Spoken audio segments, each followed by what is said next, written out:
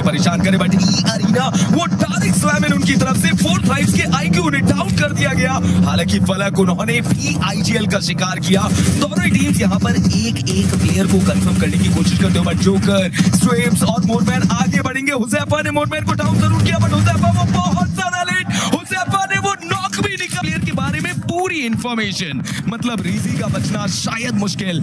अब सवाल ये बनता है कि क्या वो ये फिनिश सामने वाली टीम को देंगे या फिर जोन को देंगे, क्योंकि एक पॉइंट की कीमत है। बट ये नेड स्कारफेस की तरफ से और टीम यूएलएफ आज के दिन के आखिरी इरेंगल के गेम में वो वापसी उनकी तरफ।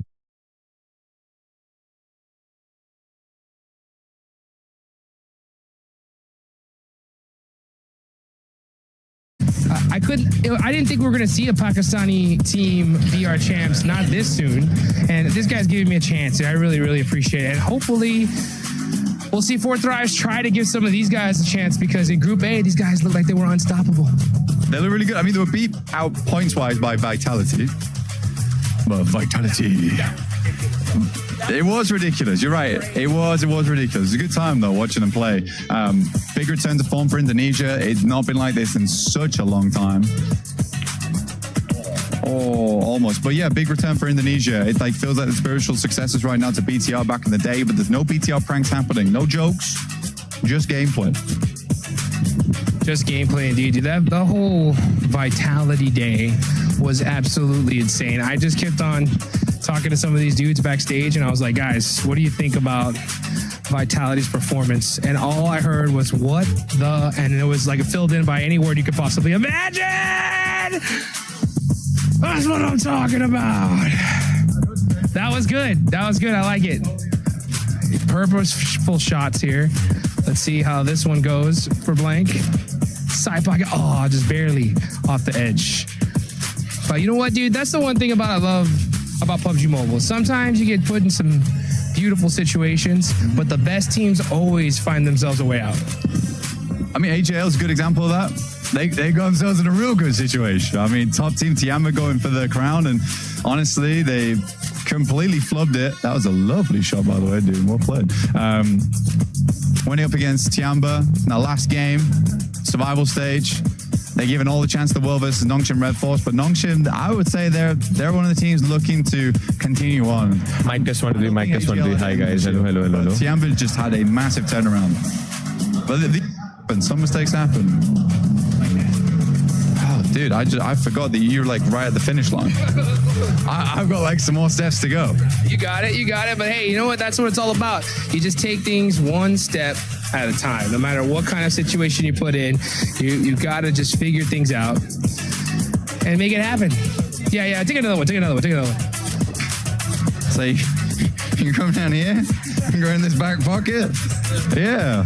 I've got the lights. I'm guiding you home, dude. I'm guiding you home. Oh! Okay, that was a real. The lights, they guided him home. It was good to see. Let's hope that some of these teams can get themselves guided home to a victory at the end of PMWC here at EWC. Thanks for watching. My name's Blank, and this right here is Hot Jukes.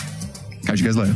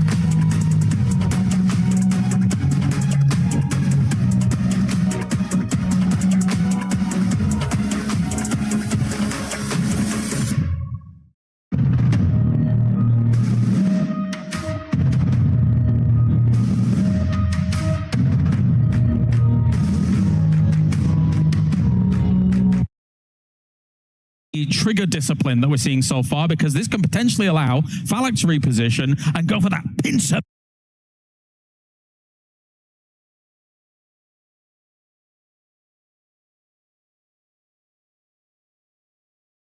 maneuver that they could get on Yangon Galactic.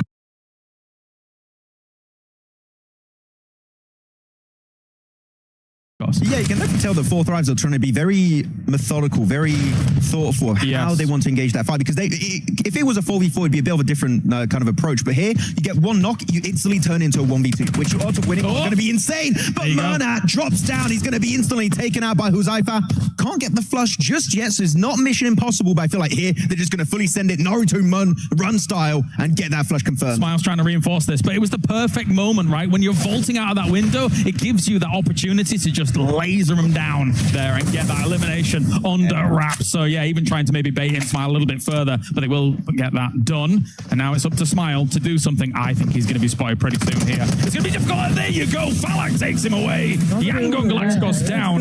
Four Thrives will move on forward. Yeah, the pincer maneuver, man. It already worked out. They did it the same in the Ninja War, in the anime, and you know what they're doing it here in the game, using the techniques from the show itself. And it was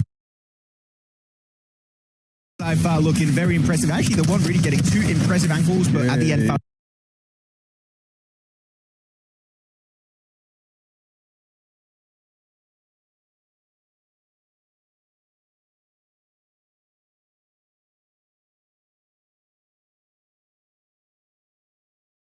gets that final blow, nail in the coffin. Yangon, all done. Look how happy he is. I've never seen him be so happy. Whoa. Amazing. All right, let's check in with an interview here for match number 3. I mean, it's a fun match, but let's see who's gonna win. I think Fireball's Jutsu is 10. Yeah, for me, it's you. Yes, we are gonna win every tournament. Doesn't matter it's show match or main tournament. I felt like a man after my own heart. Fireball Jutsu. I'm taking that every day of the week. All right, we've got our final match here, Max Man. It's going to be a 3-way. Oh, yeah. There we go. Nigma Galaxy, Alpha 7, Yangon Galacticos, all fighting each other at the same time. So now, it was already quite intense. A lot of jutsus being used at the same time for 2v2. Yeah. Now you've got all of these players all fighting at the same time. There's going to be jutsus all over the place, fire on the floor, walls everywhere. It's going to be very hard to tell what's happening in those matches. No, definitely, definitely. Now, bear in mind, it is, the only ninjutsu as well as shurikens only. So no weapons are going to be allowed here. I mean, a shuriken's a weapon, but you get what I mean. Yes. No guns, all right? No guns. No guns right now, except for Falak on his 2 arms. That's the only guns he can bring in game. Do you think? Do you think Falak's like jacked to the 9s? You think so? I don't know. Yeah, he scares me in game, so in real life, you know, that's fair. That's there too. All right, here's the rules as we do start things off. A 3-minute losing period, and then moving into the Valley of the End. Players may only attack each other using ninjutsu as well as those shurikens obtained in game. And the last surviving team, look at it, Max, they get to do the commemorative moment. Ooh, that's going to be great. Sick animation at the end of this game, with some very popular characters from the anime that we might be seeing later on in his final match. But Valley of the End is very interesting of an area, because one cool thing you can do in this mode, right, is Naruto run on water. And Valley of the End has so much water to work around, so that's going to be great for these teams. There you go. Everyone has spawned in. It's 2v2v2 showdown. Who's going to become your champions? Interesting that our looting phase starts here, of all places, for these teams. So you do have crates spread throughout Valley of the End, but they're very hard to find. But here you go. The fight is ready to begin. All right, so what are they going to be able to find to start things off? Of course, nobody really starting with anything other than some shurikens. A little bit of damage done already done to Falak here. A little slow in it all as well, and he's already down. Oh no!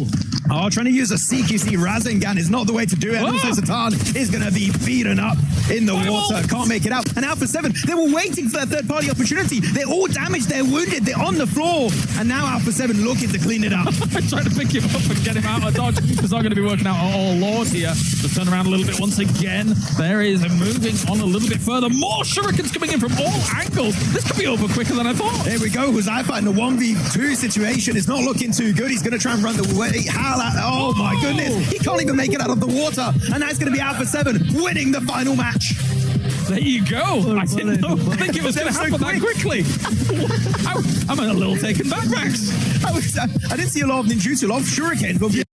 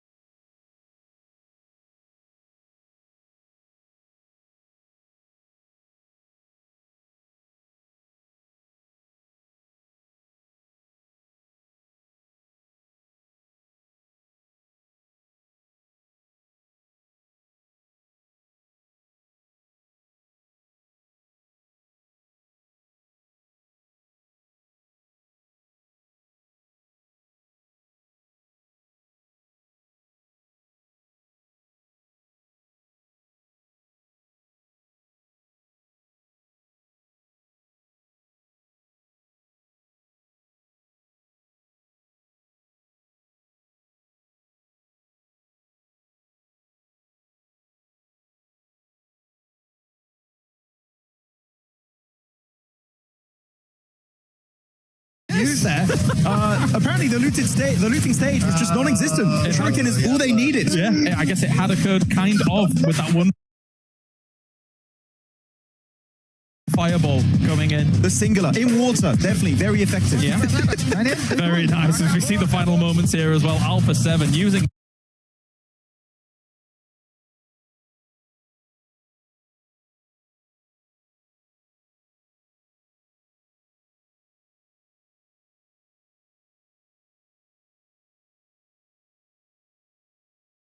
the shurikens to full effect and getting themselves the final blow.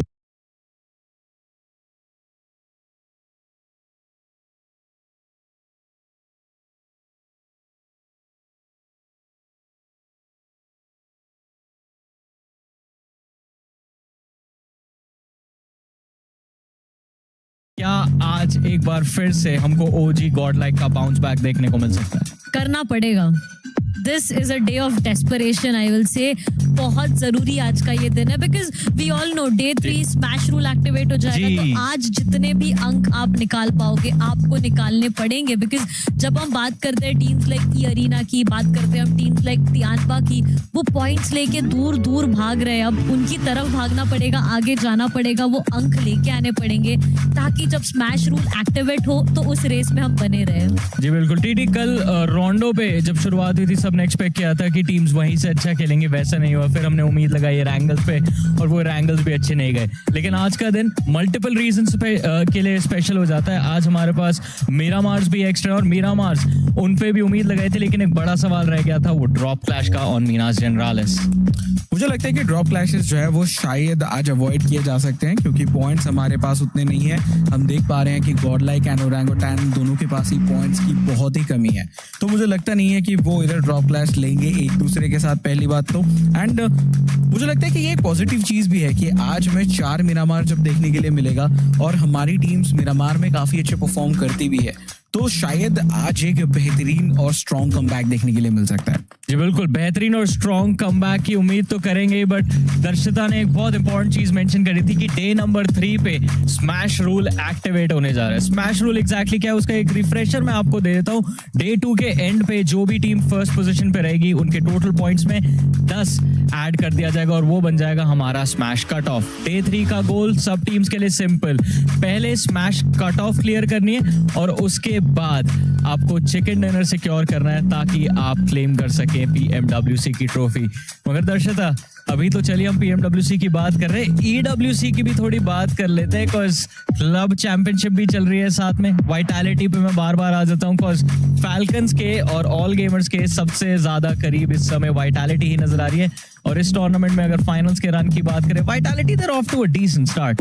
Yes they definitely are. I mean जब हम बात करते हैं club championship की, we all know how important this is. And you know specifically जब हम बात करें फैल्कन्स की, यहाँ पे they already are the defending champions once again. So 2 consecutive साल हमें फैल्कन्स देखने को मिली as the club champions. This can be a hat trick for them. तीसरा ये साल हो सकता है. But again all gamers they are in the picture, Vitality they are in the picture. So again competition बहुत ज्यादा क्लोज चल रहा है इसमें भी. जी बिल्कुल. और सेकंड पेज पे जब जाते हैं तो वहां पे हमें फ्यूरिया नजर आती है, गॉड लाइक नजर आती है, मगर सिर्फ क्लब चैंपियनशिप पॉइंट्स ट्रॉफी उतने से खुश नहीं होते. TTR there is a big amount of prize money on the line as well. और साथ ही साथ ये जो ट्रॉफी आई थिंक प्लेयर्स और क्लब्स के लिए एक काफी बड़ी अपॉर्चुनिटी रहती है. हर बार EWC आता है, जैसे दर्शिता ने मेंशन किया, पिछले 2 साल से तो फैल्कन जीत रही है.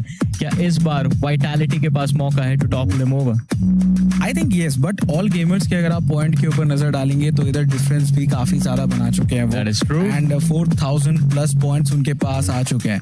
और कल हम देख रहे थे कि हाँ PMWC के साथ एक और जो गेम है वो चल रही है और उसमें हमने देखा था कि ऑल गेमर्स के प्लेयर ने काफी अच्छा परफॉर्म किया है. सो मुझे लगता है कि ऑल गेमर्स के चांसेस ज्यादा है. बट वाइटैलिटी की भी अगर मैं बात करूं तो उनके लिए बहुत ज्यादा इंपॉर्टेंट हो जाता है इस टूर्नामेंट के अंदर परफॉर्म करना, क्योंकि अगर वो परफॉर्म करेंगे, हाँ मैं मानता हूँ कि हर टाइम आप टॉप पे नहीं आ सकते हो, लेकिन जितना ऊपर जाओगे उतना ही आपको प्राइस पूल ज्यादा मिलता रहेगा. एग्जैक्टली. और प्राइस पूल की बात करें 1.7 मिलियन डॉलर मतलब 17 लाख US डॉलर्स का प्राइज मनी रहने वाला है इस टूर्नामेंट के अंदर. और टीम्स के लिए काफी इंपॉर्टेंट है, जैसा आपने भी मेंशन किया कि क्लब चैंपियनशिप पॉइंट्स है. TTR ने मेंशन किया कि जितना ऊपर आएंगे उतना ज्यादा प्राइज मनी लेके आगे बढ़ेंगे. you win this, you get $500,000. Life changing amount है Yes. एंड यू नो अगर आप अमाउंट की भी बात कर रहे हैं, आप टाइटल भी तो नहीं भूल सकते हो. Such a big title, ESPORTS WORLD CUP, Yes. EWC. This is what we are talking about right now. इतना बड़ा टाइटल और उसके ब्रैगिंग राइट्स आपको मिल रहे हैं. You get the title, you get the prize pool, you get the trophy, और ये सारी चीजें आपके साथ रहेगी. मतलब कोट कहलाओगे आप, समझ रहे हो? जी बिल्कुल. आई थिंक अगर हमारी टीम में से कोई भी जीत के वापस आता है, अगर भी कॉल्ड द गोट्स. बट चलिए, हमने उनको थोड़ा सा लुभाने के लिए लालच तो दे दिया कि भाई बहुत सारा पैसा दांव पे लगा है. अब बात कर लेते हैं कि कल के दिन एग्जैक्टली हुआ क्या था ओजी और गॉड लाइक के साथ. टीटीआर से मैं थोड़ी बहुत बात कर चुका हूँ. मैं आपसे शुरू करना चाहूंगा इस बार एक बार फिर से, बिकॉज कल रोंडो पे उम्मीदें बहुत ज्यादा थी दर्शिता हमारी. हमने ग्रुप स्टेज में दोनों टीम के रोंडो परफॉर्मेंसेस देखे थे, दे प्लेड रियली वेल. लेकिन कल पहला टंबल आया रोंडो में, और उसके बाद अगला टंबल बैक टू बैक इरैंगल के जो मैप्स रहे थे उसमें देखने को मिला.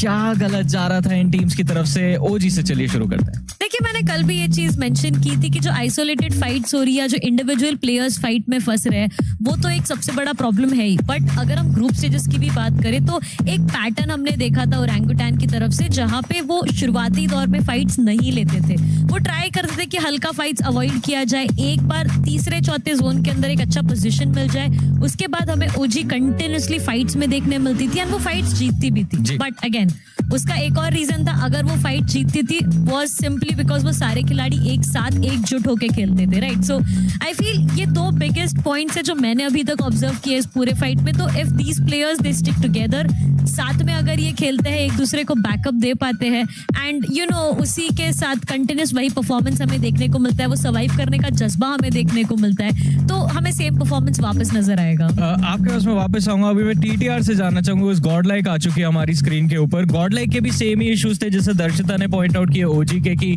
आइसोलेटेड फाइट ले रहे थे, बट एक की डिफरेंस था कि फिनिशेस के लिए प्रोएक्टिवली गॉड लाइक मूव करती हुई हमें नजर आ रही थी. तो जो एक कॉमन मिस्टेक थी दोनों टीम्स के अंदर, उसके अलावा कोई चीज आपने नोटिस करी हो, any flaws in their pattern, या फिर आप चाहेंगे कि कल जैसे अग्रेसिवली मूव कर रहे थे, रिस्क ले रहे थे काफी ज्यादा, वो बैकफायर भी किया, आज भी रिस्क ले गॉड लाइक? मैं तो चाहता हूं कि आज भी रिस्क ले, क्योंकि आज और सेफ खेलने का कोई ऑप्शन ही नहीं बचा आपके पास, क्योंकि आज 8 मैचेस है और 8 के 8 मैचेस में आपको बहुत सारे पॉइंट्स निकालने हैं. एटलीस्ट आपको टॉप 5 में पहुंचना ही होगा अगर आपको वो टॉप पोजीशन के लिए, चैंपियनशिप के लिए अगर आपको लड़ना है तो. क्योंकि आज के बाद जब कल स्मैश रूल चालू हो जाएगा तो वो टॉप 5 टीम्स के अलावा ज्यादा बाकी टीम्स को और मौके मिलेंगे नहीं कि वो इधर इतना जल्दी वो जो कट ऑफ है या फिर जो मैच पॉइंट है उसको क्रॉस करके फिर वो चिकन डिनर निकाले. उनके लिए बहुत टफ हो जाएगा. फिर मेरे पास एक छोटा सा सवाल है, और ये आप दोनों के लिए, बिकॉज एक चीज जैसा हम लोग गॉड लाइक की बात करते हैं, वो फाइट्स अप्रोच कर रहे थे. ओजी काफी फाइट्स उन्होंने अवॉइड किया. रिमेंबर एक एंगल का मैप था, सब लोग परेशान हो गए थे कि भाई आपके पीछे ई अरीना बैठी हो, क्लियर साइट, कि आप जाके वहां पे फाइट लीजिए, पिक्स निकालिए, and yet they stayed back. लेकिन रिजल्ट दोनों टीम्स का उतना अलग नहीं है दर्शिता एक दूसरे से. तो आप दोनों मिलकर मेरे को बता दीजिए कि भाई इतना क्या गलत रहा और इतनी क्या सिमिलैरिटीज रही कि they are 14th and 15th on the overall leader board right now, और क्या आज कमबैक पॉसिबल है? We have more maps. Comeback तो देखिए पॉसिबल है. अगर हम वो गेम प्ले देखें जो हमने ग्रुप स्टेजेस के टाइम पे देखा था, जहाँ पे ओरंगुटैन ने अपना दिन समाप्त किया था एक चिकन डिनर के साथ, अगले दिन की शुरुआत भी एक चिकन डिनर के साथ की थी.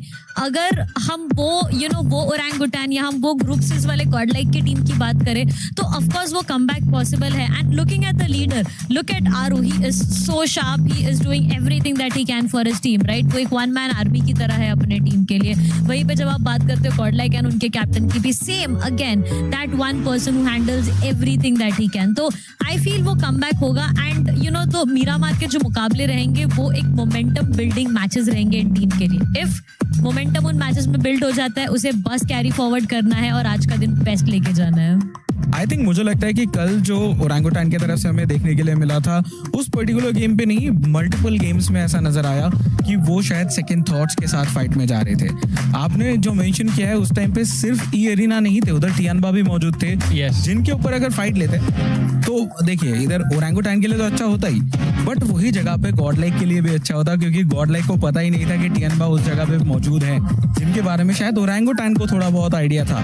तो अगर उधर फाइट इनिशिएट होती टियानबा की तरफ से भी कुछ शॉट्स लिए जाते तो मे बी गॉड लाइक वो भी सर्वाइव कर सकते थे। इन्फॉर्मेशन फैल जाती है, but I don't think match के दौरान ओजी भी वैसा सोच रही होगी। बट चलिए, कंपटीशन आपने मेंशन किया, कॉज कंपटीशन काफी टफ है। Of course it's the grand finals of PMWC। बात करते हैं उन टीम्स की जिन्होंने कल के दिन शुरुआत काफी अच्छी करी थी। शुरुआत करते हैं निग्मा गैलेक्सी के साथ। कल का पहला राउंडो का जो परफॉर्मेंस था उसमें चिकन डिनर निकाला, और क्या बेहतरीन तरीके से निकाला था। अरोरा गेमिंग का जो पूरा मोमेंटम था उसको तहस नहस किया था निग्मा गैलेक्सी ने फॉर दैट विन। बहुत इंपॉर्टेंट भी था निग्मा गैलेक्सी के लिए वो चिकन डिनर निकालना, बिकॉज आप देखिए वो एक बूस्ट लेके आया है उनके लिए।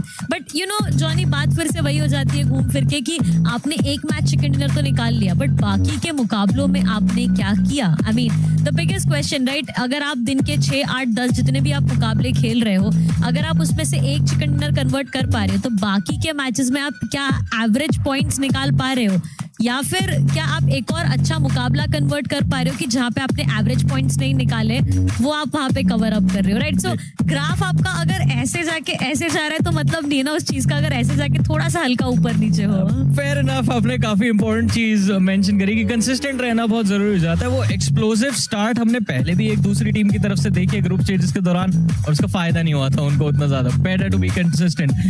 बट टीडी, आपसे बात करना चाहूंगा एक दूसरी टीम के बारे में जिन्होंने पहले गेम के अंदर चिकन डिनर तो नहीं आया था, लेकिन 16 फिनिशेस निकालते और उसके बाद हर एक गेम में वो हमें फिनिशेस निकालते हुए नजर आए थे। यहाँ मैं बात कर रहा हूँ टियानबा की। टियानबा का कल का run, it was very impressive. बिल्कुल सही, और आप देख सकते हो कि क्यूजी एंड मिलू दोनों ने ही कितना बेहतर परफॉर्म किया था कल। एंड मॉर्मैन की भी अगर मैं बात करूं तो उन्होंने भी काफी अच्छा खेला है, बट एट द एंड मुझे लगता है कि इधर इस पूरे एंटायर सिनेरियो पे टियानबा के जो 2 प्लेयर्स हैं, मिलू एंड क्यूजी, ये दोनों चलते हैं तभी जाके टियानबा के जो परफॉर्मेंस है वो आती है। क्योंकि हम जब ग्रुप स्टेजेस में इनको देख रहे थे उन्होंने उतना बेहतर परफॉर्म नहीं किया था, लेकिन जब वो सर्वाइवल स्टेजेस पे आए उस टाइम से मिलू और क्यूजी दोनों ने जो परफॉर्मेंस किया है, दोनों का जो कॉम्बिनेशन रहा है वो लाजवाब रहा है। तो मैं तो ये देखना चाहता हूँ कि अगर कोई मैच ऐसा जाता है जहां पे मिलू और क्यूजी वो नहीं चल पाए, उस मैच में क्या होगा? क्या बाकी के 2 प्लेयर संभाल पाएंगे कि नहीं? यू नो मुझे इससे ना एक चीज याद आती है हमेशा कि जब आप 4 प्लेयर्स की बात करते हो एक टीम में, तो आप हमेशा रिस्पॉन्सिबिलिटी को 25-25-25-25 करके डिवाइड कर देते हो।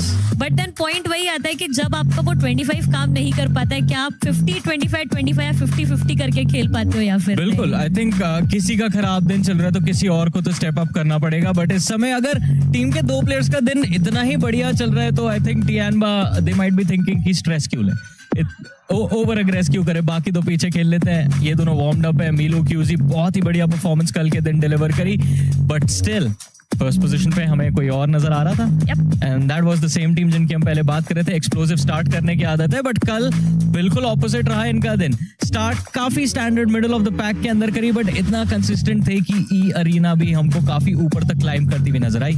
Because 49 total points, I mean overall standing पे हमें देखने को मिली वो चीज, एंड बहुत ही बेहतरीन परफॉर्मेंस भी हमें देखने को मिला। इस चीज की मैंने आपसे चर्चा भी की पहले कि कंसिस्टेंट रहना कितना ज्यादा इंपॉर्टेंट हो जाता है। आपका भले ही यू नो एक मैच चिकन डिनर कन्वर्ट हो रहा हो, बट उसके अलावा भी आपने मैच में क्या किया है वो बहुत ज्यादा मैटर करता है। आई गेस ई अरीना उनके फाइट्स भी बहुत ज्यादा अच्छे थे।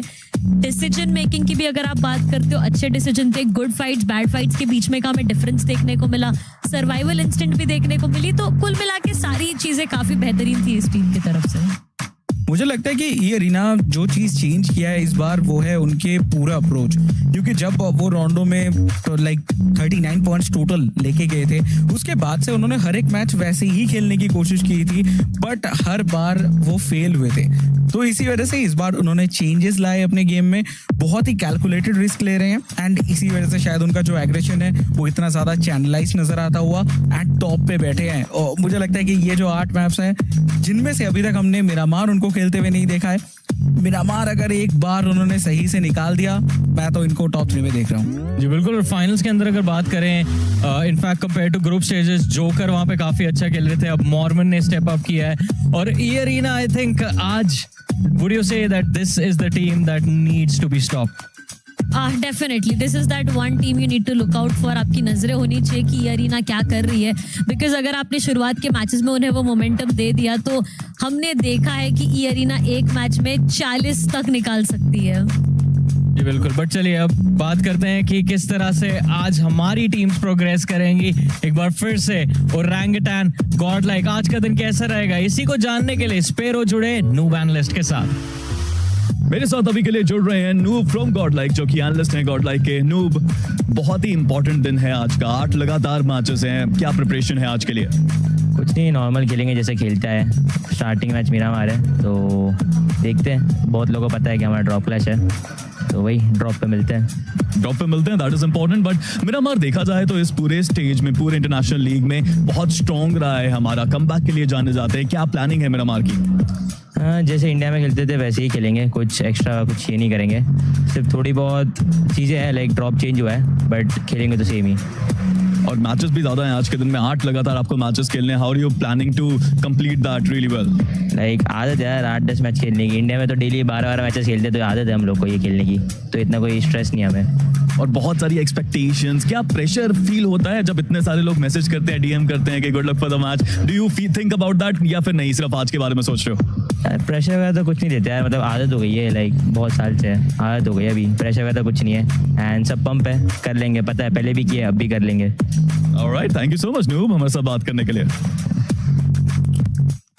कई बार होता है ना, कुछ आप सुन लेते हैं उससे गुमराह हो जाते हैं। नाम नूब है, काम बिल्कुल भी नूब वाला नहीं है। One of the most recognised analyst हमारे सर्किट के अंदर, और इस समय गॉडलाइक के साथ जो इम्पैक्ट है वो देखेंगे इंटरनेशनल स्टेज पे कैसा रहता है इनका। स्केड्यूल आज के दिन का सामने आ चुका है और ये भी थोड़ा सा चौंकाने वाला होगा। शुरुआत होगी आज 2 मीरामार्स के साथ, उसके बाद बढ़ेंगे मैच नंबर 3 रहेगा रोंडो का, फिर आएंगे 3 एरंगल्स और आखिरी के 2 मैचेस, मैच 7 और मैच 8 एक बार फिर से मीरामार पे खेला जाएगा। It's a pretty stacked day. Noob से पूछा गया कि आपको कैसा लगता है मैचेस ज्यादा है? नहीं, हमें तो आदत है 12-12 मैचेस खेलते हैं दिन के, this is easy. I mean, मैं बस देख रही थी कि शुरुआती 2 मीरामार है, एंड के 2 मीरामार है, और बीच में फंसे हैं 1 रोंडो और 3 Erangel. This is going to be so interesting, because Miramar आपका पूरा पर्सपेक्टिव बदल देता है। You come to Rondo, you play very fast, you play very aggressive. You go to Erangel, it is your natural home, आप एकदम natural game play में आ जाते हो, एंड आपको वापस से स्विच करके मीरामार जाना है, वो डेजर्ट मैप जहाँ पे बहुत कुछ हो सकता है या कुछ भी नहीं हो सकता है। पीक स्ट्रेस हम यूजुअली दिन के एंड के लिए बचाते हैं, बट आज शुरुआत ही मीरामार से हो रही है। और एक बार फिर से स्ट्रेसफुल चीजों की बात करें, ड्रॉप क्लैश, उन्होंने भी बोल दिया आ जाओ। मैं वही सोच रहा हूँ कि उन्होंने भी जब बोल ही दिया है तो क्या पता कि हमें ड्रॉप क्लैश देखने के लिए मिल ही जाए। लेकिन ओवरऑल रैंकिंग को देखते हुए मुझे लगता है कि टॉप 3 टीम्स तो फिलहाल के लिए अपने आप को सेफ महसूस कर रहे होंगे, लेकिन वो तो ऑब्वियसली अपने जो बेहतर परफॉर्मेंस है उसको जारी रखेंगे। लेकिन टीम अरोरा की भी अगर बात कर ले तो ऑब्वियसली उन्होंने भी काफी अच्छा परफॉर्मेंस कल किया था, तो मैं तो एक्सपेक्ट कर रहा हूँ कि आज इनकी तरफ से भी एक अच्छा कमबैक आएगा एंड टॉप 3 में अपने जगह बनाने की कोशिश करेंगे। I mean, I feel like Aurora definitely is a team to watch out, but मैं थोड़ा सा नोंगशिम रेड फोर्स की तरफ से भी वो चीजें देखना चाहती हूँ, बिकॉज यू नो ऑनेस्टली अगर बात करें तो कल हमने बहुत चर्चा की थी नोंगशिम रेड फोर्स के बारे में कि ये एक ऐसी टीम है जो बहुत बेहतरीन गेम प्ले दिखाने वाली है, एंड पोडियम में हम काउंट कर रहे थे इस टीम को। बट अगर वहीं पे हम कल के परफॉर्मेंस की बात करते हैं नोंगशिम रेड फोर्स की, तो ज्यादा कुछ खास हमें देखने को इतना नहीं मिला है। मतलब चीजें करी है नोंगशिम रेड फोर्स ने भी, कुछ पॉइंट्स अपने लिए वो लेके गई है टीम, बट जो गेम प्ले हमने पहले देखा था उनकी तरफ से वो मुझे अभी भी हल्का मिसिंग लग रहा है। I mean completely agree. I think एक चीज तो है, सिंप्लीफाई थोड़ा किया था कल के परफॉर्मेंस को, सिर्फ अग्रेसिव नजर आए थे, 20 finishes, 1 placement points. TTR survival में दिक्कत आ रही है इस समय नोंगशिम रेड फोर्स को, बिकॉज इनको अगर कंपेयर करूं मैं पोडियम पे बैठी किसी टीम से, Tianba would be the closest comparison, जहां पे अग्रेशन ये टो टू टो मैच करते थे, बट टियानबा के पास एटलीस्ट 8 सर्वाइवल पॉइंट तो हैं। जी हाँ, एंड मुझे लगता है कि नोंगशिम भी, अगर मैं बात करूँ इनके बारे में, तो इनके तरफ से एक्सपेक्टेशंस इतने ज़्यादा है क्योंकि पिछली बार भी उन्होंने परफॉर्म किया था, तो वो एक एक्सपीरियंस जो है वो काफ़ी ज़्यादा मैटर कर जाता है। आप जब खेलने के लिए आते हो तो वो एक्सपीरियंस का जो झलक है वो देखना चाहते हैं हम और ज़्यादा, कि वो इधर क्लाइंब करे और टॉप 8 में आए। देखिए एट द एंड मैं तो चाहता हूँ कि इंडियन टीम से ही क्लाइंब करे, बट ठीक है नोंगशिम भी क्लाइंब करना चाहिए। अभी तो फिलहाल आई थिंक जितने भी दर्शक हिंदी ब्रॉडकास्ट देख रहे हैं सबकी यही चाह है कि आज के दिन ओरंगुटान और गॉडलाइक का क्लाइंब देखने को मिले, बट ये जितनी टीम्स की हम बात कर रहे हैं पूरा कंपटीशन उसी क्लाइंब को मुश्किल बना देता है। आपने ऑरोरा मेंशन करी थी, एक और टीम है टॉप पे जो बहुत सटल खेल रही है, वेरी अंडर द रेडार, उल्फ की मैं बात कर रहा हूँ। ज्यादा लाइमलाइट में नहीं है, बट भाई टॉप 8 के अंदर, in fact I think they are in top 5 if I am not wrong. And I think मुझे लगता है कि उल्फ की तरफ से जितनी भी बार उन्होंने क्वालिफिकेशन किया है या फिर क्वालिफाई करने से थोड़े चूक भी गए, वो सारे चिकन डिनर के साथ ही हुए थे। जब उल्फ कोशिश कर रहे थे इधर first time directly grand final में जाने की, 5 पॉइंट से चूक गए थे, लेकिन वो मिरामार का ही मुकाबला था जिधर उन्होंने चिकन डिनर निकाला था।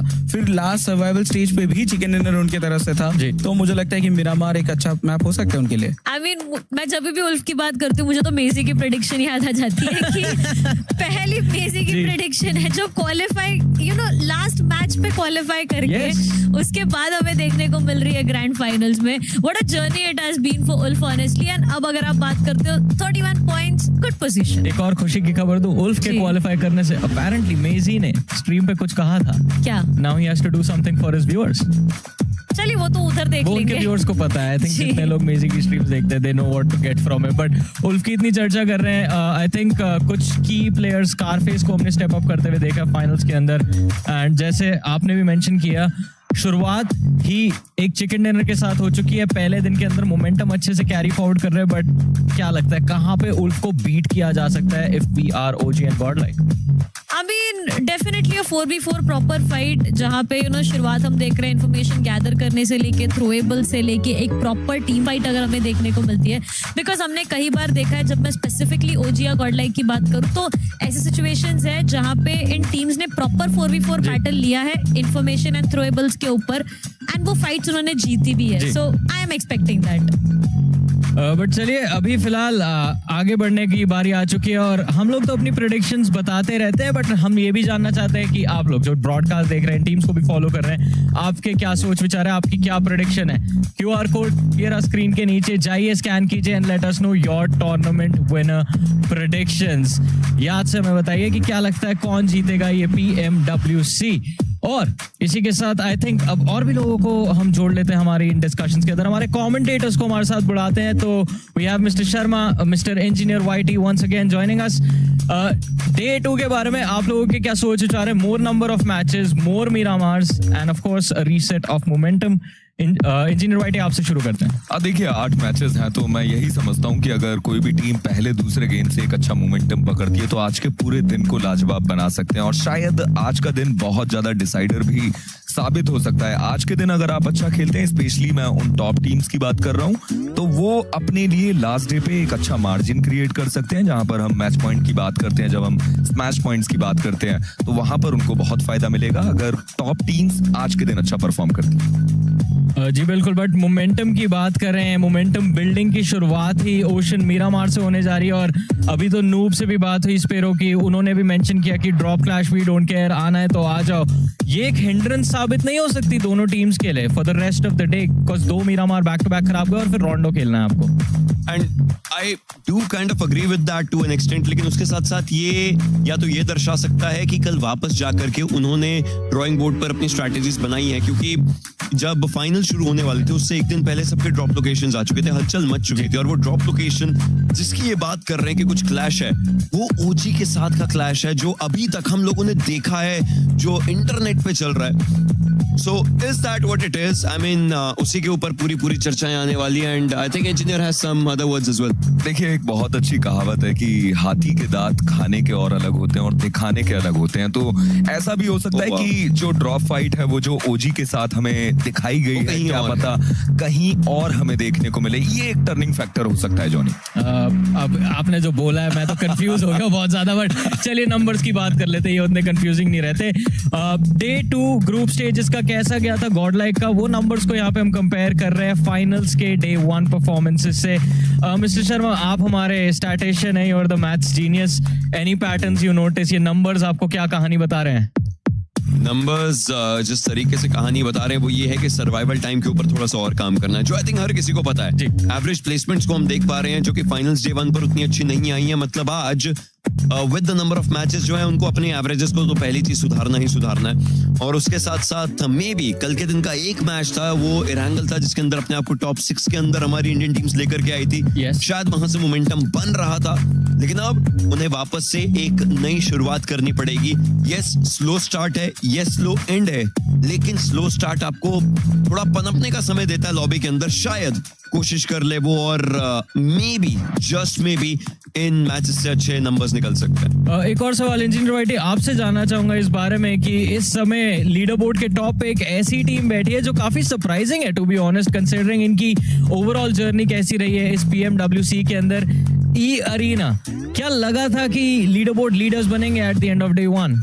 देखिए, आप ये कह सकते हैं कि बहुत ही अनएक्सपेक्टेड तरीके से ये team top of the board देखने को मिली है। इवन ऑडियंस पर्सपेक्टिव से ही बात करें या फिर कास्टर्स पर्सपेक्टिव से, तो हाँ, ये टीम थोड़ा सा अनएक्सपेक्ट देखने को मिलती है। डे 1 कल 4 मैचेस खेले। मैं ये जरूर कहता हूँ कि कल ही अगर ये अपने 2 मैचेस खेलते तो उस मोमेंटम को आगे लेकर जा सकते थे, बट जैसा कि अब एक ब्रेक आया है, मुझे लगता है कि अब ई अरीना एंड इवन टियानबा दोनों के परफॉर्मेंस में हमें हल्का सा ड्रॉप देखने को मिलेगा। वेल, ये काफी इंटरेस्टिंग स्टेटमेंट आपने एंड में बोली कि टियानबा भी इनके साथ थोड़ा सा नीचे आ सकती है। देखेंगे आज के मैचेस कैसे जाते हैं, but commentators thank you so much. आप लोग मैच की तैयारी कीजिए, प्लेन में फ्यूल भरेंगे, ये लोग टेक ऑफ करेंगे मीरामार के ऊपर। हम आप लोगों को क्या लगता है, टियानबा का भी नाम लिया, ई अरीना का भी नाम लिया, कि आज ड्रॉप रह सकती है? अगर इन 2 टीम्स के ड्रॉप के बारे में हम बात कर रहे हैं तो राइज भी मैं नोंगशिम रेड फोर्स का ही देख रही हूँ फिर तो। For me that one team to watch out. But again coming back to Tianba, I feel मीलू फॉर्म में है, उन्होंने काफी बेहतरीन परफॉर्मेंस कल भी दिखाया था। So I am expecting a lot more from Tianba. E arena की अगर आप बात करते हो, मे बी हमने उनका ग्राफ ऊपर नीचे होते हुए बहुत बार देखा है, तो शायद वो चीज हम आज भी देखें। I think I agree with you कि वो ग्राफ ई अरीना का ऊपर नीचे गया, बट टियानबा जो ग्रुप स्टेजेस में चीजें खराब हुई थी उनको काफी तेज से फिक्स किया। So we are expecting them to stay with this momentum. देखते हैं शुरुआत कैसी होती है, बट ये 2 टीम्स नहीं है TTR। औरोरा गेमिंग भी इस मिक्स के अंदर आ जाती है। Some of the most experience players, कल मेंशन भी किया था कि जितने इंटरनेशनल टूर्नामेंट्स हुए हैं टॉप के पास सारे MVP हैं, और डे 1 की स्टार्ट भी उन्होंने बिल्कुल जोरों शोरों से करी है अपनी टीम के लिए। मुझे लगता है कि आज तो वो और बेहतर करने की कोशिश करेंगे। जब उनके पास मौका था कि हाँ, फर्स्ट गेम ठीक ठाक शुरू हुआ, फिर उसके बाद जाके हमने देखा कि उनका भी जो परफॉर्मेंस है वो ऊपर नीचे रहा। टॉप 4 में वो जरूर है, लेकिन फिर भी वो हम ऐसे नहीं कह सकते कि वो हर एक मैच में कन्विंसिंगली बहुत ज़्यादा डोमिनेट कर रहे थे। बट हाँ, उन्होंने जितने पॉइंट्स निकाले हैं उससे और बेहतर करने की कोशिश करेंगे। जो उनको ब्रेक मिला था, लाइक जितना भी उनको टाइम मिला है उस टाइम में वो अपने आप को इम्प्रूव करने की कोशिश करेंगे। बट मैं एक चीज से सहमत हूँ कि शायद ई अरीना ड्रॉप कर सकती है, बट टियानबा नहीं। इस ई अरीना ड्रॉप कर सकती है, बट टियानबा ड्रॉप नहीं करेगी। आई थिंक दर्शता सो आई थिंक हमारे एक्सपर्ट्स एक जगह हैं, हमारे कमेंटेटर्स दूसरे नजरिए से मैचेस देख रहे हैं। बट एक चीज पे आ जाते हैं, ई अरीना की इतनी हम लोग चर्चा कर रहे हैं। Let's talk about the strength, the consistency that they have. Weakness क्या है इस टीम की? देखिए, वीकनेस वही ग्राफ आ जाता है ना फिर से। हिस्ट्री, एग्जैक्टली, हिस्ट्री आ जाती है वापस से इन कन्वर्सेशन की। किस तरीके से एक मैच बहुत ही बेहतरीन बना देगी, एक मैच अचानक से कोई दिक्कत आती है, या तो फिर फाइट्स नहीं कन्वर्ट कर पाती है या ये टीम, या तो फिर जो डिफरेंस है गुड फाइट्स और बैड फाइट्स के बीच में वो नहीं फिगर आउट कर पाती है। तो सर्वाइवल कहीं ना कहीं पे वहां पे आके गिर जाता है। बट देन अचानक एक मैच होगा and you will be shocked to see 40 points, like oh my god, ये क्या देख लिया करके। बट यहीं पे एक अपॉर्चुनिटी भी इनके लिए क्रिएट हो जाती है। काफी स्लो अच्छा खेलते हैं ये। आई थिंक अर्ली स्टेजेस में अगर ब्रीथिंग स्पेस मिल जाए ई अरीना को, that is what they are looking for, specially in the grand finals. और क्योंकि एक लीड के साथ कर रहे हैं TTR, अगर आज ये ऐसे स्लो ही खेलते रहे, कॉन्स्टेंटली किसी तरह टॉप 5 टॉप 4 में पहुंचने में कामयाब रहे, let's assume getting an average of 4 to 5 eliminations पर गेम, क्या वो टॉप स्पॉट मेंटेन कर सकते हैं? कौन सा बड़ा थ्रेट रहेगा इनके पीछे? स्पेसिफिकली अगर मैं बात करूँ मिरामार की, तो मिरामार के जो 2 मैप्स है वो इधर देखने में हमें पता चल जाएगा कि सिनेरियोज क्या होने वाले। क्योंकि अगर मिरामार इन्होंने सरवाइव कर गए सही से तो ये टॉप 3 में रहेंगे ही रहेंगे। और थ्रेट्स की अगर मैं बात करूं तो मुझे लगता है कि इधर इनके पीछे अरोरा गेमिंग एक थ्रेट हो सकती है। निगमा गैलेक्सी को लेके भी मैं बहुत ज्यादा कंसर्न हूँ। मुझे लगता है कि वो भी एक टीम है जिनको हम कह सकते हैं कि उनके लिए भी टॉप 3 में रहना मुश्किल हो सकती है। तो उनको भी बहुत ज्यादा बेहतर परफॉर्म करना होगा, तभी जाके वो टॉप 3 में रहेंगे। I mean, I just have one more team to add on to this list, and वो रहेगी Vitality. Yes, thank you so much. Exactly. I mean, हमने इतनी conversations की and I am missing the performance from Vitality जो हमने पहले देखा था, जिस तरीके से I guess 148 points if I'm not wrong, 108 पहले दिन पे और 40 अंक दूसरे दिन पे Vitality ने एक अलग लेवल का aggression दिखाया था and उसके बाद अगर अभी हम देखें जिस तरीके से Vitality का परफॉर्मेंस चल रहा है, डिफरेंस तो वहां पे भी नजर आ रहा है but you cannot count them out of competition yet. Exactly. और उसका एक रीजन ये कि इतना ज्यादा पीछे भी नहीं है वाइटैलिटी. आई थिंक उल्फ के जस्ट पीछे 6th पोजीशन पर है on the overall leader board. लेकिन वाइटैलिटी के लिए ना एक चीज है, एक सवाल था हमेशा कि कौन सी वाइटैलिटी देखने को मिलेगी ग्रैंड फाइनल्स में, डे 1 वाली, डे 2 वाली.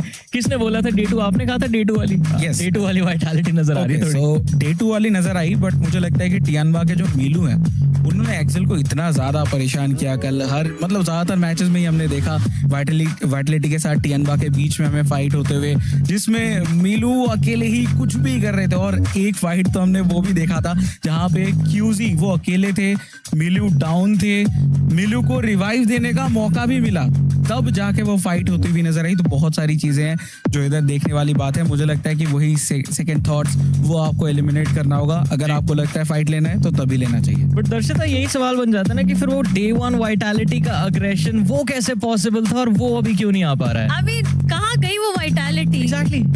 ढूंढने निकलना पड़ेगा eight this point honestly, because हमने देखा था डे 1 पे जहाँ पे लोगों का डे ऑफ डेस्परेशन होता है उनके लिए वो डे ऑफ डिस्ट्रक्शन था. वो फाइट्स ले रहे थे, वो अग्रेसिव स्टांस दिखा रहे थे अपना, वो फिनिशेस निकाल रहे थे एंड वो एक्ट ऐसे कर रहे थे कि ये तो बहुत ज्यादा नॉर्मल है हमारे लिए करके. एंड अब जब हम ग्रैंड फिनाले की यहाँ पे बात करते हैं, जब हमें टीम्स में फेरबदल देखने को मिली है, ओवरऑल स्टैंडिंग्स में फेरबदल देखने को मिली है, वो जो परफॉर्मेंस है उसमें भी फेरबदल आ गई है और कुछ ज्यादा ही बड़ा फेरबदल हो गया है. एक और टीम को फ्यूरिया सपोर्टर्स नजर नहीं आ रहे कहीं. मुझे लगा आप अल्फा 7 कहोगे. अच्छा नहीं वो तो बाहर ही हो गया. फ्यूरिया के बारे में आपके थॉट्स? टीटीआर आपसे शुरू करते हैं. Quick thought. देखिए, क्विक थॉट्स के हिसाब से फ्यूरिया जैसे खेलती थी पहले वो वैसे परफॉर्म नहीं कर पा रहे हैं, तो उनको अपने फिर से वो पुराने जो जलवे हैं उसको वापस लेके आना होगा, तभी जाके कुछ हो सकता है. नहीं तो ब्राजीलियन संबा वो हमें देखने के लिए नहीं मिलेगा. यस, पहले अल्फा 7 जिन्होंने एक पहले EWC के अंदर ट्रॉफी उठाई थी इसी प्रतियोगिता की, वो बाहर हुए और अब फ्यूरिया, इनके भी काफी जो मोमेंटम है वो पिकअप होने का नाम नहीं ले रहा है. Decent middle of the pack में भी यही चल रहा है. थ्रेट ज्यादा बड़ा भी फील नहीं हुआ है. आपको क्या लगता है, is this just Furia not performing or is this the Messi effect? I mean, हर चीज के लिए मेसी को ब्लेम नहीं करते यार. Come on, we can talk about the team also. थोड़ी बहुत दिक्कतें चल रही है ऑफ कोर्स फ्यूरिया के लिए, but I guess today's day can change a lot of things. Final predictions for game 1 Miramar. Nongshim red force. I think I will go with E Arena. E Arena. Alright, ये तो हमारे analyst की predictions है. आप अपनी predictions वो जो scanner आया था उस पे दे सकते हैं, लेकिन अगर आपको हमसे बातचीत करनी है, कोई सवाल है हमारे एक्सपर्ट्स के लिए या हमारे कमेंटेटर्स के लिए, you guys can ask the questions EWC India के YouTube चैनल पे कमेंट सेक्शन में, आप चैट सेक्शन में इनफैक्ट अपने क्वेश्चंस डाल सकते हैं, या आपको कुछ कहना है आप वो कह सकते हैं. We are listening to everything you have to say. और प्रेडिक्शंस की याद है मैंने बात करी थी, आ गया फिर से स्कैनर आ गया, और आप लोग जाइए अपनी टूर्नामेंट विनर प्रेडिक्शंस हमें बताइए. और इस समय ऐसा लग रहा है कि प्लेयर्स बिल्कुल तैयार है, तो मैं भी बिल्कुल डिले नहीं करूंगा. चलिए सीधा चलते हैं हमारे कास्टर्स के पास, because the action today begins on the map of Miramar.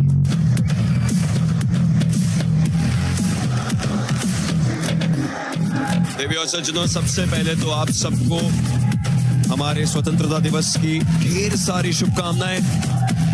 और अब चलिए वक्त हो चला है ये देखने का कि ये सारे खिलाड़ी किस प्रकार का खेल हमारे सामने रखेंगे. मिरामार से हो रही है शुरुआत, थोड़ा अलग लगेगा, लेकिन इसी तरीके से इन टीम्स को अपने आप को प्रिपेयर करना है, इन प्लेयर्स को अपने आप को प्रिपेयर करना है. और ये सारे खिलाड़ी हमारे सामने, आप अपने भारतीय चेहरे, चहीते चेहरे भी यहां पर देख सकते हैं. हर कोई है तैयार for the game of Miramar. मैं और इंजीनियर आपके साथ ही रहने वाले हैं. और ये फ्लाइट पाथ, ये बहुत ही ज्यादा एक सिंपलिस्टिक सा फ्लाइट पाथ, बट जितनी सिंपल चीजें दिखती हैं ऐसे मैचेस में इंजीनियर होती नहीं है. देखिए, मुश्किल होता है टीम्स के लिए, बट सबसे ज्यादा जरूरी तो मेरे मन में अभी भी वही बात घूमती हुई कि गॉड लाइक वो किस जगह पर उतरेंगे। हालांकि फ्लाइट पाथ में बताया कि सारी टीम्स अपने अपने ड्रॉप्स तक बहुत इजीली जा सकते हैं। अराउंड 95% ऑफ द मैप आप इजीली कवर कर पाएंगे। चिंताएं रहेंगी टीम वाइटलिटी के लिए। पुएर्टो पराइसो वो अपने आप को लेकर जाते हैं, वहां तक वो अपने आप को कैसे लेकर जाएंगे। नोंगशिम रेड फोर्स पर्टोना या फिर रूल्स के इलाके पर अपने आप को लेकर जाएंगे। जी हाँ, वो अपने आप को पर्टोना की तरफ ऑलरेडी मूविंग कर चुके हैं। ओजी के प्लेयर्स की बात करें तो लगभग मिराज जनरल्स की तरफ अपने आप को लेकर जाते हुए फ्यूरिया दोबारा से अपने प्राइमरी ड्रॉप पर देखने को मिलती है। हमने देखा था जब सर्वाइवल्स का दौर था वहां पर वुल्व्स देखने को मिलती थी, बट अब दोबारा से मॉन्टेनीगो से वो अपने सफर को शुरू करते हुए नजर आएंगे। बट गॉड लाइक होरा ई स्पोर्ट्स अभी भी अपने अपने ड्रॉप की तरफ मूविंग करते हुए। फोर्थ राइव्स पिकाडो का वो इलाका वो उनके पास। अभी जो नूब ने बात कही थी कि ड्रॉप फ्लैश के लिए हम पूरे तरीके से तैयार हैं। हालांकि ये जिस तरीके का सर्कल है आप देख सकते हैं कि सारे प्लेयर्स आसपास हैं। एग्जैक्टली आई नो आप क्या देख रहे हैं इंजीनियर, आई नो आप क्या देख रहे हैं। ग्रेवयार्ड ट्रक स्टॉप उस एरिया के आसपास देखिए, लाप नदिता के एरिया के आसपास मल्टीपल टीम्स वहां पर मौजूद है। निग्मा गैलेक्सी इस बार इन्हें भी पता है कि ये एरंगल नहीं है, तो ऑब्वियसली यहाँ पर कोई ईडा के प्लेयर्स के साथ इनकी वो शुरुआती भिड़ंत नहीं होगी। हाँ, जब एरंगल आएगा तब वो देखने को मिल सकता है। कूप्स साइडलाइंस में देख जरूर रहे हैं, तो आप उनका कैंप देख सकते हैं। But orangutan they need a good start, God like they want a good start.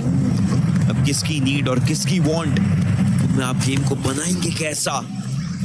कोशिश बस दोनों टीम्स की कि इस गेम के अंदर मे बी टॉप 3 फिर आगे मोमेंटम बने, क्योंकि अभी भी कुछ बिगड़ा नहीं है और अभी भी हर चीज को बनाया जा सकता है। मैं अभी भी यही सोचता हूँ कि क्या दो टीम्स का एक दूसरे के इतने करीब उतरना एक बेहतर निर्णय था दोनों की ही तरफ से।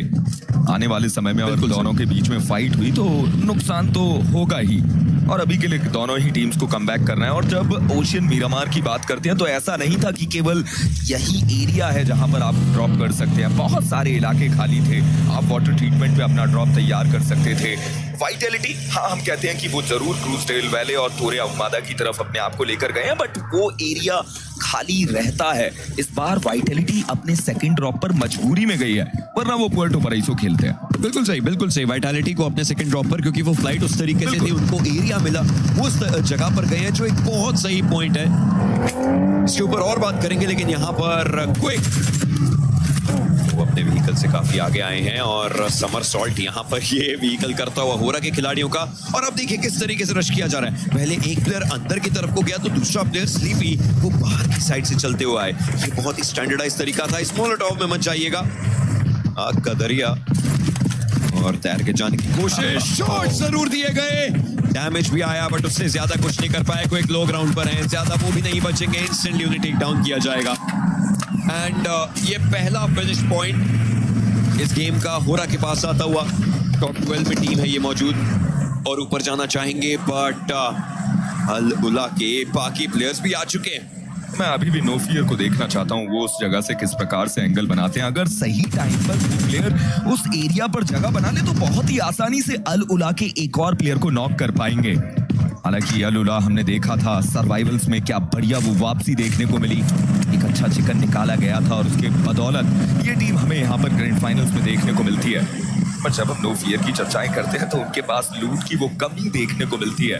हालांकि हो रहा है ई-स्पोर्ट्स अल उला, जब हम बात करते हैं इनकी जर्नी की, दोनों ही टीम्स अपने आप को ग्रुप स्टेज से इसी ड्रॉप पर खिलाती हुई नजर आई है। लाकोब से वो अपने सफर को शुरू करती हुई नजर आती हैं और अंत में वो एक द्वंद्व मन के अंदर, उनकी मानसिकता के अंदर कि अब लाकोब पर कौन अपना वर्चस्व को जमाएगा। एंड ये तो पहले से ही कॉन्वर्सेशन थी जब होरा के प्लेयर्स और गॉडलाइक की भी बात होती थी कि लाकोब के आसपास कौन कहां पर उतरेगा, किस तरीके से उतरेगा। ऑब्वियसली होरा अपने ड्रॉप को छोड़ना नहीं चाहते कभी भी। उन्होंने जब ये प्लेयर्स होरा के नाम के अंडर नहीं खेलते थे तब भी इन प्लेयर्स ने लाकोब पर उतर करके कई साल पहले से अपना वर्चस्व बना करके रखा है। और अब देखिए कैसे अराउंड लाकोब इनको खेलना आता है। हम पूरी कहानी स्लीपी के बारे में बात कर रहे थे, जिगल की बात कर रहे थे। अपर एरिया पर हमने देखा नो फियर मौजूद थे, पहले भी क्लचेस कर चुके हैं। अल उला के प्लेयर्स को ढूंढ करके पकड़न पकड़ाई के खेल में डाल करके उन्हें टेक डाउन करने की कोशिश। और ये पहली टीम जिसका समापन यहाँ पर होता हुआ और होरा के सारे खिलाड़ी जीवित रहेंगे। फायदा होरा को मोमेंटम मिला। कल ये टीम टॉप 12 के अंदर 12वें पायदान पर थी, आज ये टीम जंप मार रही है। This is how they like to perform. In fact sleepy जैसे खिलाड़ी को तो आप एक बोल्ट एक्शन दे दीजिए, वो आपको क्विक स्कोप्स भी दिखाते नजर आएंगे यहाँ पे। जी हाँ, और देखिए आपने मोमेंटम की बात करी, उसके साथ साथ आपका पूरा ड्रॉप आपको मिल चुका है, मतलब लूट की कोई कमी नहीं रहेगी। सर्कल आपको फेवर कर रहा है, उतने ज्यादा रोटेशंस आपको नहीं दे रहे होंगे। नो फियर का वो दूसरे एंड से नॉक निकालना, दूसरे प्लेयर को डाउन करना, वो क्रूशियल था। एक्सपेक्ट नहीं किया था लुला ने कि एक प्लेयर अभी दूसरे डायरेक्शन पे है, बट हो रहा ई-स्पोर्ट्स बेहतर वो शुरुआत। बट जब हम बात करते हैं ओजी के प्लेयर्स की, हीरा मार यहाँ पर देखने को मिलता है। मुझे याद आता है वो ग्रुप स्टेज का एक बढ़िया चिकन डिनर, लॉस लियोनिस सर्कल में वो चिकन डिनर निकाला गया था और वहां से वो उम्मीदें थी जो इस टीम की जीवित होती हुई नजर आई थी। कुछ ऐसे ही कारनामे इस टीम को दोबारा से रचने होंगे। जब हम सिनर्जी की भी बात करते हैं तो इस टीम के पास बेहतर वो सिनर्जी देखने को मिलती है। चारों प्लेयर्स बहुत समय से एक साथ खेलते हुए नजर आते हैं। हालांकि जब मीरा मार के गेम प्ले की बात करते हैं, वहां पर अभी भी काम करने की आवश्यकता, और काम करने की आवश्यकता का कारण केवल एक है ओशियन। आपने अपने ड्रॉप में बदलाव किया है तो रणनीतियों में बदलाव अपने आप करना पड़ेगा। बिल्कुल सही बात रहेगी आपकी। एंड आपने ओजी की बात करी, अब गॉडलाइक की चर्चा पर आते हैं। ये टीम काफी एग्रेसिव मानी जाती है। हमने इनके रशेस देखे हैं, पुशेस देखे हैं, किस तरीके से करते हैं। मान्या ने जब ग्रुप स्टेजेस थे तो जोन के अराउंड रोटेशंस भी काफी अच्छी करी थी। हर बार उन्हें सर्कल नहीं मिल रहा था, उस चीज के ऊपर भी उन्होंने काफी अच्छे से काम किया था। मीनवाइल फ्यूरिया गैलेक्सी के एक खिलाड़ी लॉर्ड को डाउन किया गया, और निग्मा गैलेक्सी के लिए तो गेम्स बहुत ज्यादा जरूरी हैं, क्योंकि निग्मा गैलेक्सी कल पहले गेम के बाद पहले पायदान पर थी। थोड़ा सा नीचे आए हैं, लेकिन ऐसे ही तो आपसे गेम दूर जाते रहते हैं। इसका सबसे बड़ा उदाहरण ये अरीना है जो यहाँ पर अभी तो दिख रही है टॉप पे, लेकिन एक टाइम पर इन्होंने रोंडो में चिकन निकालने के बाद अपनी जो वाहवाही थी उसको खोने में एक दिन नहीं लगाया था, और ये टीम टॉप 5 के बाहर गई थी। उल्फ का भी इसी में एक नाम आता है। तो निग्मा गैलेक्सी को थोड़ा सोच समझ करके चलना पड़ेगा। देखिए कुप्स ने एक प्लेयर को डाउन किया, लेकिन दूसरे प्लेयर के साथ वो फाइट लेने में थोड़ी बहुत जद्दोजहद में आ चुके हैं। 25 गोली उनके पास, वापस से रीलोड जरूर किया था, फाइट लेना चाहेंगे, बहुत कम एचपी, बट कुप्स ने तब भी अपना काम कर तो दिया है। क्या बढ़िया वो सिगल यहाँ पर देखने को मिलता हुआ कूप्स की तरफ से, और ये फाइट होने के अमूमन चांसेस देखने को मिलते भी हैं, क्योंकि फ्यूरिया माउंटेनियो से रोटेट करती है और निग्मा गैलेक्सी को एल्कोजो की तरफ से देखने को मिलते हैं, और दोनों ही टीम्स को इस हिली एरिया पर कंट्रोल बनाना था, और उसके चलते ये फाइट बनती हुई नजर आई। बट 4-5 टीम फ्लैश के अगेंस्ट वो वैल्यू, बट ये नेड फ्यूरिया को इस मैच से कबलित कर सकता है।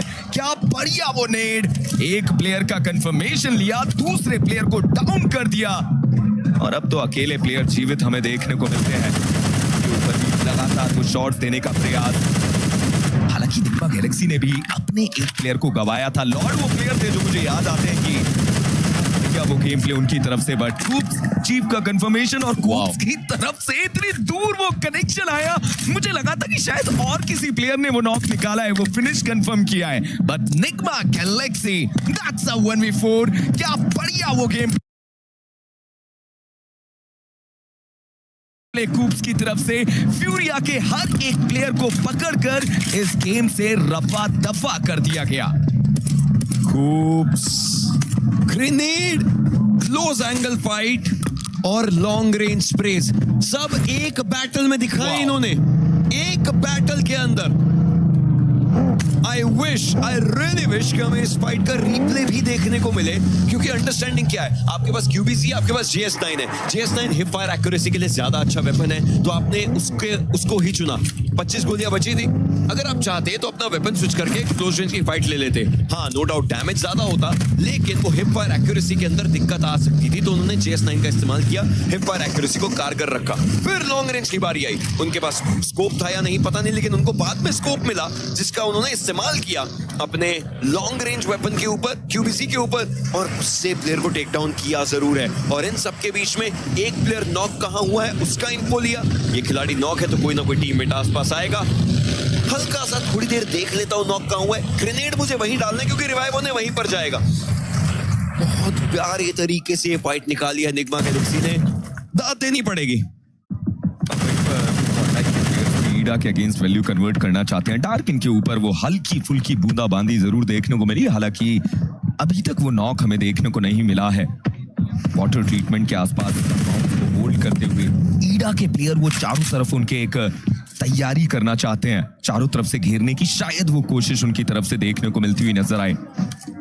मीनू बिल्कुल शांत एक इलाके पे, और इन सबके बीच में अभी भी एक टीम जो लेट रोटेशन पे काम करती हुई, नॉन्गशिम रेड फोर्स। हालांकि अभी तक ओशियन बात करते हैं जब हम नॉन्गशिम रेड फोर्स की, लेट रोटेशन उनके लिए उतने फायदेमंद साबित नहीं हुआ। बट ये रिप्ले आप देखिए, एक नॉक निकालने के बाद उन्हें भी पता था कि उस जगह पर अगर मैं नेट डालूंगा तो वैल्यू निकालूंगा। बट हर एक जगह पर, हर एक फाइट में उन्होंने कितनी वैल्यू दिखाई है। आपने मिड रेंज नॉक देखा, आपने उसके बाद चीफ का आना देखा वहां पर, जहां पर वो करीब आते हैं कि रिवाइवल मैं दे दूंगा, बट केवल एक नेड उनके पास, और उसी नेड से वो बढ़िया नॉक। आप लॉन्ग रेंज की बात करते हैं, वहां पर आपने एक नॉक देखा, आपने शॉर्ट रेंज में एक बढ़िया जिगल देखा, आपने नेड का इस्तेमाल देखा। हर एक तरह का नॉक यहां पर इस मैच में, इस फाइट में हमें देखने को मिला। लेकिन अब हमें आगे ये देखना है कि हमारी टीम्स को क्या क्या दिख रहा है। गॉडलाइक के प्लेयर्स ई अरीना उनके करीब, ईडा के प्लेयर्स एक साइड पर और S2G दूसरी साइड। बैकएंड होरा के प्लेयर्स हैं। जानबा के खिलाड़ी मूव कर रहे हैं, S2G के काफी करीब आ चुके हैं। सोल के क्या वो प्लेयर्स को टेक डाउन कर पाएंगे? जी नहीं। ईगल खुद की HP थोड़ी सी कम हुई थी, लेकिन उन्होंने अपना काम कर जरूर दिया है। मीलू उन्होंने खुद को हील किया, ईगल ने भी हील किया, and now they have understood कि वो तो एक कंपाउंड लेने आए थे, लेकिन इस कंपाउंड के आसपास S2G के बाकी प्लेयर्स भी मौजूद हैं। स्मोक करके अपने व्हीकल को बचाने की भी कोशिश कर सकते थे, हालांकि जो टायर्स हैं वो बर्स्ट हो चुके हैं, तो मुश्किलें बहुत ज्यादा बनेंगी। एंड इस पूरी आवाज ने वाइटैलिटी के भी एक बार के लिए तो कान इधर को किए होंगे कि आवाज कहीं से तो आ रही है, और वो भी नजर बनाकर बैठे हुए हैं। बट सर्कल की करवट ये टीम ऊंची के लिए या फिर गॉडलाइक के लिए, दोनों ही टीम्स के लिए फेवरेबल साबित हुई। अभी के लिए दोनों ही टीम्स अपने आप को सर्कल के अंदर रखती हुई, जहां पर ओजी अपने आप को वेस्टर्न एक्स पे एक साथ रखती हुई नजर आती है। But team Godlike dual formation में अपने आप को तैयार कर चुके हैं। अब सवाल ये भी बनेगा कि जब अगला वो चौथा सर्कल आएगा तो किस प्रकार से गॉडलाइक अपने आप को आगे लेकर जाती हुई नजर आती है। क्या वो रीग्रुप करेंगे या फिर जोन उन्हें फेवर करेगा या फिर नहीं। बट नॉन्गशिम रेड फोर्स, जैसा कि हम चर्चाएं कर रहे थे कि अभी भी उन्हें रोटेशंस देने होंगे, बहुत ज्यादा वो लेट रोटेट करते हुए। बट दूसरी दिशा में फोर्थ थ्राइव्स, वो लगातार वैल्यू कन्वर्जन उनकी तरफ से देखने को मिलता हुआ। 24 अच्छा नॉक उनकी तरफ से। फोर्थ थ्राइव्स वर्सेस अरोरा, एक बहुत ज्यादा क्रूशियल फाइट दोनों टीम्स के लिए। बट रीफस के ऊपर हुजैफा का नॉक, दूसरी तरफ आईकू, उन्होंने जियोल को भी डाउन कर दिया। डॉक बचने की संभावनाएं ना के समान समझिए, क्योंकि फोर्थ थ्राइव्स के 4 प्लेयर वो एक साथ आपके ऊपर प्रहार करेंगे, और मात्र पल भर में उस पूरी टीम को बाहर कर दिया गया। बेहतर शुरुआत इस टीम के लिए भी। 6 एलिमिनेशंस इस टीम के पास। एंड अरोरा की जैसे आपने बात करी, सोचिए ये टीम टॉप 4 के अंदर इस समय के लिए मौजूद। आज ये पहला गेम हो सकता था, क्योंकि इनके तो मिरामार्स, इनके रीजन के जो टूर्नामेंट्स होते हैं, इनके मिरामार्स अच्छे कहे जाते हैं। हमने प्लेयर्स को उनके भी, अरोरा के भी मिनी 14s वगैरह चलाते हुए देखा। टैप शॉट्स कमाल के करते हैं। टॉप उस लय में इस गेम के अंदर नहीं दिखाई दिए जिस लय की बात करी जाती है। तो हाँ, फोर्थ थ्राइव्स ये फाइट उनके हिस्से में गई है। 6th पोजीशन उस टीम के पास, नॉन्गशिम के प्लेयर्स। बाय द वे, ह्यूनबिन का सोमवार को जन्मदिन आने वाला है और नॉन्गशिम के खिलाड़ियों ने कहा है कि इन्हें जितना हो सकेगा कोशिश तो करेंगे कि अच्छे तरीके से, खुशियों के साथ वो बर्थडे सेलिब्रेट करने का मौका दिया जाए। And Hyunbin is the second youngest player in this entire lobby, और बहुत बेहतर प्लेयर हैं। अभी हाल फिलहाल में इंटरनेशनल कप PMIC वहां पर MVP भी बनते हुए नजर आए थे। उसके बाद हमने नॉन्गशिम रेड फोर्स को कोरियन ई-स्पोर्ट्स लीग में भी बेहतर खेलते हुए देखा था। बट अभी के लिए नॉन्गशिम रेड फोर्स, उन्हें भी बहुत आगे बढ़ना होगा। सर्कल की एक करवट आई और वहां पर गॉडलाइक के प्लेयर एक और बार अपने आप को सर्कल के अंदर रखते हुए। But ULF versus team S2G, जहां पर S2G ने अपने एक और प्लेयर को गवा दिया। बट फोर्थ थ्राइव्स, अब उन्हें समझना होगा कि सर्कल के अंदर एंट्री दें या फिर अपने बैकएंड्स को क्लियर करें। टीम होरा अब शायद वो गॉडलाइक के ऊपर स्लैम इन करना चाहते हैं। एक नॉक निकाल दिया गया, क्या आने वाले समय में वो फाइट बनेगी या फिर नहीं, क्योंकि दोनों ही टीम सर्कल के नदन एजेस पे हमें देखने को मिलती है। 100 में उन्हें टेक डाउन किया जाना, ये दिक्कत की बात बन चुकी है। ये पहला झटका है।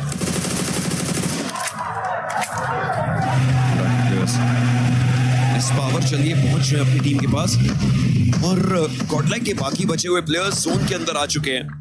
बट पूरा के प्लेयर्स अगर आप ध्यान से देखें वो किस तरीके से मूव कर रहे हैं।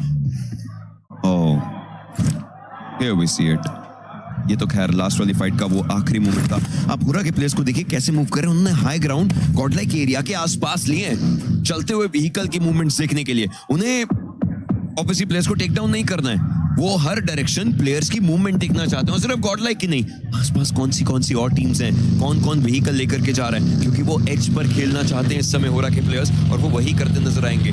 और देखिए आपने होरा की बात करी है तो मैं चर्चाएं करना चाहता हूँ होरा के लेकर। ये वो टीम है जो चौथे पांचवें सर्कल तक है, जिस पर ही खेलना पसंद करती है और इसीलिए एक एग्रेसिव टीम हमें देखने को मिलती है। बट वहीं पर जब हम गॉडलाइक की बात करते हैं तो मैं ये भी जानना चाहता हूँ कि आपने बाद में रीग्रुप होने का ये फैसला लिया, शायद थोड़ी देर पहले आप ये काम करते तो आपके चारों प्लेयर सर्कल के अराउंड सेंटर पे एक साथ में देखने को मिलते। कियानबा ऑलरेडी एक प्लेयर उनके एमवीपी प्लेयर मिलू को डाउन कर दिया गया, रीजे जो ऑलरेडी उनके बहुत ज्यादा करीब स्लैम इन करते हुए टीम वाइटलिटी पूरे तरीके से करीब आना चाहते हैं, बट रीजे ये नेट डालना कम आ सकता था, बट उनके ऊपर ऑलरेडी इतने शॉट्स आए, बट फाइनली उन्होंने वो नेट डाला, एक प्लेयर को डाउन किया। एक वो भी मुसीबत में आएंगे, रेजाक की तरफ से वो एक और नेट। टीम वाइटलिटी तियानबा के दो प्लेयर्स को घुटनों पे लेकर आती हुई। Vitality with brutality right now. Tianba उनके पास प्लेयर्स हैं जरूर, लेकिन क्या ये दोनों कुछ कर पाएंगे? ईगल, मीलू गेम के बाहर के बेस्ट फ्रेंड्स या गेम के अंदर सिनर्जी बिठा पाएंगे अपनी टीम के सर्वाइवल के लिए? क्योंकि एक्सेल ऑफ एंगल पर है, उनका एक ग्रेनेड मीलू को भी डाउन कर सकता है, और ईगल अपनी टीम से दूर दराज एरिया पर मीलू ने एक टेक डाउन किया जरूर है। दो गोलियां उनके पास, एक्सेल का ग्रेनेड को भी टेक डाउन करता हुआ। बैकएंड पर ओरंगुटन के लिए भी दिक्कतें हुई हैं, रिवाइवल्स प्रॉपर्ली दिए जाएंगे अब, और ग्रेनेड्स करने की शायद जरूरत ना पड़े, लेकिन उन्हें नहीं पता कि चौथा खिलाड़ी है कहां, इसीलिए वो थ्रोएबल्स किए जा रहे हैं। मीलू उन्हें भी खत्म किया जा सकता है। The last man surviving, Eagle still trying to figure out कि वो कहीं किसी को देख ले, बट नोंगशिम की ये पूरी फाइट ओरंगुटन के लिए कितनी खतरनाक साबित होती हुई। एडमिनो ने तियानबा का एक वो फिनिश अपने नाम किया है। एडमिनो वो नजर बनाकर बैठे हुए हैं कि वहां पर कुछ और वैल्यू अपनी टीम को लाकर दे पाए। नोंगशिम, रेड फोर्स, ओजी एक ओपी का कंफर्मेशन, और ओजी तो इस गेम से बाहर भी जाती हुई नजर आई। S2G हालांकि उनका भी एलिमिनेशन होता हुआ नजर आया। मात्र 11 टीम 36 प्लेयर। गॉडलाइक के पास एक बढ़िया मौका रहेगा कि यहाँ पर टीम वाइटलिटी के इन सारे प्लेयर्स को रोक पाएं और इनसे वो अंक बटोर पाएं। हालांकि इसमें सबसे ज्यादा जरूरी रोल एडमिनो का हमें देखने को मिलता है। अगर वो नॉक निकालते हैं फायदेमंद साबित हो सकता है, बट अगर नॉक हो गए तो टीम वाइटलिटी को सर्कल के अंदर एंट्री मिल जाएगी। एग्जैक्टली, का एरिया पकड़ना बहुत बड़ी priority. Reiji with the EWM,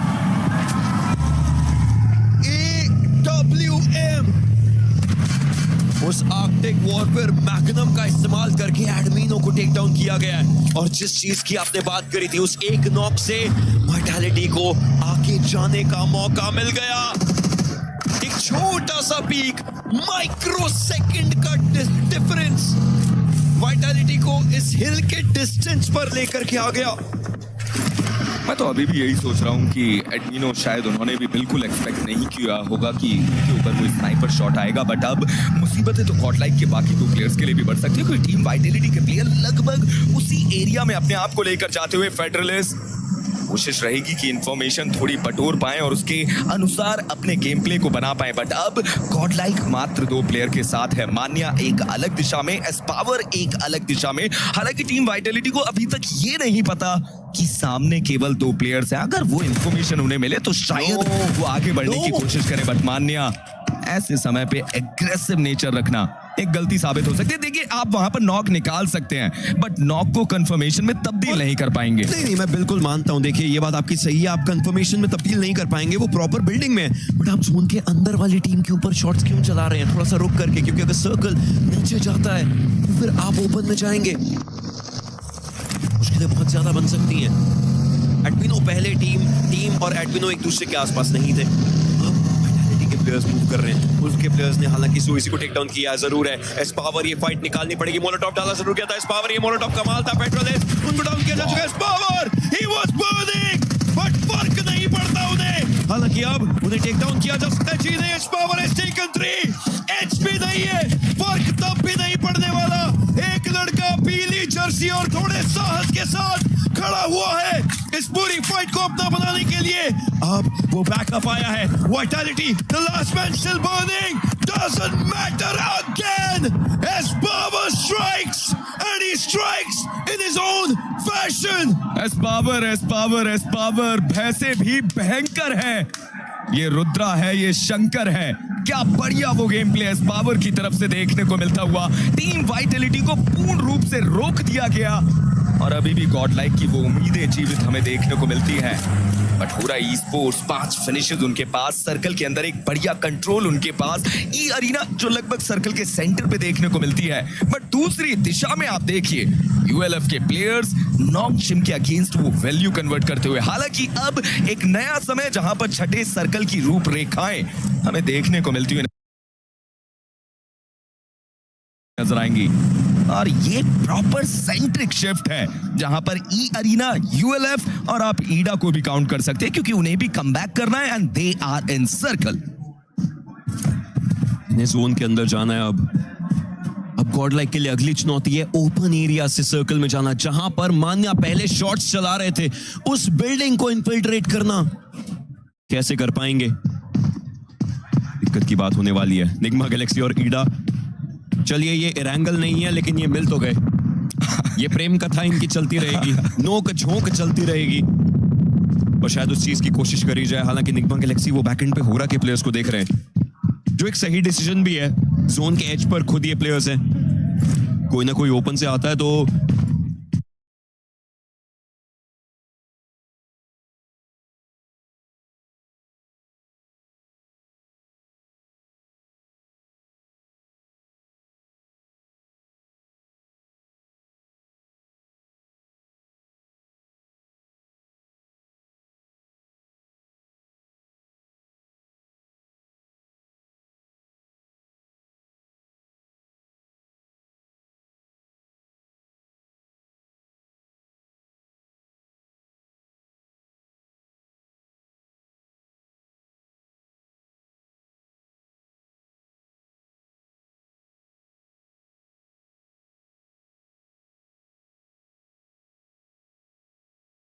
take down तो करना चाहेंगे। अब सोच रही है गॉड लाइक की कैसे वो सर्कल के अंदर जगह बनाए। बट वहीं पर दूसरी दिशा में हम टीम फ्लैश के प्लेयर टॉपसी को देखते हैं सर्कल के एज पे अपने आप को रखते हुए। नॉन्गशिम, मुझे ऐसा लगता है कि जब भी मैंने इस टूर्नामेंट को देखा है नॉन्गशिम को केवल मैंने ब्लू जोन में देखा है। जब भी हमने मीरामार की चर्चाएं करी है, एरन की तरफ से एक्सी का भी कंफर्मेशन ले लिया गया और नॉन्गशिम रेड फोर्स इस गेम से बाहर होती हुई अभी भी चिंताओं का विषय। मुझे ऐसा लगता है नॉन्गशिम रेड फोर्स को लेकर अपने ड्रॉप में बदलाव करेंगे, तब शायद उनके मीरामार के मैचेस बेहतर जाए। 100% बट इस पावर को तो अब टेक डाउन किया जा चुका है। उस ओपन एरिया से मूव करना वो बिल्कुल भी सही रहा नहीं। एक इकलौता खिलाड़ी इस समय, वो भी नहीं बचे। मान्या, उनका भी समापन। कुछ सेकंड्स के लिए वो एक रे ऑफ होप जरूर आई थी उस परफॉर्मेंस से। आने वाले मैचेस उम्मीद, hope is a dangerous thing but hope is all we have. और अब ये 7 टीमें बची हैं। निग्मा गैलेक्सी वीडा के प्लेयर्स को स्पॉट करना चाहते हैं, बैकएंड से होरा के प्लेयर्स वो भी आ चुके हैं। निग्मा गैलेक्सी के लिए दिक्कतें थोड़ी बहुत बन चुकी हैं। कूब्स, जिन्होंने अभी उन्होंने भी तो एक 1v4 किया था और अब कूब्स, उनको टेक डाउन किया जा चुका है। सेटन, राव, ये 2 प्लेयर्स सर्वाइव करते हुए ईडा के ऊपर चार्ज करना चाहते हैं, लेकिन क्या ये चार्ज कारगर हो पाएगा? एक तरफ से शॉट्स आ रहे हैं, दूसरी तरफ से ग्रेनेड को खो रहा है, बट क्या ये कुकिंग उतनी डिलीशियस होगी कि एक चिकन तक जा पाई, या फिर रैंगल के सारे बदले मिरामार में लिए जाएंगे? मैं तो अभी भी ये देख पा रहा हूँ कि ईडा वर्सेस निग्मा गैलेक्सी है, मतलब बदले की फाइट है। ईडा चाहती है कि इस फाइट को जीत के लगभग वो थोड़ा बहुत बदला अपना ले रैंगल का। हालांकि निग्मा गैलेक्सी वो मौका नहीं देना चाहते। रिवाइवल उनकी तरफ से देखने को मिलता हुआ। ईडा को अभी भी कंफर्मेशन चाहिए जो वो नॉक निकाला गया, but Rita the IGL for the team, हाथ में उनके ऑलरेडी एक बेहतरीन वेपन देखने को मिलता हुआ। उसका प्रहार करते हैं तो शायद वैल्यू कन्वर्ट करे। ई अरीना के प्लेयर्स ने भी एक जगह पर वैल्यू निकाली। कूब्स अपने आप को हील कर चुके हैं। निग्मा गैलेक्सी एक बढ़िया नेड ईडा को दोबारा से मुसीबत में डालेगा, बट स्वचन ऑन दी डिफरेंट एंगल मौका बना भी सकते हैं, मौका गवा भी सकते हैं। वो ग्रेनेड अंदर की तरफ को गया जरूर, लेकिन शायद अभी के लिए वो कोई भी वैल्यू नहीं निकाल पाया। कूप्स वापस अपने पैरों पर, टीम के पास 4 एलिमिनेशंस, चारों के चारों से एक खिलाड़ी से आए थे, लेकिन इनको ये भी देखना पड़ेगा कि बैकएंड पर ऊपर ई अरीना और होरा के प्लेयर्स भी निग्मा गैलेक्सी के साथ फाइट ले सकते हैं। और यहाँ पर सेट उन्होंने एक प्लेयर को डाउन किया, अब शायद उन्हें पता चले राव वो भी आगे आ चुके हैं। रीडा के जो आईजीएल है, रीडा उनके पास हमें पता है जो वेपन है MK14, वो अगर एक बार चलेगा तो उन 20 गोलियों के अंदर वो चाहे तो 20 खिलाड़ी भी खा सकते हैं। वो वेपन काफी ज्यादा कारगर रहता है, लेकिन क्या उनके पास वो जज्बा, जुनून और जोश रहने वाला है? रीडा के एक प्लेयर पे खोज हो चुके हैं, रीडा डार्क स्टिल सर्वाइव करते हुए। निग्मा गैलेक्सी वो अभी भी इस जगह को भेद नहीं पाए हैं। एक ऐसा चक्रव्यूह रीडा के द्वारा रचा गया है जिसको अभी भी अंदर जाकर के भेदना नामुमकिन सा होता हुआ इन प्लेयर्स के लिए।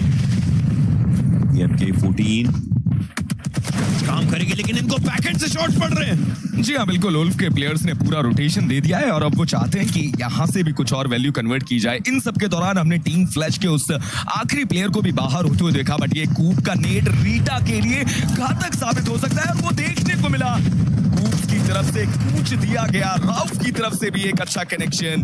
देखते ही देखते निग्मा गैलेक्सी ने वो वैल्यू कन्वर्ट करी। 8 बढ़िया फिनिशेस।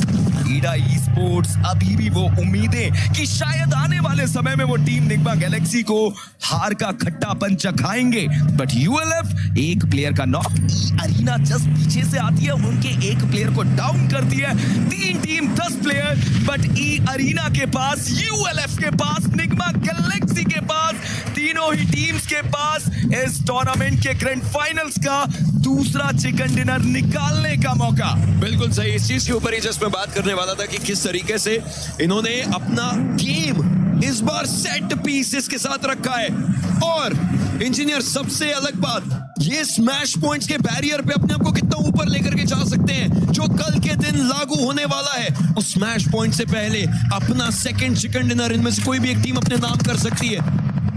फर्स्ट पोजीशन की उन पॉइंट्स को किस तरीके से लेकर के जाते हैं एरन, बिल्कुल सामने उनके खिलाड़ी, लेकिन वो मोनोटॉप उनके ऊपर लग चुका है और अब उनको टेक डाउन किया जाएगा मॉर्मोन के द्वारा। स्कारफेस अभी भी वो प्लेयर्स और एंगल्स को देखने की कोशिश। यूएलएफ के पास 9 एलिमिनेशंस हैं, लेकिन शायद उनकी कहानी यहीं फुल स्टॉप हो जाए, लेकिन नहीं, लीड परेड करके मैन मेड रेड जोन बनाया जा रहा है। स्कारफेस इज डाउन, सोलनेस, एचपी बहुत ज्यादा कम है, शायद ज्यादा देर सर्वाइव नहीं कर पाए। 1 नेट गोस बूम, ई arena still surviving Nyingma Galaxy के अगेंस्ट। और अब मैं ये देखना चाहता हूं कि क्या निग्मा गैलेक्सी अपने आप को आगे लेकर आ पाए थे, क्योंकि मौका था, हल्का फुल्का उनके पास मौका था। हालांकि इन सब के बीच में ई अरीना ने अपने प्लेयर मोरमैन को रिवाइवल दे दिया। जो एक फाइट 2v3 की देखने को मिल रही थी, अब वो 2v4 बन चुकी है।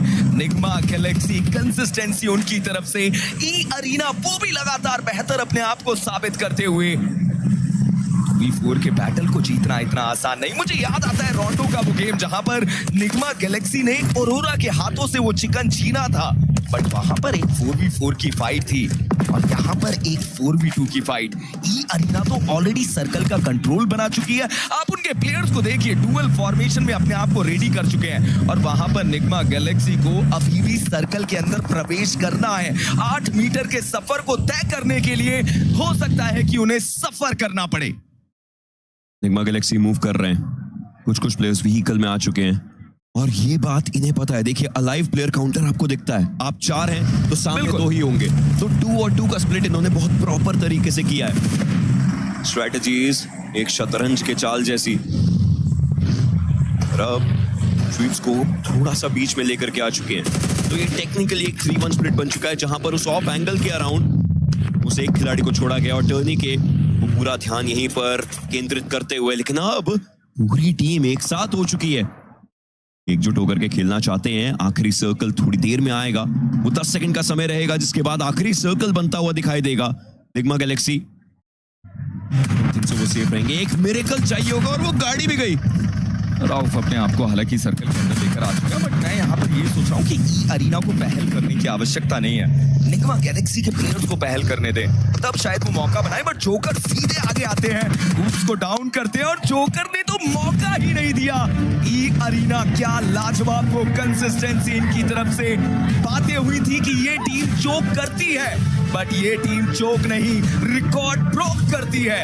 एक और अच्छा गेम, एक और बेहतर चिकन डिनर टीम ई अरीना के पास। निग्मा गैलेक्सी गैलेक्सी के पास शायद ये गेम होता, लेकिन उनके पास मौका नहीं बन पाया क्योंकि वो खिलाड़ी उनके नंबर्स एडवांटेज में नहीं आ पाए। हालांकि जब भी बात करी जाएगी इस गेम की, वो टॉप 3 टीम्स जो आई थी वो अपना इतिहास यहाँ बना सकती थी। कोशिश बहुत बेहतरीन तरीके से करी गई, but E Arena they have a reason to celebrate, और वो रीजन ये कि आज के दिन की शुरुआत उन्होंने एक बहुत हाई नोट पर करी है। प्रेशर मल्टीपल टीम्स के ऊपर बना करके रखा, पहले 1 फिर 2, जो दिखा टॉप 3 टीम्स के अंदर से उन्होंने टेक डाउन किया। करेंगे बात और ज्यादा, लेकिन एक छोटे से ब्रेक के उस बाद। We were there for every click, every clutch, every respawn. We were there for the years of grind, and we're here now. The proud founding partner of EWC, powering the biggest event in gaming, shoulder to shoulder with the world's best, making history. Greatness deserves a stage. Lenovo Legion, reach your impossible.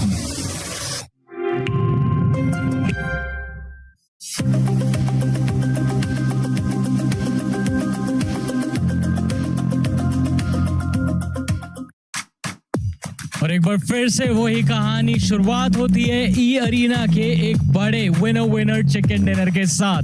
लेकिन इस team की इतनी discussions करी थी TTR, आपकी prediction भी रही थी E Arena for this game of Miramar. First of all congratulations, thank you so much. You got it right. Are you happy with this win? Obviously, क्योंकि जिस तरीके से इन्होंने परफॉर्म किया है मुझे लग भी रहा था, क्योंकि देखिए मिरामार के जो 2 मैचेस थे इनके लिए सबसे ज्यादा इंपॉर्टेंट था, क्योंकि हम जानते हैं कि मिरामार के अंदर ई अरीना उतना बेहतर नहीं थे पिछले स्टेजेस में, बट इस बार जब उन्होंने चिकन डिनर पहले ही मिरामार में निकाल चुके हैं ग्रैंड फाइनल के, मुझे लगता है कि वो काफी खुश होंगे और टॉप 3 में तो ऑब्वियसली बने टॉप पे वो भी। बिल्कुल, मगर पोडियम से ये अकेली टीम नहीं थी जिन्होंने परफॉर्मेंस काफी अच्छी डिलीवर करी। निग्मा गैलेक्सी, उनका भी ये दिन अच्छा रहा। इनफैक्ट कूप्स जो हैं हमें इस मैच के MVP बनते हुए नजर आए, और इस समय आई थिंक इस गेम के अंदर टियानबा को परेशान करने के लिए this man was responsible. Completely agreed, and मुझे लगता है कि एक बेहतरीन 1v4 का जो वो क्लच भी आता है वो भी बहुत इंपॉर्टेंट भी था।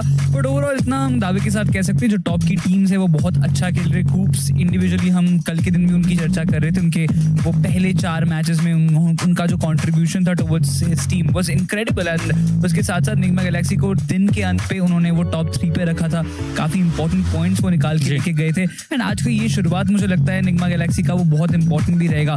बट यही वो प्ले है जिसकी हम बात कर रहे थे Johnny, this was the moment कि ये जो 1v1 का फाइट आया था it was so spectacular, it was very good. और आई थिंक मैच से पहले हम बात भी कर रहे थे दैट फ्यूरिया बिफोर द फाइनल्स, कई लोग उनको टॉप कंटेंडर्स बोल रहे थे। इस समय ये 1v4 ये मोरल ब्रेकिंग साबित हो सकता है, इससे उभरने में भी टाइम लगेगा। But for Nigma Galaxy having a player जो अपने दिन की शुरुआत ही एक 1 वर्सेस 4 के साथ कर रहा है, इससे बड़ा मोमेंटम बूस्टर और कुछ नहीं हो सकता था। मजेदार बात यह है कि अभी तो 7 मैचेस और बाकी हैं इनके पास। बिल्कुल 7 मैचेस और बाकी है, मोमेंटम इनको मिल चुका है, और इनके ऊपर भी हम चर्चाएं कर रहे थे कि 3rd प्लेस में है, क्या वो ड्रॉप कर जाएंगे या फिर बेहतर खेलेंगे। उन्होंने किया, बट 1v4 की अगर बात करें तो इस पावर ने भी एक बहुत शानदार 1v4 किया है। बात ही करने वाले थे उसकी कुछ देर में। आई थिंक मैच हाइलाइट्स आएंगे तो हम उसे देखेंगे भी, बट फिलहाल मैच रैंकिंग्स हमारे सामने। ई अरीना 20 अंकों के साथ आगे बढ़ेगी इस गेम के बाद। उनके पीछे आती है निग्मा गैलेक्सी विद 15। ULF ये भी एक टीम थी जो टॉप 8 के अंदर एक अच्छी पोजीशन अपने लिए बना के बैठी थी इस मैच से पहले, और इसके बाद इंप्रूवमेंट इनकी रैंकिंग में हमें नजर आएगी। 4 थ्राइव्स के लिए एक डिसेंट आउटिंग, डबल डिजिट्स नहीं हिट कर पाए, बट 8 पॉइंट्स 4 थ्राइव्स के हाथ भी लगे। और इनकी अगर बात करें गेम प्लान कल के जैसा ही नजर आ रहा है, it's just all around aggression. Impact इस परफॉर्मेंस का क्या रहा हमें पता चलेगा हमारे ओवरऑल लीडर बोर्ड के ऊपर, जो अब आ चुका है हमारे सामने। और जैसा कह रहे थे कि ULF they climb up ever so slightly, E Arena दो उन्होंने अपनी लीड को कंसोलिडेट किया है, उनका दूसरा चिकन डिनर आया। और एक चीज मैं आप लोगों से जानना चाहूंगा, मिस्टर शर्मा ने मैच के एंडिंग मोमेंट में ये काफी इंपॉर्टेंट चीज मेंशन करी कि अगर ई अरीना इसी स्पीड से आगे बढ़ती रहे तो वो स्मैश रूल का जो कट ऑफ होता है वो कंप्लीटली इनके फेवर में भी रह सकता है। I agree with that, because जिस मोमेंटम के साथ वो चल रहे हैं हमें पता है कि दिन के अंत पे जो पॉइंट्स उनके टोटल रहने वाले उससे 10 और पॉइंट्स ऐड करके वो स्मैश पॉइंट तक आप पहुंच पाओगे। उसके बाद जो है स्मैश रूल एप्लीकेबल हो जाएगा। But on to the other chart of the overall ranking, यहाँ पे बहुत सारे नाम है। गॉडलाइक ई-स्पोर्ट्स का एक थोड़ा सा हमें जम नजर आया thanks to Aspower and the clutch that he did. वहां पे वो एक्स्ट्रा 4 पॉइंट्स उनको मिले, प्लेसमेंट का उनको 1 पॉइंट मिला, बट यहाँ पे अभी भी Nongshim red Force they are still there in the 9th spot. वहां से वो ना टॉप 8 में अपनी वापसी कर पा रहे, ना अपना जगह ढूंढ पा रहे।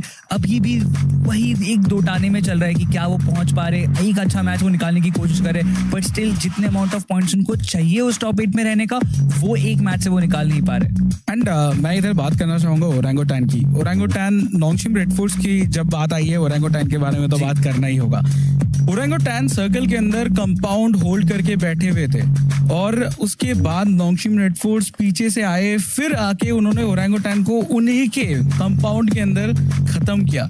मुझे लगता है कि ये सारे फाइट्स पे तो आपको डोमिनेट करने होंगे। अगर आप पहले से वो कंपाउंड पे हो, अगर आप कंपाउंड ही डिफेंड नहीं कर पा रहे हो, देन तो सीरियस इशू है। और ये तो एनएसआर की तरफ से एक स्टेटमेंट भी हो गया that you can't hide from us. और अभी बस ये देखना है कि अगला भी जो मैप रहेगा मिरामार का, क्या इस मैप की लर्निंग्स वहां पे ट्रांजिशन होती है इन टीम्स के लिए। बट एक मोमेंट था, आपने मेंशन किया, हम उस बारे में बात भी कर रहे थे, मैच के दौरान भी काफी हाइप हो गई थी। It was the clutch from Aspower. बहुत ही बेहतरीन तरीके से यूटिलिटी का इस्तेमाल करते हुए हमने उनको देखा, और सामने वाले प्लेयर्स की मिस्टेक भी ऐसी कि वो बस भागते हुए उन मोलोटॉव्स के अंदर चले गए, making the fight easy for him. और खासतौर से ये गलती हम वाइटैलिटी की तरफ से देख रहे हैं, वो ज्यादा सरप्राइजिंग था मेरे लिए। It was more about Espower's outplaying vitality। मुझे लगता है वो स्टोरी लाइन बहुत ज्यादा इंपॉर्टेंट होगा, बिकॉज एस्पावर के वो जो मोलोटॉव्स थे, दोनों मोलोटॉव्स वेर प्री। आप देख सकते हैं आखिरी वाला जो मोलोटॉव था उन्होंने ऑलरेडी प्रेडिक्ट कर लिया था कि वो आ रहे, हिट हुए एंड जलते हुए जब आप विंडो से देखेंगे उनको कूदते हुए, लास्ट टाइम वो निकले, he was already burning and या दैट्स इट। एंड वो हर दोनों मोलोटॉव्स बहुत अच्छी तरीके से वेल प्लान थे, जो मुझे लगता है एस्पावर को बहुत ज्यादा हेल्प आउट। लास्ट प्लेयर जो थे Power didn't even bother to peek and go for a shot. Exactly. He knew it was done. बिल्कुल। एंड देखिए ये वही वाइटलिटी है जिन्होंने कुछ देर पहले टियनबा को यही यूटिलिटी के साथ डाउन किया था। यूटिलिटी गेम वाइटलिटी का बहुत स्ट्रांग था और वही यूटिलिटी के साथ उनको खत्म करना इस तरीके से, it was very good. But मुझे लगता है कि ओवरऑल टीम को एक साथ फिर से और बेहतर परफॉर्म करने की जरूरत है। ये बात आपने सही की कि टीम प्ले कहीं ना कहीं थोड़ा सा मिसिंग है गॉडलाइक की तरफ से। अगर आता है in fact with OG as well तो इंप्रूवमेंट नजर आएगी इनकी परफॉर्मेंस में। बट फिलहाल गॉडलाइक की बात कर रहे हैं तो स्पेरो के साथ जुड़े हैं इस समय डायनामो और बच्चू। देखते हैं क्या कहा उन्होंने। I have Bachchu and Dynamo from Godlike with me here. यार मैं आप दोनों से जानना चाहूंगा, अरीना की वाइब आज ग्रैंड फाइनल्स का दूसरा दिन है, कैसी लग रही है आप दोनों को? डैम भाई, टू गुड। जैसे अभी फर्स्ट मैच हमारा स्टार्ट हुआ मिरामार का, एक्सपेक्टेड नहीं था कि एस्पावर 1v4 कर देगा, वो भी टीम वाइटैलिटी के साथ। लाइक अभी मोमेंटम पकड़ लिया, सब लोग पंप हो गए हैं। आई गेस आज का दिन बहुत अच्छा जाने वाला है। यार शुरुआत तो हो चुकी है, but let me ask the Dynamo the same question as well. Let me come in between ताकि मैं दोनों से आराम से बात कर पाऊं। बट डायनामो 1v4 वाइटैलिटी जैसी टीम, आपका रिएक्शन क्या था उस पे? I just have one line. The arena, the audience, the ambience is just better than before. And जो 1v4 देखा हमने, वो तो भाई heads off है यार. Just heads off, nothing else. 1 HP, 1v4, that's it. और इस तरह के माहौल में ना हमको मोमेंटम चाहिए होता है। आप मोमेंटम की बात कर रही थी। I think this will give team the momentum they wanted. So इससे जैसे हमारे फर्स्ट मैच में मोमेंटम पकड़ लिया है एंड आगे के मैचेस में भी हमारे लौंडे पंप है, सो अच्छे ही जाने वाले हैं। Wait for the another level का clutch. That was amazing. But Dynamo important दिन है आज, बैक टू बैक बहुत सारे मैचेस हैं। मिरामार हमारा एक फेवरेट मैप बन के उभरा है। ज्यादा मिरामार मतलब ज्यादा अच्छा comeback. Do you think that? Absolutely. Actually लोग बहुत ज़्यादा फोकस कर रहे हैं पॉइंट टेबल्स में एंड आई थिंक हमें भी वो चीज़ करनी चाहिए। द बेस्ट थिंग इज़ कि हमें बस एक और मिरामार है एंड रोंदो में पॉइंट्स आपको निकालने ही है। So I am just looking forward to that. Let's hope for the best कि हम अच्छे पॉइंट टेबल्स पे क्लाइंब अप कर सके ऊपर। Right. Now a normal question, right? बहुत गेम प्ले की बातें हमने कर ली। मैं देख रहा था आप दोनों की स्टोरीज, आप पेरिस थोड़ा सा घूम रहे थे। Tell me something, how is Paris? यार पेरिस ने बहुत सारी मेमोरीज दी है, सो मैं एक्सप्लेन नहीं कर पा रही हूँ कैसा रहा है मेरे लिए Paris. Alright, do you want to put words? यार actually it's our first time, so मैं चाहता था कि लाइक पेरिस अगर हम आए तो कुछ अच्छी मेमोरीज के साथ आए, सपोर्ट करने आए टीम को एंड एब्सोल्युटली हम इंडिया को रिप्रेजेंट करने आए तो वो काम डेफिनेटली करना ही है, ताकि जब यहाँ से जाएंगे तो एक यू नो लाइक अच्छी मेमोरीज, अच्छे दोस्त एंड अच्छी बहुत सारी चीज़ें लेके जाएंगे साथ में। Alright, thank you so much for talking with me. Thank you so much. अगर प्लेयर्स ऐसा खेलेंगे तो ऑफ कोर्स हर कोई गॉड लाइक को जो सपोर्ट कर रहा है पॉजिटिव फील करेगा ही, और उम्मीद जाग गई है आगे आने वाले मैचेस के लिए। अगला मीरामार काफी ज्यादा जरूरी रहेगा, लेकिन इस मीरामार की शुरुआत भी थोड़ी सी पेचीदी हुई थी। There was a soft drop clash कह लेते हैं उसको। टीम्स एक दूसरे के करीब तो थी। क्या लगता है वहां पे वो अर्ली लूटिंग टाइम सैक्रिफाइस हुआ? थोड़ा सा हुआ। अलूला वर्सेस होरा का हमने वो एक क्लैश भी देखा जहां पे अलूला के प्लेयर्स को सबसे पहले बाहर कर दिया गया। दैट वाज डेफिनेटली समथिंग जो शायद वो एक्सपेक्ट नहीं कर रहे थे। बट अगला मिरामार वापस एक कुछ नई कहानी लेके आएगा, एंड अगले मिरामार के साथ हम कह सकते हैं जो पहले सेट ऑफ 6 मैचेस है आपके कंप्लीट हो जाने वाले। ऑलमोस्ट आप कह सकते हैं कि एक अध्याय जो है इस पूरे ग्रैंड फाइनल्स का वो आपके लिए खत्म होने वाला है। बहुत इंपॉर्टेंट होगा उन सारी टीम्स के लिए। नाम तो हमें पता ही है, ओजी, गॉड लाइक, अलूला की बात करें, ईडा की बात करें, उन सबके लिए बहुत इंपॉर्टेंट रहेगा कि you have to do something better अगर आप अभी भी अपनी वो रे ऑफ होप बना के रखना चाहते हो कि आप टॉप 3 टॉप 5 आ सकते हो। बिल्कुल। ईडा की थोड़ी डिस्कशन को कंटिन्यू करते हैं, बिकॉज ईडा आई थिंक बॉटम से एक लौती ऐसी टीम थी जिन्होंने पिछले मीरामार के अंदर काफी ज्यादा अच्छा किया। हाँ, थोड़ी चीजों में कमी रह गई, but this was definitely a improvement जो हम कल के दिन उनसे देख रहे थे उस परफॉर्मेंस के कंपैरिजन में। आई थिंक येस, बट और बहुत ज़्यादा मेहनत करना होगा, क्योंकि जब आप बॉटम में बैठे हो तो उस टाइम पे इतना सर्वाइवल गेम अगर आप खेलोगे तो शायद आप ऊपर ना जा पाओ। तो आपको अभी एग्रेसिव भी होना होगा। हाँ, मैं मानता हूँ कि ये मिरामार का मैप था तो आप स्ट्रेटेजिकल खेलने की कोशिश कर रहे थे, बट फिर भी कितने देर तक खेलेंगे, क्योंकि आपके जो है वो 6 मैचेस खत्म होने वाले हैं। एग्जैक्टली। और ध्यान रखना पड़ेगा कि वो मैचेस खत्म होने से पहले आप जैसा अपने का फिनिश पॉइंट्स भी निकालने शुरू कर दो। बट चलिए इस कॉन्वर्सेशन में हमारे कमेंटेटर्स को एक बार फिर से बुलाते हैं, मिस्टर शर्मा एंड इंजीनियर वाइटी। पिछले मैच की अगर बात करें, any learnings to take away both for Orangutan and God like from that map of Miramar? I mean I hope कि मैं थोड़ा सा ब्रूटली ऑनेस्ट हो सकता हूँ। वो ये चीज रहेगी कि ओरंगुटान पिछले गेम के अंदर थोड़ी इनविजिबल दिखाई दी। जो फाइट्स शायद हो सकती थी जो एकदम से खत्म हो गई, ओरंगुटान का वो योगदान नहीं दिखाई दे रहा है जो जब हमने पिछले गेम से पहले जब मिरामार एंड ओरंगुटान वो सब चीजों की बात करी थी वो नहीं हो पा रहा है। आई डोंट नो क्या चेंज हुआ है ग्रुप स्टेज और अभी फाइनल्स के अंदर आकर के। आई होप अभी भी गेम्स पड़े हैं तो I hope there is a comeback एक अच्छे नोट पर एंड करने के लिए। एंड गॉड लाइक के लिए जब जैसे एडमिनो टेक डाउन हुए थे वो प्लेयर बैकअप नहीं आ पा रहा था। जब सबसे पहले 100 में टेक डाउन हुए थे प्लेयर बैकअप नहीं आ पा रहा था। बट तब भी इंडिविजुअल फ्रैगिंग पावर है ये हमें पता है, क्योंकि हमने इस पावर को बहुत बेहतरीन काम करते हुए देखा है। बाबा आप क्या कहना चाहेंगे इंजीनियर वाइटी? मैं केवल यही कहना चाहूंगा कि आप अपने डिसीजन मेकिंग को थोड़ा जल्दी कीजिए। अगर आपको रीग्रुप होना है तो जल्दी होइए। इतना टाइम नहीं लगा सकते। आपने एक प्लेयर वहां पर स्प्लिट में गवा दिया। देन आफ्टर जैसा कि एडमिनो को लेकर बात हुई कि एडमिनो को कवर देने के लिए कोई नहीं था, तो इन सारी चीजों पे काम करने की आवश्यकता है। बाकी गन पावर ठीक है, उससे रिलेटेड उतना कोई इशू है। 1v4 कर दिया, गन पावर तो बहुत ही बढ़िया चल रही है। बट क्विक प्रेडिक्शंस इंजीनियर वाइटी आपसे और फिर मिस्टर शर्मा आपसे। Furia mister Sharma? Well, the caster in me would say, चलो Nongshim red Force, but the ocean Sharma in me would say, भाई अब टाइम है भाई, अब मतलब क्या बोल। ठीक है, समझ गए हम आपकी बात है। Thank you so much for joining us. आप लोग फिर से एक बार प्लेन को अपने रिफ्यूल कीजिए, अगले मैप के ऊपर भी टेक ऑफ करना है। आपकी क्या क्विक प्रेडिक्शंस रहेंगी? मैं भी नॉन्गशिम रेड फोर्स के साथ जाना चाहूंगा। जी बिल्कुल। आई फील लाइक कि आप उनके पास एक अच्छा मौका है इस मिरामार में कुछ करने के लिए। एंड मैं मिस्टर शर्मा के साथ थोड़ा सा अग्री करूंगा। नेक्रोस चाहता है कि एज अ कीजिए ना, एक वर्ड बता दीजिए। नॉन्गशिम क्विक अरोरा। ऑलराइट, प्रेडिक्शंस आ चुकी हैं। देखते हैं मिरामार का जो मैच है कैसा जाएगा। After this 33% of the matches will be done and dusted. तो चलिए मैच की तरफ आगे बढ़ते हैं विद आवर कमेंटेटर्स। चलिए बढ़ते हैं इस मीरामार के मैच की तरफ। आज के दिन का ये दूसरा गेम, बट इनडायरेक्टली आप कह सकते हैं कि डे 1 का आखिरी गेम जो बताएगा कि 6 मैचेस के बाद कौन सी वो टीम रहेगी जो टॉप ऑफ द बोर्ड हमें देखने को मिलेगी। हालांकि इसके बाद भी हमें डे 2 के वो 6 मैचेस और देखने को मिलने वाले हैं। बट मीरामार का ये गेम कई सारी टीम्स के लिए बहुत ज्यादा खास हो जाता है। चाहे आप नॉन्गशिम रेड फोर्स की बात करें, चाहे आप गॉड लाइक की बात करें, ओजी की बात करें, उन सारी टीम्स को कमबैक करना है जो अभी भी सेकंड पेज पे अपने आप को रखती हुई नजर आ रही हैं। बट वहीं पर जब हम अरोरा की बात करते हैं तो इनके लिए भी बहुत ज्यादा जरूरी हो जाता है मीरामार के मैच में परफॉर्म करना। हमने आपके रोंडो के गेम प्ले को बेहतर देखा, हमने आपको एरेंगल में अच्छा खेलते हुए देखा। मीरामार का पिछला गेम जहां पर आप 4th 5 के अगेंस्ट बाहर हो जाते हैं, कोशिश उनकी तरफ से भी रहेगी एक अच्छा गेम प्ले दिखाने की, बट ये कोशिश फ्लाइट पाथ की तरफ से जरूर ये है कि शुरुआती दौर में कुछ भिड़ंत हमें देखने को मिल सकती है। व्हीकल कंटेंशन सैन मार्टिन एल्पोजो तक पहुंचने के लिए हो तो सकते हैं इस तरीके से, और क्योंकि आप होरा के प्लेयर्स को भी देखिए, वो भी उतर चुके हैं। पार्टोना साइड हमें पता है नोंगशिम के प्लेयर्स जाते हैं, वो उतर चुके हैं। मुझे पता है आप हंसे क्यों हैं जब होरा की बात करी गई और वो सदर्न साइड की बात करी गई है। ये चेंज, ये उनके प्ले स्टाइल को तो चेंज करेगा ही, बट अगर सर्कल ऊपर बना तो वो क्विक रोटेशन के लिए जाएंगे तो किस डायरेक्शन से जाएंगे।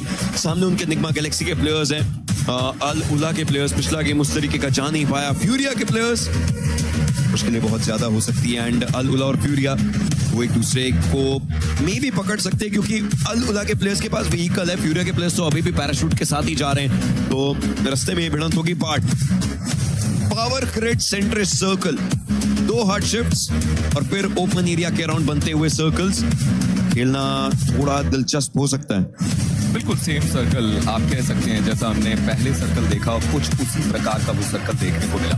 लास्ट गेम में ओजी अंदर की तरफ को गई थी, गॉडलाइक बाहर की तरफ को गई थी। इस गेम में गॉडलाइक अंदर की तरफ को गई है, ओजी ग्रेवयार्ड साइड गई है। थोड़े से बदलाव हुए हैं, अब देखेंगे वो बदलाव कितने बेहतर होते हैं। एसटूजी के भी बहुत ज्यादा करीब गॉडलाइक का एक प्लेयर हमें देखने को मिलता है, मे बी वो व्हीकल फाइट शायद वहां पर बनती हुई नजर आए। निग्मा गैलेक्सी एल्पोजो की तरफ अपने आप को लेकर जाती हुई, फ्यूरिया के प्लेयर मॉन्टेनीगो की तरफ अपने आप को लेकर जाते हुए, बट इनके बीच में अलुला, जैसा कि आपने भी चर्चाएं करी कि उन्हें लाकोप तक पहुंचना है। सबसे बेहतर बात यह कि उनके पास व्हीकल है तो वो भी अपने आप को लाकोप तक लेकर जाने में कामयाब हो जाएंगे।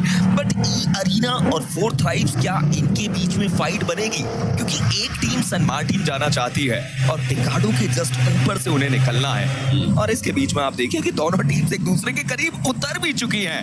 फोर्थ थ्राइव्स वर्सेस टीम ई अरीना।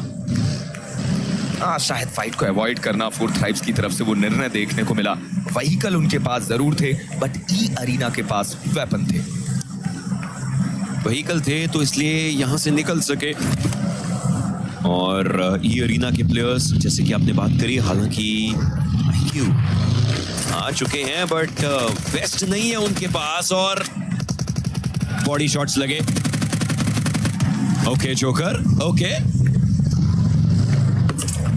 वो हेलमेट सही सलामत था जो था पहले से। वेस्ट हालांकि इन्हें भी नहीं मिल पाई, बट ये पहली कैजुअलिटी, एंड थोड़ा सा शॉक एंड सरप्राइज कि ये अरीना टॉप पर ऑलरेडी बैठे हुए थे। अब तो पॉइंट्स भी अगर आप देखें, इट्स कंप्लीटली नाइस। देखिए किस्मत बहादुरों का साथ देती है। जब आप अच्छा खेलते हैं, जब आप बहादुरी दिखाते हैं, जब आप जल्दी जल्दी अपने निर्णय को लेते हैं, तो फिर आपके साथ वो लक फैक्टर भी काम करता है। 0.01% जो लक फैक्टर होता है, और वहां पर टीम ई अरीना ने पहला फिनिश भी अपनी टीम को लाकर दिया। फोर्थ थ्राइव्स को शुरुआती दौर में एक नुकसान होता हुआ, और अब अपने सफर को 3 प्लेयर्स के साथ तय करना होगा। पर जब हम अल उला की बात करते हैं तो वो अभी तक लाकोप तक नहीं पहुंचे हैं, वो अपने आप को पावर ग्रिड के एरिया पर लेकर गए। ये जरूर मेरे लिए थोड़ा सा शॉकिंग एंड सरप्राइजिंग है, क्योंकि ईडा के प्लेयर्स भी उसी एरिया में कई बार हमें लूट करते हुए देखने को मिलते हैं। गॉडलाइक के प्लेयर्स लगभग हल्की फुल्की वो लूट उनके पास अभी भी लूट करने की आवश्यकता जरूर। आप आरू को देखिए, उनके पास वो लेवल 1 का हेलमेट देखने को मिलता है, डीपी और स्ट्वेल्की के साथ वो देखने को मिलते हुए। वहीं पर हमने गॉडलाइक के प्लेयर्स को देखा, एक प्लेयर के पास हेलमेट है तो वेस्ट नहीं है। मतलब दोनों टीम्स को अभी भी लूट पर काम करना होगा, समय बिताना होगा, और उसके बाद सर्कल के अंदर एक अच्छी जगह पकड़नी होगी। गॉडलाइक को ये समझना पड़ेगा कि उनके बिल्कुल सामने उल्फ के प्लेयर्स होंगे अगर वो थोड़ा सा भी ऊपर जाते हैं, हासियंदा साइड से जाते हैं, और अगर वो सोचते हैं कि हम Cruz del Valle Water Treatment से जाएं तो S2G होगी। चाहते ना चाहते गॉडलाइक सैंडविच हो सकती है 2 टीम्स के बीच में, जो शायद क्या एक्चुअली बनेगा तो दिक्कत की बात, लेकिन अगर वो लेट रोटेट करते हैं, और ऐसे सर्कल्स में सडन रोटेशंस तो होती नहीं है। गॉडलाइक ने ऑलरेडी रोटेट करना शुरू भी कर दिया है, और ओरंगुटान के प्लेयर्स भी मूव तो कर रहे हैं। Power Grid maybe San Martin तक जाकर के खुद को सेफगार्ड थोड़ा सा समझ सकते हैं, क्योंकि वहां पर बहुत सारी बिल्डिंग्स है, बहुत सारे एरियाज हैं। आप कोई भी 2 घर ले लीजिए, 2 और 2 के स्प्लिट के अंदर अपने आप को रखिए, और थोड़ा टाइम गेम को चलने दीजिए एक फ्लो स्टेट में, उसके बाद जाकर के फाइट लीजिए। और इसी चीज की हमने बात करी थी कि S2G के प्लेयर्स गॉडलाइक के काफी करीब होंगे। आपने डुअल फॉर्मेशन की बात करी ओजी को लेकर, बट ओजी तो 1-1-1-1 फॉर्मेशन में खेलती हुई नजर आ रही है। चारों प्लेयर्स को अलग अलग वो स्प्लिट एरिया पर रखते हुए S2G के प्लेयर अल-अज़हर से उनका रोटेशन आता है, जैसा कि आपने भी चर्चाएं करी। गॉड लाइक के प्लेयर्स उनके बहुत ज्यादा करीब। आने वाले समय में हो सकता है कि कुछ झड़प हमें देखने को मिलती हुई नजर आए, बट ओजी की तरफ से वो अप्रोच जरूर देखने को मिली, जहां पर उन्होंने हल्की फुल्की लूट उठाई और सर्कल को प्रायोरिटाइज किया। अगला सर्कल जरूर बताएगा कि किस प्रकार से वो सर्कल बनता है और ओजी के लिए कितना फेवरेबल साबित होता है। बट ई अरीना को लेकर मेरी दोबारा से चर्चाएं शुरू होती है। पिछले मैच में बिल्कुल ऐसा ही सर्कल था। ई अरीना ने कोई खास रोटेशन नहीं दिया, मौके पे चौका मारा, एक अच्छा चिकन कन्वर्ट किया, और इस बार भी कुछ ऐसा ही सर्कल है। तो अगर कहानी मैं बताऊं रोंडो की, जब रोंडो में इन्होंने 29 पॉइंटर मारा था, जो 39 पॉइंटर बना था, स्टेडियम का सर्कल था, स्टेडियम पहुंच गए, कोई रोटेशन नहीं करी। सो कहना क्या चाहते हो आप? देखिए, बयान तो कुछ ऐसा ही होता है कि ई अरीना शायद इस गेम को भी बड़ा कन्वर्ट कर सकती है। गन पावर वो ऑलरेडी बहुत दिखा चुके हैं कि किस स्तर पे वो टीम देखने को मिलती है। टर्नी के को हम ऑलरेडी जानते हैं कि कितना बढ़िया वो आईजीएल शिप अपनी टीम को करते हैं। हालांकि कई सारी टीम अब अराउंड सेंटर अपने आप को लेकर जाती हुई, 4 थ्राइव्स पिकाडो से वो लूट उठाई गई, धीरे धीरे हिली एरिया से अपने आप को आगे लेकर जाते हुए। गॉड लाइक के प्लेयर हालांकि अभी भी एजेस पे रुके हुए हैं, शायद वो इंतजार कर रहे हैं कि S2G के प्लेयर आसपास से निकलेंगे तो शायद थोड़ी बहुत कोशिश की जाए, बट S2G अंदाजा तो उन्हें भी है। इस समय पे सवाल बस यही बनता है कि गॉड लाइक के लिए जरूरी फाइट लेना नहीं, गॉड लाइक के लिए जरूरी यह है कि वो अपने आप को सर्वाइवल पर रखे, जोन को प्रायोरिटाइज करे, ताकि एंड सर्कल में अपनी मैन पावर की बदौलत एक बड़ा गेम कन्वर्ट करे। जब हम सर्कल देखेंगे अभी थोड़ी देर में, तब मैं इस चीज के ऊपर और प्रॉपरली बात कर पाऊंगा, क्योंकि गॉड लाइक जो जोन के एज से जा रही थी, वो सर्कल के एज टू एज जाते हुए भी अपने आप को एक थोड़ा सा जोन के अंदर के एरिया पर रख सकती थी। दे चोज कि वो बहुत बाहर से होकर के जाएं, जो उनकी सेंटर ऑफ द जोन जाने की रोटेशन को थोड़ा सा लेट करता है। अगेन अगले 60 सेकंड में जब सर्कल आएगा तो आई थिंक आप लोगों को और ज्यादा बेहतरीन तरीके से पता चलेगा। हालांकि तब तक गॉड लाइक अगर सेंट्रल अप्रोच के लिए आ जाती है तो कहानी अलग हो जाएगी। पहला वाला गेम और ये वाला गेम, अभी तक यहाँ पर मात्र एक बैटल हुई है, जहां पर हमने देखा कि वो एक एलिमिनेशन, वो 4 थ्राइव्स वाला ई अरीना के हिस्से में गया। पिछले गेम में ऑलरेडी एक टीम बाहर हो चुकी थी जब 1v4 आया था जी। तो अगेन दिन का पहला गेम चाहे कोई भी मैप हो, ये तो देखने को मिलता है कि उस पहले गेम के अंदर टीम स्टिल थोड़ा फाइटिंग चांस रखती है, दूसरे गेम से पेस एकदम से बदलता है। हालांकि अब दिन का पहला गेम रोंडो होता है तो वहां फाइट्स हमें देखने को मिलती हैं, लेकिन वो चीज अभी भी कारगर है।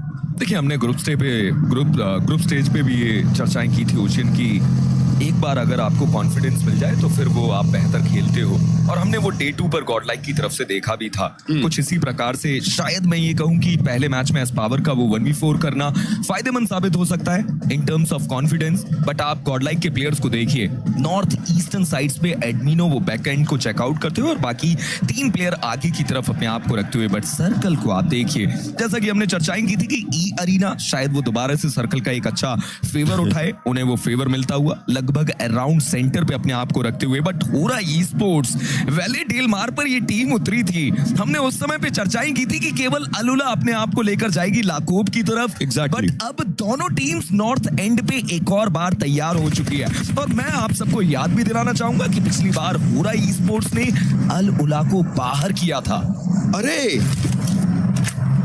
निग्मा गैलेक्सी के कूप्स ने वापस से फ्यूरिया के वो जो एलिमिनेशन होने वाला था, जो ऑरोरा ने किया था, कूप्स ने ले लिया। देखिए, मैं एक कहानी सुनाना चाहता हूँ। मेरी कहानी ये है कि निग्मा गैलेक्सी जो एल्पोजो पे लूट करती है, मुझे याद आता है वो ग्रुप स्टेज का टाइम जहां पर फ्यूरिया ने निग्मा गैलेक्सी को बहुत परेशान किया था। उनके ड्रॉप पर चले गए थे, आपने उनके ड्रॉप को लूट लिया था, जिसकी वजह से निग्मा गैलेक्सी को लूट नहीं मिली थी। शायद उसका ही बदला लेने की कोशिश निग्मा गैलेक्सी करती हुई। हालांकि दोनों ही टीम्स ऑब्सेस्ड रहती हैं उस हिल एरिया से। जब भी ऐसे सर्कल बनते हैं, ये दोनों ही टीम उस हिल एरिया को अपने पास रखना चाहती हैं। बट पूरा ई स्पोर्ट्स के जिगल क्विक को क्विकली कंफर्म करते हुए, और अब हुरा के प्लेयर्स को और आगे तो मूव करना चाहेंगे, लेकिन हर एक कदम थोड़ा सोच समझ करके रखना होगा उन्हें। कोशिश उसी चीज की, किस प्रकार से इनफैक्ट मूव कर पाएंगे।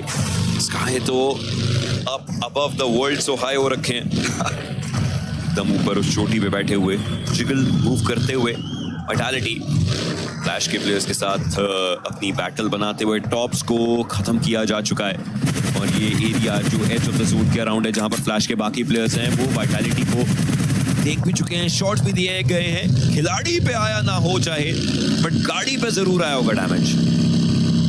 पिछली बार हमने देखा था वाइटैलिटी को एक कोशिश करते हुए। AWM का फटका मैं जरूर बोलूंगा वो काबिले तारीफ था, अनएक्सपेक्टेड था एडमिनो पर जो उन्होंने कसा था, बट उसके बाद काबिले तारीफ तो एस्पावर की तरफ से वो 1v4 था, बट काबिले तारीफ तो ULF की तरफ से अरोरा के प्लेयर्स को डाउन करना भी है। अरोरा के कई सारे प्लेयर्स को नॉक कर दिया गया, टॉप के ऊपर भी वो नेड आया, स्कारफेस ने वो नॉक निकाला। ULF कितनी आसानी से इस फाइट को अपने नाम करती हुई नजर आ रही है, बट मैं इंतजार कर रहा हूँ हो रहा ई-स्पोर्ट्स का। आप आइए, थर्ड पार्टी कीजिए, आप भी मौका बना सकते हैं, ढूंढिए भैया, आप भी ले लीजिए। अरोरा ई-स्पोर्ट्स एक और खराब गेम आज के दिन का, जहां पर आपने ऑलरेडी अपने 3 प्लेयर्स को गवा दिया और अभी तक खाता भी नहीं। टीम्स अभी भी सारी सर्वाइव कर रही हैं, बट हाँ, इस गेम के अंदर पूरा एक 180 डिग्रीज टर्न आया ऑरोरा के प्लेयर्स का। डॉग को आप देख सकते हैं, निग्मा गैलेक्सी के प्लेयर्स के कितने करीब है वो। ये सर्कल, ये शिफ्ट लेफ्ट साइड हो सकता है, और होरा के प्लेयर्स सेंटर में जिस तरीके से बात करी गई थी, वो प्लेयर्स उसी डायरेक्शन में देखने को मिलेंगे। गॉडलाइक के प्लेयर्स से दूर ये सर्कल जिस तरीके से गया है, ओजी के प्लेयर्स स्टिल जोन के थोड़ा सा बाहर की तरफ को। मुश्किलें, काफी मुश्किलें। ज्ञानबा के बैकएंड पर हैं, गॉडलाइक के प्लेयर्स थोड़े बहुत शॉट्स पे डाले गए हैं, लेकिन पूरा ध्यान आगे इनका शायद उल्फ के प्लेयर्स पर हो सकता है। आने वाले समय में ओजी के प्लेयर्स को भी फाइट लेनी पड़ेगी और उन्हें भी कुछ गेम प्ले दिखाना पड़ेगा 4-5 के अगेंस्ट। बट ULF के प्लेयर्स को देखिए, ज्ञानबा के ईगल को डाउन करते हैं, मीलू को डाउन कर दिया गया। सोललेस तो रुकना नहीं चाहते, इस बार ज्ञानबा की आत्माओं को खींचकर उन्होंने शिकार किया। ULF पहले हमने देखा था अरोरा ई-स्पोर्ट्स के प्लेयर्स को परेशान करते हुए, पर इस बार ज्ञानबा के प्लेयर्स, आखिरी प्लेयर्स शायद उनके ऊपर वो शॉट। ज्ञानबा ई-स्पोर्ट्स वो भी इस गेम से बाहर जाते हुए, बैक टू बैक 2 टीम्स को इतना भारी नुकसान, जहां पर अरोरा का वो एक प्लेयर जीवित और टीम ज्ञानबा को तो इस गेम से ही बाहर कर दिया। इस गेम के अंदर हाईएस्ट नंबर ऑफ एलिमिनेशंस, जहां बाकी टीम्स या तो खाता खोलना चाहती हैं या मात्र एक एलिमिनेशन के साथ है। उल्फ 7 एलिमिनेशंस पर है। Who hurt them? ऑलरेडी अपने आप को टॉप 3 में तो देख ही रहे थे, हम उनके सेकंड चिकन डिनर की बात कर रहे थे। अब जाकर के लग रहा है कि ये टीम अपने नंबर्स और बढ़ाने वाली है। एंड अगेन ये स्टेटमेंट ई अरीना के इनको करीब लेकर के जाएगा, कंटेंशन में रखेगा। याद दिला दे देवी और सज्जनों, इस गेम के बाद 6 मैचेस खत्म हुए होंगे, उसके बाद आज के दिन 6 और मैचेस होने वाले हैं। उन मुकाबलों में टीम्स बहुत ज्यादा कोशिश करेंगी अपना बेहतरीन गेम प्ले सामने रखने की, लेकिन मोमेंटम, हाथ गर्म करना, ये 2 मैचेस ही तो करने वाले हैं। कमाल का ग्रेनेड, बट थोड़ा दूर रह गया। जी बिल्कुल, मुझे लगा था कि शायद नेड के पास एक्सेल खुद पहुंच गए, और वो लगातार पहुंच भी रहे हैं। जिधर नेड जा रहे हैं वो उधर ही अपने आप को लेकर जा रहे हैं। बट मैं अभी भी सोच रहा हूँ ULF के कंपाउंड पे 2 स्लैमिन्स आना, और दोनों ही स्लैमिन्स को कितने बढ़िया तरीके से नकारा गया। सोललेस बहुत उम्दा वो खेले हैं, 2 अच्छे नॉक निकाले गए, उसके बाद एक और प्लेयर को उन्होंने डाउन किया था। इस पर्टिकुलर फाइट में आप कह सकते हैं कि सोललेस ने बहुत ज्यादा वैल्यू निकाल कर दी, but team Vitality versus team अल-हुदा एक प्लेयर को डाउन किया, सामने से उनके ऊपर भी शॉट्स आए और उसके चलते उन्हें नॉक कर दिया जाएगा। बट टीम वाइटैलिटी 2 प्लेयर्स का नॉक होना मुसीबतों में तो उन्हें भी डालता हुआ, और S2G वो थर्ड पार्टी करती हुई, वो तो इंतजार कर रहे हैं। आप देखिए व्हीकल ला करके बस साइड में रख चुके हैं, बट वाइटैलिटी से ये हुआ क्या, उनके सामने का खिलाड़ी उनका एग्जैक्ट इंफॉर्मेशन नहीं जानता था। पेड्रोलेस, इनके तो हमने वो फरारी पीक्स देखे थे, जिस तरीके से खेलते नजर आए थे, वापस से वो वाला पेड्रोलेस देखने को नहीं मिल पाया है, और इनफैक्ट उन्हें टेक डाउन किया जा चुका है। एक्सेल जस्ट ऊपर के एरिया पर, एक्सेल का रिकॉर्ड 23 एलिमिनेशंस इन 1 डे, हाईएस्ट एलिमिनेटर रिकॉर्ड इनके पास है, और वो जस्ट अभी 2 दिन पहले का, 3 दिन पहले का, जब इन्होंने एक दिन में एक बड़ी छलांग मारी थी पॉइंट्स के हिसाब से। बट अब विजगॉड एक फाइट ले रहे हैं, ईडा के प्लेयर्स, उनको डाउन किया गया, बट विजगॉड को भी टेक डाउन किया जा चुका है। हालांकि आरू आए हैं, अगर हम वो फाइट देख सके तो पता चलेगा कि कहानी लिखी किस प्रकार से जा रही है, क्योंकि वो एलिमिनेशन नंबर्स, वो पॉइंट चाहिए, और दूसरी तरफ फ्लैश के प्लेयर्स वो गॉड लाइक पे हावी है। पिछला गेम 100 में पहला एलिमिनेशन, इस गेम 100 में पहला एलिमिनेशन। रैंगुटैन मीनवाइल के पास फिनिश नंबर्स नहीं आ पाए, वो इन्हें कंफर्म भी नहीं करना चाहते क्योंकि रीटा पीछे से आ चुका है। क्या ये वापस जाना, क्या ये यूटर्न मारना, ये सही डिसीजन रहेगा? सामने केवल रीटा है, 2 प्लेयर्स फाइट तो ले सकते हैं इंजीनियर। 15वें और 16वें स्थान के बीच में फाइट होती हुई और आप फाइनली कह सकते हैं कि 15वें स्थान की टीम वो फाइट को जीतती हुई नजर आएगी और ईडा इस गेम में भी कुछ खास नहीं कर पाया। हालांकि ओजी को भी भारी नुकसान हुआ, अपने 2 प्लेयर्स गवा दिए और अब 4 ट्राइब्स वर्सेस टीम ई अरीना एक फाइट। ई अरीना के प्लेयर एक और बार 4 ट्राइब्स के ऊपर टूटते हुए 4 ट्राइब्स को डाउन किया, कंफर्म किया, कंफर्मेशन में तब्दील किया। अगर आप इस पूरे ग्रैंड फाइनल्स को उठाते हैं और जब हम बात करते हैं अरीना और 4 ट्राइब्स की, लगभग 4 बार ये फाइट हुई है और चारों बार ई अरीना ने ये फाइट जीती है। 4 थ्राइव्स के अंदर का वो जो 4 है वो एक्चुअली ई अरीना के हिस्से में गया है 4 बार। Actually this is the correct stat. E Arena और 4 थ्राइव्स एक दूसरे के आमने सामने आए, 3 बार क्लीन फाइट जीती गई है। बिल्कुल clean as in E arena के प्लेयर्स सरवाइव करे हैं। तो ई अरीना बहुत ही ज्यादा अलग नजर आ रही है।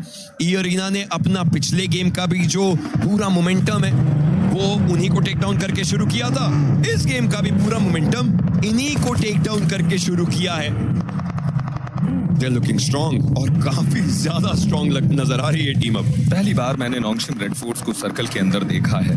मतलब आप कह सकते हैं कि मैं उनसे उम्मीद रख सकता हूं कि शायद ये गेम वो बेहतर बनाकर जाएं। वरना मीरामार की बात करें और नॉन्गशिम रेड फोर्स ब्लू जोन का डैमेज झेलती हुई नजर ना आए, ऐसा तो हो ही नहीं सकता। इस पूरे टूर्नामेंट में लगभग ऐसा होता हुआ नजर आया है और उसका कारण है उनका वो ड्रॉप जो पल्टोना की तरफ हमें देखने को मिलता है।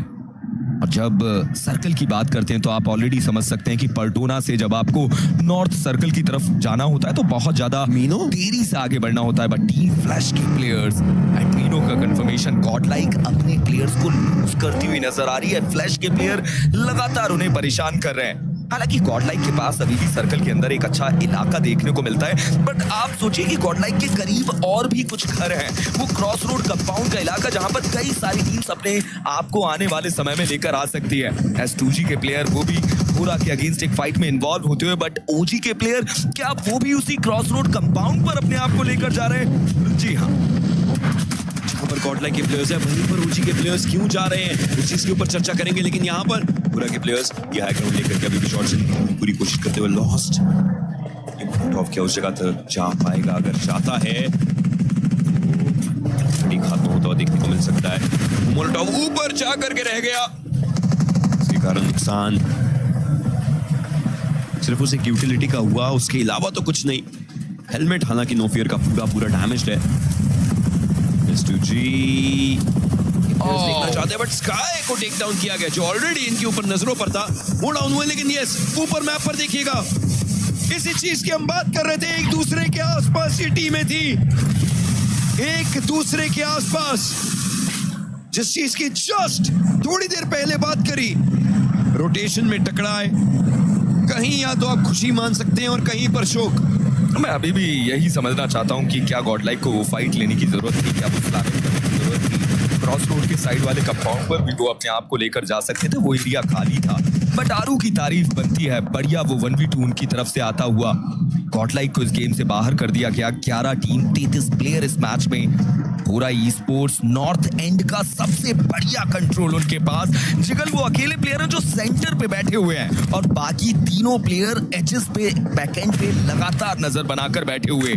ऐसे समय पे यूएलएफ के प्लेयर्स को सर्कल के अंदर एंट्री बनाने में थोड़ी सी मुसीबत हो सकती है। हालांकि मैं ये भी कहना चाहूंगा कि यूएलएफ के प्लेयर आने वाले समय में टीम फ्लैश या फिर ओजी के प्लेयर्स के ऊपर स्लैम इन मार सकते हैं 100%। और वो कोशिश भी करेंगे, देखिए कि वो फाइट्स अपनी बना सके। मैन एडवांटेज डिसएडवांटेज की उतनी चर्चा नहीं रहेगी, आप सरप्राइज एलिमेंट, सरप्राइज फैक्टर लेकर के आ सकते हैं। तो शायद उस चीज के बारे में सोचा जाए ताकि जो 11 टीमें अभी भी सर्वाइव कर रही हैं, 32 खिलाड़ी ट्राई तो कर रहे हैं कि कहीं से वो इन्फॉर्मेशन ले पाए कुछ भी करके। और वो इन्फॉर्मेशन उसी तरीके से आनी चाहिए कि आप किस किस डायरेक्शन में अपने ओपोनेंट्स को देखना चाहेंगे। स्लीपी स्टिल पुटिंग प्रेशर, लेकिन उनके पास गोलियां ज्यादा नहीं बची हैं, 33 गोलियां मात्र। रीलोड्स एंड ऑल सब चीजें उन्हें करनी पड़ेंगी। हालांकि अभी भी जानना बहुत जरूरी है कि इस मैच में और आगे की कहानी क्या रहने वाली है, परंतु वो कहानियां देखिए चलती रहती है, कहानी और किरदार तो ये सब बना रहे हैं, बट इस गेम को और पिछले गेम को हमने अभी तक जितना देखा, थॉट्स यही रहने वाले हैं कि टीम्स बहुत ज्यादा प्रेशर के अंदर शायद नजर आ रही हैं। आपके क्या थॉट्स रहेंगे, स्पेशली 100 में पहले जो एलिमिनेट हुए दोनों गेम्स के अंदर? What's your take on that? देखिए, आप एक तरफ से ये भी कह सकते हैं कि 100 में शायद अपनी टीम से थोड़ा सा दूर खेल रहे हैं, या फिर दूसरा थॉट आप ये भी रख सकते हैं कि गॉड लाइक के प्लेयर्स उन्हें कवर नहीं दे पा रहे, क्योंकि देखिए जब ग्लोबल लॉबी में खेल रहे हैं तो आपको ये तो पूर्ण रूप से आपको पक्का करना होगा कि अगर आपका प्लेयर दूर है तो आप उसे कवर दे पाए। पहले नॉक में कंफर्मेशन नहीं आना चाहिए। 100% देखिए, उसी तरीके से तो ऑब्वियसली मुश्किलें बहुत ज्यादा बनती हैं, but it's not just that. हमने ई अरीना और फोर्थ राइज वाली बैटल भी तो देखी है। It's E Arena just is owning the right word. E Arena, देखिए मुझे जितनी भी फाइट्स याद आती है, मुझे एरेंगल की फाइट याद आती है, वहां पर भी फोर्थ राइज हुजैफा ने अच्छा हार्ड ट्राई किया था, बट ओवरऑल ई अरीना जीती थी। और आज की इस फाइट में तो समझ में नहीं आया, थोड़ी सी देर का वो स्लैमन और केवल 3 सेकंड के अंदर फोर्थ राइज को बाहर कर दिया गया। हालांकि फोर्थ राइज एक अच्छी टीम है, बट ई अरीना के अगेंस्ट में वो उतना बेहतर नहीं कर पा रहे। No, 100% ऑब्वियसली जिस तरीके से पूरी कहानी हुई है, आज तो कहानियां पलट रही हैं, और अगर कहानी पलटने की बात करें, आज हम इनवाइट करेंगे एनालिस्ट को। कैसे हो आप? क्या बात बताओ। क्या बात है? बढ़िया, एकदम बढ़िया। नहीं, मैं बढ़िया तो नहीं हूँ। हमारी टीम्स के जिस तरह से मैच जा रहा था, आई थिंक फर्स्ट वो अर्ली रोटेशंस वहां पे डिले होना, वो काफी ज्यादा दिक्कत का विषय बन गया था। बट फिलहाल अच्छी चीजों की मैं थोड़ी बात कर लेता हूँ। हो रहा है स्पोर्ट्स, वो हाई ग्राउंड कंट्रोल आप लोगों को तो काफी पसंद आया। हमने देखा, आप भी गेम के बारे में उसकी चर्चा कर रहे थे, काफी प्रेशर हो रहा ने बना के रखा। आप लोगों का क्या सोच विचार? काफी अच्छा वो खेल भी रहे। मैं टोपोग्राफिक एडवांटेज यूज करना मेरा मान में काफी एक मतलब बेसिक सी चीज बन जाती है अगर आपके पास एक अच्छा हाइट है, एंड आई फील लाइक उसका एक अच्छा यूटिलाइजेशन वो कर भी रहे। But also in the other perspective as well teams के, आप नहीं मिस्टर शर्मा कह भी रहे थे, ये अरीना बनाम 40 का वो जो एक बैक टू बैक क्लैश हो रहा है, back to back clean vibes, वो भी काफी कमेंडेबल है। और अगर ट्रेंड की बात करें तो एक ट्रेंड तो ऐसा भी चल रहा है कि निग्मा गैलेक्सी के प्लेयर्स ने जिम्मा उठा लिया कि फ्यूरिया को परेशान करके ही रहेंगे वो आज के दिन। आई थिंक आप लोग तो खुश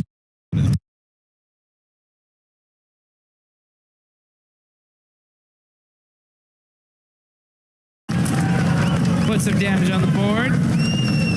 S2G looking to clean this up here. They definitely need a win. They're in 12th place. Win will definitely put them in a good position here for the rest of the day. Furia, the same boat. Let's see who's going to take this chicken dinner, though. Aura rocking a 2-1 split with Jiggle on the absolute high ground here. Don't forget about Dr. Aurora all by himself. He's still there. You can see him. He is just holding that spot and starting to soak up some placement points here. Only 6 teams remaining. The thing for Aura right now is that they know there's a solo on the north side, which gives them a little minor advantage if there's going to be a third-party fight between them and Furia. Tracy's angle might not be known. S2G take a shot from Aaron, who is their solo from Ulf. And Aaron finds the flush as well. So S2G now down to 2 players. Jukes, there's a lot of solos here, but they aren't without their opportunity. Yeah, that's for sure. They could win this whole thing if the timing ends up perfect for them. You can see nice shots there from No Fear. Oh, instant confirmation too. MSG's really hurt. So he's going to throw the pan there. Yeah, no. that would have been nice to Pulls the say. pin on the nade. Some of this. How about some of that? Long nade. Not able to get the finish. And it looks like S2G should be able to get the res here. Does he have a Molotov for another nade? Because I mean, he has the high ground. He might have the arm to get there. It doesn't look like they're going to go for it. The res likely to be coming through now. For S2G to keep themselves alive as 2 players. It's Razy that I've got my eyes on still from Vitality. He's gone so far from such a distance. Aaron, most likely the next solo to fall. Igor's has flexed out and is very close to Doc for Furia. That could be a dangerous spot if they're caught unawares. Oh, he's hopped out as well. Doc might just be able to get away with a free elim here. There's a nade in his hand. This is not where you want to be for Igor's. If he doesn't hear this pin, if he doesn't get out of the way, this might just be a free knock, but he's into the vehicle again. And I think he's read into it. He's up into the wall now. Doc has to hold his little shack out in the open. Silence and Furia just waiting for this fight to happen. These guys are going to wait up to the last second here. The zone is closing. Okay, Jiggle backing things up. Oh, and he goes right into Razy. Gonna have to make a play. Great headshots, but Sleepy, great teamwork there to be able to shut him down. It felt like that was the opportunity there. Jiggle stalling on the buggy slip, but just didn't quite finish off that spray in the backup from Horror. Of course, they did know he was there. As I was saying earlier, after losing a player to him was good news. Oh, another solo goes down. That will be the final solo out. So we are playing 3v3v2 as Furia in with a chance here to put that chicken dinner on the board. Same story for all three of our teams. I feel like S2G are the most suppressed in their area right now. Yeah, but they're suppressed on the leaderboards too, right? So literally all these teams desperately need this game. Gonna be big points regardless. You can see right now, 8th place, 11th place, 12th place. It's gonna help them out big time. Let's see what No Fear can do with that high ground. This is stage 8, folks. The zone will be closing into nothing. Once that zone pops, Sleepy applying that pressure on S2G. He's got the intel now, knows exactly where they're at. He's got a couple nades. Gonna go ahead and use that high ground to try and get the shots. But some big shots on the Aura. That's No Fear eliminated. That angle being gone is critical. A really nice pick up there over onto the high ground, as well as Jiggle going down. Leaves Aura now just on the one player alive. Furia want to regroup, and the descent comes through from the last remaining player for Horror, Sleepy, who has broadside on Lost, but he's not taking the shots just yet. I think Lost spotted him just before he ducks behind the ridge. And he has to drop down a little bit further to be a bit safer. Spots Lost, gets a headshot, but doesn't quite get that full-blown knock just yet. And then they roll. Sleepy Finds the other, though. He finds his teammate, and maybe a 1 versus 2. But Furia now sat with their players rolling across the open zone. And Sleepy finds another. 3 players now left for it to deal with. But there's a P90 outside. He's behind those trees. I don't think it's going to work. No, sirree. Brazil able to find the chicken dinner here. And Furia fight back.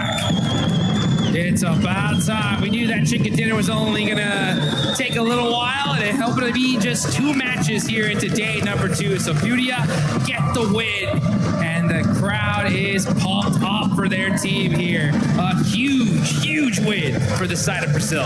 Absolutely beautiful stuff.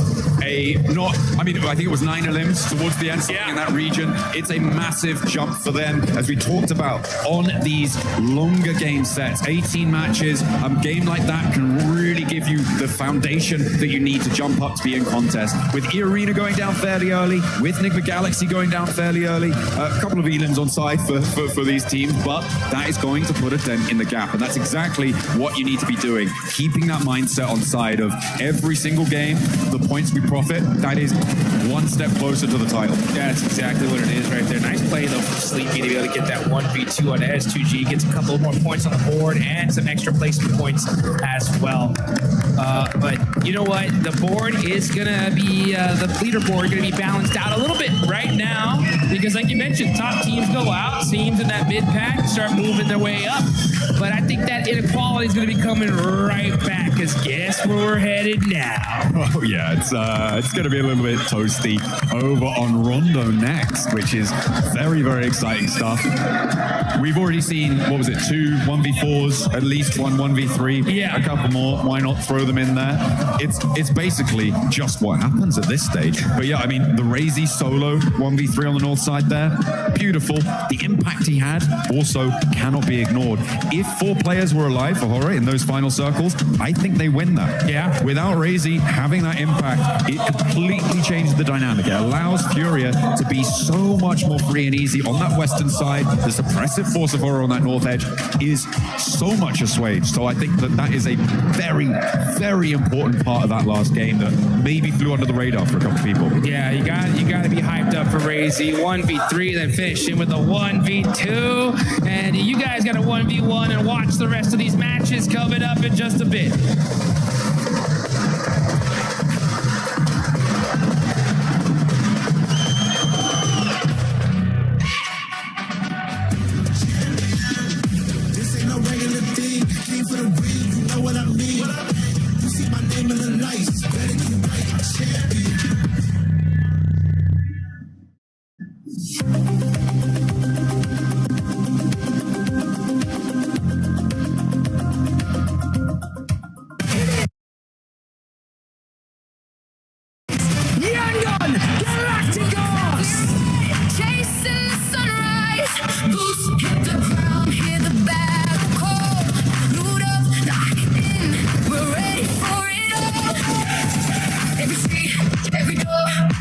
searching for a little more. That's why one dream, nothing's ever what it seems. The circle's closing in. Can you feel it on your skin? Heartbeat like the drum. The final fight has come. Fight till you make it. Never gonna break it. Stand your ground and take it. Right into the fire. Fight till you make it. Every move can change it. Higher and higher. We're reaching for the winner with a chicken dinner. Fight till you make it. Fight till you make it. What's happening, everybody? Jackie Powers here, joined by two absolute legends of the Sidemen. We got Ethan and Toby in the building, just arrived in France. You enjoying your time at PMWC here at EWC, boys? Absolutely. It's my third year on the trot coming to this. So, yeah, really excited to see what today's got on offer. First time here in France, so actually really excited. What, just generally? No, not generally. For this in France. Normally it's like in Saudi, but here in France, exciting. You enjoying it though? Getting on with the vibes? Bit different, right? Yeah, we got in early on the train this morning, so took a little bit of waking up, but I think we're into the swing of things now. You always live fresh. Both you do. You come out giving it. You got the style on the go, so I can't complain, boys. But there you go. You're showing us up. Yeah, can we get a fit check, please? Fit check. Great. Hey, You look unreal. Beige. The turtleneck, it looks amazing. The watch strap, look. Wow. That's what we do. That's what we do at PUBG Mobile. We've got a bit of a different vibe on the go. I know you love a bit of PUBG Mobile yourself, right? Yeah. You've been enjoying the chicken dinners? Caught any of the glimpses of I haven't games? caught any glimpses just yet, but they're going crazy as we speak. We've got a little glimpse of a screen up there, and I can't wait to watch some of it.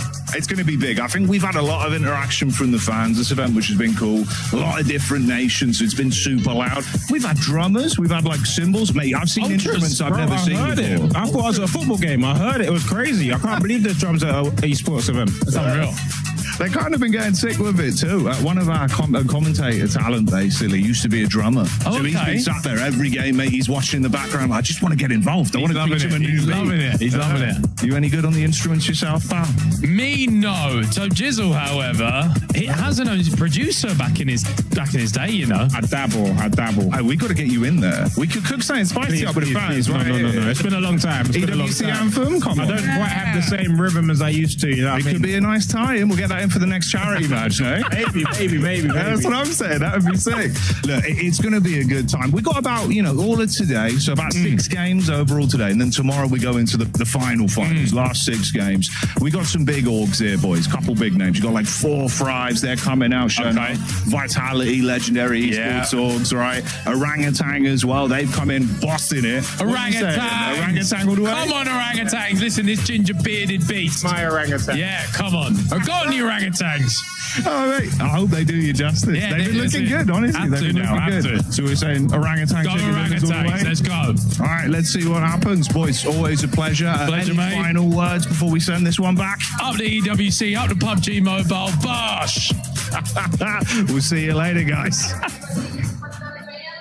Thank you, Jackie. And I agree, Jackie. You look good today. You look good every single day. And so do we. Joined by Lace, Calaris, Natura, and once again, the 7WG. But we got to talk about Furia, that last match. The Brazilian aggressiveness was there, and boy, did they show it. Didn't they just? I'm so excited. Furia's back. Let's all jump. No, but he's just caught. Okay, my show now. Furia, right? Furia was on top of it. I really, really enjoyed how they were actually able to play that so well, right? You've got the duo of Alaya? Was it? Yeah. Ayala. There we go. I got it. Yeah. Ayala and Silence. Both of them just coming in onto that third party against Nongshim, and then over onto EA. Just wiped them completely. No point about it. The 2-2 split coming up onto the western side, making sure that Furia couldn't, making sure that S2G couldn't go around to the south side, but also pressuring Hora to actually push into S2G at the same time. Very, very well played. Good control of the teams, good control of the zone, and the timing was really good. They backed it up with firepower as well. You're seeing 9 eliminations. 19-point game is exactly what they needed. I just absolutely love the fact that they sort of, like you were saying, they had that sort of western side of the mountain. Hora had such a great setup though, right? Yes. So I was getting a little bit scared in the I guess final moments, because that zone closing in pushes them off the mountain. But hi guys. just down there scouting for the entire team, able to get that little 1v1 out of the way, and then having that sight so that when they obviously descend down the mountain, Sleepy comes down the mountain further through this and just cleans it up easily. Their timing today, Neptura, why are we Furia fans? So backing you up. That was just such a smooth play from them, and when we're used to just seeing them get in a vehicle, charge down, whatever, this is more strategic and smart from them. Very exciting. I was scared for Furia, though. I thought we were going to see some drive-bys that we ended up seeing from them yesterday that ended up backfiring. But for Horror Esports, I got to give them even more prop scale because they had a 3-1 split on that mountain that ended up working out perfect, especially when the circle didn't go their way. There's multiple facets to it, right? Horror, when it comes to them controlling that kind of mountain, La Cabrera is somewhere they oftentimes go to. They've actually abandoned that and gone to Valdemar on most of these Miramars. They had to abandon their loot phase quite early to make that extreme wide rotate based on those sort of shifts that were going north to get onto that mountain fast. And I think they really understood how to hold down on that location well, to the point where they were having to deal with certain circumstances that they didn't want to have to, like trying to cordon off Ulf as they're trying to move forwards as well. So very impressive game here by Horror, absolutely. It is. S2G as well, being able to collect some points in this last match too. And one team that was able to collect even more points that definitely needs them, Orangutan. Collecting 7 eliminations. It's something that we've been wanting to see out of this squad, being able to frag out a little bit more. I know yesterday we saw the passiveness out of OG that we're so used to seeing, but being able to just bounce back. And it's actually not Aru by himself. It's Atanki coming out with 3 eliminations. I mean, it's great. I mean, I think in the group stage, we saw more from WizGod than from Atanki, but he's coming in really, really nice. Ara, the IGL, also stepping up as a fragger as well, which is really, really nice to see. So very excited to see, very excited to see what we're going to be looking at into the next Rondo, for instance, right? Getting that momentum on the Miramar is like 7 eliminations on a Miramar already. What's Rondo going to be holding in store for them? Feels weird that we're doing Rondo, not at the start of the day. It does, doesn't it? But anyway. It's like, okay, well, mid-day. Mid-Rondo.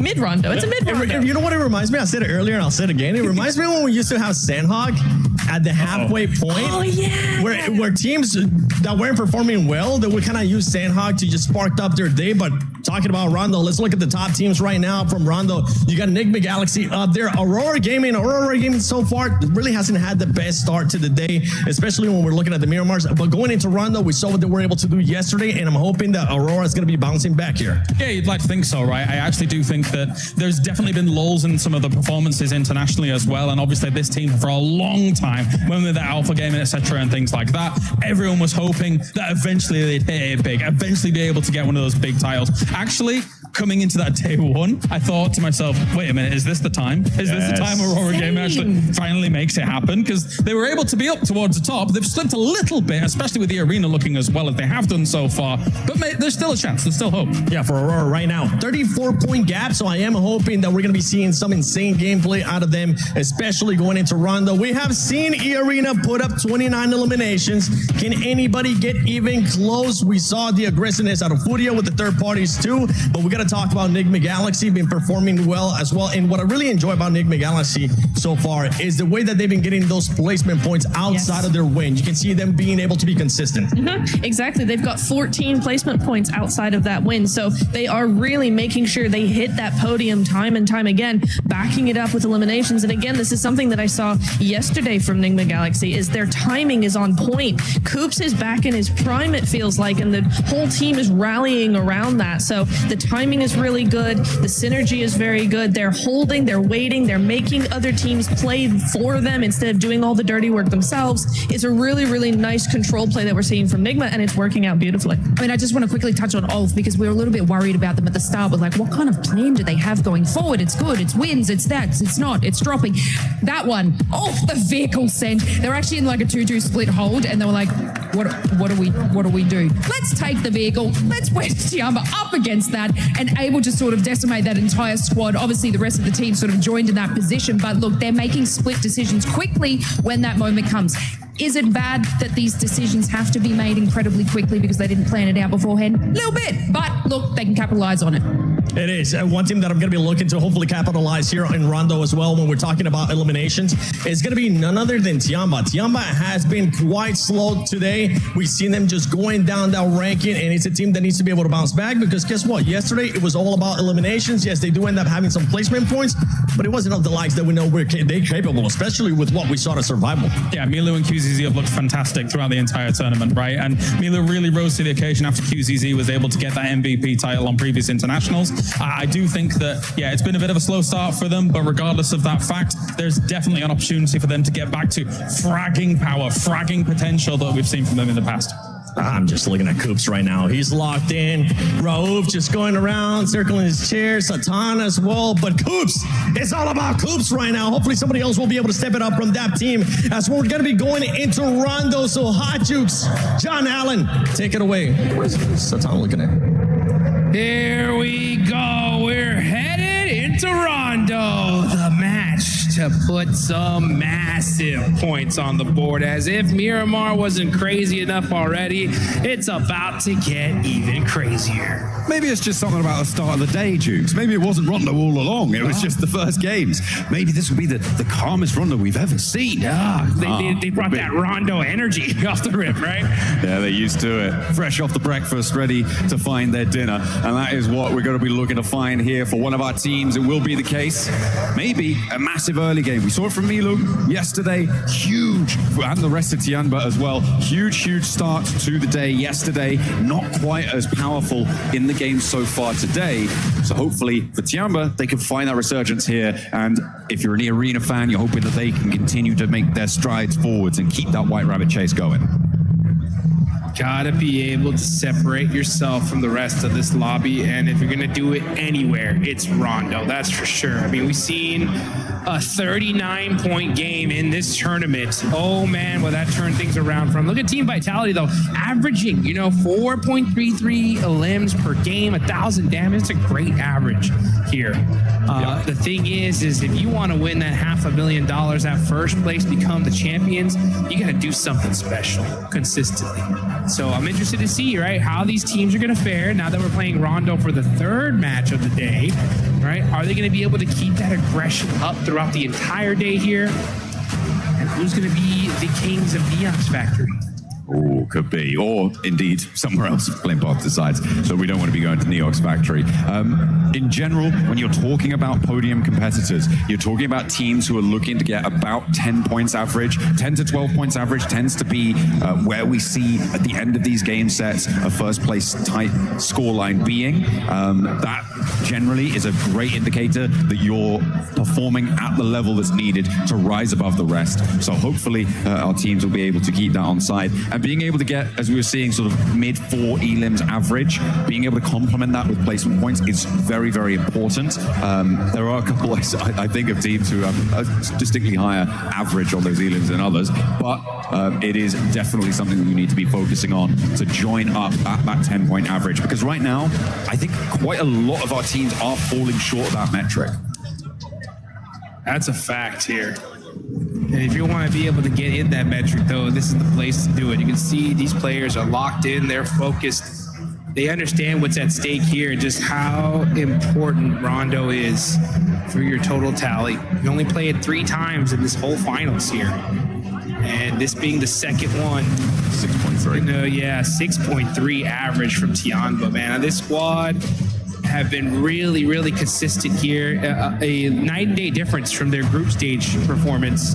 And this is the Tiamba that we know and love. We expected them to do very, very well here.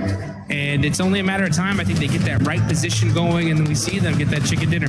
I mean, we want that survival stage, Tiamba, right? Yeah. To be able to jump up and compete with the very, very best. Furia, fresh off of their chicken dinner, their numbers don't quite display that sort of a storyline just yet, but it is a great start for them. to be able to add that one to their tally. And again, it's a real great mental boom to these teams to be able to find a high-scoring game and to be able to close out that game. Sure, maybe the point swing isn't huge depending on how many seconds into those final circles you last, but I feel like there is nothing more relieving than finding that chicken dinner than converting it. Even if you ignore the 4 extra points you get just on placements alone, it is a massive mental fortitude booster, and you need to keep your head on straight because you are going to get into something crazy very early on. I know it. I love it. It's Rondo and it's ready. It's ready. These players are hyped up. They're ready to go. I hope y'all guys at home are ready as well because, man, this is just getting started. As the plane is taking off, we're headed to Rondo. Ooh. Okay, we got a little double plane path action here. Okay. So Neox Factory is accessible from the easternmost plane path, and to be fair, from the west one, but it's unlikely you want to go there because the teams in the east plane will hit the ground so much faster than you. It's much more likely if you're going to hot drop, you go to Yulin, and the same is true vice versa, right? Yulin is further along that plane path. What this is going to do is split these hot drops up. It's going to make them slightly less chaotic, Jukes, but more teams may want to go for them because of that. Yeah, and those teams that normally like to go to Neox Factory, if you're in that other plane, you're going to be there late, so that's going to put you so far behind. So teams are going to have to adapt on the fly, switch drop locations, and make these decisions very, very quickly here. And you can see, these squads are out. Top players right now. Scarface from okay, 16 eliminations. Mormon right behind him, and of course, Milu right there as well. Yeah, Scarface on those damage numbers as well, right on the heels of Milu. Look at that, only 20 damage points behind. We'll see if that changes very quickly into this match because teams are now starting to touch down in towards Neox Factory. They'll be grabbing those weapons. Yulin also will now be occupied, and things are going to get hairy quite quickly. Is Irina already taking a knock? Tianba as well have already lost one. Irina, by the way, generally preferring to drop out near stadium, but the plane path they're on didn't assist with that. We saw them hunting down solos in other matches, those solo outposts that are near those recall towers, which are a major feature in Rondo. They were the team to take that dynamically to that fight in a way that we haven't seen from many others. Oh no, S-Power goes down to a guard. Not good. Schwepp's hurt. They're going to get caught by a beautiful angle from a cop. And that's what happens is that if you're just so used to dropping in one particular area, switching it up here, sometimes those little angles can catch you off guard. And OG putting in the work here. Gonna be keeping an eye there on the side of Pull. Who does see Aaron. Now we're gonna switch on over to another fight. Here comes Shudia. Applying that pressure to Aura. Sky bandaging here. Waiting to be able to find those angles. He's got some good weapons here, but Ayala gets caught. A nade forces Sky to reposition away from the corner. Does take a little bit of damage, but that'll be okay. Remember, the recall towers here in Rondo allow teams to get their players back up and alive, so early fights are the norm. Silence rolling around the edge of this corner, trying to suppress Sleepy, but the UMP in hand gives him a little bit of confidence and the nade to back it up. Flings across his sightlines. No Fear does go down on a trade, and now Ayala's looking to break wide to change the tune of this fight, and looks for more with Chief at his back. Sky on a sliver of HP, just about finds the retreat, but there's a re-engage around the corner. Chief would have had that, but he ran out of ammunition. Now he's going to have to make a play. Ayala there with the assist, and great work for the side of Furia. They're going to go ahead and take out Aura, put some early points on the board, and they should be able to pick up Silence here. Now they're going to start laser focusing towards the side of Fourth Thrives. Fourth Thrives creeping in on this one. A little late to this third party, and now they're going to have to battle a pretty kitted and well set up Furia. Fourth Thrives, they got some loot on side as well, though not too many nades. In fact, no nades for T24. Neox Factory's been popping off as well. I think Ulf bore the brunt of a lot of damage pouring on their way. You see some elims coming through from orangutan. Doing bits, but okay, Ulf may have a little bit of vengeance here, as Aaron is still in the firefight. Tianba with their position on the south edge. Spot Tizzy sending away, but Tizzy wants to re-engage on the door frame. It's not going to work out well for the first spray, but suppresses the angle. QCZ with the nade cooking. Drops around the corner, but Hyunbin evades the damage. Redford super aggressive aggression here. Looking to get some of the early eliminations. Hyunbin with a laydown, wide on the open. Catches QZZ with the spray. Just keeps that suppressive fire on that window. Catches him on the re-peek. And a great turnaround there. Two superstars battling it out. Now Tizzy, oh, look at that instant peek back. These angles. Nongshim Red Force so good at these UQC angles. Man, and Hyunbin putting in the work, forcing Tianba to have to do a full res on their team. Getting those flushes nice and quickly. Nongshim Red Force with 2 elims. They're up to 4 now. But they've got another team to try and deal with. Orangutan sidling on into the fight. Tizzy using the bus's cover. There's a nade from a tanky, but the pin goes back in. And Eren, the solo left in the situation for Ult, is going to find the backlines for Orangutan and slow their approach towards this Nongshim outpost. The 2 players they've got there can just live a little bit longer, but a tanky keeps the pressure up, and Orangutan keep marching. Man, great movement from the side of Tizzy and Hyunbin. They are outplaying so many of these players here. So good at this urban fighting. Their peaks, their timing, just impeccable. WizGod, though, with that nade, looks good. Tizzy jumps away and gets peppered only a little bit. Pulls the pin again. And you can see they're utilizing those doors so well. But how about that nade? That one looks good. Ooh. Tizzy jumps away from it once again. He's not falling for that one. I like the attempted utilization of the smoke to stop the vision on the nade arc as it was coming on through. But Tizzy read that one nicely. Knew exactly what they were going for. That nade doesn't connect either. Still has a couple more. The shotgun around the corner. Steps in for it. Wins the trade. And immediately Eren snaffles that point away. But oh, he's up to 3 elims there on the inside. This guy's doing bits. The rest of Ulf are happy to hang out near Danqing on that south side and let Eren roar over in Neok's factory, because it still has yet to conclude. Aurora, I think, still have a solo in that spot as well. And Eren does finally go down to Godlike, who have rolled up into the fight in Neok's factory. A late approach as they were forced away over towards main round. Now you can see T24 trying to find some angles here. Zypha, ooh, quick shotgun here. He's got the right hand priority. He should win this. He does. Catches Ayala. And now, shots happening back and forth all over the place here. Zypha's gonna have to make another play, but suppressive fire. Was that IQ? Yeah, IQ on the other angle, doing a great job of applying that pressure, that headshot. It's gonna be the end of Furia. Furia, though. Well, in this location. That's correct, yes. Igor's on that south side, very far away from Yulin right now, means that they can get that full reset. The recall towers are still available, and at the moment, only 1 player is completely down. I think that's about to change as well, as Admino gets back to his feet. Aurora with top. The man on the spot only needs the 1 shot to take down Salme, and now he wants more. S-Power with the nade, can't quite connect on towards top, but he spots him running up, has the nade cooking. This could be perfect. Needs it over the top, a lot of damage, and the spray to convert. That is good for Godlike. Great work from S-Power there, right? Just staying calm, collected. He had that nade locked and loaded, just goes, chunks it, and just uses his weapon to take down top. So we're going to see some recall action happening. Everybody pretty much back up. For the most part, only a few players still eliminated.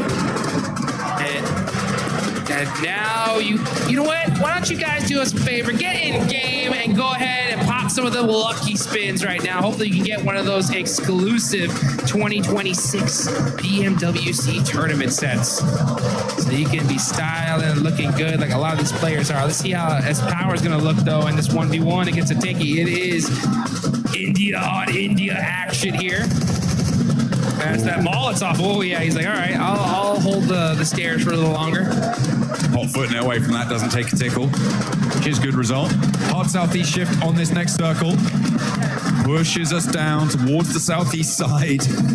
Keeps that northern area above Hungshan in the west of Danqing as well. Ulf, very happy about this. I think their hill there is probably going to play quite well for them, I think, Jukes. And that is a great result for them, given that they're in 3rd place right now. E-Arena in 1st place. They haven't had an impact on this game so far. They were pushed away very, very quickly. There's S-Power. holds the corner, but yeah, there's a third party angle. Well, a second player on the opposing team angle coming on through. That should be, again, still recallable. Manya may opt to go for the recall on the forward position so that he can bolster that and let the back two from Godlike move in behind him. Yeah, S-Power was like, 1v1 me, bro. And they were like, nah, not today. There's money on the line here. We got to make this happen. Now looking on over to the rest of the fight, though, we got Vitality end up holding a building here. They're going to be popping some shots on over to Enigma Galaxy. Satan trying to drive away, trying to be able to survive here. Lowered in the same position. Enigma Galaxy on the full rotation. And Satan does end up getting caught and eliminated. Very messy now on the western side of this circle. A lot of teams forced into a fight that is unfavorable for a rotation that leaves them exposed. We're seeing the results of that now. The recall tower on the south side of the circle currently under control of Nongshim Red Force. Looks like Godlike may have their forward position on one recall as well, I believe. So they could look for that. Actually, it might be E-Arena who have got control of it out on the east side. In the meantime, 4 Thrives, with their 3 elims so far, have a position near Yulin. You can see these teams just starting to get set up here, getting ready for that late game. This is so critical. This is the map to put some points on the board. OG have 5 eliminations. Aurora have 5 as well. So a great start for a few of these teams. Now it's about how you're going to end. I think the Galaxy down Satan on that rotate. They do end up finding a spot in this next zone. Pretty central one too, just a little bit on the southern side of it. But we never know where this next circle is going to go. I mean, Ulf really have got a brilliant position here. They've had a while to establish it as well. On the hilltop that they have so much control over the surrounding area. They have vision every single direction. Everybody else just trying to play in their shadow at the moment. E-Arena managed to push in from the east side. And 4 Thrives continuing their hold on the southeast point of Ulib. Doing a little bit against Alula. Godlike suffering once more at the hands of Orangutan. And E-Arena actually pushing up to try and third party split that fight on the north edge and maybe hound down Godlike. Godlike trying to hold on here. Southern shift. Yeah, indeed for a lot of these teams. S2G, 4 Thrives, E-Arena, not liking that one. Now there's Godlike. But Fudia, they'll take that all day long. Possibly even looking for a back-to-back chicken dinner here. As Aurora, though, that's going to be the team they're going to have to fight because Aurora's going to be pressing into that hard shift side location. Tianba, QZZ knocked. Doing a great job of being able to throw down those smokes very, very quickly here to try to pick up their superstar player. Coop's trying to catch some shots into those smokes. But he's going to go ahead and just hold on to that coverage for just a little while longer. Just a moment longer. Right now, I think that, yeah, we've only seen 3 players really fully confirmed to not be really in with much chance of moving forwards. A lot of recalls coming on through. Almost everyone in the lobby getting back to their feet. Damage going over towards S2G from Coop, but not quite fully connecting. He's locked in today, man. I mean, those shots were on point. He was hitting them for the little slight angle that he had. He was getting serious value. You know, Tianba's locked in as well. They're just trying to get themselves in a good, solid position. They're in 4th place, 48 points. Not a bad start. But E-Arena with 75. They're the big threat in this lobby. The Thai squad looking really solid here in the Rondo. 1 elimination, the whole team up. They do have a position on the eastern side of the circle. Aurora right on top of them, though. Let's see what they decide to do here. I mean, they are certainly alive on this side of the circle, but between Aurora and Ulf, it is a difficult position to try and hold down. And can they get much further forwards? I'm not entirely sure, Schweppes. Oh dear, the flames already licking the front of the bonnet there. And that is going to be an unhealthy vehicle. Not really too reliable when it comes to moving next. But they are safe for the time being next to these 2 teams. I'm looking at Orangutan and 4 Thrives on that north side. Could be a contest around the mountain that sits between them. Godlike, I think, are going to have a difficult time moving in as well. Either they could swing out into the blue zone very, very quickly now and try and rejoin Rita. But if you do, you're basically committing to going down in the next zone. Yeah. It's just not going to work out. Yeah, for sure. And And EDA need to have a monster rondo here if they want to be able to get themselves into serious money. Enigma Galaxy, meanwhile, second place, down a player. Lord going to be using some of that terraforming to put himself into a safe position. This is still super early. I mean, that's just Rondo. Rondo starts off so aggressive, starts to slow down here in the mid game as teams solidify their locations. And then it's going to get red hot here in just a minute. Let's see where this circle goes. We're going to see a crazy Southern hardship again. Will it center up?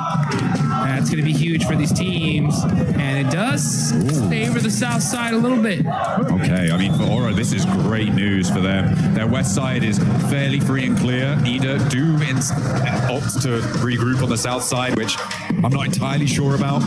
I feel like that may be a misplay for them. A very difficult approach from that angle. S2G trying to make the approach that is probably in EDA's future, finding out how difficult it can be. Furia extracting a toll for it, but they do crash in. They do get to the center of this one, and actually may be able to get control of this recall tower that's available for about another minute or so. If they can get control of it, get that recall in fast, they could be in with a full force squad on this location, and I think they know the jiggle's here, but they don't have a lot of time to play around with. It's really ticking away, and a bounce on the nade's not good. Yeah, kind of a little bit of a self-nade there. I don't know if you saw that chain link fence at the top of it. Great nades, though, from Nongshim Red Force. Oh, it doesn't hit the mark, though. I thought that was good. And they're going to be sharing this location for now with E-Arena. This is pretty darn central. So I'm surprised they're really battling this out. It's a dangerous fight, honestly. Like, if they take this fight, they're going to get third party. I mean, all the fights now in the middle are dangerous. Godlike on the south side. What happened? Ooh, I think a vehicle explosion there came on through. Was took that 20K down? No, it wasn't a self drop. Don't worry. I would have clocked that one. It was an explosion that came through. The nade just falls short of the deployable cover. They continue to not quite find the mark for Enigma Galaxy. Sorry, for Nongshim Red Force. They aren't quite connecting here. Not quite getting what they want to get done. Orangutan try and crash into the middle against S2G. It's looking to go pretty well for Orangutan, actually, as S2G are going to go down fully. These recall towers are pretty much done and dusted. Only a couple more seconds to get them used. Yeah, it's going to be tough to be able to use it here at this late stage, especially if you already burned a lot of your recalls earlier on. And let's see right now as Ray-Z is able to get a nice knock there on the tops with a nade. Another one in return as Bose catches Federales. And now here comes Win in the vehicle. Possibly just trying to get some information. He gets some for sure. Pops out. Oh, that did sting. Okay. Razak, though, got the shotgun S12K. Oh, gets knocked. And Team Flash put in the work here on Vitality. Hey, we know what Razy can do, but he's not going to do it this time around. Vitality go down. Flash playing on with 3. The recall towers are now shut down, which means that every elim will stick. There are no recalls available. The arena somehow managed to get straight to the center of this circle. It's kind of crazy, and to do so with 4 players alive, great news. Hopefully they can make that one work. Meanwhile, on the south side, you've got Godlike, Ita, and Furia all looking for position. Yeah, this is a replay, I think, on how Tony K went down. Yeah, he ran into the buggy. He ran into the buggy. Yeah, well, it was that cover flare that ended up busting up that buggy, and it was just inching it little by little and just did enough damage to pop it. So you gotta watch out where you drop those cover flares. Hey, no harm, no foul. They're all alive, and that's what matters right now. Nade over the top, over towards Enigma Galaxy, though, from Tianba, who have had to fight down from this north side of their compound. Enigma Galaxy have been hiding here for quite a while, and Tianba seemed to be an overwhelming force for them. Ralph, alone, isolated away from the rest of the team. Also been trying to push in from the east side, and somehow Scarface doesn't go down here. Finally does get knocked to QZZ. There is an answer, a little bit of damage, and it's 4 Thrives chiming in for a third party from the west side. QZZ getting caught out by Ulf. And now Milo getting shot in his back from 4 Thrives. Yamba now are fully pinched. You got 4 Thrives looking on one side, Ulf looking on the other, and this is all outside of the circle. Disaster here for Tianba, who are looking so strong in this game. Gonna have to fight their way out of this position. A lot of movement now necessary on the northeast side as well as on this south edge, and this is what I was worried about for Ida. They managed to get a couple of elims on the angle, but they trapped themselves behind the water. Wrapping around that one, it takes so much wind out of your sails. You just don't continue that speed. You don't carry any momentum in towards the circle. and they found out all about it. Furia were a roadblock for them, and they may have dragged Furia down with them, but for Emre, he's now got so much to do, and he's going to crash probably straight onto Aura, and almost certainly going to go down here. I'm so surprised he hasn't already fallen, and Emre just sneaking his way through. Tianba on the drive-in now. Gonna have to force to just fully send it onto the middle, but they are getting beat up here. Sacrificing players one by one. Milu, oh, with a bad drive. And now it's up to the single player. Oh, he does end up catching 1 point. So Tianba hold on just for a little while longer. Staying alive, staying in the thick of things. The arena unlikely to be able to push fully up and over with Ulf suppressing this angle. Aking can survive for just a while longer. And Ulf are going to have a tough time actually pushing towards this one with the suppressive fire coming in, but Aking does go down. That actually comes from Furia. Very long shot down from the south side. Close to max range, I believe. Furia, 393 meters there, Ayala. Ayala and Furia are putting in work here. 10 points on the board so far. Right behind him is OG with 8. They definitely needed those points. And here comes Furia, pressing in through the south side, moving in little by little, making sure that there ain't nobody near him. Aurora with the western high ground as well, this mountain, giving them a lot to work with. The position held previously by Aura, but they decided to commit instead much more central onto the west point of the compound that sits central on this circle. They can give Aurora this position. I mean, it absolutely could be, given their position with 8 elims. They've got some brilliant oversight. Not too many teams have the flexibility to challenge them. It is, of course, the Kiss Curse position, though, because you do have to leave it at some point. Well, almost certainly you're going to have to leave it at some point, and that is where things start to get a little bit muddy. If this zone shifts to Aurora, they're getting like 20 points this game. Plus, I mean, this is the spot to have, but it is quite on the edge here. Let's see if they end up getting lucky. This is the time to get lucky in the map that you really want to get lucky on, that's for sure. But meanwhile, Nongshim Red Force catching Chief out from Furia. Sneaking in. A shot in around the sides of those silos, through the fences. It is pretty resible, though, for Furia, I imagine. The circle does move away from Aurora, though, and up towards the north side. This is a lot of open ground that maybe Fourth Rise could try and leverage, but there's not a lot for them to try and work with. You could see just sweeping out to the west is wide open. You're going to need those cover flares, so it depends how many they've got in the back pocket. Create some of your own defilades with that destructible terrain. It's what they're going to be needing to do to control that north side. In the meantime, Furia still giving it large on the south side. Doc starting to throw some nades in. They know they got to get moving here. They got those vehicles. They're smoking, though. Bose does go down. That's huge for the side of Aurora. And Doc trying to drive very carefully, little by little. Oh, saw that crate. I need that. I got 300 rounds. I need more. I need that util. And he's going to find at least another drink because he was out. Swaps vehicles, and now Aurora just trying to leapfrog into this next zone. Last player of Orangutan goes down in the meantime. IQ gets spotted out in the open. I mean, this is what I was talking about, right? It's such a difficult area to try and move into. The question is timing, and for IQ, he gets caught a little bit too early. And there's really no cover. But it is such a majority on the circle. If you can establish any sort of position out there, you start to get so much control. And with Aurora still able to use the high ground that they've been playing from, they have great sidelines to control that. But Fourth Rise will be able to move in. Aurora are also going to have to move. Oh, beg your pardon. Have to move. Yeah, I'll tell you one thing, though. This is Rondo, and if you don't got cover, you got to make your own. Use those cover flares, use that terraforming, and make it happen. You can see Ulf with a good, solid position that they've created for themselves. You got Aura on the other end, trying to sneak some eliminations. No fear, going to be laying down, trying to see if he can catch that pixel. He sees him, puts some shots, but not able to get the knock. Aurora rotating back in towards the compound, looking to extract more point value from these elims. Tourniquet will be spotted. Zjol rattles him down. And the rest of the team answering with a volley of fire. Emre, by the way, from Ida, still alive. A solo who managed to sneak his way on through. I imagine Aurora should be aware of this position. We'll see if they deal with it or if they allow him to sit there in their buffer zone.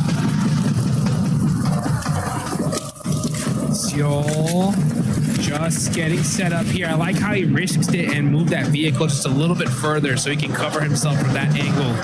The crowd is hyped. They're excited. The Furia fans are going nuts. They see their team with 11 eliminations so far. And there goes Aurora starting to throw some nades. They are in this next circle, so they're just holding the spot for now. Just holding it down. Slowly marching forwards.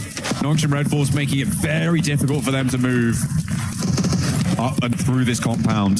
They can get a knock if they can open a way. Might be an opportunity for them.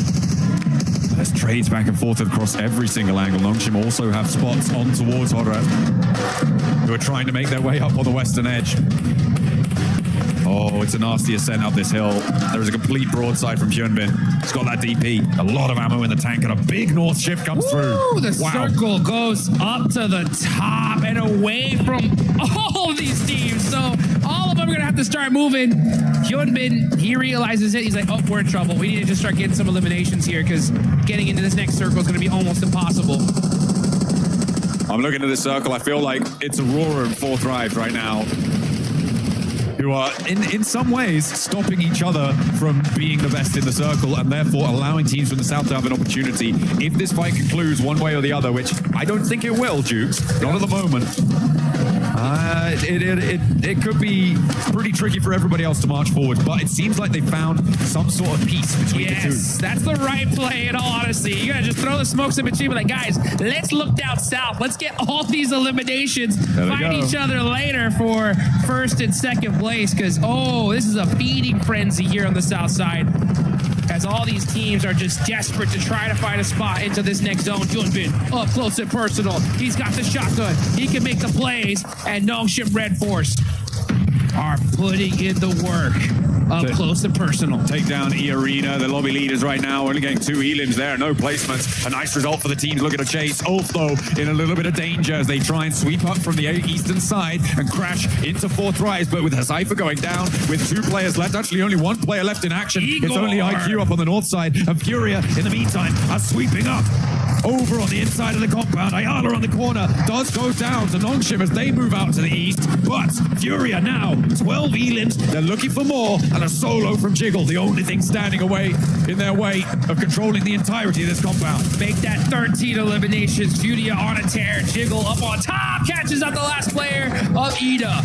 Aurora, though, are just waiting for this. Gotta be a little bit careful with that cover flare. A little bit too close. Chief now forced to just run out the open. Jiggle with the jump down, trying to make the play in the 1v2. It's Igor to shut him down. Hey, that's so nasty, though, because it does mean that Igor's is going to be alone, solo, and will not be able to weather the storm of bullets sent his way by Nongshim Red Force. Now at the open, it's Aurora as we transition up to the north side. And Fourth Rise, I mean, they lost so much on that push forwards, and it's just IQ now. Cypher, I don't think you're getting back over to him, mate. And he does go down.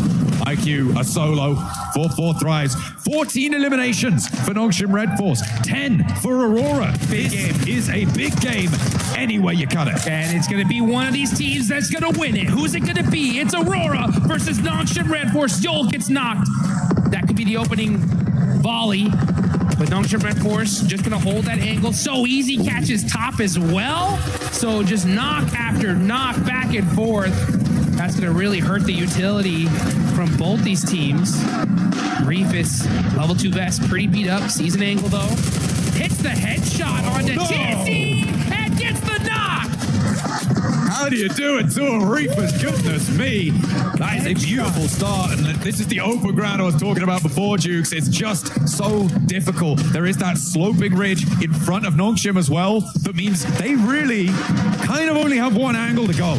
And it is fully covered off by Aurora. Yeah, it's because Aurora is shooting some dang laser beams here at the end. The tiniest pixels.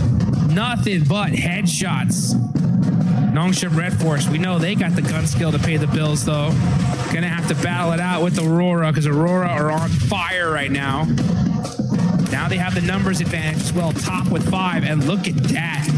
Nongshim Red Force, they're just stuck. They're stuck in this one spot. They are laying down, but Hyunbin Hyunbin evens out the battle with that huge knock on his Zeal. Perfect timing. And it's a forward position as well, which means that in order to get them back up, they need to break forwards. For Aurora, they need to expose themselves. That makes it more likely we're in a 3v3 clean. Hyunbin suppressing the corner of the rock there, looking to try and put them back behind it. And he will bury them behind it as Doc is taken down on the angle. That is resible, but it's going to allow them to move forwards incrementally, making their way, making their approach here. Reefus doesn't dare step up.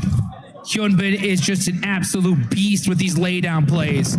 Putting in the work, catches top. Hyunbin is on fire. Making it happen for his team. Applies that suppressive fire on Reefus. Reefus cannot afford to get knocked here. If he does, he's gone. He's got the MG3 from the crate, though. Is it going to be enough? A lot of damage done to him. Zeol's been slowly bleeding out. There has been reses coming through or attempted to come through from Aurora, and they do manage to pick all three of their players back up on the forward front. Zeol finally flushed. Reefus darting left and right with the MG3 barking loudly across the open ground, but he's not going to be enough. It's going to be the knock sent his way, and Nongshim Red Force are giving this an excellent go. Moving forwards, they make it to the rock, and they are just out of range. The nade goes forwards. Only Top remains in the way, and the Molotov burns him. Takes him down. Nongshim Red Force turning the tables on Aurora. Aurora looking unstoppable, and then Hyunbin said, "Oh, you think you got it, huh? Nah, we got this." Clean execution at the end from Nongshim Red Force. A brilliant exit from that location. It got so messy around those silos, those compounds, really, really tricky, and it's got to be so disappointing for Aurora as well. They don't lose those. You shouldn't be losing those, no. It is really, really tough stuff, but the open ground was so difficult to get in and towards, with 4 Thrives being in the way for Aurora. If they'd have been able to deal with that a little bit earlier, maybe they could have had more presence there and stopped Nongshim Red Force from getting as far as they did. But a brilliant oversight on the compound for Nongshim Red Force. The South Korean side managed to navigate that one brilliantly. I mean, that's as fair as a fight as it gets here, folks. I mean, I think out of all the fights I've ever seen Aurora lose, I think that is the most frustrating one for them, because they know that we just got outgunned still. Us? Aurora? The Mongolian Super Squad? What happened? Hyunbin with those laydowns, making the plays, the pop-off, absolutely well-deserved. I mean, that was just disgusting. Locking it in with the daps. That's what you got to do. You got to be pumped when you get those chicken dinners on side, and on Rondo, no less, with a big elim count. That is a breath of fresh air for Nongshim Red Force, hoping to get another global level title as well, to convert from their recent win. Sneaky. I mean, Nongshim Red Force, when they won PMMI, they weren't on top of the leaderboards until literally the last game, right? They stole that tournament, and now in this rondo, with that many points, these leaderboards are going to look dangerous. Yeah, it's going to be exciting. Remember, E-Arena, Enigma Galaxy, again, going down a little bit earlier. That's going to close the gaps once more, and teams can start to catch up. It is looking level. And again, it's that marathon style that we've got on today with the 8 matches from the delays that we had yesterday. The 8 matches today are going to test these teams' endurance. We still got so many games left. I'm so excited. This is just Rondo. We got 3 more Air Gales, 2 more Miramars. How's Aurora going to roar back, though? That's going to be my question. You know, Doc, he did not like that one. They did not like that. Yeah, they were like, there's no way we get bad beat here. Hyunbin, though, I mean, using that terraforming, you can just see for everybody out here that wants to be a professional player, these are the guys you got to look at here, because, you know, in order to be the best, you got to beat the best. And Hyunbin, with those laydowns, applying those suppressive fires, predicting where they're going to pick those heads out, hit a few crucial knocks, and he won that for his team. Absolutely. Yeah, getting those picks, absolutely crucial, like you say. And it is a really interesting feature. I think it's probably, for me, the most interesting feature of Rondo is the impact of those, well, actually, maybe 2, but the impact of having destructible terrain, being able to carve out those little divots, those little defilades with explosives, as well as the deployable cover flares. I think those two features make Rondo so interesting in these late game stages. Yeah. And if it weren't for those two features, I don't think either team would have been able to make it towards the end there. There was so much open ground, but they had to close it down. And the team to do it was Nongshim Red Force. We'll see you in a few.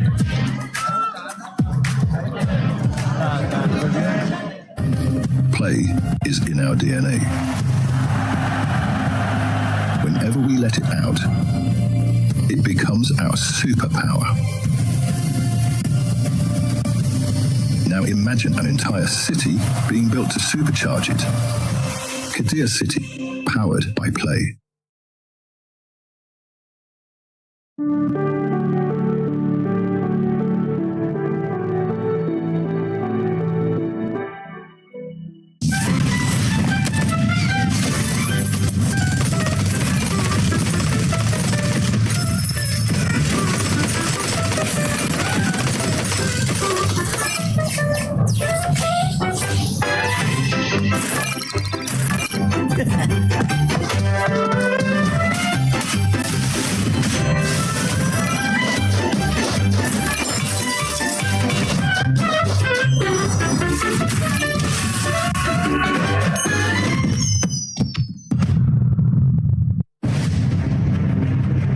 Last year, 4 Thrives arrived at the PUBG Mobile World Cup with an entire country behind them. As the first Pakistani team to qualify for PMWC, reaching the world stage was already history. But once the matches began, they proved they had not traveled there just to participate. He's found Mafioso, he's got the flash coming in as well. Nuki, no!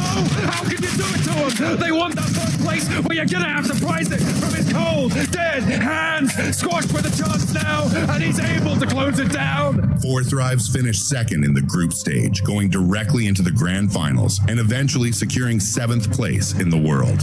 Last year, PMWC taught us to be more aggressive and more consistent to win this championship. Their journey began at the PMGO Season 1 South Asia Finals, where they handled the pressure of playing at home and claimed the regional championship. Now sending shots around the corner, so much damage done, and it's ended. 4 Thrives get themselves a chicken dinner and secure an unbelievably good position. That victory sent them to Jakarta for the PMGO Season 1 main event, where they would face teams from across the world.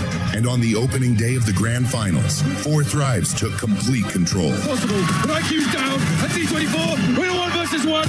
Weapon swap with the shotgun around his teammate. He finds it! He gets it done, and 4 Thrives!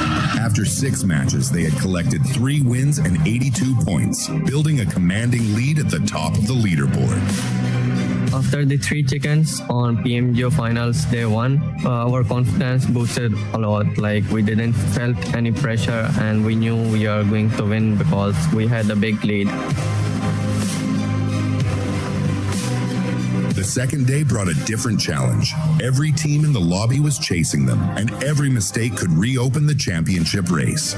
They finished with 122 points, 77 eliminations, and 3 wins to become the PMGO Season 1 champions, securing their return to PMWC.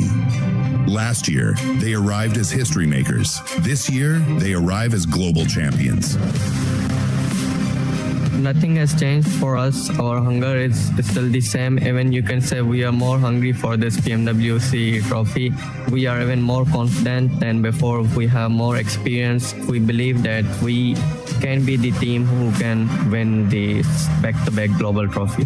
4 Thrives have already shown that a Pakistani team can reach the world stage. Now, 4 Thrives head to the PMWC at EWC 26, ready to prove that PMGO was not the end of their rise. It was only the beginning. Hey, get us up on the left now. Let's go. I'm nading it. Okay, I'm nading it. On the Dacia, bro. He's low. I don't have nades. On Dacia is low. I can drop a C4. Wait. He's low. Headshot. Nice. Last one on me. Yes. No, two. Nice. Let's go. Get to the loot. Go left, guys. Please go left. One guy right, one guy left. Easy. They're 2 knocked. Zone will kick them. My door watch. One guy left. I'm running up. Behind the tree. Okay, I'm running up on him. Play time. Time. Behind the car. Kitleyim ben. Risk yapmayacağım. Taşla atıyor galiba. Mermi çektim. Tarıyorum Cima, full tarıyorum. Mermim yok ama. Mermim kalmadı. Lan gidin vurun alana salacağım. Nice oğlum, nice. Phải đâu, phải nói chưa? No. Đấy. Lên được cả nè. Mòn đi Hiệp. Làm tao máy. Cho mà nó cô. Tại ca. Có thái. Yeah! May quá! This rondo would be the match to just kickstart a bunch of the teams that weren't performing well in this first two Miramars, and one of them being Aurora, showing Kalaris one of the biggest throws that we have seen. They looked so good until the end. Everything was lining up so well. They threaded the needle down on the south to be able to get between Godlike and Furier on that rotation. And I thought to myself, they're playing it fantastic. They're being able to hold a position, cautious of where Horror was, and then maybe flex out on that west side. But Max, the fight against Nongshim, who played an amazing game as well on the other side. Like, you can't hate too much on it because, yeah, Nongshim Red Force had some insane shots. Hyunbin in particular, the way he was able to every time to allow his teammates to push forward and he would cover them, but he wouldn't just be cover fire. He would literally tear down every single player on Aurora Gaming. I think he knocked out top twice in that final fight. I'm not happy about it. I'm very happy about it. If Kalaris is angry, I'm having a good day. So, yeah, but like as you said, it was great rotations overall from Aurora, but the gunplay from Nongshim Red Force is what redeemed the game for South Korea. And this is completely opposite from what we saw from Nongshim yesterday, right? Because we were talking about Hyunbin just being super aggro and going without his team and all of this, and he's done the complete opposite of that today here, going, I will support you guys. I'll be that support player. I'll be the fragger, but I will let you guys go first. I mean, it wasn't just this final fight for Nongshim Red Force that looked amazing. It was the parking bay control, dealing with anybody coming from silos, fighting into the circles as well. This for Nongshim Red Force was a masterclass of control. The fight with E-Arena especially. Yeah, the thing is, that fight on E-Arena was executed so well. It was so snappy, so quick. But the fact that they survived that fight in the city, right? Get outside the city, fight against the other teams that were 4 thrives, then win the fight to Aurora. All of that, basically, while still keeping yourself up as a 4-man team, is insanely impressive at this level of play. I think there's very few teams that can make it look that good. No, because, and this is the thing, is this is one of the teams that can go from 0 to 100, right? They were in that compound. They were there for a long time. They were just kind of keeping away from E-Arena here, and then they just unleashed the beast. I mean, look at these eliminations coming in from each of the players, so even across the board, and they just are able to just turn up the heat, go, okay, it's go time, and go for it. Yeah, we usually talk about Hyunbin just being able to be the frag out power for this squad. TZ as well has been stepping up. It's good to see that all the players have been stepping up in this one. One of the biggest question marks that we have had for Nongshim, especially in this last 2 days, have been those placement points. And for them to finally get over that hump, getting that chicken dinner, considering that the Smash rule is going to be in play tomorrow, this is going to make them really happy. I know you're really happy about it. I'm loving it, seeing Hyunbin and the boys getting so many points on board. But before this game, right, the placement points were at an all-time low. We just didn't see very many late game finishes from this team. But the fact is, and as we just saw on that graphic, right, they got eliminations on every single player. Very happy, but apparently Eren is your MVP of the game, and he had some really good fights. One of those onto 4 thrives. So good plays here from Eren that I didn't expect. I thought it would be definitely one play from Nongshim Red Force. Well, Tizzy, the fact that he did 1,200 some damage from the parking bay. I mean, it's one of the highest spots in that circle. Never mind the silos that exist there. So it's a great spot to be able to have those engagements from. No, it was very good indeed. And mentioning Ulfra, because they were in an altercation with 4 thrives, and looking at the circle, I was like, okay, well, Nongshim has everybody in town to deal with. You've got 4 thrives having to deal with Ulf, and so Aurora were able to actually just have the complete west side kind of to themselves, get that long range third party going, which is that's their MO, and that's probably why we saw them do so well. While they probably should have had that win, was they were long distance. They were able to have that long distance, put some distance between them and other teams. But for Nongshim, for them to actually third party over onto Ulf in the 4 thrives fight, just as 4 thrives were kind of getting cleared up. That is true. They do. Ida has something personal with It's so true. It's so true. But Nongshim really showcasing how great their timing is and how well they can actually read the lobby, what's going on around them, and take advantage of that. One team that we've been following as well, especially today, that has been starting to kickstart it, is 4 thrives. 4 thrives. In this last match, they were controlling a lot of that north, but they were 2 split, even though they weren't man down. And this is something that we were harping on a lot yesterday from them, having unnecessary unnecessary splits at times. They were being pinned down by Aurora, though. They were being pinned down. It's a very difficult portion of zone. I don't think we've seen it be played that much. And so when it's so open like that, it is difficult to try and have the control that you really want. But yeah, there were some changes that could have been made to that. I think you hit the nail on the head. I think that when you look at how Nongshim Red Force had to play it in a very similar area, you see how flat that area is. You can't, there's a lot of times where people get stuck in urban endings and urban situations, and then you're thinking to yourself, okay, that team on the outside is going to be able to hold them off. But you saw how flat it was. They couldn't put pressure onto anyone coming from their fourth thrives. They were there in a good spot, but they were there too early. Yeah, actually looking at another team I feel like did really well this game is actually Furia, right? Able to jump up here in fourth position, get himself a total of 60 points, 2 points behind the podium, held down by Enigma Galaxy. But this game, how they were able to do actually a big jump around the teams in the southern side against Godlike and also the side of Ida, and then getting in the city and sweeping teams. Sure, they don't get the win, but highly impressive from Furia. They feel like now are building up their momentum. They're a very streaky team, and now I feel like the podium is where they want to head towards next. That's back-to-back games too for Furia, being able to just show that aggressiveness, getting those eliminations as well, maintaining themselves within the fourth place. Because one thing that we're kind of looking at is E-Arena starting to create a gap with some of those teams.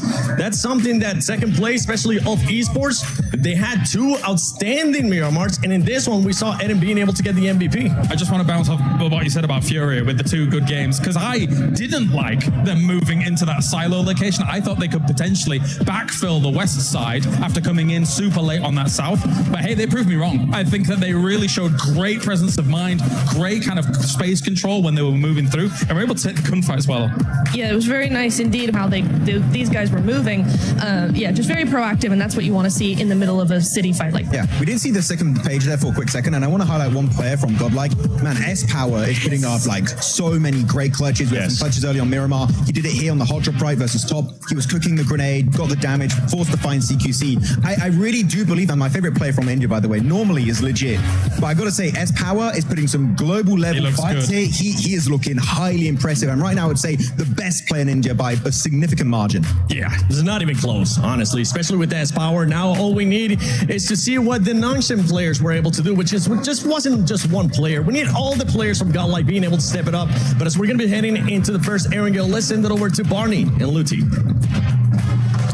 Luti, what an absolute treat today is. I mean, 8 games. That's so many clips can happen today. I know. 5 more maps to go. Yeah, so much more PMWC actions come. But I tell you what, we wouldn't be anywhere if it wasn't for the fans, right? Of course, they're coming from all over the world. That's right. And we've got some right here in the... Now you know what you got to beat, guys. Now you know what you got to beat. Okay, I see some Furia fans. Everybody, Fasambaruyo!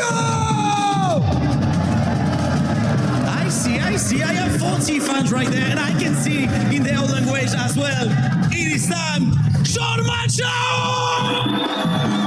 Look at them going. They are crazy.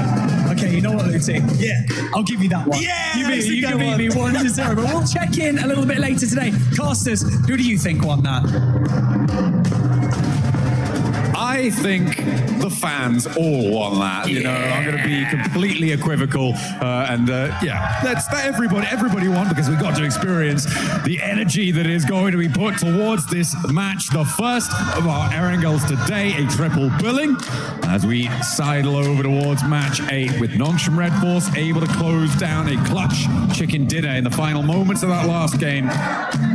Now they turn their attention to the grassy pastures, and maybe we'll get an answer to our question about a couple of our other teams, Dukes, because of course the thoughts on everyone's minds when it comes to these Erangel situations is what is going to happen in Pachinki? Yep. Is Enigma Galaxy going to be left alone, or is Ida going to continue down their futile path? Well, that's the question, because the only other question is Enigma Galaxy going anywhere else? And the answer is no, I'll tell you that. So we're going to see what's going to happen on the side of Pachinki.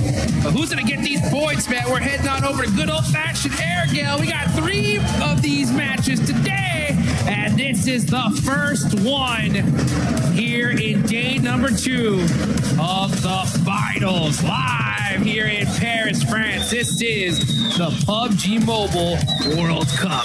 It's so American of you to say Paris, France, as if anybody was laboring under the delusion it was Paris, Texas. Come on. That ain't happening. That ain't happening. It's about the same heat, though. I'll tell you that right now, because it was hot outside today. Oh, yeah. I mean, it's been pretty hot in these games as well, as we are channeling the sun.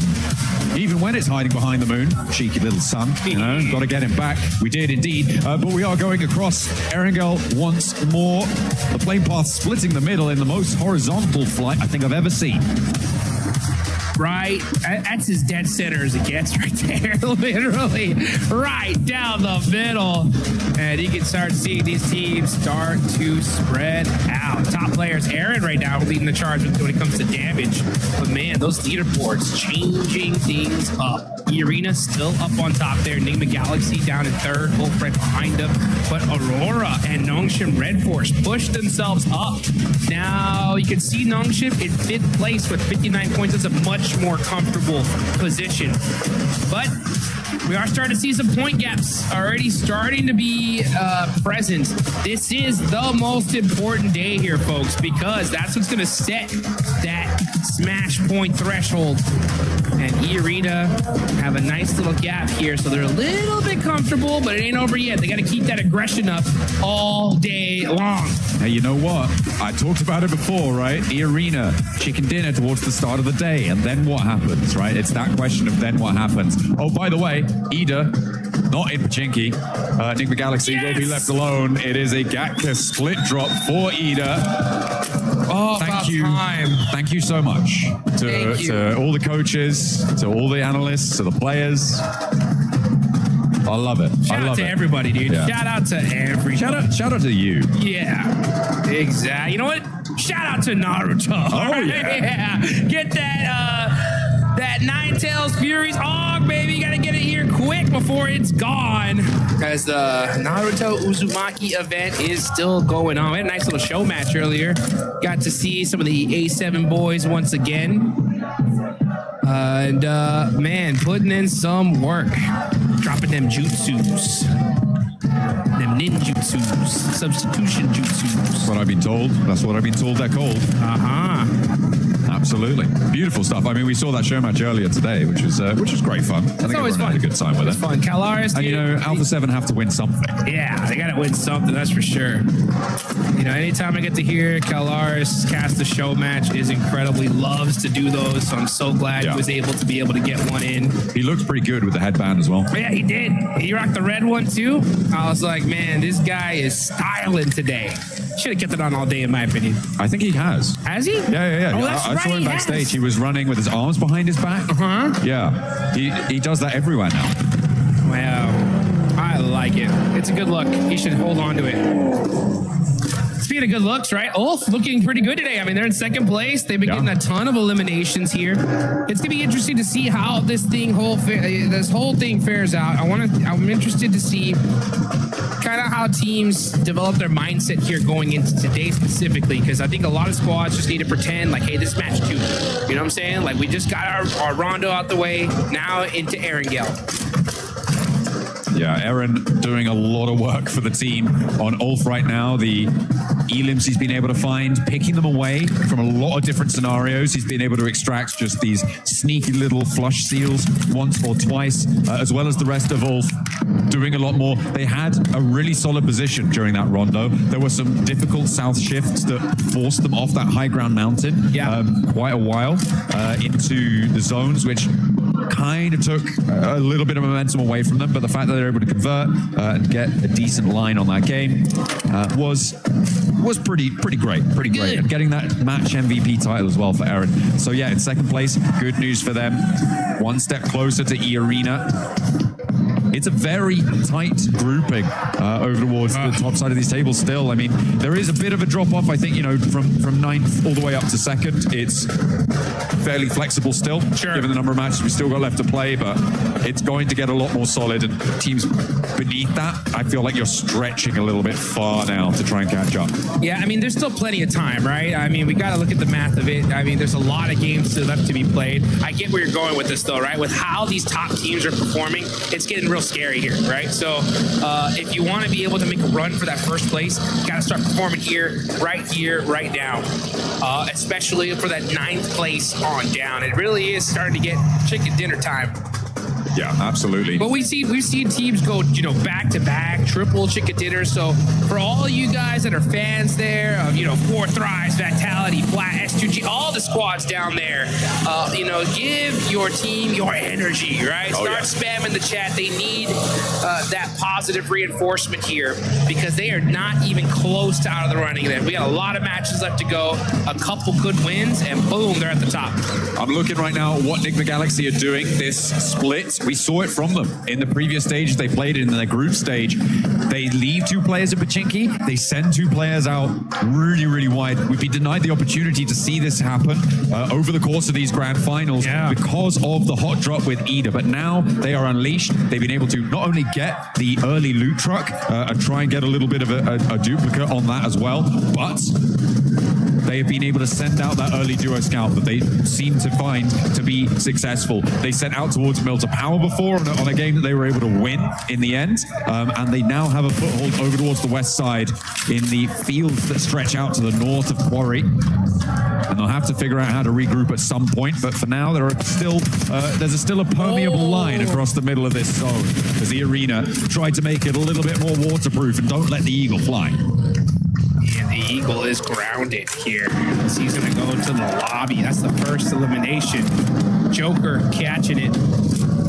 And that is devastation for this lobby because, E Arena are red hot today. Just straight aggression, putting on some points on the board. That 2-2 split you called out there for Nigma Galaxy is great to see. See how well it works out for them, though.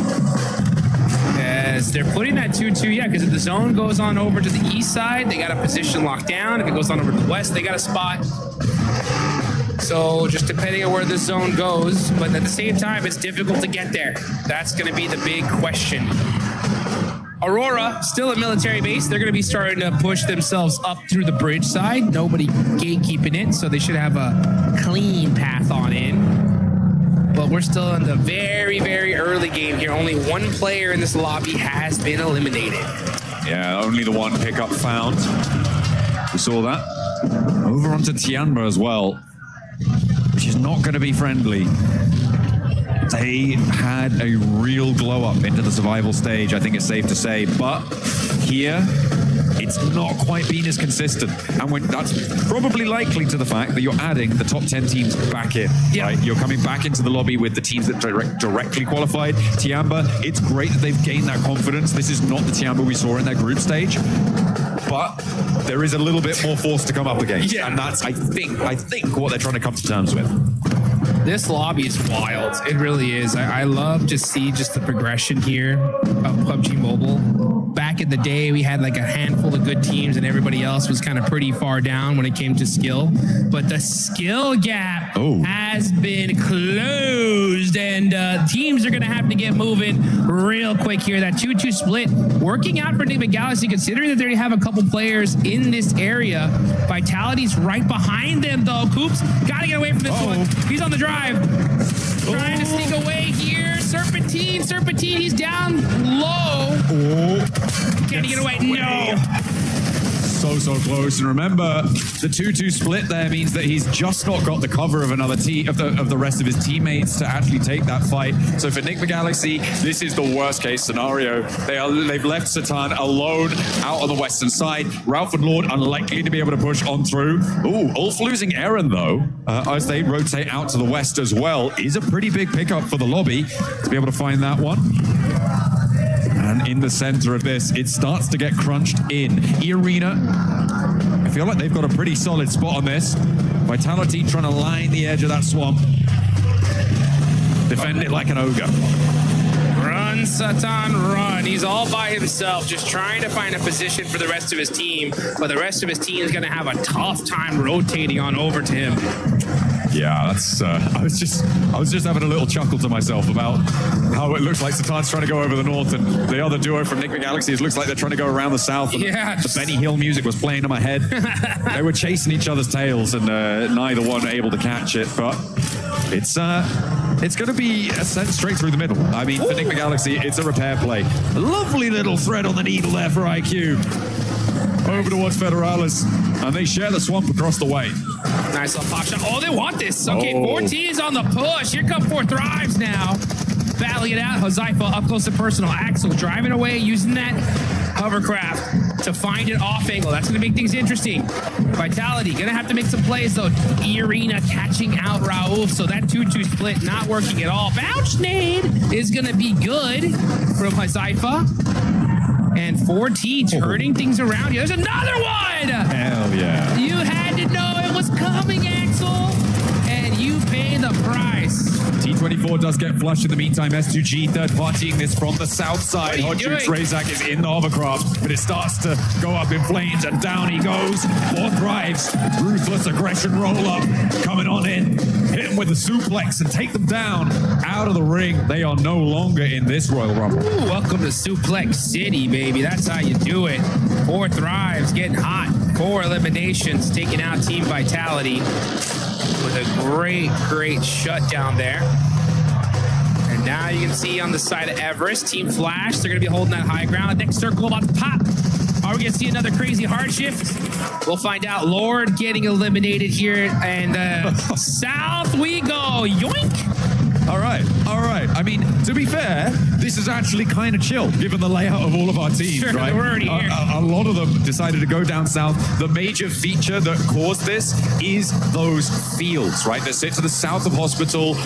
Nobody wants to sit in them. It is really nasty to be in that sort of area, as well as Everest being a roadblocker on the northeast side of it. It creates this lineup. So teams funneled into this south side. So a circle like this actually benefits the majority of the lobby. Yes, it does. Yeah, I mean, they were already all set up in this position. The zone going here, super beneficial. This is a huge spot here, and it's a battle of contention. Aurora starting to push Nongshim Red Force. It's a rematch, and Nongshim Red Force win once again.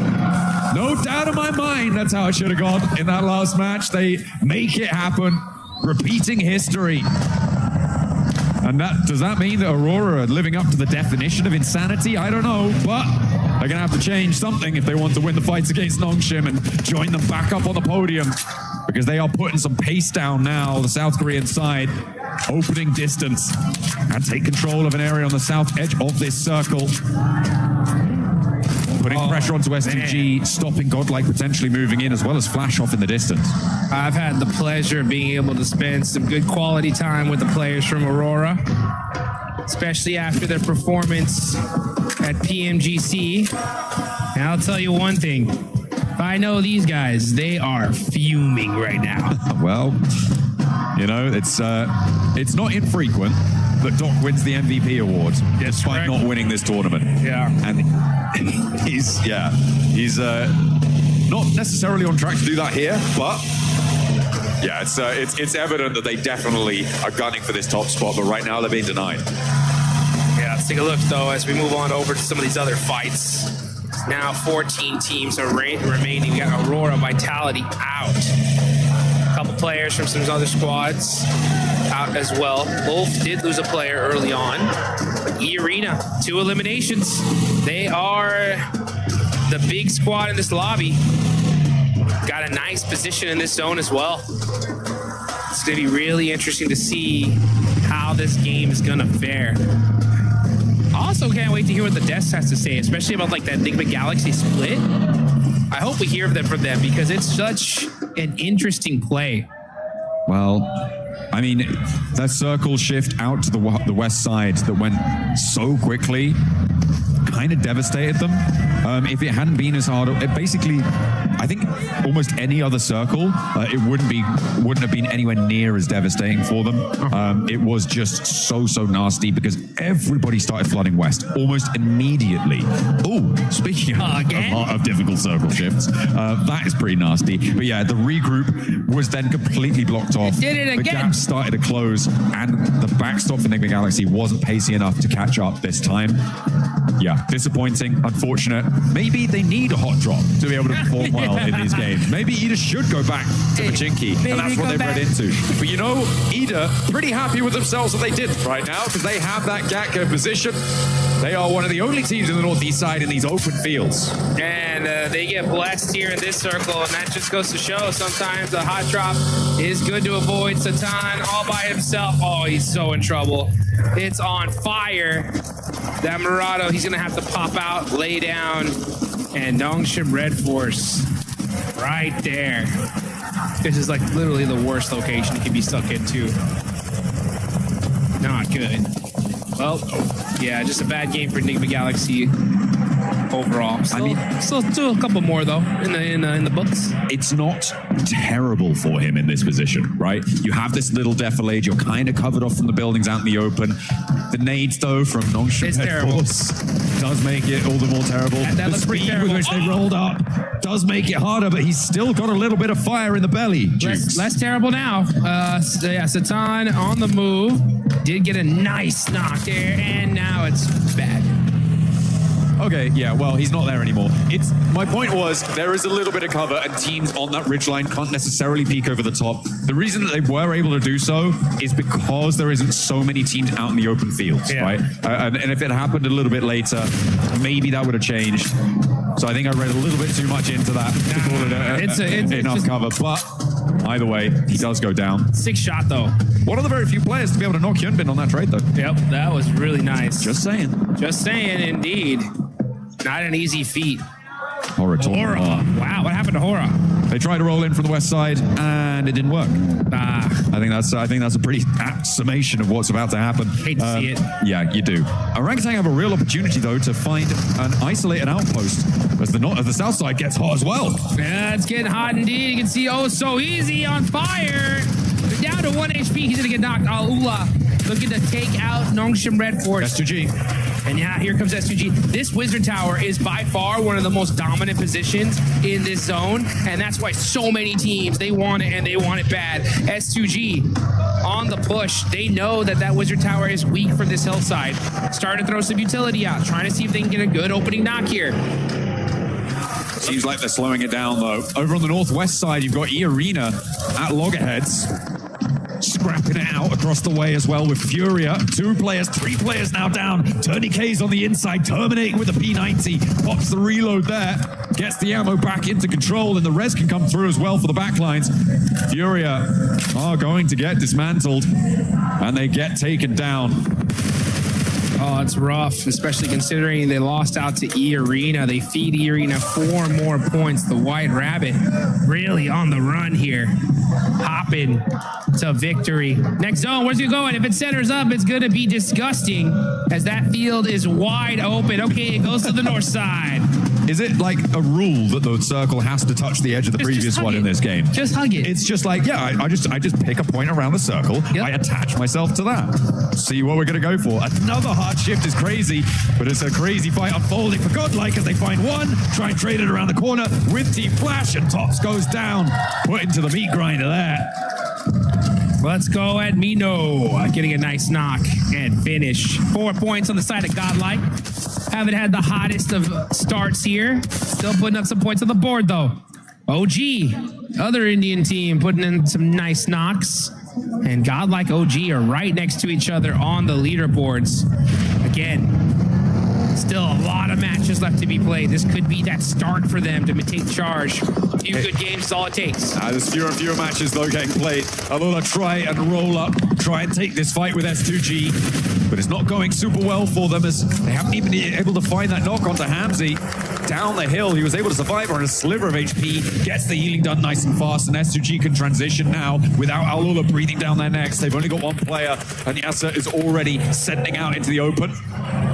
4 Thrives getting roadblocked on the northern rotate as Ulf and Arena sit in front of them. Alola losing their final backstop, and Godlike now trying to roll up into the engagement as Ida takes shots from a distance. Yeah, and that's it for Alola. Now you got S2G that we're holding this Wizard Tower here, but is now outside of the circle. They're going to have to get moving. Meanwhile, you got Tianba trying to get rezzed up here, out in the open. They got a couple busted up vehicles here for cover, utilizing those smokes as well, but the pressure is imminent. Now comes Scarface. Scarface with a nice nade onto Joker.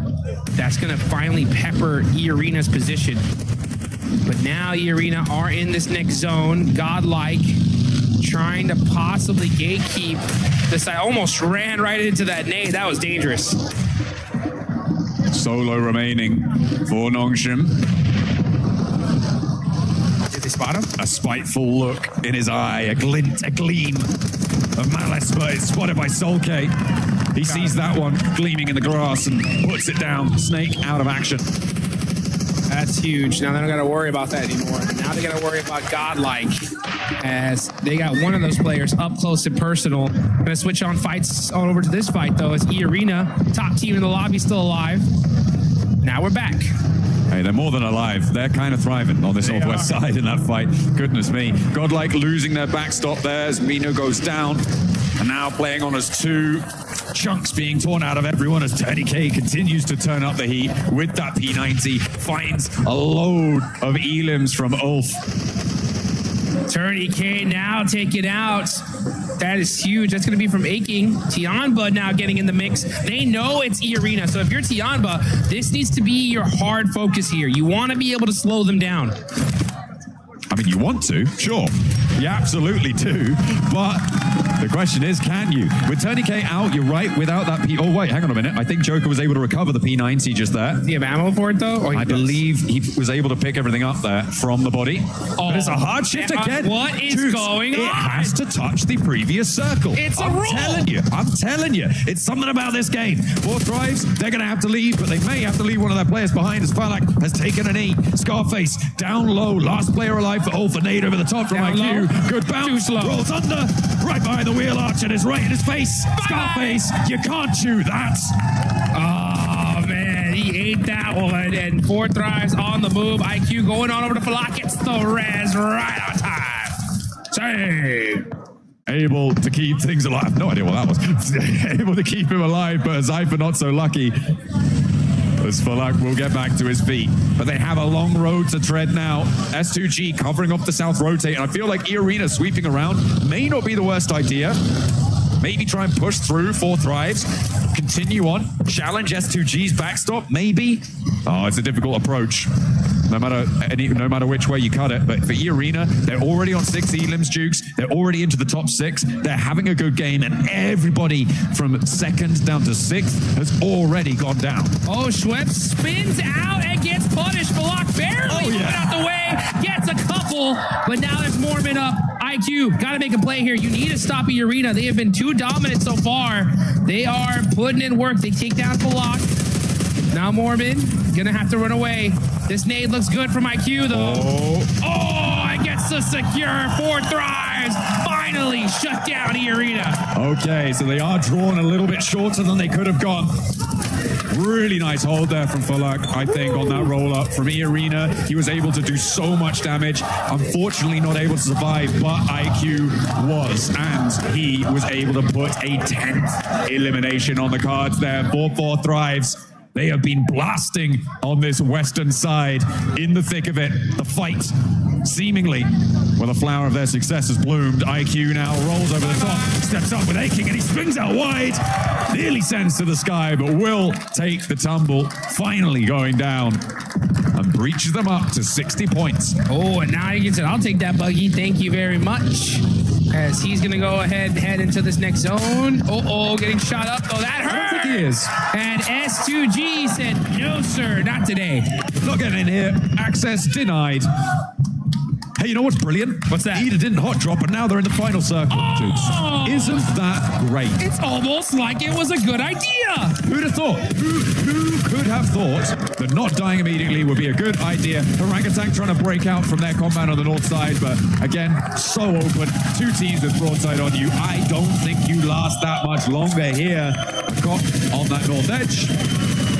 I feel like we're just waiting for him to go down here. Oh, yeah. And he falls. Goodbye. And S2G finally starting to make some noise here in Erangel. But it's S2G versus Ida. 2 teams from Turkey.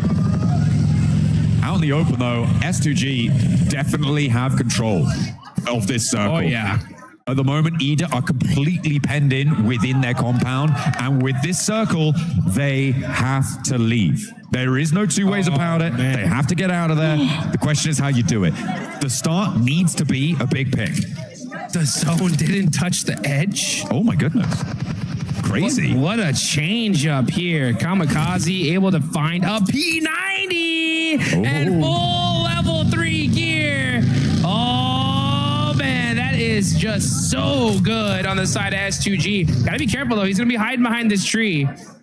Cannot afford to get knocked, but they have full control of the circle. EDA have to move out. If you're EDA right now, you really need to kind of start peeking and trying to find a pick. If you can get a good knock here. I think...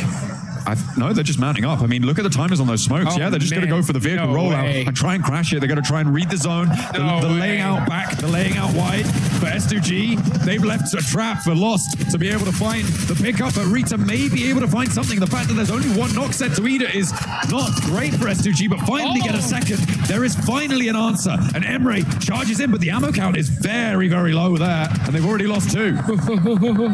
Trying to get this confirmation. He should be able to get at least 1. Yeah, he'll take that point. All right, well, that's a consolation prize. But S2G looking to make this happen unless Darkin gets a good shot here. He's only got 21 rounds left. In the mini 14. And Kamikaze's full level 3'd out. That's going to be a hard knock. I mean, there's plenty of ammo left in the back pocket there. Oh, Kamikaze. Oh, what a lineup. Steps out a little bit too wide there. And Emre able to shut it down, but he's getting crunched in by the zone. Forced in, but S2G seemed like they had complete broadside here, but now we're in a 2 versus 2. Emre steps back into the blue. Baits Sulke out for the peak, but doesn't quite confirm. He's still down on his belly, though. Stands up, goes for the fight. Does take a lick back, but Sulke puts him down. A 1 versus 2 as Darkin spreads out wide, tries to sweep over towards the off angle. Hit the gas. Darkin coming up close and personal. And has G with the DVS. And nah, not today. This is our game to win. That's a big S2G chicken dinner. S2G going God mode at the end there. Chokehold on the zone, able to take it all down. Nobody standing in their way. Really nicely felt there on that south edge. For Ida, a little bit too passive in their zone, in their compound, but they survived deep into the match, Jukes. And that is a good result. I feel like they were able to do, well, I know that they were able to do a lot more than they've done in any other Erangel over the course of this tournament. Or any other game in this tournament. Finals, yeah, this is huge for the side of Ida. Honestly, a great finish. They were stuck in those buildings. That's a hard one to win. I just personally would rather see them just from those buildings really try to pursue a knock before just randomly sending it in. I think that would have been the play. But hey, you know what? To each their own. Sometimes you got to go for it. It could have gone either way. But S2G, I mean, they're so good at just popping people out of vehicles that it just made it hard. But we did see that solo player from Ida really put in work towards the end, almost turned things around for them. I mean, Emery was doing a lot over in the open field there. I feel like what happened there was that they got information on the backlines on towards where Lost was, and they were able to flow out that way, and that's what they went. That's what they went for in those final moments. Maybe a little bit overinvested on the angle though. Let's listen in to hear what they have to say on that match. Sürünüyor ya. Eve bak. Evdeki araba çıkıyor, sağ çıkıyor. Tamam. Hangisi çok iyi bakman lazım ha? Hadi arabayı tutacağım. Bakacağım. Ha, çok mermim yok, sıkmayacağım, gelsin. Geliyor, sana geliyor. Pozisyon alacağım. Nice oğlum, nice. Çok iyisin. That sounded really chill. That sounded really chill, relaxed. They felt in control, and I could smell it. Oh, yeah, they knew that was their win. Yeah, let's get high, folks.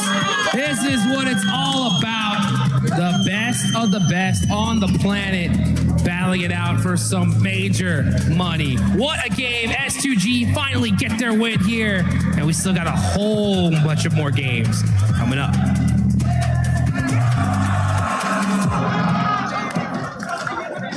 WC 26, I'm the 7WG, and I'm joined by none other than the record-breaking man, Snacks Gaming. Snacks, how are you enjoying Paris so far? I'm in amazing bonjour and representing India here doing the watch party. I'm the first Indian ever to host a watch party officially from the S tier tournament, World Stage, World Cup.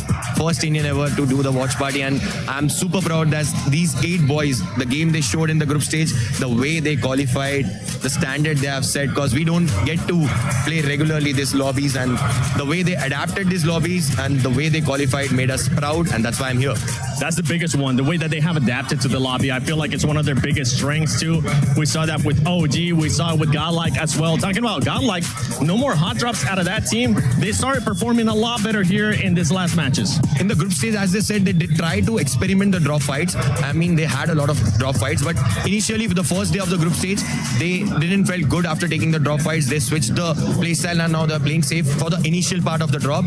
Then after that, if they survive 4-man, you have seen the players' potential. The way S-Power clutched, I mean, I feel like it's going to be the clutch of the tournament. The way he played, the gunpower these boys have is insane. I just want them to stick together, play 4-man together, because in this lobby, it's all about team game. It's all about the way these teams isolate fights. And I wish they play together and they bring something really good performance back for India. And I'm hoping that's going to be the case, especially with the first round that we just saw, and then on the upcoming matches as well. I think they will be able to bounce back. I have Godlike finishing in top 5 and OG finishing in top 10. Damn, what are your predictions, brother? I mean, I just want them to do good, because we don't know the struggle they have been going through. We don't know the grind, how much grind they have did. Everything answers only through the gameplay. I wish we get top 5 for both the teams. It's going to be a huge thing for India, because again, I said we don't get used to play regularly in these lobbies, and we get more opportunities because of these boys. And all these players watching from India, all these esports players watching from India, they'll get inspired and they'll feel motivated to do more for the country. 100%. Shukriya, bye. Thank you so much for joining us. I hope you enjoyed the rest of the show, and I hope that the Indian teams continue to step it up. Back for some more PMWC at EWC 26.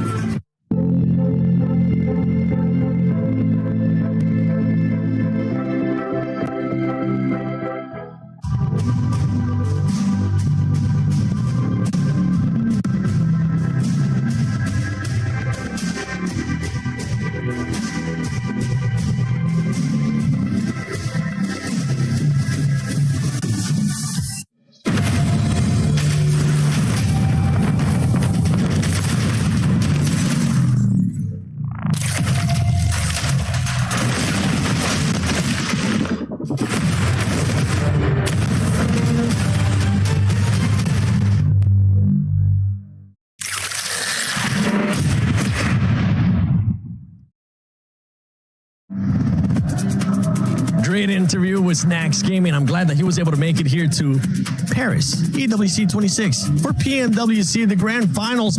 But let's talk about this game, because S2G, we finally got a chance to see S2G the way that we have been wanting them to, pretty much having to grind out that circle, having to push people away like they were able to do with Alula. It was clearly a Turkish wombo combo right there. First and second place got Ida getting himself to second place finally, right? Can talk about that a bit later on. But yeah, S2G, beautiful fight onto Alula. There was Godlike, there was also Nongshim Red Force, and they were all vying for that one Harry Potter tower down on the southern edge. And overall, the fighting capabilities of S2G have been soaring in the finals, and we just see more consistency, which is what I was hoping to see from this roster. Yeah, I mean, I really enjoy right now the classic Kamikaze, which is now canonically known as just the full center as a one player, and then just dominate from there. And the thing is, Kamikaze can get it done, which is super interesting. He just exerts a lot of control. Soul K from the backlines on that anchor, super cool. Wouldn't call it a wombo combo.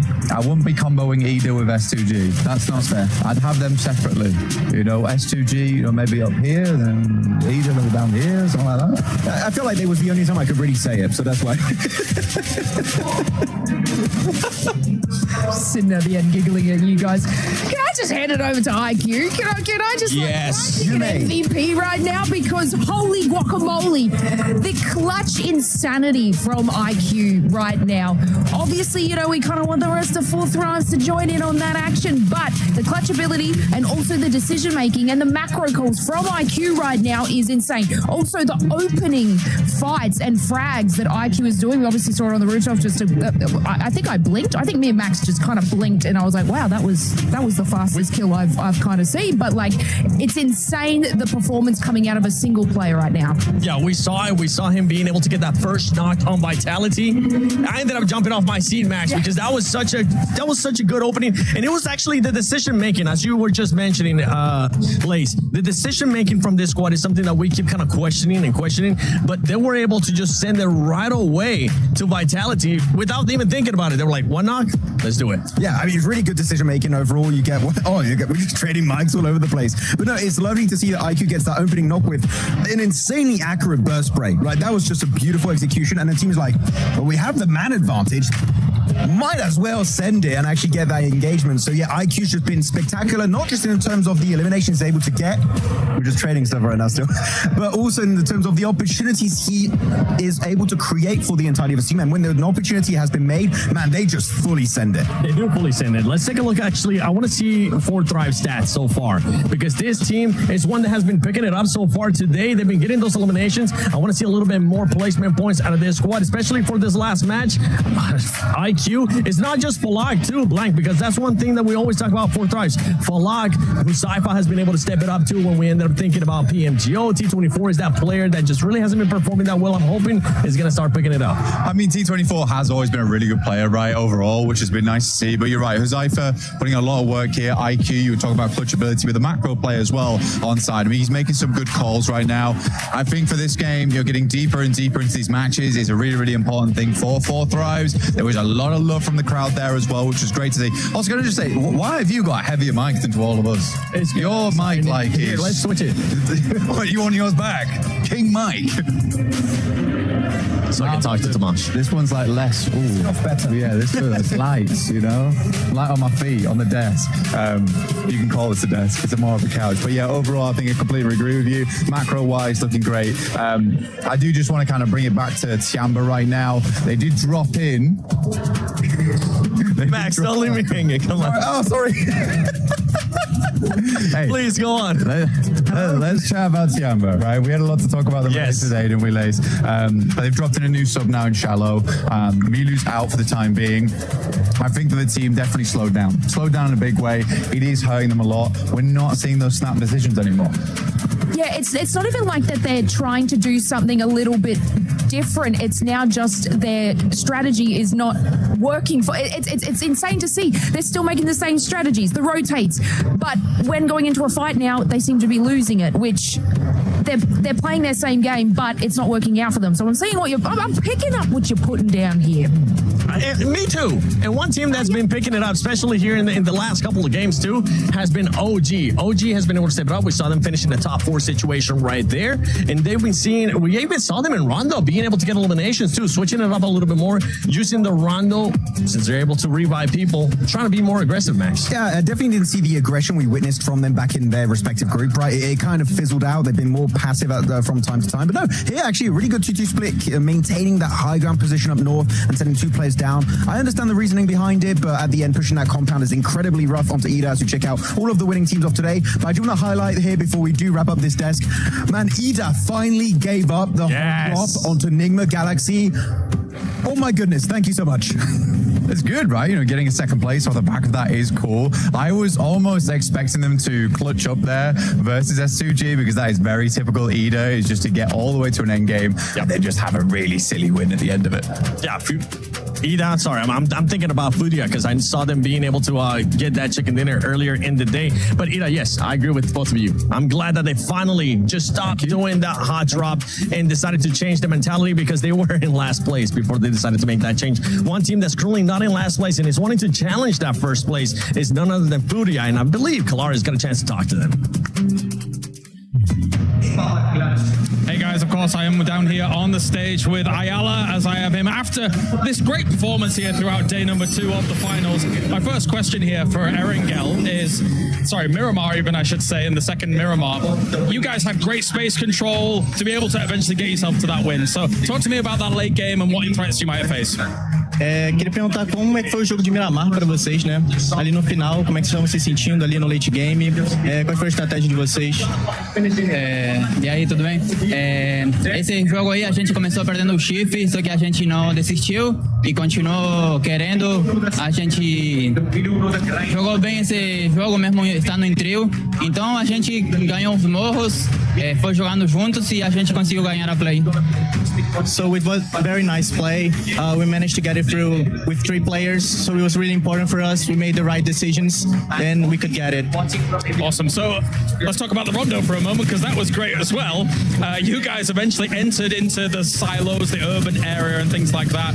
And I thought you were going to be in a lot of trouble, but you actually looked amazing in that execution. So what were your concerns on Rondo? Who were you kind of looking out for, and how did you execute that? A partida de Rondo também foi muito boa, né? Vocês entraram ali no silo e ficaram por ali. Parecia que ia dar ruim algumas horas, mas conseguiram sair muito bem. Quais eram as suas preocupações ali nessa queda e nessa partida? O que vocês estavam sentindo? Nessa partida de Rondo, a gente começou bem, fazendo marquills no começo, depois fomos pegando marquills, só que a gente errou em alguma coisa no finalzinho que a gente depois da play conversou, então tomara que nas próximas plays a gente consiga ajeitar tudo para conseguir ganhar esse campeonato. So it was a pretty nice match. We managed to gather some kills on the start and in the middle game. But by the end, we did some mistakes. But after the game, we talked, we solved those mistakes, and we are better for the next ones. Fantastic. Well, thank you very much for joining me, Ayala. That's it for us here down on the stage. Thank you, Kalaris, and thank you, Ayala, as well, for that great answer. And yeah, for this team, I mean, they started off hot today. This last match, though, ended up being a big old donut. I think they'll be able to bounce back. Ayala, you may have your driver's license back. I will bestow it upon you once more, because now the decisions to use the vehicle are working for you and not just going in there and seeing what sticks. But no, look, the elimination consistency from Furia is, you know, we always speak about it. They are a sort of an aggressive, dominant team. But now, you heard it from them. They're taking it there. They are moving a little bit further in placement points, which is exciting to see, especially on the map where they they got their chicken dinner and the way that they were able to just wait.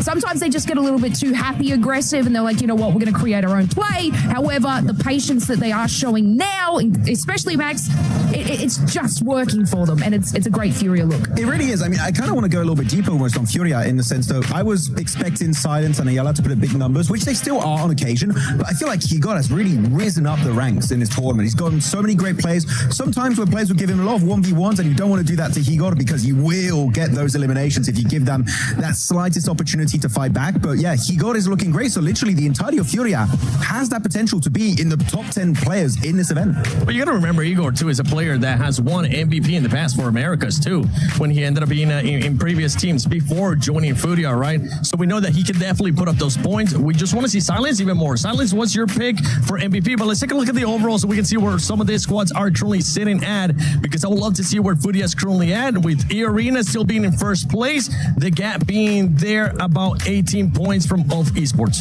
Well, I mean, for Ayala and Chief as well, like back in Liquid days, मुझे ये क्यों नहीं समझ में आ रहा कि आप जब सर्कल क्लोज इन होता है तभी क्यों सर्कल के अंदर एंट्री करने की कोशिश करते हैं। मौका बनाइए, पहले सर्कल के अंदर जगह बनाइए, तब शायद और बेहतर बना सकेंगे। बाबा एक और सवाल है बाबा, टियानवा को क्या हुआ बाबा? टियानवा, आपने कहा था आज ड्रॉप नहीं रहेगा, E-Arena का ड्रॉप हो सकता है, कहानी बिल्कुल उल्टी ही हो गई लीडर बोर्ड पे। ये तो देखिए, मैंने दोनों का कहा था, बट हाँ, E-Arena वो कंसिस्टेंट रहे, मतलब ये तो मैं बैकएंड पे बात कर रहा था। कोई बात चलिए कोई बात नहीं से हम सीधा जहां पे हम एक्चुअली कोई बात नहीं बोल देते, अपनी स्टैंडिंग देख के वहां चलते हैं। ओवरऑल लीडर बोर्ड E-Arena की एडवांटेज अब बढ़ते जा रही है। टियानवा, अरोरा गेमिंग, इनफैक्ट ये कुछ जो हमने टॉप थ्रेट सोची थी, ये बहुत पीछे जा चुके हैं लीडर बोर्ड पे।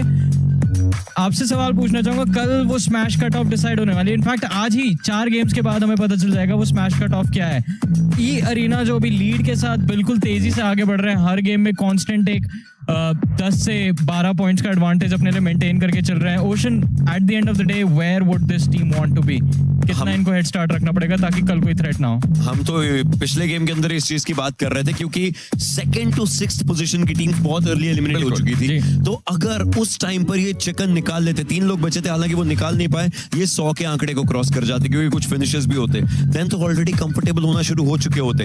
अभी भी इनके पास, मैं ये बोलूंगा, एक अगर चिकन आ जाता है आज के बचे हुए गेम्स में, तो एक गेम का क्वेश्चन रहेगा। उस क्वेश्चन के ऊपर they can easily go for it. And अगर आज 120 125 कर दिया और बाकी बाकी टीम्स 100 भी नहीं टच कर पाई.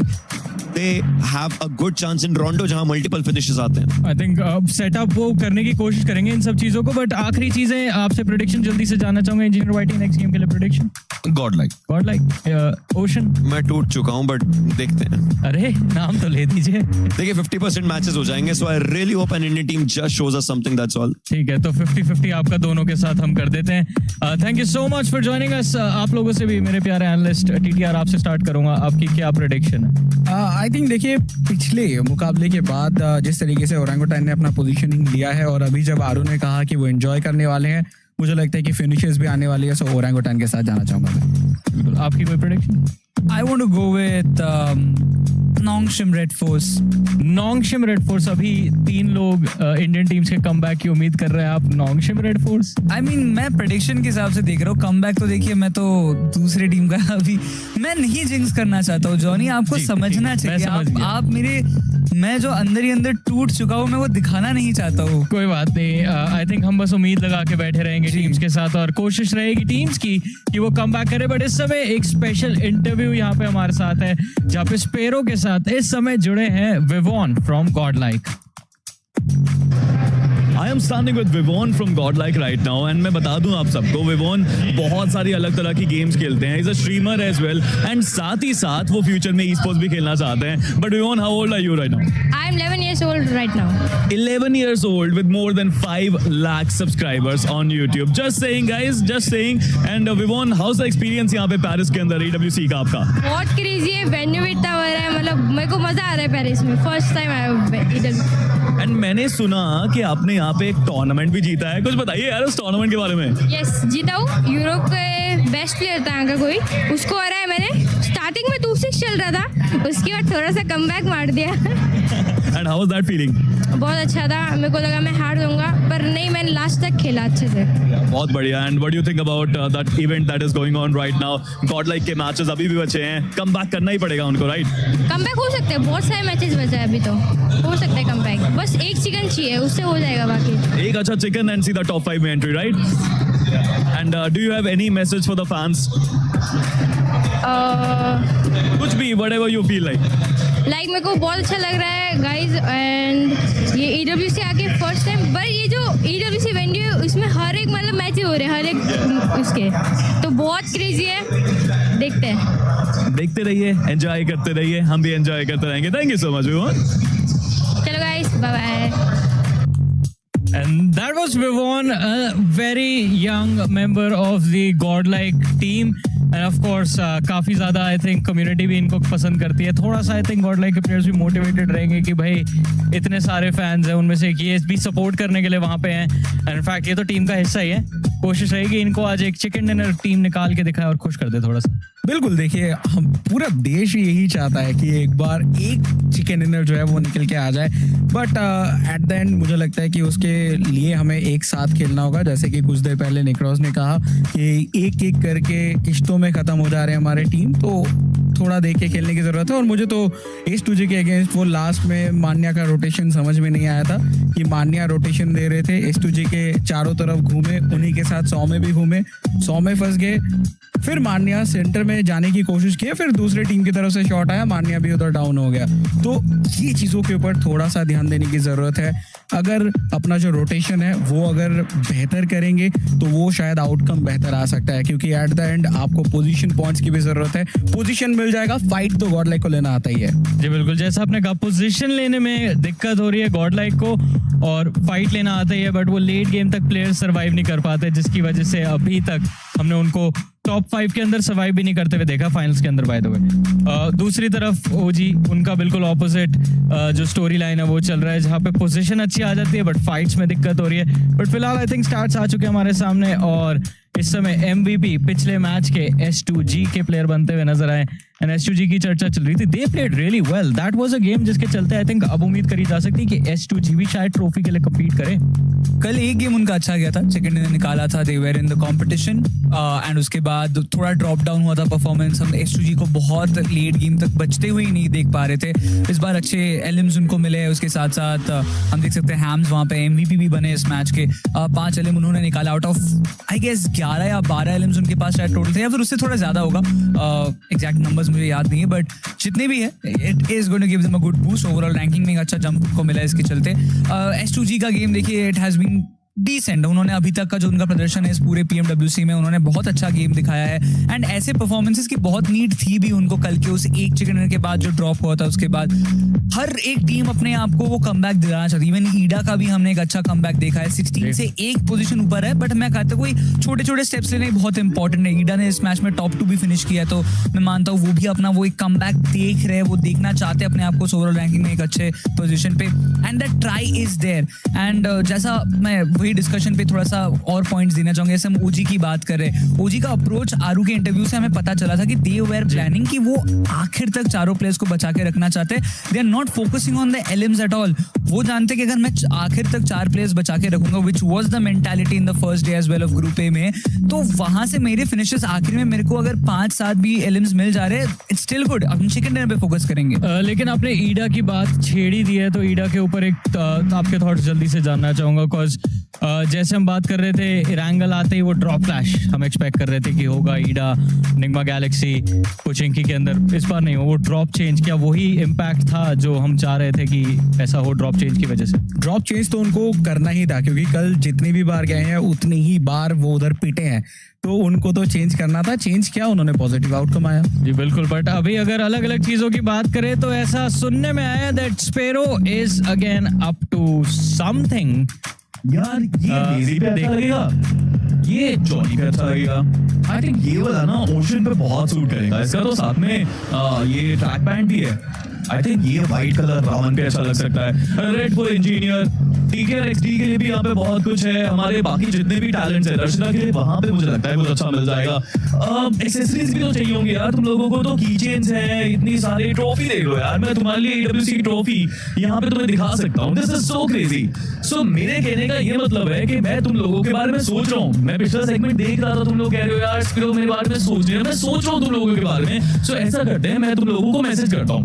मैसेज में मैं तुम्हें बता देता हूँ कि इस एरिया का एड्रेस क्या है, तो तुम टिकट कराओ, फ्लाइट में बैठो, 12-14 घंटे लगेंगे. आ जाओ यार, आ जाओ पेरिस में EWC अरीना के अंदर, so that you can get your merchandise. क्या आप लोगों ने सुना sparrow is sponsoring a trip? Wow. But casters को बुला लेते, चलिए एक बार उनसे भी. Ocean sparrow is sponsoring everyone. ये इंसान, ये इस पे अच्छा लगेगा, वो उस पे अच्छा लगेगा. ब्राउन मेरा कलर ही नहीं है, मुझ पे कैसे अच्छा लगेगा? आपको कलर की दिक्कत है भाई, ट्रिप मिल रही है, मैं तैयार हूँ स्पेरो के पास जाने को. फ्लाइट की टिकट खुद करने को बोल रहा है, स्पेरो नहीं करवा रहा है. देखिए वही लूप होल है, मेंशन नहीं किया था उन्होंने बोला एड्रेस भेज दो. इंजीनियर भाई, आपको कलर पसंद आया आपका? देखिए लाल कलर मुझे लगता है कि ठीक है, ले आओ, जो भी है ले आओ. सुंदर, आप पे सुंदर लग रहा है काफी ज्यादा. 2 लोग हैं जो उदास है, मैं उनसे एक बारी बात कर लेता हूँ, बिकॉज़ उनका नाम ही नहीं लिया. You guys got ignored. देखो गाइस का पता नहीं, मैं तो इग्नोर्ड हुआ, मुझे भूल ही गए. स्पीरो भाई पहली बार हुआ है क्या? फर्स्ट टाइम बोल दिया मिस्टर शर्मा ने आपको. इट्स ओके यार. चलिए बाय बाय कास्टर्स. मैं थोड़ा हाँ, आपको भी नहीं, मेरे बारे में तो उन्होंने कहा था, और उन्होंने ये कहा था कि TTRXD के लिए तो बहुत कुछ है. मतलब आप समझ रहे हो, तो सिर्फ 1-2 नहीं, ठीक है, उसमें मैं खुश हो गई. जी बिल्कुल. अगर एक जो जैकेट आपने दिखाई थी मेरे को पसंद आई, मेरे लिए पिक कर लेना. बट चलिए एक और चीज हमें पसंद है, और वो है एक्शन. गेम के अंदर का एक्शन. जल्दी से चलेंगे, अगले इरांगल की तरफ बढ़ेंगे, को शुरू होने जा रहा है आज के दिन का सेकंड हाफ. चलते हैं हमारे कमेंटेटर्स के पास. All right, 50% of the games complete होने की कगार पे आ चुके हैं.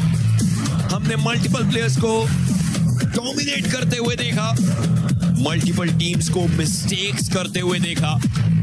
बट अब चार्ल्स डार्विन की वो theory survival of the fittest, वो यहीं पे आकर के शुरू होती है, क्योंकि उल्टी गिनती मैचेस की इसके बाद से शुरू होने वाली है. और देवी और सज्जनों, ये रैंगल्स टीम्स की कहानी पलट सकते हैं आपकी स्क्रीन के ऊपर. 3rd वाली रो के अंदर गॉड लाइक के प्लेयर्स, 4th वाली रो के अंदर ओरंगुटैन के प्लेयर्स. पिछला गेम ओरंगुटैन के लिए थोड़ा ठीक ठाक रहा, लेकिन अब कहानी आ चुकी है उन इरांगल्स की जहां आपका हाथ जम करके बैठना चाहिए. पिछला भी इरांगल था, बट फ्लाइट पाथ थोड़ा सा अलग, उसके लिए सर्कल भी एक चुनौती बनेगा. इंजीनियर जी हाँ बिल्कुल, बट मैं अब ये देखना चाहता हूँ कि गॉडलाइक और ओजी किस प्रकार से गेम बनाते हैं, क्योंकि अपने ड्रॉप तक तो पहुंच जाएंगे। कटका जैसा एरिया हमेशा खाली देखने को मिला, जहां पर हर बार एक नई टीम ने ड्रॉप बनाया। देखिए मैंने पहले भी बात करी थी कि वाइटैलिटी वो भी कटका पर एक समय पे ड्रॉप ले चुकी है, ईडा के प्लेयर्स ने वहां पर ड्रॉप लिया। मैं अभी भी ये सोचता हूँ कि गॉडलाइक के प्लेयर्स क्यों कटका के पास नहीं देखने को मिलते। वो बोटयार्ड से लूट करते हैं, उतनी लूट उनके पास नहीं होती। हालांकि वो सारी टीम जो वेस्टर्न एंड पे कोस्टल एरियाज पे खेलना पसंद करती है, उन्हें एक लंबा सफर तय करना पड़ेगा। दिलचस्प रहेगा कि टीम ई अरीना कैसे अपने आप को साउथ सिटी पर लेकर आती है। और वहीं पर जब हम बात करते हैं अरोरा की, मिलिट्री बेस अपने आप को लेकर जाते हुए पिछला मैच उतना बढ़िया रहा नहीं। कोशिश तो उनकी तरफ से भी रहेगी कि एक अच्छा गेम जाए। और लीजिए, सर्कल और फ्लाइट पाथ के बीच में कोई भी कंपैटिबिलिटी देखने को नहीं मिलेगी। अब सवाल यह भी बनेगा कि ओजी के प्लेयर्स, गॉडलाइक के प्लेयर कितनी जल्दी लूट उठाकर अपने आप को क्वेरी के आसपास लेकर आते हैं या फिर ब्रिज के आसपास में, क्योंकि जब भी ऐसे सर्कल बनते हैं वो ब्रिज की तरफ खींचते हैं। ये गेम ऑरोरा के लिए अच्छा हो सकता है। उनके पिछले गेम्स उस तरीके के नहीं जा पाए, पिछले गेम के अंदर उनके पॉइंट्स एग्जैक्टली नहीं आ पाए थे। ऑरोरा के लिए ये गेम बन सकता है। उनको जल्दी लूट करनी पड़ेगी, ब्रिज देखना पड़ेगा। फोर्थ राइव्स और ऑरोरा, इनकी ब्रिज की बैटल्स बहुत बार होती हैं। इस बार ऑरोरा कोशिश कर सकती है कि वो शायद ऊपर जाने के बारे में जल्दी सोच सके। हालांकि देवी और सचिनो को वापस याद दिला दे, ये टीम्स एक बहुत बड़े प्राइस पूल के लिए लड़ती हुई। गॉडलाइक के लिए तो क्लब पॉइंट्स की भी महत्वता बहुत ज्यादा आने वाली है, तो कोशिश यही कि पॉइंट्स निकाले जा सके, अच्छे पॉइंट्स बनाए जा सके। हमने जिस तरीके का प्रदर्शन इनके ग्रुप स्टेजेस के अंदर देखा था, उससे बिल्कुल विपरीत दिशा के अंदर ये टीम्स गई हैं अभी। लेकिन अभी भी देर नहीं हुई है। ये गेम 50% गेम्स पूरी कर देगा ग्रैंड फाइनल्स की, और इसके बाद बचे रहेंगे एक रैंगल, 2 मिरामार आज, और कल स्मैश पॉइंट्स के साथ पूरे गेम की शुरुआत। ओरंगुटान हमारी स्क्रीन के ऊपर। लूट खिलाड़ियों की हो जरूर चुकी है, लेकिन उसके अलावा और कुछ भी नहीं। First aids, level 1 helmet vest, shotguns, SMGs, vehicle, सब कुछ मिल चुका है। पर आपको जोन को प्राथमिकता देनी पड़ेगी, क्योंकि जोन की इज्जत करना इस गेम में सबसे पहली सीढ़ी है इस गेम को सीखने की। जोन को अगर आप रेस्पेक्ट देते हैं तो जोन आपको भी रेस्पेक्ट देगा, और वो समझना चाहिए। देखिए जब भी हम ग्लोबल लॉबीज की बात करते हैं तो अराउंड 80% टीम जोन को प्रायोरिटाइज करती हैं। वो लोग थोड़ी सी कम कर लेती हैं, बट सर्कल में जाना सबसे ज्यादा जरूरी रहता है उनके लिए। देखने वाली बात रहेगी कि गॉडलाइक और ओजी कब वो यहाँ से लूट करके निकलते हैं। हालांकि इन सब के बीच में एक बहुत अटपटा मूव उनकी तरफ से। फेरी पियर जैसे एरिया पर वो अपने आप को लेकर ही नहीं गए, वो अपने आप को प्रीमॉक्स पर लेकर गए हैं। क्या उनकी तरफ से ये प्रेडिक्शन रहा कि ये सर्कल उस एरिया की तरफ जाएगा? ये जरूर एक बेहतर चीज रहेगी, बट अरोरा एक अच्छी खबर है उनके लिए, जिसके बारे में आपने ऑलरेडी चर्चाएं करेंगे। ओशियन की ब्रिज ब्लॉक हो सकता था, बट शायद अब वो ब्रिज ब्लॉकेड हमें देखने को ना मिले। अरोरा के प्लेयर भी जल्दी से मिलिट्री बेस से लूट लेकर अपने आप को ब्रिज क्रॉस करते हुए नजर आ सकते हैं, बट वाइटैलिटी, इनके भी प्लेयर्स हमें देखने को मिलते हुए अभी के लिए इस ताल पर बड़े फॉर्मेशन में लूट। और आपको वापस से एक और चीज बता दें कि चेस का भी जो ग्रैंड फाइनल्स है वो भी चलता हुआ अब ऊपर ऑल गेमर्स को देख सकते हैं, जो क्लब पॉइंट्स है।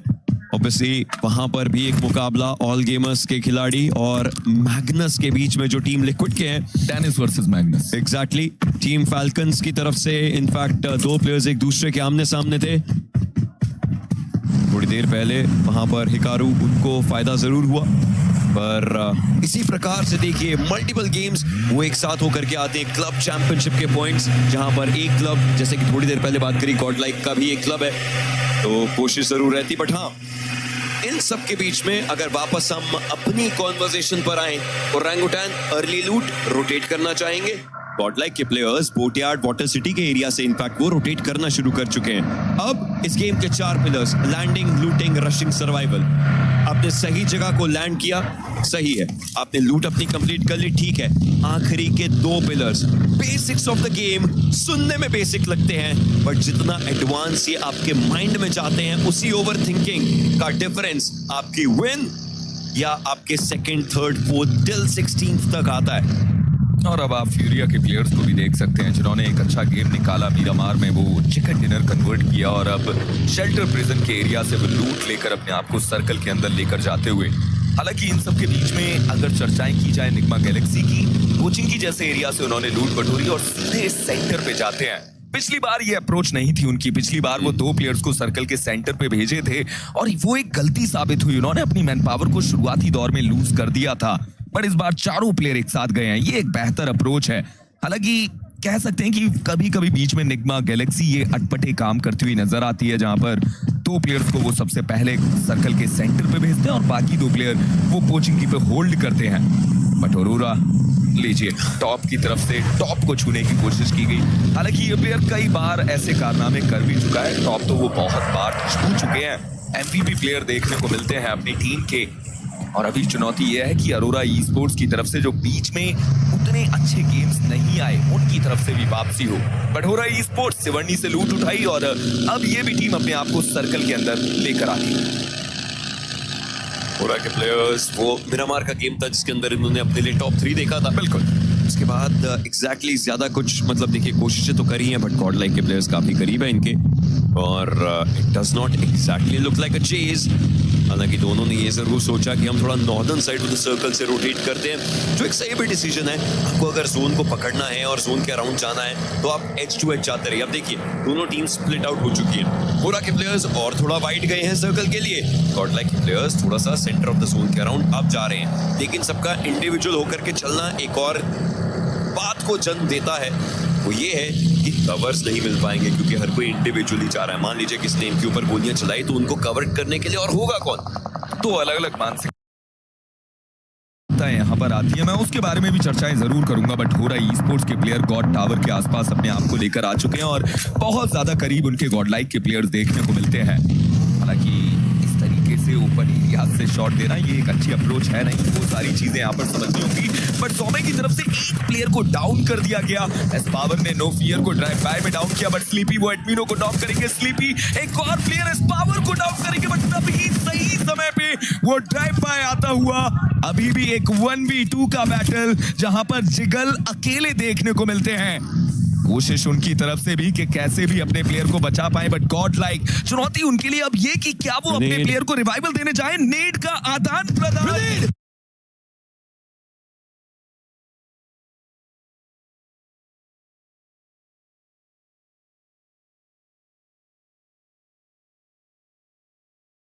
दोनों ही तरफ से मान्या का नेड, स्काई का कंफर्मेशन। गॉड लाइक अभी भी 2 प्लेयर के साथ आगे बढ़ती हुई। एडमिनो वो अकेले प्लेयर जो अभी नॉक देखने को मिलते हैं, बट हो रहा ई स्पोर्ट्स वो इस गेम से बाहर जाती हुई। सोमे की तरफ से वो बढ़िया 1v3 गॉड टावर के आसपास की फाइट नाम तो अपने कर ली गई, बट टियानबा सही समय पे वो स्लैमिंग करते हैं। एडमिनो को बचाना बहुत ज्यादा मुश्किल। टियानबा के प्लेयर्स वो आए जरूर यहाँ पर। जी हाँ, वो एक नुकसान शायद गॉड लाइक को देखने को मिले। हालांकि नुकसान एक और मान्या वो भी कंफर्म हो चुके हैं। ज्यादा देर तक वो खुशी नहीं रह पाई। एडमिनो उनका भी खात्मा होता हुआ। Individuals yes they did good, but is good enough? अपने बेटर को सामने लाना पड़ेगा ताकि बेस्ट वर्जन बन पाए। ऐसे प्लेयर्स का पिक होना ये गॉड लाइक के लिए चिंता का विषय जरूर बन सकता है। टियानबा उनका तो खाता खुला। इट लुक्स लाइक वो भी उसी रास्ते पर जा रहे हैं जहां से गॉड लाइक के प्लेयर्स निकले हैं। 40 के प्लेयर्स उन्होंने अपने एक खिलाड़ी अभी खोया जरूर है। फ्यूरिया के प्लेयर्स बिल्कुल करीब। ज़ेफा गाड़ी से निकल रहे थे या गाड़ी में वापस बैठ रहे थे समझ नहीं आया, जिसके कारण इनका व्हीकल ऑलमोस्ट बर्न आउट होता हुआ। बच गए, बट किस्मत उनकी दासी है कि सही समय पे अपने आप को कवर में लेकर आए। और वहीं पर 40 शायद जोन का प्रेडिक्शन करना उतना बेहतर रहा नहीं इस टीम के लिए। मैंने ऑलरेडी चर्चाएं की थी कि जब ऐसे सर्कल बनते हैं तो वो ब्रिज की तरफ खिंचते हुए नजर आते हैं। और अभी भी आप कह सकते हैं कि ब्रिज का वो इलाका जहां पर 5 से लेकर 6 टीम होल्ड कर चुकी है। ओजी के एक प्लेयर वो यहाँ पर नॉक होते हुए नजर आएंगे। टोंगशिम रेड फोर्स बहुत ज्यादा करीब हमें देखने को मिलती है। टीजी वो अपने आप को ऑलरेडी बहुत आगे लेकर जाते हुए। अरोरा ई स्पोर्ट्स के प्लेयर रीफर्स उनकी तरफ से एक अच्छा नॉक निकाला जाता है। ईडा के प्लेयर्स को परेशान किया जाता है, बट अब वो नेडिंग देखने को मिल रही है। हिनमिन की तरफ से नेट डाले जाएंगे। एक नेट पीछे से आया, लगातार वो नेट डालने का प्रयास। एस्पावर वो पीछे देखने को मिलते हैं, बट आतंकी उन्हें डाउन कर दिया गया। उस हुजैफा ने टीम यूएलएफ को परेशान किया, हुजैफा ने टीम यूएलएफ के उस प्लेयर का अंक बटोरा, बट नॉन्गशिम रेड फोर्स ओजी के प्लेयर्स को एक एक करके नॉक करती हुई। आतंकी और विस्गॉट डाउन हो चुके हैं, हालांकि सामने भी रिटेलिएशन में एक प्लेयर को डाउन किया गया, बट समझना होगा कि ओपन एरियाज की इस फाइट को जितनी जल्दी हो सके समाप्त करें, अपने प्लेयर को बचाएं और किसी इलाके पर अपने गढ़ को तैयार करें। नॉन्गशिम के प्लेयर्स अपने आप को सेफ रखना चाहेंगे, but those grenades by Aspower, wow, Orangutan के सामने खतरा कहीं और था और देखते देखते एस्पावर के वो ग्रेनेड्स आए एंड ओरंगुटैन बेबस लाचार होकर के पड़ चुकी है। एस्पावर, I think he has done the damage. He has done the damage to OG. जिसके लिए शायद OG तैयार भी नहीं थी। अगला सर्कल बनने वाला है थोड़ी देर में।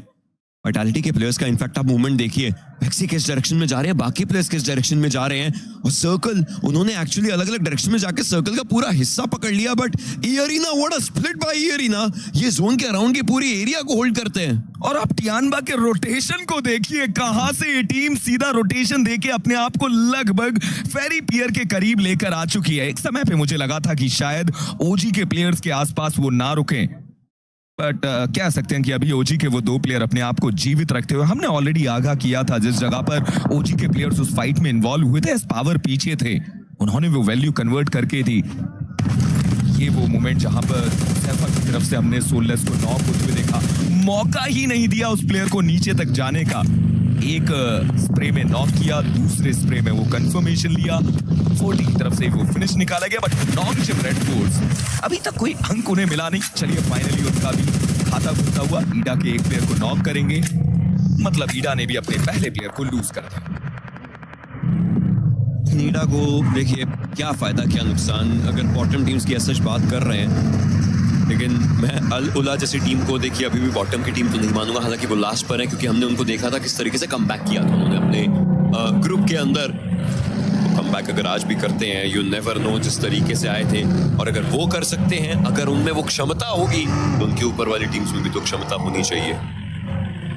हालांकि टीम इंडिया की अगर बात करी जाए तो बच्चे जरूर 4 खिलाड़ी हैं, लेकिन वो दो अलग अलग टीम्स के बच्चे हैं। नुकसान वहां पर एस्पावर का वो ग्रेनेड जो है वो ओजी को दे गया, एंड गॉडलाइक जो ऑलरेडी एक फाइट करके हटी थी, तियानबा आ गई। ऐसे फंस गए प्लेयर्स जो शायद ये चाहते नहीं थे कि इनके साथ हो, but a few bad games, उसके बाद अच्छा गेम आना चाहिए, बट मैन पावर भी चाहिए उन चीजों के लिए। एंड ऑरोरा के प्लेयर्स को देखिए, सर्कल के एरिया के लिए तो आई है, एयर ड्रॉप भी उनकी गोदी में आके बैठा है। और ऐसी हाईली कॉम्पिटिटिव लॉबी में गॉडलाइक को भी समझना होगा कि जितनी जल्दी आप एक फाइट को कंक्लूड करते हैं, आपको तैयार रहना होगा कि कोई टीम आपके ऊपर अटैक करने के लिए रेडी है। और वही एक मोमेंट था जहां पर मौका बनाया गया और गॉडलाइक के 2 प्लेयर्स को बाहर कर दिया जाता है। बट आपने अलोला की चर्चाएं करी, मैं तारीफ करना चाहता हूं उस टीम की, क्या उम्दा वो रोटेशन उनकी तरफ से, मिनी आइलैंड से पानी के सहारे अपने चारों प्लेयर्स को फेरी पियर पर लेकर आने में वो टीम भी कामयाब हो चुकी है। वहीं पर जब हम बात करते हैं अरोरा की, ब्रिज के सहारे अपने आप को लेकर आए थे, बट अब चुनौती है कि सर्कल के अंदर एंट्री कैसे ले, क्योंकि जस्ट उनके साइडलाइंस पे टीम फ्लैश के प्लेयर्स देखने को मिलते हैं, और जब सर्कल के अंदर आप एंट्री लेंगे तो वहां पर फ्यूरिया के प्लेयर आपके स्वागत के लिए तैयार खड़े हैं। अरोरा के रीफर्स लगातार आगे की इंफॉर्मेशन बटोरते हुए, बट ये वो सर्कल जो अब हमें देखने को मिलता हुआ नजर आएगा, बहुत ज्यादा निर्णायक ये सर्कल हर एक टीम के लिए। ई अरीना एक बड़े फॉर्मेशन में, बट वो फॉर्मेशन काम नहीं आया। 2-1-1 के फॉर्मेशन में ई अरीना ने वेस्टर्न साइड्स को होल्ड किया था, बट आप ये सर्कल देखिए, ओजी बीइंग एट द सेंटर आने वाले समय में आकर्षण का केंद्र बनेंगे। मुझे नहीं लगता कि ओजी का सर्कल के सेंटर पे होना इस समय पे एक अच्छी खबर है। मल्टीपल टीम्स उनके आसपास आ रही हैं, और आप तो बैठे भी थोड़े से ओपन एरियाज के अराउंड है। फ्लैश के एक प्लेयर को पिक किया गया था ऑरोरा के द्वारा, सियोल जोन में जाने की उनकी कोशिश रहेगी, और मल्टीपल टीम्स ऑलरेडी फाइट लेना शुरू कर चुके हैं। आप देख सकते हैं फिनिश फीड के अंदर तियानबा ए किंग आरू को टेक डाउन किया था, और एकेओपी का भी खात्मा किया। जो फाइट तियानबा ने गॉडलाइक से शुरू करी थी, उसका खात्मा ओरंगुटैन के साथ किया है। और गॉडलाइक के प्लेयर्स अभी साइडलाइन एरियाज के अंदर जो कि आप देख सकते हैं वर्ल्ड फीड के अलावा।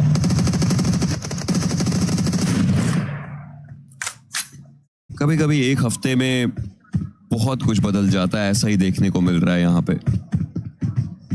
दोनों ही टीम्स की तरफ से प्रयास किए लगातार, बहुत अच्छा खेले वो अपने ग्रुप स्टेजेस में, बट फिनाले में वो चमक थोड़ी सी फीकी देखने को मिली।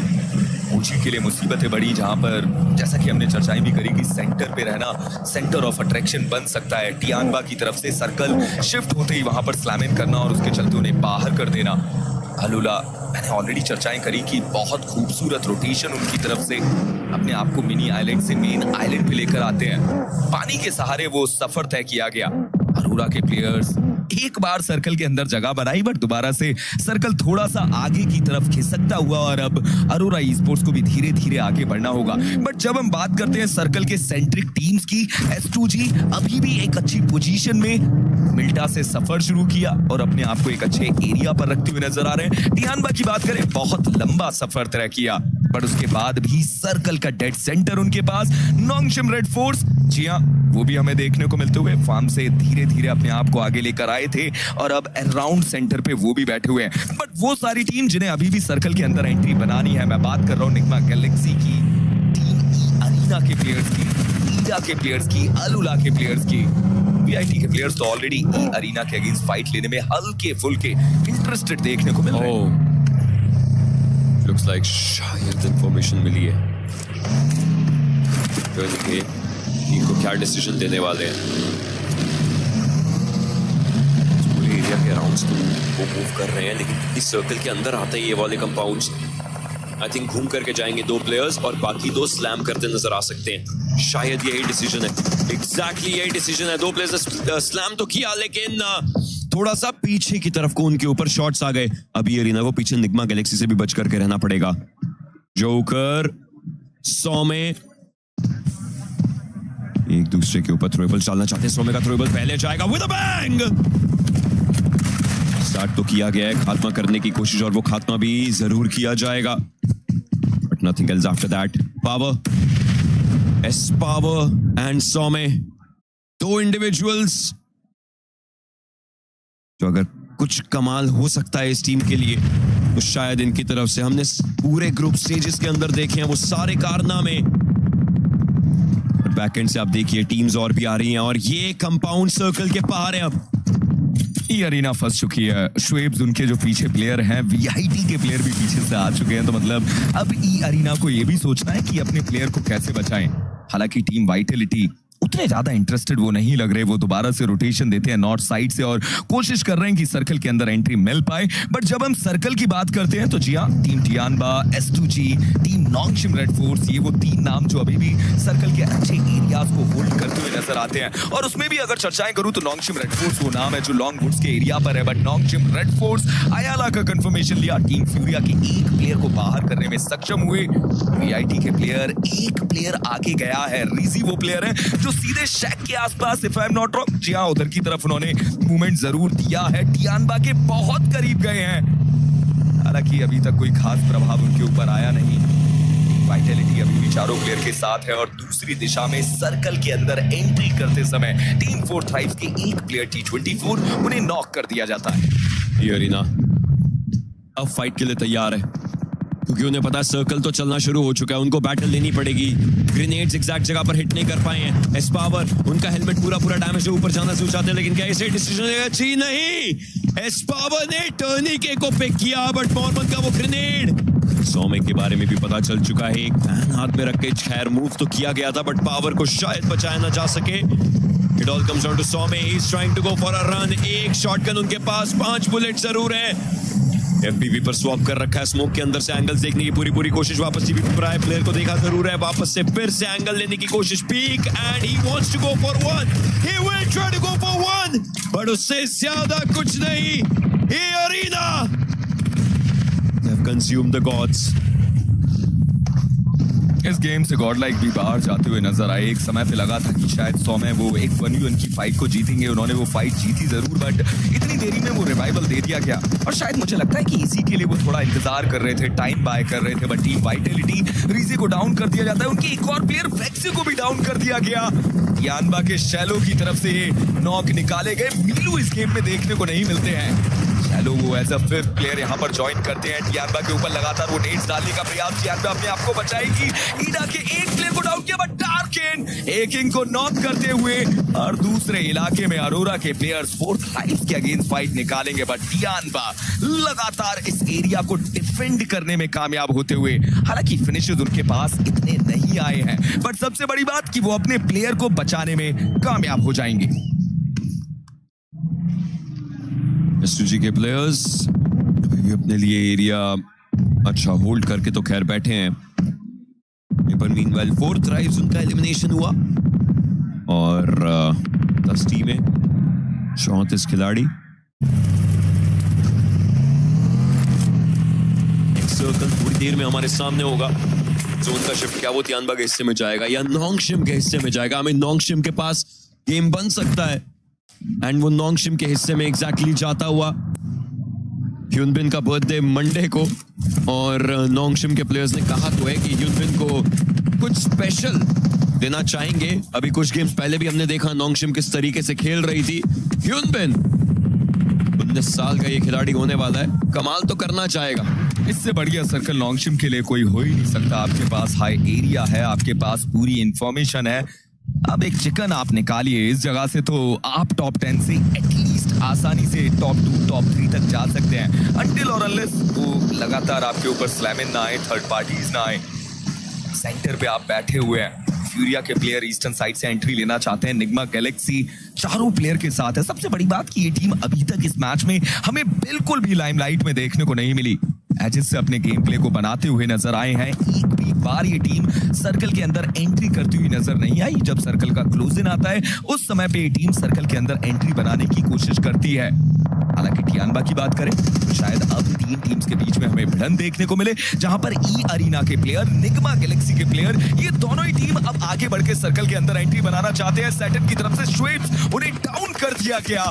ई अरीना विद जस्ट 2 प्लेयर, मोरमैन और टर्नी। सामने से वो नेड शायद मोरमैन के लिए मुसीबतें बढ़ा सकता है। लगातार वो नेड उस एरिया पर, हालांकि अभी तक वो नॉक नहीं निकला, बट फाइनली लॉर्ड एक बढ़िया नेड के साथ मोरमैन को डाउन करेंगे। और इन सब के बीच में ई अरीना अपने पहले प्लेयर को फाइनली गवाती हुई नजर आएगी। हालांकि इन सब के बीच में वो रिवाइवल तो मिला, but Satan with another nade उस प्लेयर को दोबारा से नॉक करते हुए। टर्नी the IGL the only player, but Nigma Galaxy वो इंफॉर्मेशन भी बटोर रहे हैं। हालांकि उन्हें समझना होगा कि केवल 1.5 मिनट का समय शेष है, उसके अंदर उन्हें सर्कल के अंदर एंट्री बनानी है। और टियानबा वो नाम जो आप दोनों का ही इंतजार कर रही है। टर्नी इस समय के लिए सर्वाइव करते हुए आखिरी खिलाड़ी लेकिन स्पॉटेड है। इंफॉर्मेशन उनके बारे में पता है। यूएलएफ उनका भी खात्मा, ई अरीना उनका भी खात्मा, अल उला के प्लेयर्स का भी खात्मा होता हुआ। 7 टीमें बची हैं, 25 खिलाड़ी जीवित। नोंगशिम they can compete for the first position अगर ये गेम चिकन आता है। Nyingma Galaxy as well, S2G and Aurora, ये 3rd, 4th, 5th, 6th position की टीम्स को चिकन चाहिए ही चाहिए। उसके अलावा उसके नीचे बिल्कुल नहीं रुकना चाहेंगे। और अगर ऐसा परफॉर्मेंस आता है दैट मींस स्मैश पॉइंट्स जो आज के दिन के अंत में आएगा वो बहुत क्लोज रह सकता है। कल मल्टीपल टीम्स, पहला गेम रोंडो होगा, कल मल्टीपल टीम्स रोंडो में अपने लिए पॉइंट्स बटोर के पहले ही गेम में स्मैश पॉइंट्स एक्टिवेट कर सकती हैं। बट खैर इसकी बात और करेंगे। एक्सीवाई ने काफी कमाल के तरीके से एक नॉक तो निकलवाया, लेकिन उससे ज्यादा कुछ नहीं। और अब टीम फ्लैश के 2 बचे हुए खिलाड़ियों में से एक के पास ग्रेनेड, दूसरा वो तो डाउन किए जा चुके हैं। Will this grenade do something? Not yet. अभी तक अपने आप को बचा कर रखते हुए फ्लैश के टॉप सी का कंफर्मेशन आया, मतलब S2T के प्लेयर भी उस जगह पर एंट्री करना चाहते हैं, बट आप बोस के नेट को देखिए, नॉन्गशिम के उन दोनों प्लेयर्स को नॉक कर दिया गया जहां पर एक प्लेयर का कंफर्मेशन आया। और हमने चर्चाएं की थी इस बात को लेकर कि नॉन्गशिम को समझना होगा कि जब उनके ऊपर वो सेकंड पार्टी थर्ड पार्टी आएंगी उन्हें वो कैसे टैकल करेंगे। उन्होंने थोड़ी देर पहले फ्यूरिया ई-स्पोर्ट्स को बाहर किया, बट तभी टीम फ्लैश के प्लेयर उस जगह पर आते हुए, और अब नॉन्गशिम रेड फोर्स के अकेले प्लेयर तो इजी हमें देखने को मिलते हैं। सर्कल के अंदर जगह जरूर बनाई गई, बट अब ये है कि एक प्लेयर के सहारे इस गेम को तब्दील करना वो तो बहुत मुश्किल। सो इसी के पास केवल 47 बुलेट्स हैं, वो भी सिर्फ एक वेपन में, दैट्स ऑल। वो भी M249 है, रिलोड करने के लिए कुछ नहीं। One weapon 47 bullets, that's all. अगर उस एक खिलाड़ी को कुछ करना हो भी, वो किस तरीके से कर पाएगा, क्या कर पाएगा? Lost. Level 3 helmet, level 3 vest, looks good. Satan खुद तो अपने सामने खिलाड़ी कूदते हुए नजर आ रहे थे। Game of patience, game of patience, game of patience. Left and right हर तरफ से शॉट्स आए थे, ज्यादा कुछ किया नहीं जा पाया। एंड ग्रोथ आती है S2G के खिलाड़ी के पास, बट फर्क नहीं पड़ता। बट आप इन सब के बीच में ये भी तो सोचिए कि अरोरा के प्लेयर बिल्कुल शांति से रोड को क्रॉस कर रहे हैं, और अगर वो रोड क्रॉस करते हैं तो मौका बनाएंगे, बट टियानबा के 2 प्लेयर डाउन कर दिए जाते हैं क्योंकि अकेले देखने को मिलते हैं। सामने S2G के कामिकाज़े हमें देखने को मिलते हुए नजर आएंगे। लेफ्ट हैंड साइड से शॉट्स आए क्यूसी के ऊपर अपने आप को बचाते हुए, बट कामिकाज़े अपनी टीम S2G के लिए कामकाज आते हुए उन्होंने वो वैल्यू अपनी टीम को ला कर दी। S2G they are still in the game, but जैसा कि मैंने चर्चाएं की थी कि इन सारी फाइट्स में अरोरा के प्लेयर्स को वो रोड क्रॉस करने का मौका मिल गया। शायद अगर वो रोड क्रॉस नहीं कर पाते तो ये गेम उनका नहीं होता। बट अब अगर हम बात करते हैं इन 5 नामों की, तो अरोरा वो टीम जो शायद इस गेम को अपने नाम कन्वर्ट करे। टॉप तो ऑलरेडी करीब पहुंचे, कूप्स को वो डाउन करेंगे, ये सारे फिनिशेस अपने नाम करेंगे, और अब केवल 3 team, 9 player, it's a 4v4v1। नॉन्गशिम ने लेकिन अपने लिए प्लेसमेंट पॉइंट्स निकाल लिए जो जरूरी था। S2G एक खिलाड़ी का रिवाइवल चाहिए, वो भी चलिए मिल चुका है, और रोरा के प्लेयर्स मिलिट्री बेस पर आया तो बस एक ब्रिज क्रॉस करके चिकन भी अपना बना सकते हैं। एक DBS चलिए सोइजी को शायद कहीं किसी जगह से मिली है, और उन्होंने अपनी M249 को AUG से स्विच कर लिया है, मतलब उनके पास एमो डिसेंट आ चुका है। जी हाँ, 200 एमो उनके पास, बट DBS में 14 गोलियां सिर्फ, उसके बाद कुछ और नहीं अगर इस्तेमाल करनी हुई। 5 ग्रेनेड्स, स्मोक मात्र 1, और ये पूरा टॉप एंगल। रीफर्स, टॉप, डॉक, सियोल। S2G के इरादे शायद नॉन्गशिम के पास जाने के, और उसका रीजन है ओशियन, जिस जगह पर नॉन्गशिम के अकेले प्लेयर बैठे हुए वो हाई एरिया है, वहां से सारी इंफॉर्मेशन मिलती है। ऐसे समय में सोइजी शायद एक प्लेयर को नॉक करें और लीजिए लॉस को वो डाउन भी करते हुए नजर आए। S2G के लिए मुसीबतें बढ़ी, बट रीफस ने वो कंफर्मेशन अपनी टीम को ला कर दिया, और उसके बाद अरोरा को भी ये समझ में आया कि अभी एक और टीम है जो उस डायरेक्शन में बैठी हुई है, क्योंकि सोइजी ने ये नॉक निकाला था। अब अरोरा के प्लेयर लगभग बहुत ज्यादा करीब नॉन्गशिम के जोन को क्लोज इन करता हुआ, मतलब सो इजी के लिए अब यहां से बचना वो इतना इजी रहेगा नहीं। बट S2G ऑलरेडी अपने एक प्लेयर को गवा चुके हैं। टॉप के पास वो 5 नेड, 1 मोलोटोव, इंफॉर्मेशन की बहुत ज्यादा कमी, हालांकि सामने से वो नेड आ सकता है। सो इजी के ऊपर तो ऑलरेडी बहुत इंपैक्ट आया, बट टॉप की आप हेल्थ देखिए, अगर वो नेड थोड़ा और बेहतर होता तो अरोरा के एक प्लेयर को वो नॉक कर देते, और शायद S2G फिनिश फीड में उस बात को रीड कर लेती। S2G भी तो इसी बात का इंतजार कर रही है कि उन्हें फिनिश फीड को थोड़ा बहुत देखने का मौका मिले। ग्रेनेड टॉप को ऑलमोस्ट खत्म कर सकता था, बट ऐसा लगता है कि टॉप का टाइम अभी भी चल रहा है।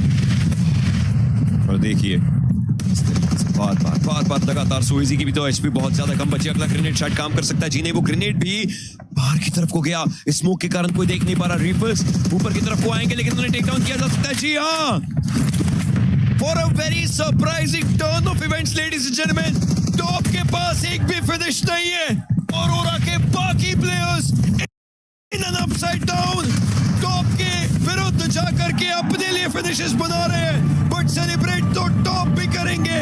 और Aura with the Aura, top, he knows it.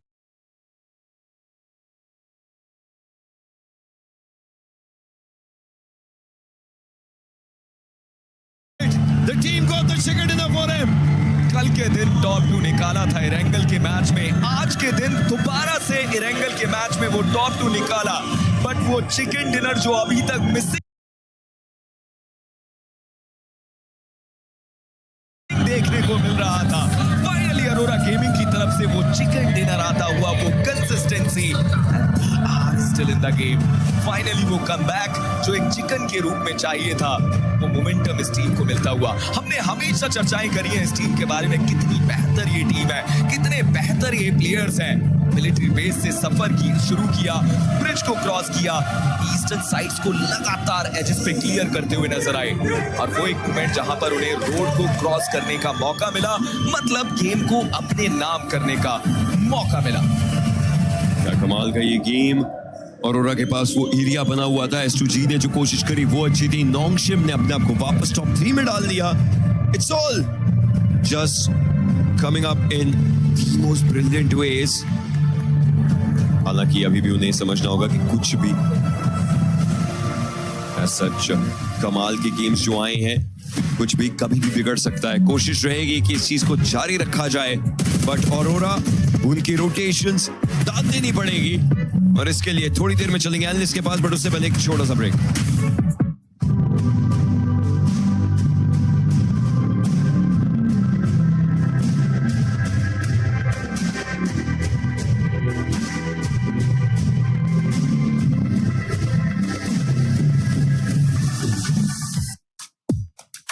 ऐसा लग रहा है कि जिन भी टीम्स को क्रिटिसाइज किया जा रहा है वो इंस्टेंटली कमबैक करती हुई नजर आ रही हैं। पहले हम S2G की बात कर रहे थे, उन्होंने काफी अच्छे से कमबैक किया, और फिर अरोरा गेमिंग की, जैसा हम बार बार ओवरऑल लीडर बोर्ड पे उनके ऊपर बात करते थे कि भाई स्टार्ट अच्छा किया था, आज के दिन में ड्रॉप काफी ज्यादा हुआ, but they also made a comeback, और ये मैच काफी ज्यादा इंपॉर्टेंट था बिकॉज इस समय गोल सबके लिए सिंपल है, they are trying to catch to E Arena. They definitely are, and Aurora gaming बहुत इंपॉर्टेंट था ये मैच उनके लिए भी, जिस तरीके से इन्होंने ये पूरा मैच खेला। एंड ओशन ने एक चीज कही थी कि वो एक खिलाड़ी थे टॉप जिनको फिनिशेस नहीं मिले इस पूरे ही टीम में, जो कि बहुत बड़ा एक शॉकिंग फैक्टर भी रहता है, but then does not matter. Chicken dinner चाहिए था और वो आ गया।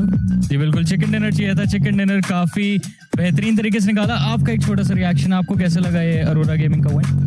It made me feel very personal for themselves because बहुत देर से वो ट्राई हार्ड कर रहे थे, बार बार आके थ्रो हो जा रहा था वो chicken, but they finally made it happen. I am really happy for Arora, क्योंकि बहुत ज्यादा थोड़ा सा डिप हुआ था, बट वहां से उनका कमबैक आया, and now they should have a good job. चलिए अब बारी आ चुकी है एक बहुत ही ज्यादा स्पेशल चीज की, this is gonna be a very special segment, और इसमें देखना होगा कि क्या नई चीज हमको देखने को मिलती है EWC 2026 के अंदर, एग्जैक्टली क्या क्या चल रहा है, बिकॉज आसपास के नज़ारों का जो हालचाल है वो हमें स्पेरो तो देते ही रहते हैं। उन्होंने हमको जो तमाम स्पॉन्सर्स हैं EWC के, उनके बूथ्स दिखाए, क्या क्या चीज़ें वहाँ पे हमको नहीं मिल रही है वो भी दिखाए। नेक्रोस को भूल गए थे, लेकिन उसके अलावा भी बहुत सारी चीज़ें चल रही है जो स्पेरो नहीं कवर। आप कोई बात नहीं, इट्स ओके, होता है, कोई बात नहीं। Necros Sparrow said he will get back to you, but अभी बहुत अलग चीज़ चल रही है। जैसे मैंने कहा, for this one we are not gonna have Sparrow with us, he is gonna apologise to Necro first. अभी हम लोग चलेंगे नजर डालने के लिए super fan presented by fly Saudia. It is time to introduce our team. Obviously, I'm here to support Godlike Esports. This is one region that was, never considered to be very aggressive in general. But with Godlike Esports, the thinking has changed, and these guys have shown the character. Watching them perform on the biggest stage, I think it's a moment of pride and honor for us. The team is like a very celebrated team in India. Like, it has a huge fan base, amazing lineups, amazing achievements. Godlike got that nice nade off the top side from Adamino. It'll be a great start for Godlike. Jukes get some early energy into today's games. Oh boy! Wow, throwing that nade up the stairs, catching him off. Necessary's holding those angles. He's doing those tight peaks. He's been throwing heat-seeking missiles all game long and opening the fight for his team. A full 4v4. S2G tried to catch a couple of their players off guard. You can't stop S power, and you cannot silence Godlike in this moment. Adamino for the closing play as Godlike take this chicken dinner with ease. The most memorable event has to be the map of Rondo, where Godlike came up with 30 points. As everyone, used to call our region as not so aggressive or passive, and a lot of things like that. But again, Godlike Esports proved with their firepower and with their composure that we do have that firepower. We can also go for big games.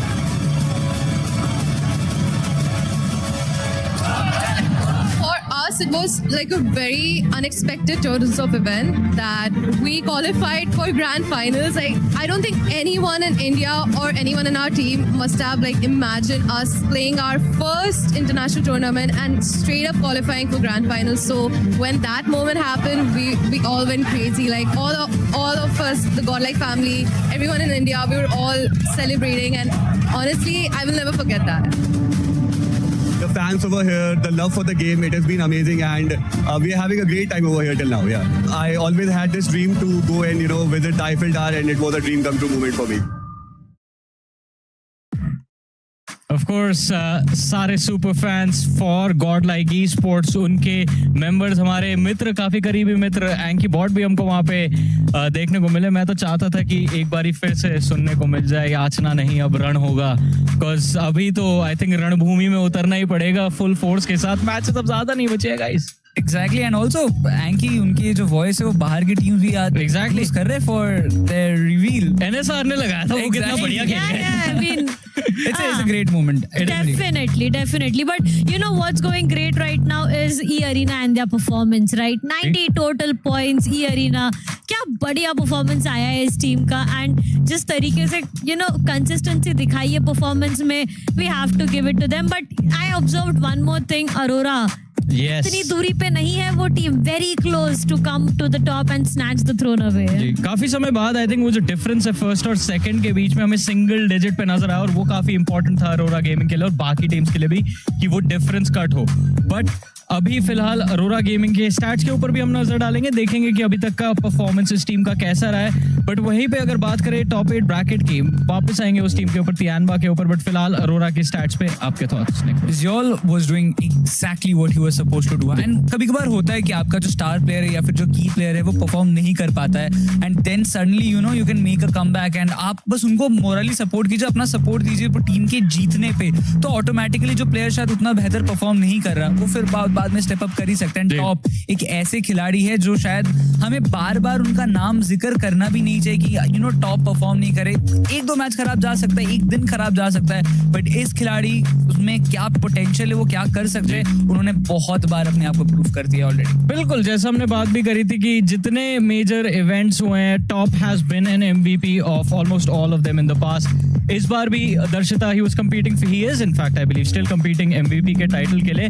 But ये match थोड़ा सा खराब गया, लेकिन सुबह I think TTR यहाँ बैठे थे और उन्होंने एक चीज मेंशन करी थी, इट वाज अबाउट तियानबा, कि अगर आपके स्टार प्लेयर्स नहीं चल रहे हैं, everyone else needs to step up. और इस समय अरोरा की तरफ से ज़ोल ने काफी अच्छे से स्टेप अप किया था. I mean, मैं कहीं ना कहीं पे इस चीज पे शायद अग्री ना करूं कि टॉप परफॉर्म नहीं कर पा रहे. मे भी ऐसा हो सकता है कि टीममेट्स उन्हें मौका ही नहीं दे रहे हैं.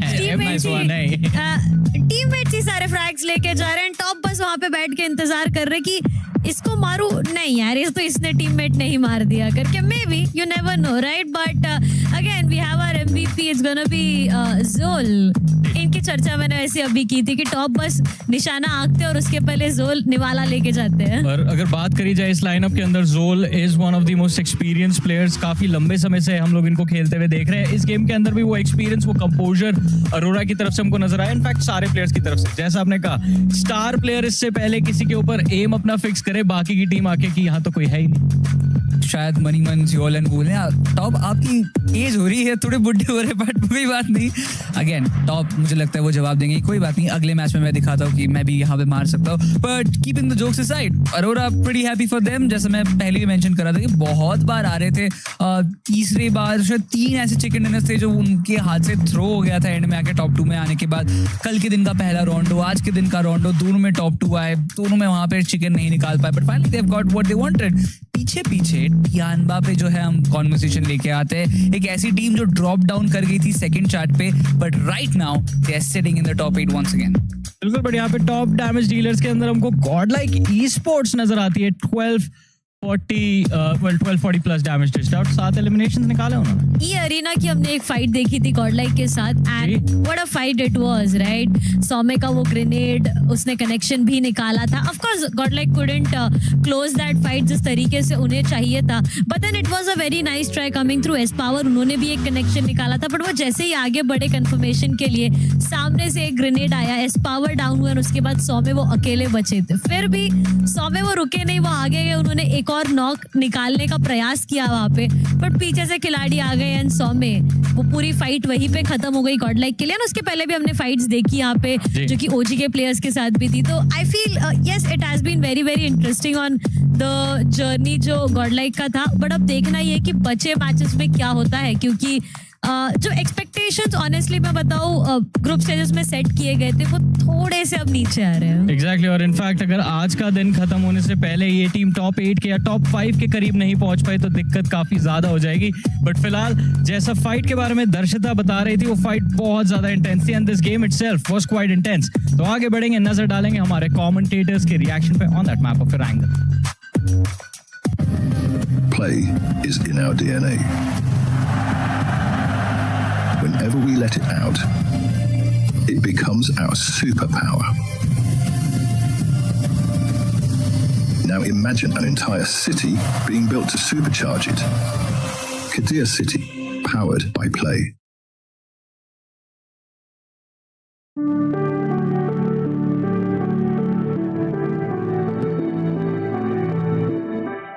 चुनौती उनके लिए अब ये कि क्या वो अपने प्लेयर को रिवाइवल देने चाहे। नेड का आदान प्रदान दोनों ही तरफ से, मान्या का नेड, स्काई का कंफर्मेशन। गॉडलाइक अभी भी 2 प्लेयर के साथ आगे बढ़ती हुई, एडमिनो वो अकेले प्लेयर जो अभी तक देखने को मिलते हैं, बट हो रहा ई-स्पोर्ट्स वो इस गेम से बाहर जाती हुई।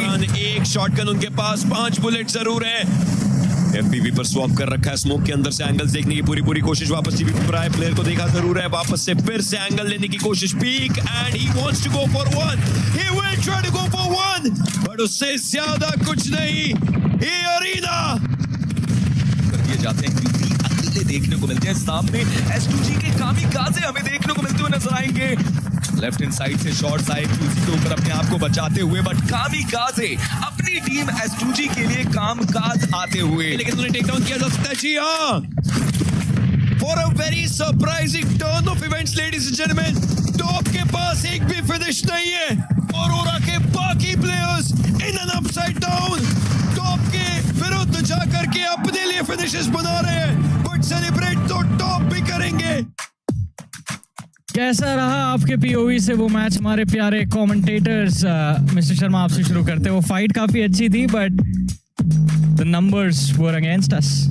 यार बिखरे हुए पत्तों के जैसा हो गया हूं मैं। कोई समेटता है तो कोई पैर रख के चला जाता है। दिल पे लग गई। और शायरी तो पूरी करो। 2 ही लाइन की थी। अच्छा, ओके। 2 ही लाइन की थी। बट दिक्कत ये है कि हम लोग एक्चुअली चर्चा कर रहे थे और हम आप लोगों से पूछना चाहते थे। मैंने प्रोड्यूसर साहब के कान भरे थे थोड़े से इस बात से, पर अब आप लोग आ ही गए हैं। और हम बिखर इसलिए गए हैं क्योंकि हम सोच रहे हैं कि गॉडलाइक पे क्या कोई बदलाव किया जा सकता है, और वो बदलाव है गॉड जी का। अगर वो वहां गए हैं तो क्या नूब एनालिस्ट जो हैं वो ये सोच सकते हैं एक आध बार के लिए कि एक मैच उस खिलाड़ी को लाया जाए आज के दिन में। आई डोंट नो क्या बिगड़ेगा क्या बनेगा, बट शायद।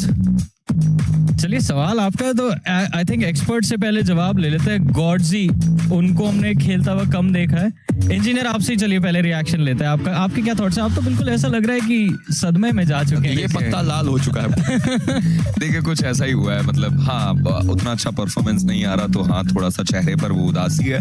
बट गॉडजी को लेकर आपने कहा तो मैं ये सोचता हूँ कि हाँ मौका देना चाहिए। देखिए आप जब यहाँ पर उन्हें लेकर आए हैं और परफॉर्मेंस नहीं आ रहा है तो कम से कम उन्हें भी मौका दीजिए। क्या पता उसके साथ ही आपकी किस्मत के सितारे भी बदल जाए। चलिए एक बार स्केड्यूल पे नजर डालते हैं। कुछ 3 मैचेस बचे हैं और एक एंगल 2 मीरामार रहेंगे। और फिर अगर गॉडजी को लाने की बात चल रही है तो सवाल ये भी बन जाता है कि इफ गॉडजी स्टेप्स इन तो स्टेप आउट कौन करता हुआ नजर आएगा वहां पे? इस पे मिस्टर शर्मा, क्योंकि आपका सवाल था तो आप ही बता दीजिए हु सिट्स आउट।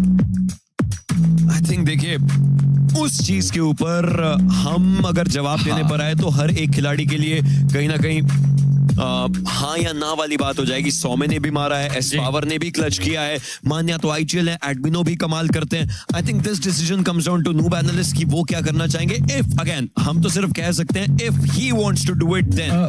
जी बिल्कुल। आप लोगों का क्या विचार होगा? मेरा विचार, मैं आपसे इंजीनियर से क्रॉस क्वेश्चन करूंगा यहाँ पे, बिकॉज़ गॉड जी के ऊपर थोड़ा सा आ जाता है। Can he be that flexible? हमने कम खेलते हुए देखा है गॉड जी को। आप एक्सपर्ट से पूछेगा, हम एक्चुअली गेम में बताएंगे। मैं तो बस यही कह सकता हूँ कि मौका तो देना चाहिए, क्योंकि मेहनत तो वो बंदा बहुत करता है। जी बिल्कुल। मोटिवेशनल स्पीच यहाँ पे इंजीनियर भाई की तरफ से। Thank you so much guys. But चलिए, सवाल हमारे कमेंटेटर से आया था, क्विक आपकी तरफ से, सब्स्टिट्यूशन गॉडजी in someone else out, worth it?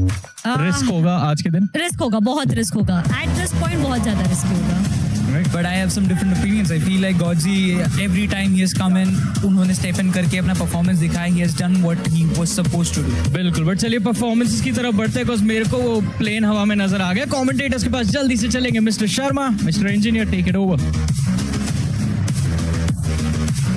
ये सारे 64 प्लेयर एक और बार अपने आप को तैयार कर चुके हैं और कोशिश रहेगी कि आज के दिन के आखिरी रैंगल के गेम में अपने आप को बेहतर साबित कर पाए। और लीजिए, फ्लाइट पाथ भी बहुत अच्छा आया है। ऐसा लगता है जैसे एक ऐसा फ्लाइट पाथ जो लगभग सारी टीम्स को बराबर मौका देता है कि आप अपने ड्रॉप्स तक बहुत आसानी से जा सकते हैं। बट अब ये भी देखने वाली बात है कि अल उला, ईडा के प्लेयर्स, गॉडलाइक, ओजी, क्या वो सोच रखते हैं किस प्रकार से अपने गेम को बनाते हैं?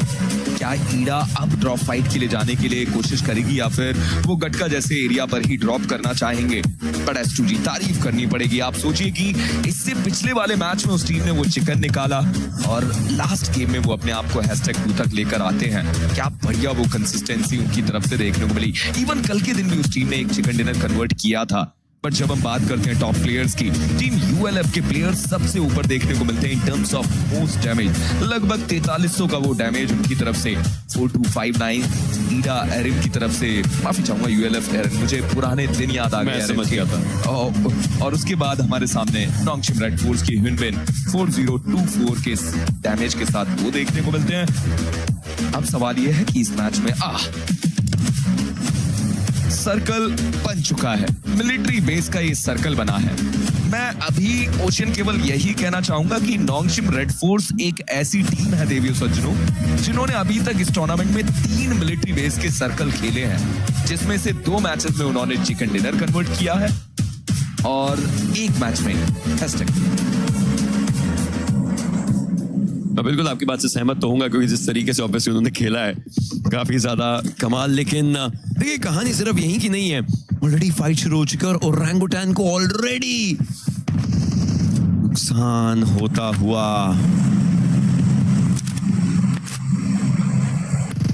फ्लैश के प्लेयर्स के लिए भी तो मुश्किलें बनी है हालांकि, लेकिन जो खिलाड़ी खत्म हुए हैं वो ओरंगुटैन के हुए हैं। फ्लैश के 2 खिलाड़ी पिक हुए हैं और अगर इन पूरी फाइट्स की बात करी जाए तो ये पूरी की पूरी फाइट्स हमारे इस जोन के रोजॉक के एरिया के अंदर होती हुई जिस तरीके से पूरी की पूरी फाइट्स हुई हैं और मुश्किलें काफी ज्यादा बनी हैं इनके लिए। लेकिन जिस तरीके से ये पूरा का पूरा गेम अभी के लिए शुरुआत में आया, समझना ही होगा कि क्या किया जा सकता है और ज्यादा, क्योंकि फ्लैश के वो जो प्लेयर्स हैं वो रोजॉक के अराउंड, उनमें नया जीवन आ तो चुका है। बट ओरंगुटैन की ये गलती भी नहीं थी। देखिए, ओरंगुटैन तो अपनी जगह पर उतर रही थी। पर मैं तो ये जानना चाहता हूँ, टियानबा क्या कर रहे थे ओरा के पास? उन्हें तो बहुत दूर जाना था, वो यहाँ पे कर क्या रहे थे? घूमते फिरते। और अब इनके बीच में फाइट बन चुकी है, जहाँ पर होरा ई-स्पोर्ट्स और टियानबा दोनों ही टीम्स सिवर्नी क्रॉस रोड्स पे एक दूसरे के आमने सामने। और लीजिए, ई अरीना के प्लेयर भी आस पास में देखने को मिलते हैं। और ई अरीना वो टीम है ओशियन जो जॉर्ज पुल साउथ सिटी पे उतरती है। इन्हें भी अभी अपने ड्रॉप तक जाना होगा। हालांकि जब हम सर्कल की चर्चाएं करते हैं, जैसा कि हमने बात करी कि मिलिट्री बेस का सर्कल बना है, कई सारी टीम अर्ली रोटेशन दे चुकी है, जिसमें हम 4th लाइव्स की बात कर सकते हैं। ऑलरेडी मिनी आइलैंड पे अपने आप को लेकर आ चुके हैं। एस2जी के प्लेयर मिल्टा से जल्दी से लूट करी अपने आप को ईस्टर्न ब्रिज से लेकर आते हुए अल उला ऑलरेडी हम जानते हैं नोवो पर उतरते हैं। और ईडा के प्लेयर्स ने पोटेशन देकर फेरी पियर से मिनी आइलैंड पे एंट्री ली। और जैसा कि हमने चर्चाएं की थी नॉन्गशिम रेड फोर्स को लेकर कि जब भी मिलिट्री बेस का सर्कल बनता है, वो टीम फार्म पर लूट करके जल्दी से मिनी आइलैंड पे आ जाती है। कुछ उसी प्रकार से वो भी टीम जो अब मिलिट्री बेस पे पहुंच चुकी है। ये स्मोक की वॉल बना करके तियानबा के प्लेयर्स आगे जा रहे हैं, लेकिन ये वॉल कितनी कारगर रहेगी आप देखिए। एकिंग और क्यूजी वॉल के बीच में थोड़ी थोड़ी एरियाज को रोका गया। वो ग्रेनेड आया जरूर था, लेकिन मोरा के प्लेयर्स को तो यहां से लेके जाने की शुरुआत हुई है। जिगल हालांकि पीछे रह गए, बट स्लीपी को शैलो ने टेक डाउन किया। Shallow the substitute, being the perfect substitute. आप देख सकते हैं तियानबा के मीलू नहीं खेल रहे हैं, अब बाकी खिलाड़ी हैं। मुझे लगता है कि हुरा स्पोर्ट्स के पास लूट नहीं है। देखिए आप, लूट है ही नहीं। करें तो करें क्या जिगल के बारे में, हालांकि इंफॉर्मेशन नहीं। जिगल अपने आप को बचाने की कोशिश कर रहा है। गॉड लाइक वर्सेस ओजी, एक अलग फाइट जो पनपती हुई रोजॉक कोर्टयार्ड के इलाके में इसमें वहां पर वो भी अपने आप को बचा रहे हैं। बट अभी तक होरा ने केवल एक ही प्लेयर गवाया है। ओशियन, मुझे लगा था कि शायद 2-3 प्लेयर गवा देंगे। जिगल अपने आप को बचाकर बैठे हुए हैं, बाकी 2 प्लेयर वहां से निकल गए। बट दूसरे एरिया में भारी नुकसान हो चुका है। ओजी ने ऑलरेडी टीम फ्लैश के अगेंस्ट एक प्लेयर को लूज किया था, और अब गॉडलाइक के प्लेयर ने उनका दूसरा प्लेयर भी छीन लिया। वो बैटल अब क्या हमें कृपया करके वो वाली बैटल दिखाई जाएगी जहां पर सिचुएशंस और ज्यादा खराब हो चुकी है, क्योंकि ओजी और गॉडलाइक नहीं होगा, किसी का फायदा नहीं होगा अगर ये दोनों टीमें लड़ती रही। जब ड्रॉप लोकेशंस की वो चर्चाएं आई थी, जब टीम्स आसपास दिख रही थी, हर कोई कह रहा था नहीं नहीं इतना तो ये समझ जाएंगे, लेकिन ऐसे नहीं हो पाएगा जेन्युइनली।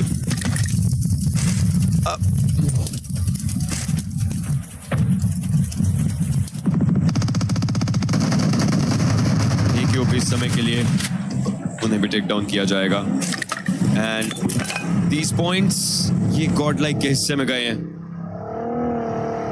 आपसे आपका फर्स्ट एंड लास्ट रिएक्शन अभी इस फाइट का मैं जानना चाहूंगा। दैट्स ऑल इंजीनियर, क्या रहेगा? अब होगा दंगल, बस मैं यही कहूंगा कि अब होगा दंगल, क्योंकि शायद ओजी ने भी एक्सपेक्ट नहीं किया होगा कि उस तरफ गॉडलाइक के प्लेयर्स आएंगे, बट अब वो हो चुका है and it's a part of game. Godlike को मौका मिला, उन्होंने वहां से वो पॉइंट निकाले, बट निग्मा गैलेक्सी अब ब्रिज क्रॉस करके उन्हें जाना है। और देखिए, मैंने बहुत बार चर्चाएं करी हैं ओशियन, इस तथ्य पे काम करना होगा। ग्लोबल लॉबीज में आप जोन के लिए लेट रोटेशन नहीं दे सकते, दोबारा से वही लेट रोटेशन देखने को मिलेगी हमें गॉडलाइक की तरफ से। और ये वो फाइट थी जहां पर हुरा वर्सेस तियानबा हमें देखने को मिला था। जिगल, किस्मत उनके साथ रही कि वो उस जगह पर अभी तक जीवित देखने को मिले हैं, और एस्पावर ने वहां पर ओजी का अगेंस्ट वैल्यू निकाली ही थी।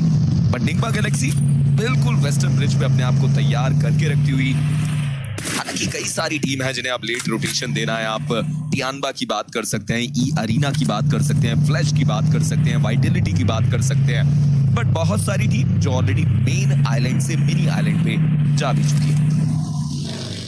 और ये सर्कल तो वैसे भी मिलिट्री आइलैंड पे जाने वाला है, तो मल्टीपल टीम्स को ब्रिज को क्रॉस करने में बहुत ज्यादा दिक्कतें होंगी। अब देख सकते हैं तियानबा 2600 मीटर ये नॉर्दर्न जॉर्जो पुल साइड पर है, और सर्कल चलना शुरू हो चुका है। तियानबा को सर्कल खाएगा, ई अरीना को सर्कल खाएगा, गॉडलाइक के जो बचे हुए प्लेयर्स हैं उनको जोन खाएगा, होरा के प्लेयर्स को जोन खाएगा, फ्लैश जोन के बाहर है, वाइटलिटी जोन के बाहर है। मल्टीपल टीम्स हैं जो पहले जोन से सर्कल का वो पूरा डैमेज लेने वाली है। और ये देखिए, हमारे रीजन में थोड़ा बहुत होता है ब्रिज ब्लॉक, लेकिन यहाँ पर जब भी सर्कल नीचे जाता है एटलीस्ट एक या 2 टीम्स तो हर एक ब्रिज को होल्ड करती हैं। अगर फेरी पियर की ब्रिज की बात करी जाए तो वहां निगमा के प्लेयर हैं जो इन्फॉर्मेशन देने की कोशिश कर रहे हैं, बट सर्कल करवट लेने की तैयारी करता हुआ 5 टीम अभी भी सर्कल के बाहर देखने को मिलती है। इवन 5 नहीं 6 टीम आप कह लीजिए, क्योंकि होरा स्पोर्ट्स भी सिवरनी पर देखने को मिलते हैं।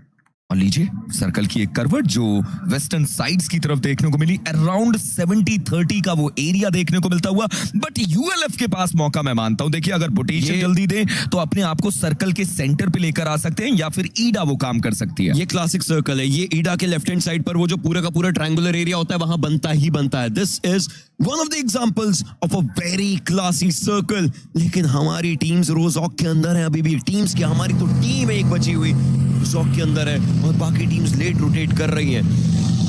इस जोन को प्राथमिकता ना देना, जोन का डैमेज झेलते रहना, ये हो क्या रहा है इस पूरे गेम में? और मैं सिर्फ गॉडलाइक की बात नहीं कर रहा हूँ, मल्टीपल टीम्स है। ई अरीना अपने ड्रॉप से निकली नहीं है जॉर्जो पोल के, तियानबा अपने ड्रॉप से निकली नहीं है जॉर्जो पोल के, होरा सेवर्नी से नहीं निकली है। देखिए आपने ओशन सबकी बात करी, बट बाकी सारी टीम्स की एक अलग कंडीशन है। बाकी सारी टीम्स अपने फ्लाइट पाथ से बहुत दूर गई है। आप देखिए टियानबा को बहुत लंबा सफर तय करना पड़ा था, ई अरीना को बहुत दूर जाना पड़ा था अपने फ्लाइट पाथ से, क्योंकि ये सारी टीम जॉर्ज पूल सिटी पर लूट करती हैं। उसके अलावा आपने होरा की बात करी तो उनकी फाइट हुई थी जिसकी वजह से उन्हें देरी हो गई। उसके अलावा फ्लैश की बात करी, उनकी ओजी से फाइट हुई थी जिसकी चलते उन्हें देरी हो गई। बट गॉडलाइक उन्होंने बोटयार्ड पर लूट करी, ओजी से उनकी फाइट बहुत पहले समाप्त हो चुकी है। शायद अब तो समय था कि जल्दी वो रोटेशन दे। देखिए मुश्किलें होंगी, लेट रोटेशन आप देते हैं, होता है कई बार 10 मैचेस में से एक मैच जहां पर आप एक अलग गेम दिखाकर भी चिकन निकालते हैं। बट देखिए टेक्स्ट बुक गेम प्ले के अकॉर्डिंगली बात की जाए ओशियन, तो लेट रोटेशन उतने बेहतर नहीं होते। कूप्स कहाँ है, लॉर्ड कहाँ है, और यूएलएफ के प्लेयर्स नीचे से आ रहे हैं, पता भी नहीं हो गया। और ये हर एक ब्रिज पर, ये तो जॉर्जो साइड पर है, यहाँ तो कोई वैसे एक्सपेक्ट नहीं करेगा। मॉर्मन शॉट्स उन्होंने थोड़े बहुत लिए, चल क्या रहा है, ये ब्लू जोन की फाइट्स हो रही है फर्स्ट और सेकंड। हाँ अब मतलब ई अरीना पहले पायदान की टीम है, तियानबा 7वें पायदान की टीम है, और ये आपस में लड़ रहे हैं ब्लू जोन के बाहर, जॉर्जो पोल के बाद। Is this game a comedy of errors right now? दोनों टीम से एक जगह से निकलने की कोशिश करती हुई, और आप ई अरीना के बारे में सोचिए कि कहीं भी फाइट हो वो वैल्यू निकाल रहे हैं, चाहे सर्कल के बाहर हो, चाहे सर्कल के अंदर हो, चाहे जोन के बाहर हो, चाहे जोन के अंदर हो। बट जब हम सर्कल की बात करते हैं तो जैसा कि आपने सर्कल को लेकर चर्चाएं करी, ओशियन 4 थ्राइव्स उस एरिया पर पहुंच चुके हैं। ईडा के प्लेयर्स भी लगभग उनके करीब देखने को मिलते हैं, बट निग्मा गैलेक्सी कुछ अतरंगी अदाओं से यहाँ पर अपने आप को तैयार करते हुए, एक प्लेयर ब्रिज के जस्ट ऊपर, बट सर्कल के बाहर लगातार वो fights. Vitality versus team flash हमें देखने को मिला, टीम फ्लैश के प्लेयर्स को ऑलरेडी डाउन कर दिया गया। देखिए प्लेयर्स देखिए, कंफर्मेशन लेने की कोशिश भी की जाए, और लीजिए प्ले जोन से ड्यूज का कंफर्मेशन।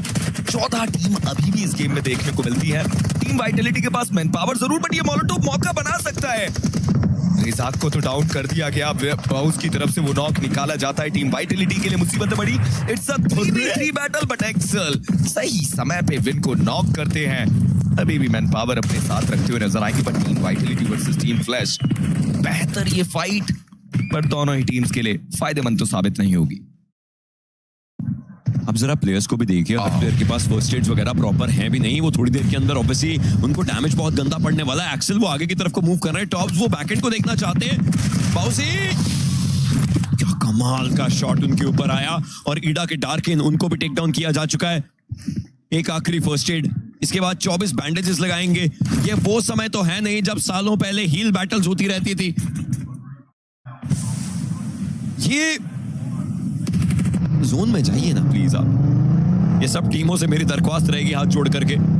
और लॉर्ड तो एकदम ऊपर बैठे हुए हैं कि कोई ना कोई नीचे से अगर दिख जाए, जो कि दिखेंगे भी। सिंडॉक कंफर्मेशन इनके बारे में भी पता चल चुका है। इतनी देर लगाई ऊपर चढ़ के बैठने में, इतनी देर तक ऊपर चुपचाप बैठे रहे। एक बार बस देखा इन्होंने और इनका खात्मा हुआ है। जब आप ऊंचाई पर जाते हैं तो आपको सब कुछ दिखाई देता है, बट आपको ये भी तो समझना होगा कि जब आप ऊंचाई पर जाते हैं तो सबको भी आप दिखाई देते हैं। आपने नॉक तो निकाल दिया, बट उसके बाद आपको भी नॉक कर दिया गया, और अब लॉर्ड को बचाना तो बहुत ज्यादा मुश्किल रहेगा। हालांकि यूएलएफ के प्लेयर्स यहां पर डाउन हुए हैं, सोललेस को डाउन कर दिया जाता है। अरोरा गेमिंग वर्सेस फ्यूरिया, ये भी एक फाइट चलती हुई नजर आएगी, बट होरा वर्सेस वाइटलिटी, ईस्टर्न ब्रिज पे एक और फाइट बन सकती है। होरा के प्लेयर्स अपने आप को ईस्टर्न साइड पे लेकर गए हैं। स्कारफेस बहुत ज्यादा इंपैक्ट उनके ऊपर डाल दिया गया, और ये कंफर्मेशन लेना जरूरी इसलिए क्योंकि लॉर्ड को बचाना है। अगर आप लॉर्ड को बचाना चाहते हैं तो जल्दी से इस पूरे टीम को बाहर करना पड़ेगा। बट जी नहीं, लॉर्ड का कंफर्मेशन आ चुका है। निग्मा गैलेक्सी अपने एक प्लेयर को गवा चुकी है। वाइटलिटी वर्सेस होरा, जैसे कि हमने बात की थी ईस्टर्न ब्रिज की, वहां पर वो फाइट शुरू हुई और जिगल उन्हें नॉक कर दिया जाता है नेट के द्वारा। छोटा सा शॉट लेकर ऑब्वियसली प्लेयर को टेक डाउन किया गया जो आपने टैप शॉट देखा था। और अब वेक्सी स्कारल के सामने मिनी चलाने की उनकी कोशिश। रेजाक जिगल को पिक किया, बट स्काई के पास वो ग्रोथसा, इसका इस्तेमाल उन्होंने किया जरूर अच्छे से। सामने खिलाड़ियों को देख लिया गया था एंड इंस्टेंटली कंफर्मेशन निकाला गया। होरा के प्लेयर्स मुश्किलों के अंदर बहुत ज्यादा आ गए हैं। इतने एक के इस लॉबी से बाहर हो जाएंगे। पूरा भी एक ऐसा नाम बन चुका है। देखिए एक गेम के अंदर ये टॉप 3 भी आए थे, उसके बाद खराब भी गए हैं गेम्स इनके। कंसिस्टेंसी, इनकंसिस्टेंसी, सबका मिक्सचर। और यहीं पर आप देख सकते हैं मैनेजमेंट को प्रोटीन बार खा रहे हैं शायद। बट चलिए खैर, the show goes on. Question आपका सीधे नजर केवल प्रोटीन के ऊपर गई। मैं समझ सकता हूँ आपके डाइट प्लान्स के हिसाब से, बॉडी के हिसाब से। चलिए निग्मा गैलेक्सी की बात कर लेते हैं। फाइट तो अच्छी निकाली बट लॉर्ड को नहीं बचा पाए। बट ई अरीना दूर से चुपचाप चोरी चोरी छुपके केवल देखते हुए नजर आ रहे हैं। देखिए ई अरीना के प्लेयर वो अभी भी जोन के बाहर है। उन्हें ये तो समझ में आया कि उस जगह पर फाइट हुई है, बट अब ई अरीना ये सोच रही है कि क्या हमें निकलना चाहिए। निग्मा गैलेक्सी वर्सेस ई अरीना, चौथे सर्कल के बाहर की ये फाइट, जहां पर ई अरीना के पास चारों प्लेयर की man power, but Nigma Galaxy के पास मौका की एटलीस्ट एक प्लेयर को डाउन कर पाए। सैटर्न ने वो नॉक निकाला, राउस ने वो प्लेयर को डाउन किया। सैटर्न ने जोकर को भी डाउन कर दिया। ई अरीना का वो अकेला player. What a game, but godlike. On the other end, सही समय पे ब्रिज क्रॉस करने की कोशिश, और अभी के लिए लगभग क्रॉस कर भी चुके हैं। मूव, बट क्या उनके पास चीजें हैं? जी देखिए सौम्य के पास तो बैंडेजेस, फर्स्ट एड दिख रही हैं। एडमिनो थोड़ा सा संभल करके रहना पड़ेगा। बिल्कुल सामने निग्मा गैलेक्सी के प्लेयर्स हैं, बिल्कुल सामने की तरफ से आए हैं। गाड़ियां एक दूसरे के आसपास, हर एक टर्न पे एक ऐसा चौंकाने वाला मोड़ हो सकता है आपके लिए। ग्रुप्स, इनोज पावर को शायद पकड़ने की कोशिश करें। जी नहीं, अभी तक तो नहीं। यहाँ सामने गए हैं, को स्पॉट किया गया, लेकिन ह्यूनबिन ने सौम्य को टेक डाउन कर दिया है। Blue zone. Was this a smart move or was it not? Manya is down as well. Power, Admino, please show us your prime again. It's never gone.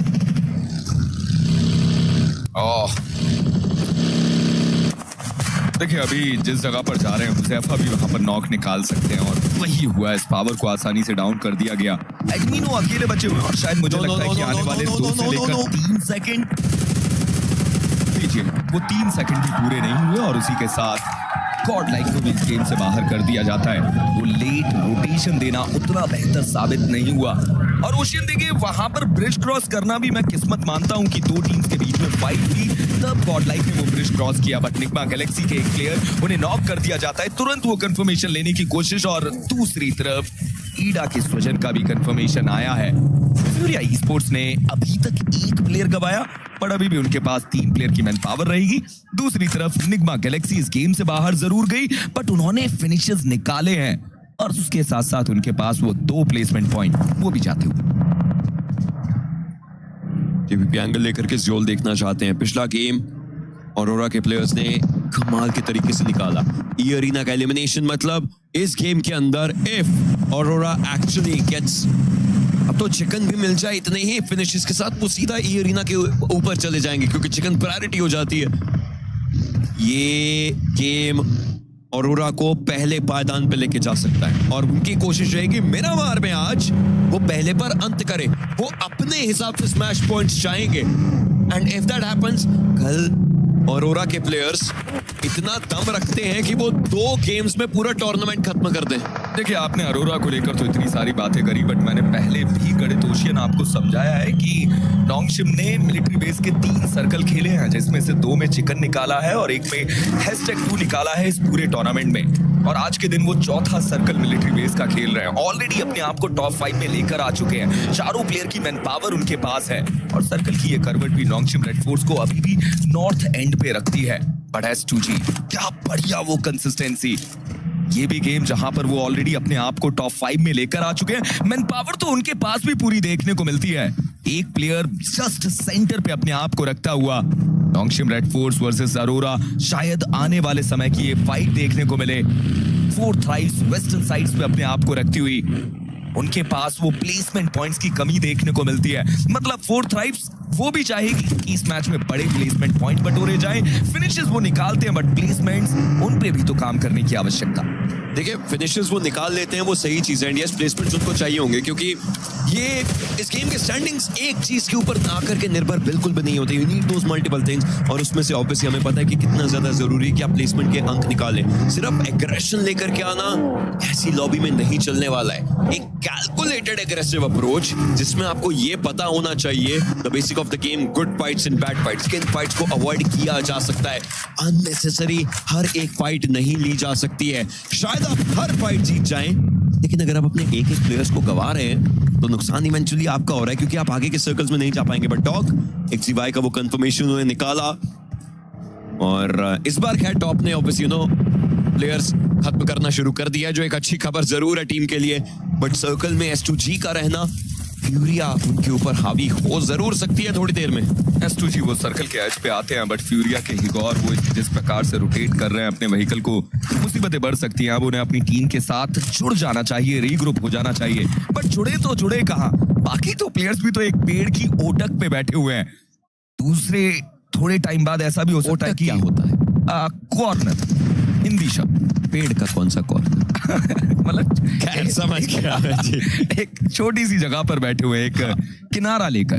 But वहीं पर S2G सेंटर पे उनके एक player हामसी हमें देखने को मिलते हुए। फ्यूरिया की तरफ से हल्के फुल्के वो शॉट दिए गए। अरोरा को कोशिश की जा रही है कि उन्हें मजबूर किया जाए नॉन्गशिम रेड फोर्स की तरफ मूव इन करने का और उसकी वजह से वो मूव इन करते हुए नजर आएंगे। बट नॉन्गशिम रेड फोर्स केवल 3 प्लेयर के साथ, अरोरा वो अपने 4 प्लेयर के साथ। ज़ियोल को तो डाउन कर दिया गया। It's a 3v3 battle. Falak from the side of other end, वहां से उन्होंने थर्ड पार्टी में वो नॉक निकाला। नॉन्गशिम रेड फोर्स को भारी नुकसान और उसका फायदा मिलेगा अरोरा गेमिंग को। एलिमिनेशंस इस समय इस टीम के पास एंड यस इस चीज के ऊपर ऑफर में बटे हुए थे। आप नॉन्गशिम का साथ दे रहे थे, मैं अरोरा का साथ दे रहा था। अरोरा के प्लेयर्स, हाँ देखिए गेम की बात है डेफिनेटली, बट अरोरा के प्लेयर्स इस गेम के अंदर अपने आप को बस ऊपर जरूर रखें। फ्यूरिया की फाइट ऑलरेडी S2G, फ्यूरिया का ध्यान एक्चुअली ऑलरेडी S2G पर है। वैसे में टॉप का एक ग्रेनेड शायद को सरप्राइज कर सकता है। टॉप अब मोलोटॉव के साथ फॉलो अप करना चाहते हैं। रीफर्स भी आ चुके हैं। व्हीकल की आवाज अयाला को पीछे देखने पर मजबूर करती हुई डॉग पर डैमेज आया था। S2G ने पूरी फाइट चेंज कर ली है 4 थ्राइव्स के अगेंस्ट। ऐसे ये फाइट होती हुई शायद सारी कहानी अलग होती हुई नजर आ सकती है। अयाला उन्हें टेक डाउन किया जा चुका है S2G के लॉस के द्वारा। S2G के प्लेयर्स काफी करीब आ चुके हैं। बहुत शॉट सॉल्व लेने की कोशिश होगी लेकिन उससे ज्यादा शायद कुछ नहीं। अब जाकर के उन्होंने फ्यूरिया के आखिरी खिलाड़ी को देखा। देखिए मैं यही सोच रहा था कि क्या वो इन्फॉर्मेशन ले पाए या फिर नहीं, बट फाइनली हिगोर का भी कंफर्मेशन लेके उन्हें बाहर कर दिया जाता है। मतलब फ्यूरिया भी इस गेम से बाहर जाती हुई और अब केवल 3 टीम 4 प्लेयर्स के साथ देखने को मिलती है। इट्स अ 4v4 बैटल जहां पर S2G उनके कुछ प्लेयर्स को नॉक कर दिया गया। रीफर्स के पास एक भी थ्रोएबल नहीं, जिसके चलते S2G की अभी भी वो उम्मीद है जीवित। इन सब के बीच में लॉस्ट उन्हें रिवाइवल दे दिया जाता है। बट व्हाट अबाउट 4 थ्राइव्स, आखिर वो किस एंड पे है? क्योंकि वो भी तो मौका बनाने की कोशिश करेंगे। अरोरा के पास ऑलरेडी 7 फिनिश आ चुके हैं। डॉग की तरफ से सोल के को डाउन कर दिया जाता है और अब यहाँ पर कोशिश की इस अंक को बटोरा जाए। हालांकि S2G के बाकी प्लेयर शायद वो कोशिश करते हुए अभी के लिए अपने प्लेयर को बचाने की, जी नहीं, सोल के को तो छोड़ दिया गया। 4 थ्राइव्स इस जगह पर, S2G दूसरी तरफ and Aurora back to back chicken निकालने की दरकार उनकी। आज के दिन के पहले गेम पे हमने बोला था कि कोई टीम अपना दूसरा चिकन निकालेगी, लेकिन कुछ गेम ऑब्वियसली गेम्स कल हुए थे, बाकी आज से शुरू हुए थे। But look at those grenades. Top उनके टीम में डॉग भी थे वहां पे, उनको ना लग करके अपने प्रतिद्वंदी के ऊपर ग्रेनेड प्रॉपरली मारा गया। 8 एलिमिनेशंस, 1 2 2 3 डॉग के पास है। ये गाड़ी आगे जा रही है बट कोई मलाल उस चीज का होगा नहीं, उन्हें भी फर्स्ट एड लगा करके आगे ही जाना है। क्या S2G के ऊपर ये टीम जाने वाली है? क्या S2G पे पहले 4 थ्राइव्स आएगी? कोई ना कोई टीम इन दोनों में से पहले मूव करेगी और S2G शायद नुकसान में हो सकती है, क्योंकि वो एक हॉट प्रॉपर्टी है सेंटर ऑफ द जोन। देखिए S2G के ऊपर ही स्लैमिन आएगा, चाहे अरोरा करे चाहे फोर्थ थ्राइव्स करे। हो सकता है कि फोर्थ थ्राइव्स वो काम करे, क्योंकि बिल्कुल एजेस पे देखने को मिलते हैं अगले सर्कल में अरोरा के पास जरूर जगह हो सकती है, बट फोर्थ थ्राइव्स के पास जगह होगी या फिर नहीं, वो जरूर सवाल बनता है। बट ये छठा सर्कल है, ये 6 सर्कल है। आप इस गेम में देखिए कि कितना ज्यादा वो अर्ली एग्रेशन देखने को मिला, और शायद उसका कारण केवल एक ही था कि सर्कल वो मिलिट्री बेस का हमें देखने को मिला। ब्रिज पे बहुत सारी फाइट्स, 5 से लेकर 6 टीम्स का जोन के बाहर फाइट लेना, थोड़ा सा और समय, वो 28 सेकंड का समय, जिसके बाद सर्कल एक और नई करवट लेगा। अगर ये करवट टीम अरोरा गेमिंग के पास जाती है तब शायद वो भी चिकन तब्दील कर पाए, बट अगर ये शिफ्ट S2G की तरफ आता है, S2G के पास भी मौका बन सकता है कि वो आज के दिन का दूसरा चिकन डिनर अपने नाम करें। धीरे धीरे इंफॉर्मेशन लेने की कोशिश, हालांकि अरोरा गेमिंग राइट साइड्स पे भी उन्हें नजरें बनाकर रखनी होंगी, क्योंकि फोर्थ थ्राइव्स बहुत ज्यादा कन्फाइंड है। और लीजिए, सर्कल ने कहा कि अरोरा गेमिंग आप इस मैच में एक चिकन निकालिए, बट अब मुसीबतें बढ़ चुकी हैं, क्योंकि फोर्थ थ्राइव्स और S2G जो भी अरोरा के पास जाएगा, तीसरी टीम थर्ड पार्टी करने की कोशिश करेगी। डॉक ने एयर ड्रॉप लूटा है, लेकिन रीफर्स आगे की तरफ को मूव करके पहले एक्चुअली S2G को पीछे से पकड़ना चाहते थे। आई एम श्योर एक बार के लिए कॉल ये रहा होगा कि आप आगे मत जाइए, ओपन एरिया से जा रहे हैं, हम आपको कवर नहीं दे पाएंगे। जोन सबसे बड़ी प्रॉपर्टी हमारे पास है। अगर प्लेयर्स 8 तक जीवित होते तब भी सोचा जाता कि 4 वर्सेस मे बी 2 वर्सेस 2 कुछ ऐसी फाइट होती, बट 11 खिलाड़ी जीवित हैं। 4 वर्सेस 3 वर्सेस 4 का ये पूरा चांस है, और ऐसे में इन घरों को, इन एरियाज पर आने के लिए टीम्स को दिक्कतें होंगी। अरोरा बस बैठ सकती है, S2G और फोर्थ थ्राइव्स एक दूसरे से लड़ सकते हैं ओपन में। अरोरा को बस बैठना है, टॉप के पास एयर ड्रॉप का कवर है, गाड़ियों और पेड़ का कवर यहाँ पर बाकी प्लेयर्स के पास है। दोनों में से जब भी कोई भी एक दूसरे को डाउन करेगा, इनको बस फिनिशेस उठाने हैं। पर देखिए, आपने ओशन दूसरे POV पे नजर नहीं डाली। अगर फोर्थ थ्राइव्स के प्लेयर अरोरा से फाइट लेने के लिए आगे बढ़ते हैं और तो ये होगा कि वो थर्ड पार्टी ना करे। बट आपने जो कहा बहुत अच्छे तरीके से कहा। एक प्लेयर हुजैफा को डाउन कर दिया गया, फलक भी वो नॉक होते हुए हुजैफा का कंफर्मेशन जियोल की तरफ से बटोर लिया गया। डुअल फॉर्मेशन में अरोरा के प्लेयर, इवन 1-on-3 का फॉर्मेशन आप कह सकते हैं, क्योंकि 3 प्लेयर्स एक जगह पर नजर बनाकर बैठे हुए हैं, that is against team S2G, और बाकी एक प्लेयर टॉप, वो अकेला प्लेयर फोर्थ थ्राइव्स के लिए मुसीबत बनता हुआ, काल का क्रास बनाता हुआ IQ को भी डाउन कर दिया गया। T24 अकेला प्लेयर। हालांकि दूसरी दिशा से S2G के प्लेयर अब वो भी मूविंग करना चाहते हैं, सर्कल के अंदर जगह बनाना चाहते हैं। फिनिश फीड को तो उन्होंने रीड किया, बट अरोरा गेमिंग ने अपने एक भी प्लेयर को नहीं गवाया। ऐसे समय पे किस प्रकार से S2G इस गेम को बनाने की कोशिश की गई, एक प्लेयर को डाउन किया, बट सामने से वो रिटेलिएशन, तुरंत S2G के एक प्लेयर को नॉक कर दिया जाता है। But Aurora they are still with 3-man squad, kamikaze, उनके ऊपर वो नेट डाला गया, बट कनेक्शन कुछ खास नहीं। एक UMP है, उनके पास थोड़ा सा रेंज ज्यादा लग रहा है उनका, लेकिन चलिए डॉग को टेक डाउन करने की उनकी कोशिश है। टॉप बैक एंगल पर बैठे हुए हैं सियोल, एक ग्रेनेड वो भी करना चाहते हैं।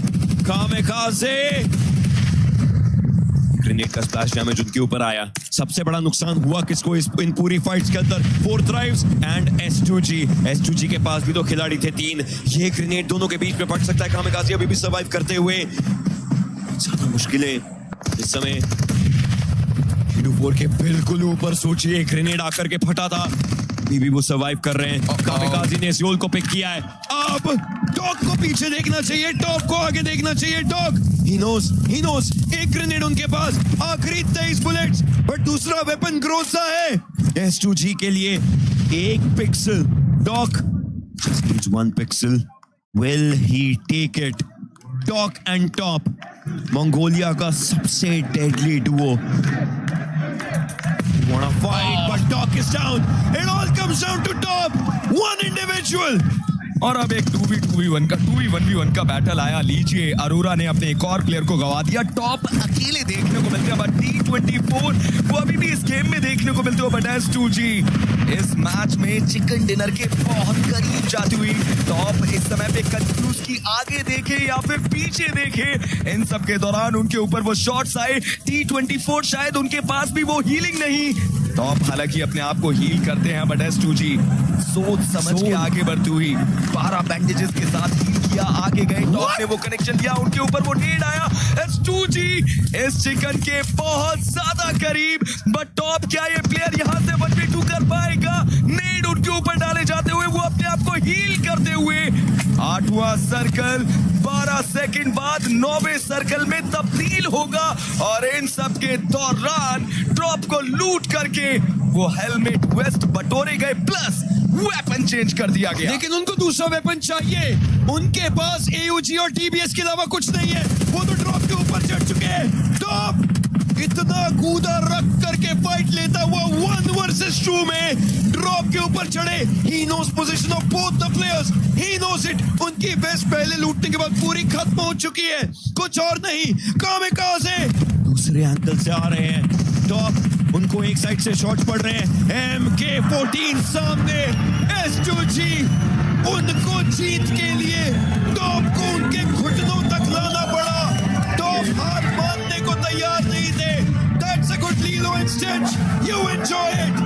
But S2G, what a game! क्या बढ़िया कंसिस्टेंसी यहाँ पर इस टीम की तरफ से देखने को मिलती हुई। लाजवाब गेम प्ले S2G की तरफ से। आज के दिन 2 चिकन डिनर कन्वर्ट किए गए, कल के दिन 1 चिकन डिनर कन्वर्ट किया गया, आज के दिन उन चिकन डिनर्स के अलावा भी अपने आप को एक मैच में टॉप 2 तक लेकर आते हैं।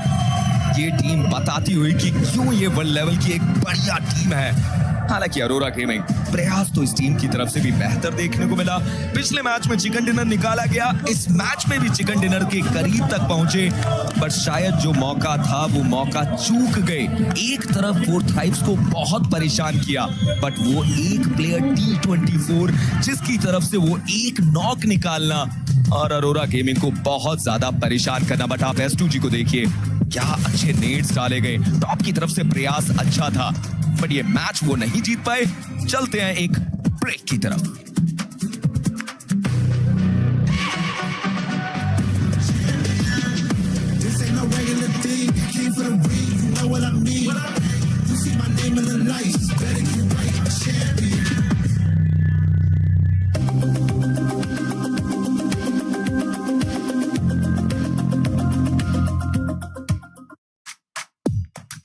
चलिए कमबैक्स की शुरुआत तो हो चुकी है इस समय और it's not just Arora, S2G जिस तरह पूरा एड़ी चोटी का जोर लगा लिया वहां पे टॉप ने, लेकिन फिर भी चिकन डिनर नहीं निकाल पाए। It was a Valiant effort but S2G what a phenomenal comeback.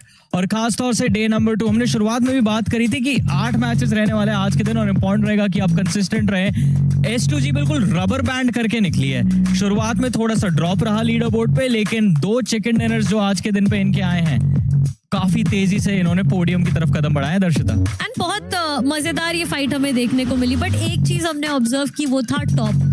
वो एक प्लेयर जिसने ऑलमोस्ट सामने वालों को ये कर दिया कि भाई तुम कैसे लेके जाओगे मुझसे चिकन डिनर करके। And again we have our MVP as top. What an amazing player this has been. वो ड्रॉप पे चढ़ रहे थे, वो ड्रॉप पे चढ़ के फाइट्स ले रहे थे, उन्हें डर किसी भी चीज का नहीं था। आई मीन बहुत बात की थी हमने कि क्या टॉप वो फ्रैग्स निकाल नहीं पा रहे हैं या फिर ऐसा हो रहा है, क्यों ऐसा हो रहा है करके। आई फील उसका आंसर दे दिया है टॉप ने। What a play it has been. दो S2G ने चिकन निकाला है, I have to give it to top as well. Exactly, एक काफी ज्यादा बढ़िया अटेम्प्ट एंड में 1 वर्सेस 2 क्लच करने का, जैसा आपने मेंशन किया। ड्रॉप के ऊपर चढ़ के शॉट्स लेना ऐसी सिचुएशन में it's very risky, but to have the confidence उस मूव के लिए जाना, वो एक अलग चीज दर्शाता है अरोरा गेमिंग की तरफ से। बट चलिए मैच स्टैंडिंग्स हमारे सामने 19 अंकों का गेम रहा है। S2G का 19 पॉइंट्स अरोरा गेमिंग के पास भी है। फोर्थ राइव्स इन्होंने 11 पॉइंट्स निकाले, निग्मा गैलेक्सी इनके पास भी 11। निग्मा गैलेक्सी की भी थोड़ी रैंकिंग इंप्रूव होगी, बट ई अरीना को सिर्फ 4 पॉइंट्स के साथ देख के TTR ऐसा लगता है कि लीडर बोर्ड के टॉप पे अब फाइनली चेंजेस होने वाले हैं। आई थिंक यस, क्योंकि आज पिछले 2-3 मैचेस में अगर देखें तो काफी क्लोज पहुंचती हुई और अरोरा ने तो ऑलरेडी इरीना को पीछे छोड़ भी दिया है। तो अरोरा जो बीच में कल हमें एकदम टॉप पे चलती हुई नजर आ रही थी बीच में कुछ टाइम के लिए, वो एक बार फिर से पहुंच चुके हैं ये अरीना सेकंड में। एंड जो डिफरेंस है वो 6 पॉइंट का, बट आप ई एरिना को देखिए S2G के साथ बस 1 ही पॉइंट के डिफरेंस में है। बिल्कुल टॉप 3 आई थिंक आखिर तक जाते जाते वो जो स्मैश रूल के बारे में हम बात कर रहे थे वो बहुत इंटरेस्टिंग होने वाला है। यू नो जॉनी, आप जब ओवरऑल स्टैंडिंग्स को देखते हो, आप कल के कंपैरिजन में इसे आज देखो, Nongshim Red Force second side of the overall standings पहले पेज पे आ चुकी है। S2G, इतनी बात की हमने इस टीम की एंड वो आ चुकी है यहाँ पे। आप बात कीजिए ई अरीना की, टॉप पे बैठी हुई थी ये team, but Arora out of the blue आके इस टीम ने उस टीम से वो टॉप का पायदान छीना, उन्हें नीचे फेंका एंड अरोरा टॉप पे आके बैठी है। But you know what breaks my heart, this side of the overall standing. जब भी हम बात करते हैं, पिछला मुकाबला Orangutan with 0 points, Orangutan and Godlike की फाइट हमने देखी पिछले मुकाबले में, एंड उसके बाद गॉडलाइक के प्लेयर्स, उनकी एक फाइट हमने 4th राइव्स के साथ भी देखी जब वो ब्रिज पार करके आगे जाने की कोशिश कर रहे थे। But this breaks my heart honestly, because जिस गॉडलाइक को या जिस ओरंगुटान को हमने ग्रुप स्टेजेस में देखा था और जिस ओरंगुटान और जिस गॉडलाइक को हम अब ग्रैंड फाइनल्स में देख रहे हैं, मुझे बहुत फर्क नजर आ रहा है उन दोनों भी टीम्स में। बिल्कुल, इस समय अगर बात करें, मैं बोलना चाहूंगा कि टॉप 5 के कंपटीशन की बात करते हैं, बिकॉज वो एक अलग फ्लो में चल रहे हैं। 80 पॉइंट्स के साथ निग्मा गैलेक्सी आती है 5th पोजीशन पे, just 20 points away from Arora gaming. वो 20 पॉइंट का डिफरेंस 2 मैप्स में कवर किया जा सकता है, बट जैसे आप गॉडलाइक की बात कर रही थी, 43 points away from that 5th spot. ये तो बहुत ज्यादा बड़ा डिफरेंस है TTR। बिल्कुल, देखिए मुझे लगता है कि हर एक मैच के बाद जो चीजें हैं वो दूर जाती चली जा रही है और हमारे होप्स वो भी कम होते चले जा रहे हैं, क्योंकि आज जो 8 मैचेस होने वाले थे तो उस टाइम पे लगा था कि हाँ बहुत अच्छा शायद एक कमबैक आ सकते हैं, बट वैसा कुछ हुआ नहीं। बट टॉप डैमेज डीलर्स की भी अगर बात कर ले तो इधर भी हमारी इंडियन टीम्स नहीं नजर आ रही है। अरोरा ने जिस तरीके से अपना टॉप पोजीशन बनाया है, इधर भी काफी अच्छा परफॉर्मेंस इनकी तरफ से हमें देखने के लिए मिला है। एंड मुझे लगता है कि अरोरा एक ऐसे टीम भी रहा है पूरे एंटायर टूर्नामेंट के अंदर। हाँ, बीच में थोड़ा सा स्लो जरूर खेले थे, लेकिन उसके बाद जो इन्होंने कमबैक करके दिखाया वो लाजवाब है। अगर जैसे अरोरा की आप बात कर रहे थे, उनके स्टैट्स के ऊपर नजर डालते हैं, एवरेज स्टैट्स टीम के हमारे सामने आते हुए, and again top I think आज का एक जो मैच था अरोरा के, अरोरा उस गेम में भी काफी अच्छा खेले थे, उसमें तो चिकन डिनर भी देखने को मिला था। वहां पे Ziol MVP बनते हुए नजर आए, and this man just took it personally from his own teammate कि आप ऊपर कैसे जा रहे हैं, it's me। I mean, मैंने उसी टाइम आपको ये चीज कही थी कि ऐसा नहीं हो सकता कि टॉप का दिन बुरा जा रहा है, बट ऐसा जरूर हो सकता है कि उनके टीममेट के दिन बहुत ज्यादा अच्छे जा रहे हैं, एंड कुछ वही सिचुएशन हमने देखी। Coming down to this match, this man proved himself. उन्होंने प्रूव किया कि वो जितना डेडली उनका नाम है और वो जो ऑरा उन्होंने फार्म किया, जो ऑरा उन्होंने इतने टाइम से बनाया है, वो किस रीजन की वजह से बनाया है। जी बिल्कुल, और आई थिंक देखना ही होगा कि ऑरोरा का ये ऑरा कितना ज्यादा मैक्स होता है, बिकॉज अभी तो फिलहाल जिस तरह से खेल रहे हैं, they are just looking like champions already. But देखना ही होगा कल तक पोजीशन मेंटेन कर पाएंगे या नहीं। बट फिलहाल एक इंटरव्यू की तरफ चलेंगे जहां पे स्पेरो के साथ मौजूद है एडमिनो। Play is in our DNA. Whenever we let it out, it becomes our superpower. Now imagine an entire city being built to supercharge it. Kadir City, powered by Play.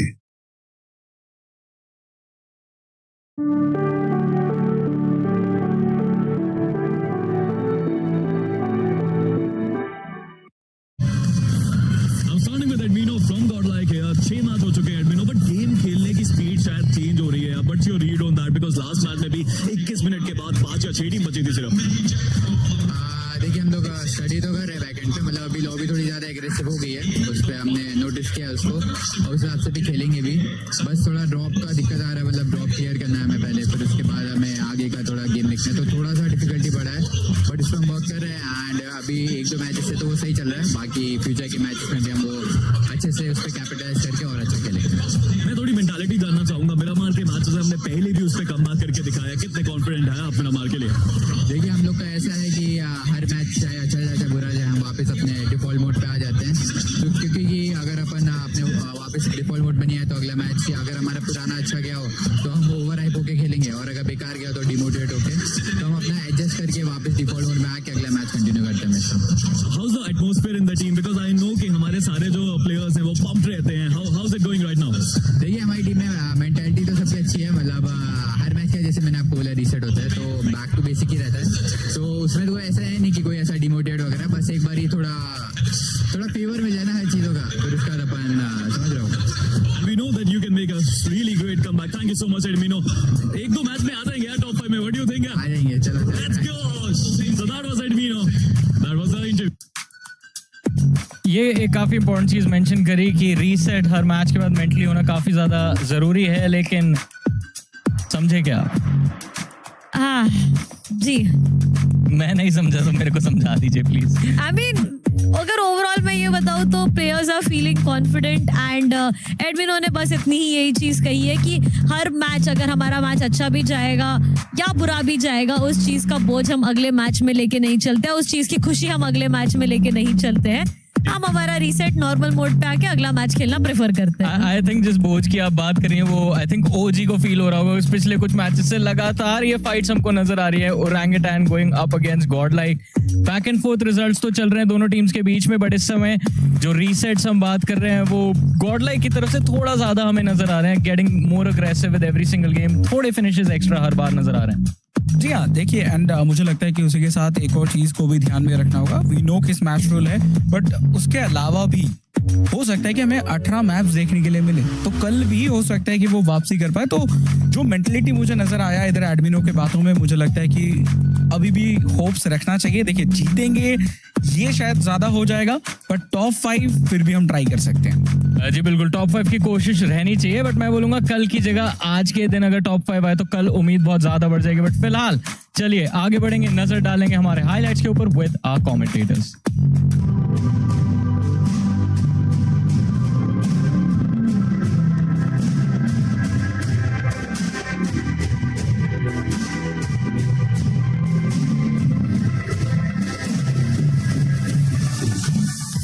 Players को भी देखिए, हर player के पास first ads वगैरह proper हैं भी नहीं. वो थोड़ी देर के अंदर ऑब्वियसली उनको डैमेज बहुत गंदा पड़ने वाला है. एक्सेल वो आगे की तरफ को मूव कर रहे हैं. टॉप्स वो बैकएंड को देखना चाहते हैं.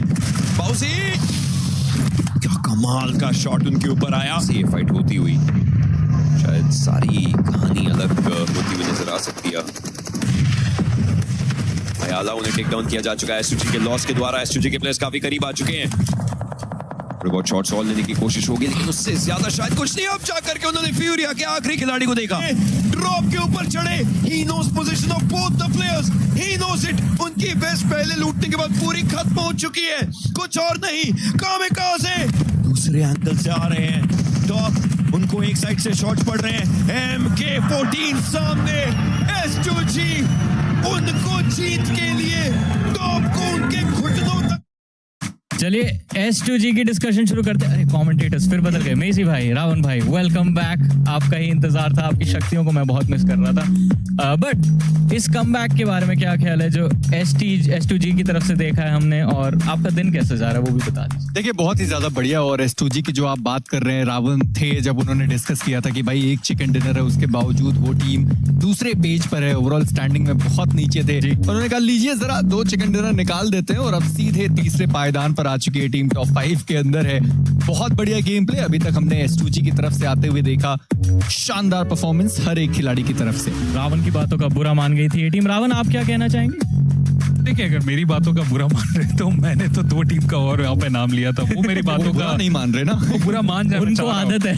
नहीं मैं चाह रहा हूँ कि वो बुरा मान जाए मेरी बातों को, और थोड़ा क्लाइम वो भी स्टार्ट कर दे, क्योंकि इट्स हाई टाइम. अगर अभी यहाँ से क्लाइम की शुरुआत नहीं करेंगे तो फिर आई मीन टॉप 5 तो दूर की बात है, टॉप 10 भी हम शायद ना देख पाए. इन्हीं 2 मैचेस का उपयोग करना पड़ेगा. हाँ, स्मैश रोल से एक बात हम कह सकते हैं कि विनर हमें ना देखने को मिले, बट अगर वो विनर हमें दूसरे तीसरे मैच में देखने को मिला तो फिर हम टॉप 10 में भी अपने आप को नहीं देख पाएंगे इस पेस के साथ. हालांकि अगला मेरा मार, मैं बहुत ज्यादा एक्साइटेड हूँ, क्योंकि अब मैप बदलने वाला, सिचुएशन बदलेगा. क्योंकि डिस्कशन में आपकी सुन रहा था, जैसा आप लोगों ने मेंशन किया कि ओजी और गॉडलाइक कई बार एक दूसरे के आमने सामने आ जा रहे, तो शायद मेरा मार वो मैप हो जहाँ पे ये अर्ली स्टेज में एटलीस्ट एक दूसरे के आमने सामने ना आए. उम्मीद उसी चीज की रहेगी. बट दर्शिता आप कुछ कहना चाह रहे थे हमारे कमेंटेटर्स? नहीं, मैं बस मतलब सरप्राइज थी कि कोई तो रावण की बात को सीरियसली ले रहा है करके. पर ठीक है, मतलब क्या आप मेरी बात को सीरियसली नहीं लेते? नहीं बोल दो मेसी. आपकी बातों को सीरियसली लेना पड़ेगा रावण. अच्छा मजबूरी है उनकी भी, आप देख रहे हो. मेसी भाई उदास लग रहे हैं कि क्या कर रहा हूँ मैं। मेरी प्रेडिक्शन क्या है अगले गेम की? देखिए, मैं ई अरीना का साथ नहीं छोड़ सकता। मुझे लगता है कि अभी भी 2 मुकाबले बचे हैं और ई अरीना 110 का मार्क उन्हें क्रॉस करना है और कल के दिन पर वो पहली टीम होगी जो मैच पॉइंट तक पहुंचेगी। रावण, आपकी prediction for the next game? Again Arora के साथ ही जाऊंगा। लास्ट मैच फिर से वही स्टोरी लाइन रही, जहाँ पे चिकन नहीं आया अगले मैच में चिकन आया। इस मैच में चिकन नहीं आया, आई होप अगले मैच में चिकन आए। ट्रेंड यहाँ पे फॉलो होता है कि नहीं हम देखेंगे। But thank you so much casters, match की तैयारी मैं उम्मीद करूंगा अच्छी रहे आपकी। आपकी क्या प्रेडिक्शन है वो भी जल्दी से डिस्कस कर लेते हैं, बिकॉज हमें अभी ये भी बात करनी है कि वाइटैलिटी, हम सुबह से उनकी डिस्कशन कर रहे थे और इनफैक्ट अरोरा की हम बात कर लेते हैं चलिए थोड़ी, because club championship leader board हमारे सामने और अरोरा जैसा हम बात करते हैं 12वें स्थान पे है इस समय क्लब चैंपियनशिप रैंकिंग में। ऑफ कोर्स ऑल गेमर्स है सबसे टॉप पे, उनके पीछे ही फैल्कन्स है। बट अगेन अरोरा देखना पड़ेगा कि अब कितने चेंजेस आते हैं, बिकॉज यहाँ की विक्ट्रीज वहाँ पे भी आपको पता है कि आपको फायदा देने वाली है करके। तो ऑफ कोर्स देखना पड़ेगा कि अरोरा का क्या मूव रहता है, क्या परफॉर्मेंस रहता है। बट मेरी नजर अभी भी ऑल गेमर्स एंड फैल्कन्स के बीच में ही रहने वाली है, क्योंकि कंपटीशन तो वहाँ पे चल रहा है। जी बिल्कुल। और अगले पेज पे जाते हैं तो यहाँ पे हमें कुछ ऐसे नाम नजर आते हैं जो एलिमिनेट हो चुके हैं। फ्यूरिया अभी भी इस मुकाबले में बनी हुई है। बट चलिए गेम प्रेडिक्शंस भी आई थिंक यहीं कर लेते हैं जल्दी से। आपकी क्या प्रेडिक्शन है for the next game? E Arena, because उन्होंने पिछले मीरामार में चिकन निकाला है, तो I am expecting E arena.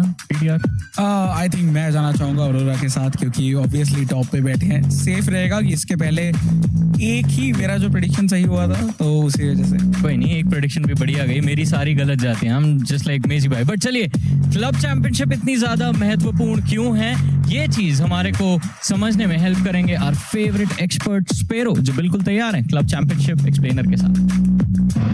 मैं इस समय EWC अरीना के सबसे इंपॉर्टेंट जोन में हूं, क्योंकि अगर आप चैंपियन हैं किसी भी गेम के तो आपका नाम अंकित है इन्हीं किसी दीवारों के बीच में, और अगर आप हारे हैं तब भी आपकी यादगार यहाँ पे है। आप देख सकते हैं कि अगर आप हारते हैं तो आपकी कीज को क्रश करके मिट्टी में मिला दिया जाता है याद रखने के लिए, और अगर आप क्लब चैंपियन बनते हैं तो वहां पे है वो चमचमाती ट्रॉफी जो क्लब चैंपियंस को ही मिलती है। 2024 में फाल्कन जीती, 2025 में फाल्कन जीती और 2026 में फाल्कन अभी दूसरे पायदान पर चल रही है। ऑल गेमर्स अभी नंबर 1 है, बट बचे हुए गेम्स में क्या सच में कोई जीत के फेर बदल कर सकता है? क्योंकि नावी भी काफी क्लोज है, वर्चस प्रो भी काफी क्लोज है। वहां पे नाम लाना सबसे जरूरी। eSports world cup 2026 who will be the champions? बची हुई गेम के नतीजे वो डिफाइन करेंगे। As the man said, बचे हुए जितने टाइटल्स हैं उनके नतीजे डिसाइड करेंगे कि फाइनल नतीजा हमारे EWC क्लब चैंपियनशिप का कैसा रहता है। और आई थिंक फैल्कन्स, उनकी उम्मीद तो पूरी रहेगी कि वो किसी तरह हिस्ट्री क्रिएट कर पाए। सबसे पहली हैट्रिक EWC की शुरुआती 3 साल के अंदर ही अगर हमको होती भी नजर आती है, एक आइकॉनिक मोमेंट रहेगा इस वर्ल्ड कप की हिस्ट्री के लिए। बट देखना होगा कि वो सफर भी कैसा रहता है फैल्कन्स का। बट फिलहाल ये ट्रॉफी काफी ज्यादा खूबसूरत, और इसकी वजह से, इसकी खूबसूरती की वजह से प्रेशर भी बहुत ज्यादा रहता है हर क्लब पे। आप ट्रॉफी को देखिए तो सही, किसका दिल नहीं करेगा इसे ले जाने का अपने साथ। इतनी खूबसूरत वो ट्रॉफी है, इतनी बेहतरीन, इतनी चमचमाती हुई वो ट्रॉफी है। बदन पता है बुरा भी लगता है जब आपकी वो कीज क्रश होती है ना, आपको बस एक याददाश्त बना के रख दिया जाता है उस मिट्टी के अंदर। तो ऑफ कोर्स दर्द उस चीज का भी बहुत ज्यादा होता है। But again all eyes on the trophy. मौका अगर मिले इसके साथ एक बार फोटो निकालने का, स्पेरो प्लीज। देखेंगे स्पेरो क्या करते हैं। बट मीरामार बार बार एक बार फिर से आते हैं। टीटी आपके साथ बात करना चाहूंगा, बिकॉज ड्रॉप क्लैशेस की हम बार बार डिस्कशन कर रहे थे। एक बार फिर से वही अर्ली फाइट्स अवॉइड करना काफी ज्यादा जरूरी हो जाएगा। बट एनी एम्प्टी ड्रॉप्स जो हमारी टीम यूज कर पाए for comfortable ending to this day.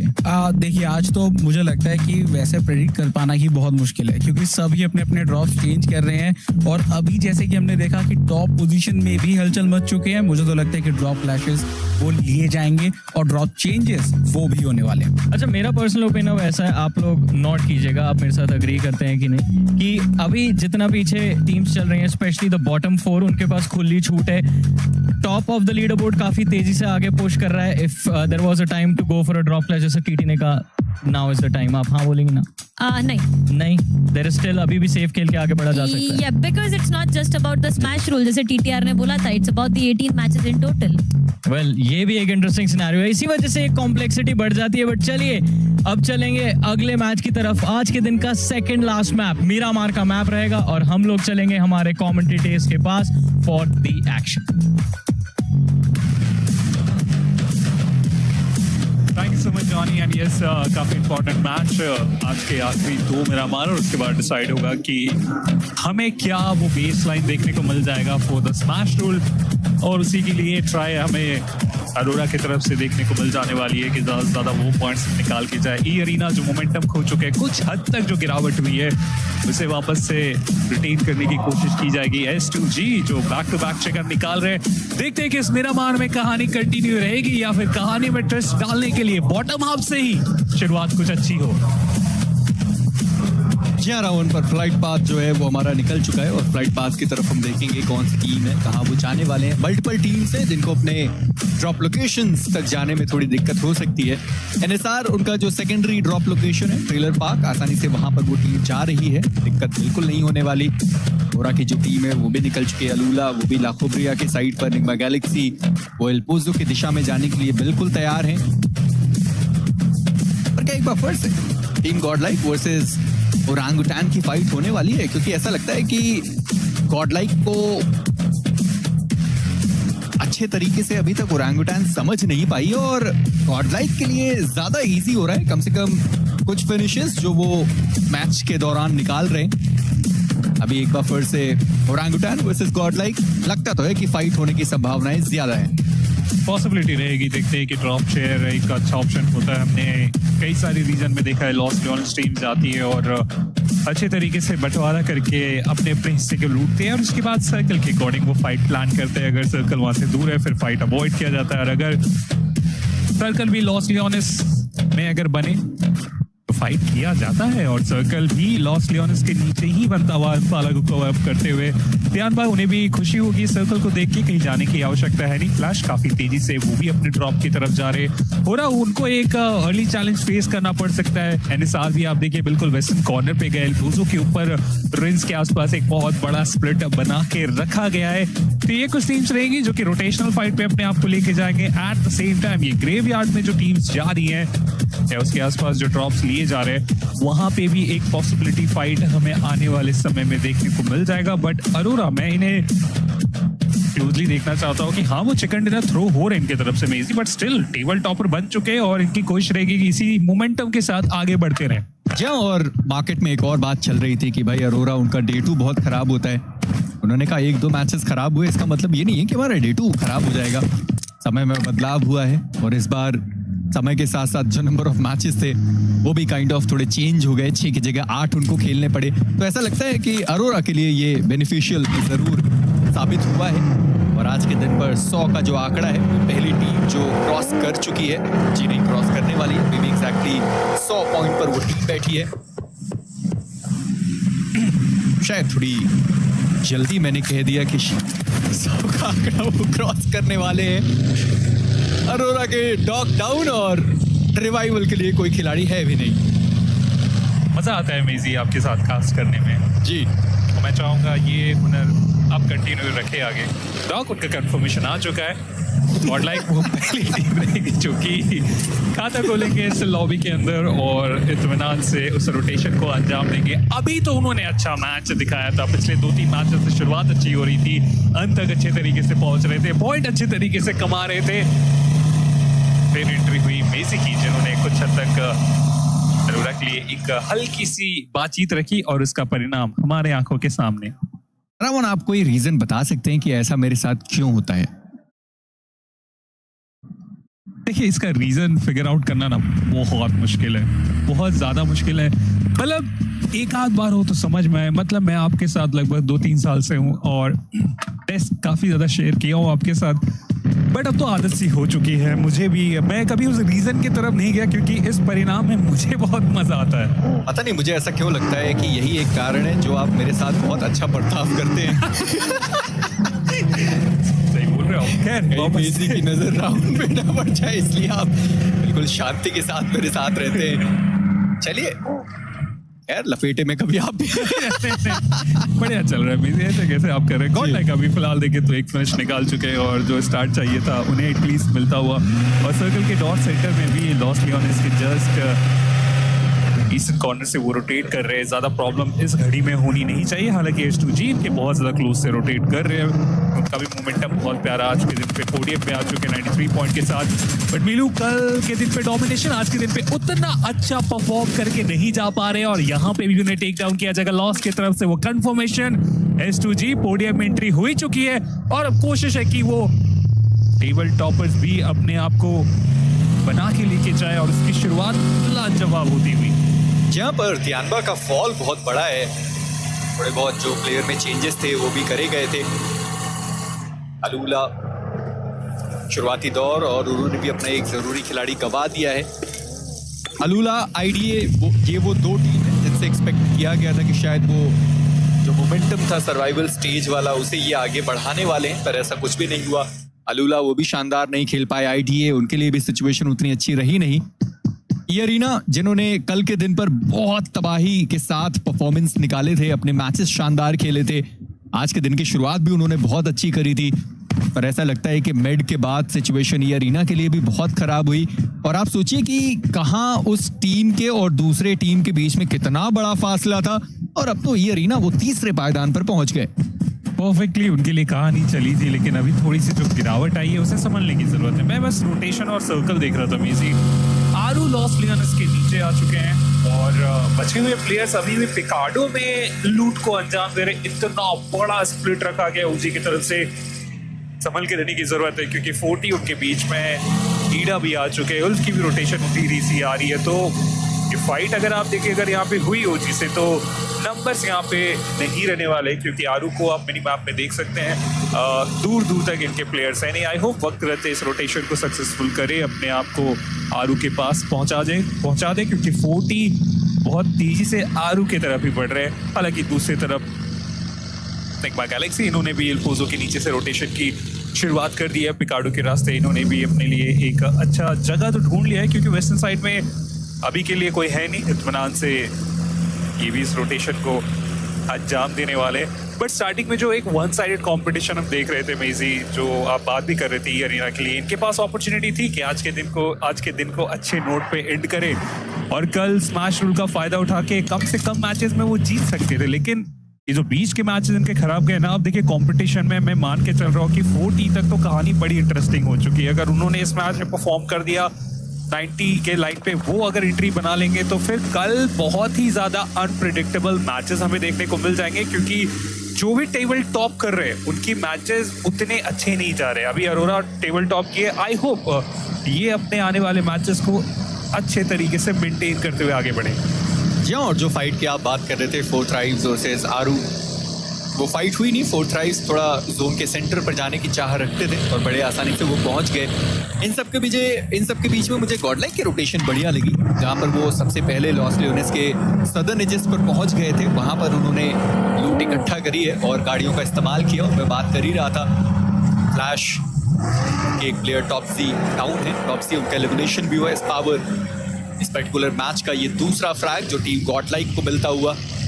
अच्छी शुरुआत करी है टीम गॉडलाइक ने। इस पावर अभी भी तलाश में कि वहां पर कोई खिलाड़ी आए, पर फोर्थ राइव्स वर्सेस होरा उनकी भी फाइट कभी भी शुरू हो सकती है। और फोर्थ राइव्स के नीचे ही दो जो प्लेयर हैं होरा के वो आ चुके हैं। स्लीपी एचपी बहुत डाउन हुई है, जिगल उनको भी यहाँ पर स्पॉट किया गया। हुजैफा, ये ग्रेनेड तो ठिकाने पर जाना चाहिए, पर वो ठिकाने पर गया, पर वो डैमेज उतना देकर नहीं गया। पर जिगल वो सामने देखने के बजाय वो पीछे जाने लगे और वहां पर उनके लिए मुश्किलें बढ़ी है। नो फियर अलग फंस गए और अब स्लीपी इस कंपाउंड में अकेला फंसा हुआ खिलाड़ी 360 घूम के मारे वहां पे, ये बड़ी कमाल की बात रही। कंफर्म नहीं कर पाए, ये भी अच्छी बात रही होरा के लिए। कल उन्हें रिवाइवल देने का प्रयास किया जा रहा है। फलक वो ग्रेनेड करते हुए काउंटर स्काई की तरफ से T24 को वहां पे गिराया जा चुका है फर्स्ट फ्लोर में ग्रेनेड, बट उसका फायदा होगा नहीं क्योंकि सीढ़ियों के बीच में वो रिवाइवल को एग्जीक्यूट कर रहे थे और सक्सेसफुली जिगल को वहां पे रिवाइव दे दिया गया। बट स्काई जो नॉक निकाले थे IQ की तरफ से एक ऑफ एंगल, वहां पे कंफर्मेशन निकाला गया। फ्लक दूसरी तरफ वो कंफर्मेशन निकाल रहे हैं अपनी टीम के लिए। जिगल जिन्हें अभी रिवाइवल दिया गया था उनका भी कंफर्मेशन वहां पे निकाल लिया जाएगा। बट काउंटर में आप देखिए ओजी के आतंकी काफी दूर से ये थर्ड पार्टी यहाँ पे की गई है।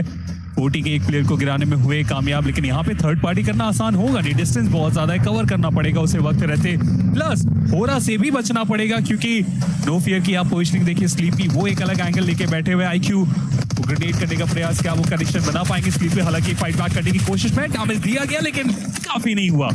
यहाँ पर ओरांगुटान के लिए ये सही मौका रहेगा थर्ड पार्टी करने के लिए, अभी भी वो प्लेयर्स आने के लिए तैयार नहीं है, गाड़ियां वो चल चुकी है पर अभी तक वो काफिला यहाँ तक पहुंचा नहीं है, पर हो रहा लगातार प्लेयर्स को डाउन करते हुए जो फिनिश है तो उसे भी कंफर्म किया जा रहा है, हुज़ैफा वो भी डाउन, उनका एलिमिनेशन हुआ। ओरांगुटान फैमिली यहाँ पर थर्ड पार्टी करने के लिए आ चुके हैं, T24 उनका भी एलिमिनेशन हुआ, फालक डाउन है, आईक्यू अकेले खिलाड़ी बच रहे हैं अपनी टीम से, आतंकी उनका grenade, no fear HP down, अपने आप को हील करने की कोशिश है, केओपी उनका ये ग्रेनेड, दोनों फ्रैग्स उनको यहाँ पर मिल सकते हैं, क्या वो दोनों फ्रैग्स उनको मिलेंगे? जी नहीं, नो फियर उनको फ्रैग मिला है फलक का, वो आईक्यू का जो फ्रैग था वो भी लेकर गए, स्लीपी वो भी डाउन, ओरांगुटान बढ़िया शुरुआत, 3 फिनिशेस निकाले और यही वो थर्ड पार्टीज है जिस पे ओरांगुटान अपना मनोबल वापस ला सकती है।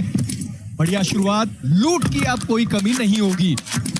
8 क्रेट यहाँ पे मिल चुके हैं, जो लूट की तो फॉर श्योर यहाँ पे कमी नहीं होने वाली है, और जैसा आपने मेंशन किया कि इसी तरीके की थर्ड पार्टी को वो ढूंढ रहे थे, मिरामार में उनको मौका मिला और उसने काफी अच्छे तरीके से कैपिटलाइज करते हुए ओजी, और जो एक बहुत बड़ा स्प्लिट रखा गया था मेजी, हम उसके अराउंड बातचीत भी कर रहे थे कि आरू बहुत अलग खेल रहे, लॉस्ट लियोनेस के ऊपर बचे हुए प्लेयर्स हमें देखने को मिल रहे थे, वक्त रहते उसे कवर अप किया गया, सर्कल में आप देखिए एक बहुत अच्छे हिस्से में अब हमें ओजी देखने को मिल रहे हैं, हालांकि सर्कल जब हमारे आंखों के सामने था, अरोरा को हमने देखा अपने एक प्लेयर को गंवाने के बाद वो काफी स्लो रोटेशन कर रहे हैं, बिल्कुल भी जल्दबाजी करने का यहाँ पे विचार किया नहीं गया, चुम्मा सहरा से उनकी रोटेशन अभी आ ही रही है और लॉस लियोनेस के बिल्कुल नीचे ये सर्कल जा चुका है। टीम्स को कहीं ना कहीं अंदाजा था कि लॉस लियोनेस के नीचे ही जाके ये पूरी कहानी की समाप्ति होने वाली है। एनएसआर को आप देखिए वो बिल्कुल शोर लाइट पे जा चुके हैं, वेटालिटी भी हमें वहीं पे देखने को मिल रहे हैं, S2G ने भी काफी अर्ली रोटेशन यहाँ पे प्लान किया, बट कौन कामयाब होंगे अपने इस रोटेशन के बाद, किनकी दिक्कतें बढ़ेगी वो सब जानने के लिए अगला स्टेज पूरे तरीके से तैयार हो चुका है। देखते हैं एग्जैक्टली वो शिफ्ट कहां जाएगा। तो एक और साउथ ईस्टर्न ये शिफ्ट आता हुआ, S2G खुश होंगे इस सर्कल के शिफ्ट के बाद। यहाँ पर गॉड लाइक अब उनको अपना ये जो स्प्लिट है उसे कम करने की जरूरत पड़ने वाली है। एडमिनो वो भी गाड़ी के अंदर बैठ चुके हैं, देखना ये है कि क्या एडमिनो की तरफ वो सारे प्लेयर्स जाएंगे या फिर एडमिनो और उनके साथ एक और खिलाड़ी है वो मान्या की तरफ आने वाले हैं। 100 में जो नीचे थे वो थोड़ा ऊपरी दिशा में मान्या के साथ गए तो सही, पर थोड़ा और अंदर जाना है उनको जोन के अंदर। पर दूसरी दिशा में ये अरीना और निग्मा गैलेक्सी एक बार फिर से एक दूसरे के आमने सामने, जोकर जो प्ले जोन के बाहर हैं। ऐसा लगता है कि निग्मा गैलेक्सी को पता है कि सारे ये अरीना के जो प्लेयर्स हैं वो आखिर हैं कहां पर। जी हाँ, उन्हें पता है सामने के साइड पर जो स्मोक्स हैं वो भी उन्होंने कर रखा है। ये अरीना अपने आप को बचाने की कोशिश करती हुई, पर जोन का डैमेज बहुत जल्द पड़ना शुरू होगा, 10 सेकंड का समय और उसके बाद जोन चलना शुरू होगा। ये अरीना लगातार उनके लिए मुकाबले खराब जा रहे हैं। निग्मा गैलेक्सी को भी अपने लिए एक अच्छे मैच की तलाश है, पर टीम गॉडलाइक और यूएलएफ अब वो एक दूसरे के आमने सामने। इस पॉइंट पे जो गॉडलाइक ने स्प्लिट बना के रखा था उसको देखा कई सारी टीम की एंट्री आ रही है तो स्प्लिट को हटाया गया, क्योंकि बहुत सी बात है। बड़ी अरीना काफी अच्छा यहाँ पे स्प्रे के से काउंटर भी आया, नॉक करने के बाद संभलने का मौका उन्हें जरूर मिल सकता था अगर सर्कल का साथ होता। हालांकि सर्कल का जो ये श्रिंक आ रहा है, देखने वाली बात रहेगी कि पोजिशनिंग किनकी ज्यादा यहाँ पे एडवांटेज में रहने वाली है। एक ऑफ एंगल बना के रखा गया और उसका फायदा यहाँ पे जरूर उठाना चाह रहे थे, स्प्रे भी किया गया लेकिन डैमेज देने के बाद नॉक नहीं कर पाए और अब तो सर्कल के भी बाहर वो जा चुके। इनफैक्ट ये अरीना रीसेट जल्द से जल्द करना पड़ेगा, रिवाइवल का यहाँ पे मौका ज्यादा नहीं मिलने वाला। ई अरीना को तो चारों तरफ से घेरा जा चुका है, मिनी मैप में भी आप देख सकते हैं इनके पास रास्ते नहीं है उस सर्कल की तरफ जाने के लिए।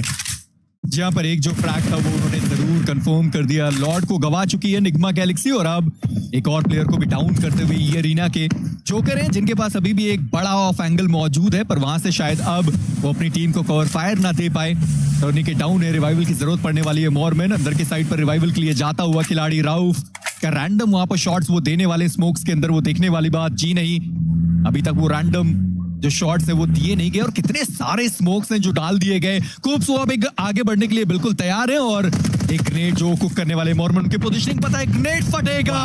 टर्निके वो सही समय पर अपने आप को हील नहीं कर पाए और मॉरमन उनकी भी एचपी बहुत कम, जोन का भी डैमेज पड़ता हुआ, पर जोकर वो प्लेयर कुछ नहीं कर सकता। मैं बस देखना चाहता हूं कि क्या उनके पास गाड़ी तक मौजूद नहीं है। लगता नहीं है कि उनके पास कोई भी गाड़ी वहां पर है, नहीं तो अब तक अपनी टीम के पास आ तो सकते थे वो।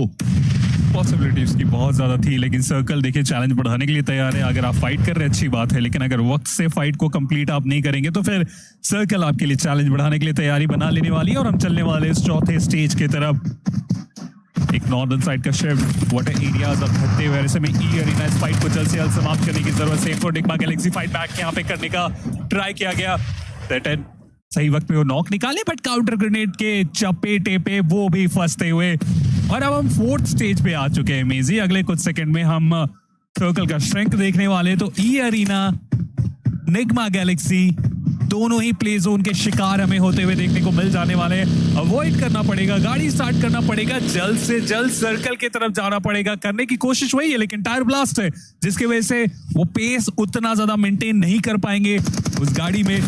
और ये एक और बुरी कवर, काफी दूर से मौका मिला, पेस उतना था नहीं तो काफी आसान ये नॉक। और उसके बाद इकलौते प्लेयर वहां पे, और उनके ऊपर भी एक परफेक्ट ग्रेनेड। निग्मा गैलेक्सी उनका एलिमिनेशन होता हुआ। ये अरीना चलिए इतने वियर्ड सिचुएशन में होने के बावजूद वो 4 फिनिशर निकाले, और इस प्लेयर ने तो अकेले ही 3 को बाहर किया। जहां पर ये आखिरी जो फोस्टेड है अब उनके पास है जोकर, जैसे मैं जिनके लिए कह भी रहा था कि शायद उनके पास गाड़ी है भी या फिर नहीं, पर उनके पास बग्गी थी या फिर कहीं और से वो बग्गी लेकर आए। काफी लेट कर दिया उन्होंने, पर अब जोन के अंदर जाने की जरूरत। अरोरा जियोल दूसरे साइड पर वो डाउन है। अरोरा पहला खिलाड़ी गवा चुके थे, और अब दूसरे खिलाड़ी की बात निग्मा गैलेक्सी, उनके चेहरे पर वो निराशा साफ दिखती हुई, क्योंकि उनको भी पता है कि ये फाइट जीती जा सकती थी। पूरा एडवांटेज उनके पास था, पूरा जोन का एज का कंट्रोल उनके पास था। या तो वो पहले रिट्रीट कर जाते या फाइट को वो कंप्लीट करते। फाइट को कंप्लीट करने के लिए गए, पर राउफ कहीं अलग दिशा में वो खिलाड़ी वहीं पर फंसा रह गया। वहां से वो ज्यादा कवर अपनी टीम को प्रोवाइड नहीं कर पाए। और ऐसा नहीं है कि अरीना इतने आसानी से वो जोन के अंदर पहुंच जाने वाले हैं, क्योंकि टीम फ्लैश जोन के एजेस पर वो टीम मौजूद है, पर शायद उन्होंने ये अरीना को देखा नहीं, और जो दोनों प्लेयर हैं ये अरीना के पहुंच गए जोन के अंदर। नॉर्दर्न साइड से एंट्री, पूरा स्पेस टाइम सोच विचार करे और उन प्लेसमेंट पॉइंट को टारगेट करे, क्योंकि ऐसा नहीं है कि अरोरा के लिए चीजें आसान हो रही है। उनके भी 2 प्लेयर्स बाहर हो चुके हैं, ई अरीना के भी 2 प्लेयर बाहर हो चुके हैं। S2G इसका एक अच्छा फायदा उठा सकते हैं, बट फ्यूरिया वर्सेस ओजी उसकी बैटल की शुरुआत होने वाली है, जहां पे ओजी उन्हें अभी क्लैरिटी नहीं है कि प्लेयर कहां पे। विस्गॉड काफी अच्छा समय वहां पे उन्हें मिला, चीफ उन्हें वहां पे एके ओपी गिरा देंगे, वक्त रहे थे एके वो बहुत ओपन में थे, फर्क पड़ा नहीं। आतंकी जाएंगे गाड़ी से कुचल के, वो कंफर्मेशन भी निकालेंगे। बचे हुए 2 प्लेयर, ओजी के लिए फाइट जीतना अभी भी आसान नहीं, क्योंकि सर्कल का श्रिंक भी आ रहा है। और उसके बाद ये ग्रेनेड एके उन्हें यहाँ पे टेक डाउन किया जा चुका है, बट साइलेंस जैसे कंफर्म करने के लिए आगे जा रहे थे, कवर फायर वहां पे आता हुआ। आतंकी को भी सर्कल में जाने की वो जरूरत है। ओजी फंसते हुए इस मोड़ पे, एके आगे बढ़ नहीं सकते क्योंकि कंफर्मेशन की कोशिश हो रही है, वो वहां पे रुक नहीं सकते क्योंकि प्ले जोन का वहां पे डैमेज है, और इसी की वजह से एके उनका भी कंफर्मेशन आ चुका। हालांकि विस्गॉड वहां पे बदला लेते हुए साइलेंस उन्हें वहां पे टेक डाउन किया गया। आतंकी उन्हें भी गिरा दिया जाएगा। ये आसान होना चाहिए था ओजी के लिए पूरा फाइट, लेकिन एक एक करके वो प्लेयर्स को गवा रहे, क्योंकि थर्ड पार्टी की भी एंट्री होती हुई। जहां आईडीए वो ओरांगटैन को परेशान करते हुए, साथ ही साथ फ्यूरिया, उनको भी उन्होंने बहुत डैमेज दिया है। फ्यूरिया अयाला उन्होंने आरू को गिरा दिया, और अब विस्गॉड इकलौते खिलाड़ी बचे हैं अपनी टीम से। हालांकि विस्गॉड वो जोन के अंदर पहुंच चुके हैं, पर क्या आते हुए आखिरी प्लेयर को भी वो एलिमिनेट कर सकते हैं? पर आईडीए वो आए थे थर्ड पार्टी करने के लिए, पर ऊपर के साइड से एक और टीम अलूला के जो प्लेयर्स थे वो भी यहाँ पर पहुंच गए।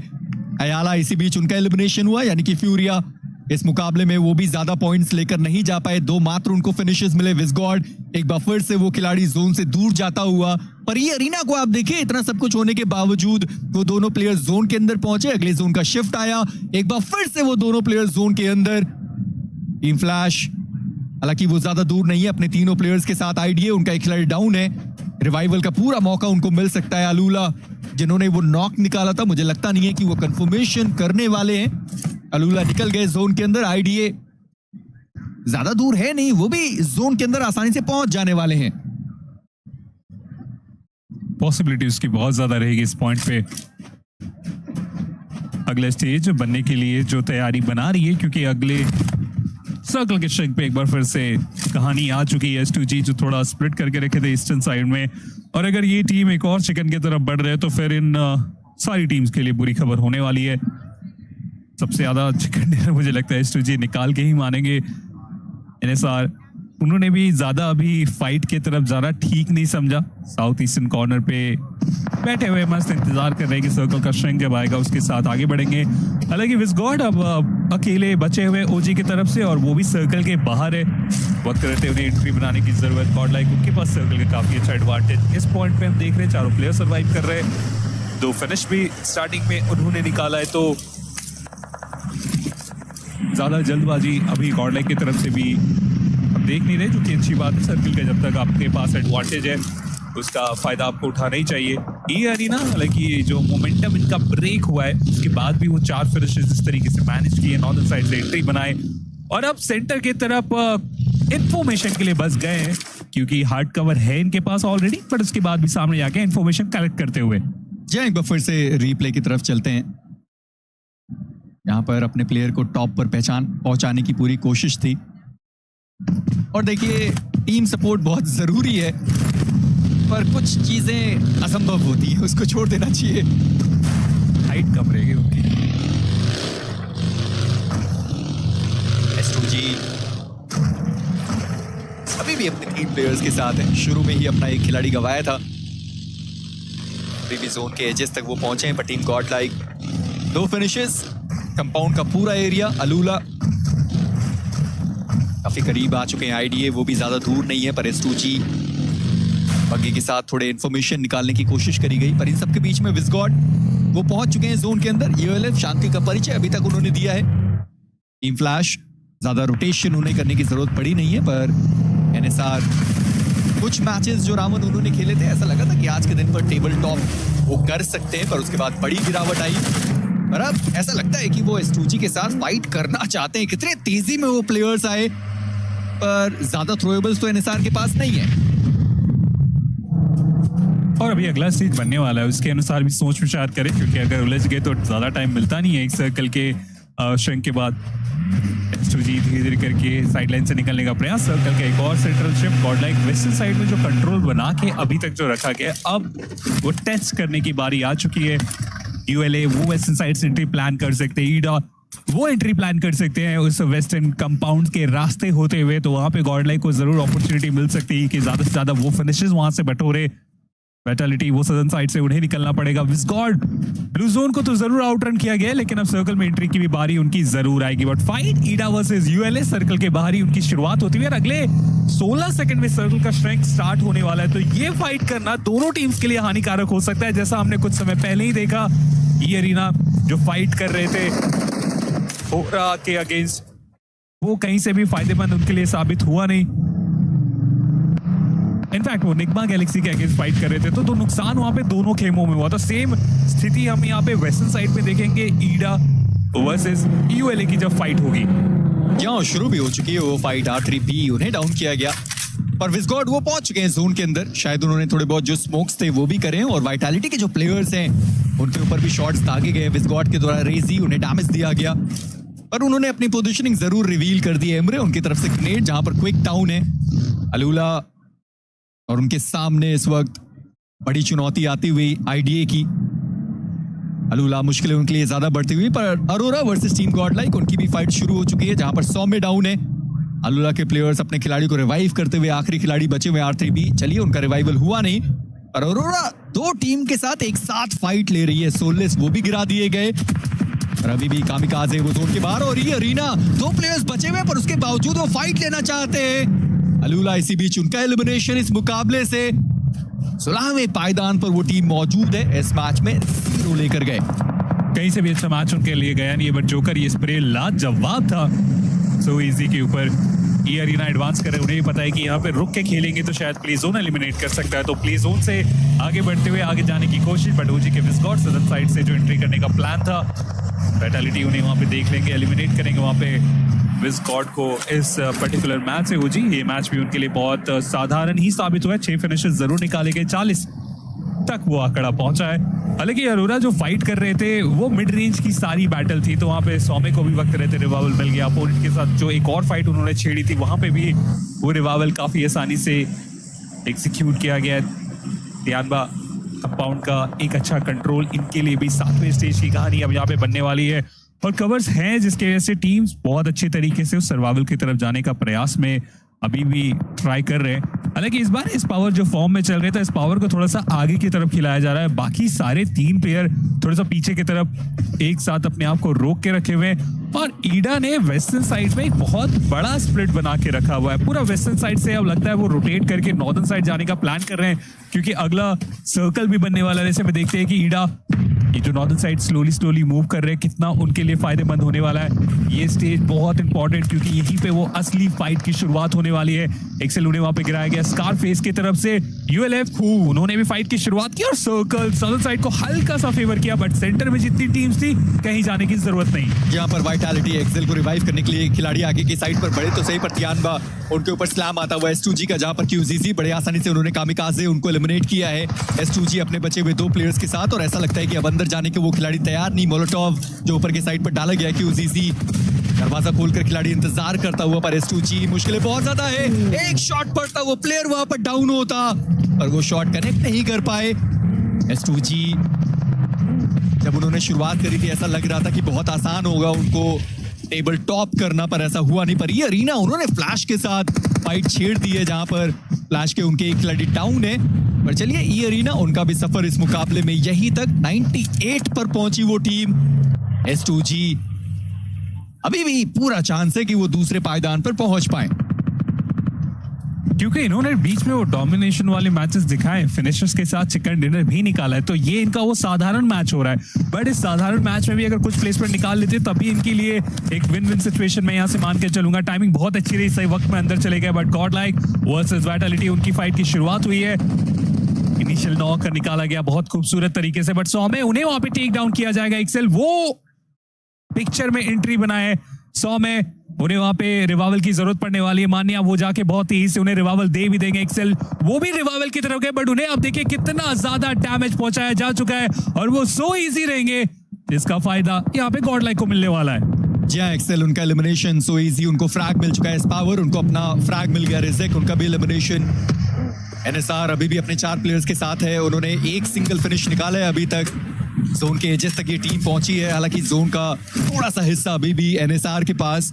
पर मैं देख रहा हूँ वाइटैलिटी जो एजेस पर फंसी हुई है, उनकी तरफ से भी थोड़े बहुत जो शॉट्स हैं वो भी आने वाले हैं। वाइटैलिटी उन्होंने भी अपने प्लेइंग 4 के अंदर बदलाव किया था। पर S2G वर्सेस तियानबा वो जो फाइट इनकम्प्लीट रह गई थी, फ्लैश वो फाइट को कंप्लीट करना चाहते हैं। पावर उनकी एचपी थोड़ी सी डाउन हुई है, पर एरन उन्होंने विक्सी को एलिमिनेट किया। टीम वाइटैलिटी उनका एलिमिनेशन इस मुकाबले से परफेक्टली वहां पे स्लो मैच का रिजल्ट हमें आता हुआ देखने को मिल रहा है। फिलहाल गॉड लाइक के लिए 3 फिनिशर निकाले, प्लेसमेंट पॉइंट की भी अब शुरुआत हो चुकी है। स्कारफेस दूसरी तरफ वो एक फाइट की तरफ जाएंगे, ह्यूनमैन उन्हें भी गिरा दिया गया स्कारफेस की तरफ से। बैक टू बैक 4 नॉक, क्या वो रिजल्ट उनके फेवर में आ सकता है? फ्लैश वही फाइट की शुरुआत करना चाह रहे, लॉस बहुत ज्यादा ओपन में गए। इकलौते प्लेयर है अपनी टीम से, उनका भी एलिमिनेशन हो सकता है। S2G इस पॉइंट में संभलना पड़ेगा, संभल के, लेकिन एट द एंड उन्हें वहां पे टेक डाउन किया गया। तियानबा ये थोड़ा क्लोज कॉल था, लेकिन इस फाइट को सही वक्त में समाप्त किया गया, क्योंकि मिनिमम आप देखिए एक गलत कॉल मल्टीपल टीम्स आपके ऊपर वो थर्ड पार्टी करके जा सकते हैं। बट अब फ्लैश उनकी एंट्री होती हुई इस पर्टिकुलर बैटल में, जहां पे विन की तरफ से नॉक और कंफर्मेशन की भी कोशिश। आप ये सोचिए कि 28 मिनट का गेम कंप्लीट होने वाला है राउंड, और अभी भी 7 टीम 21 खिलाड़ी इस लॉबी के अंदर बरकरार रहने वाले। बोस वो भी डाउन,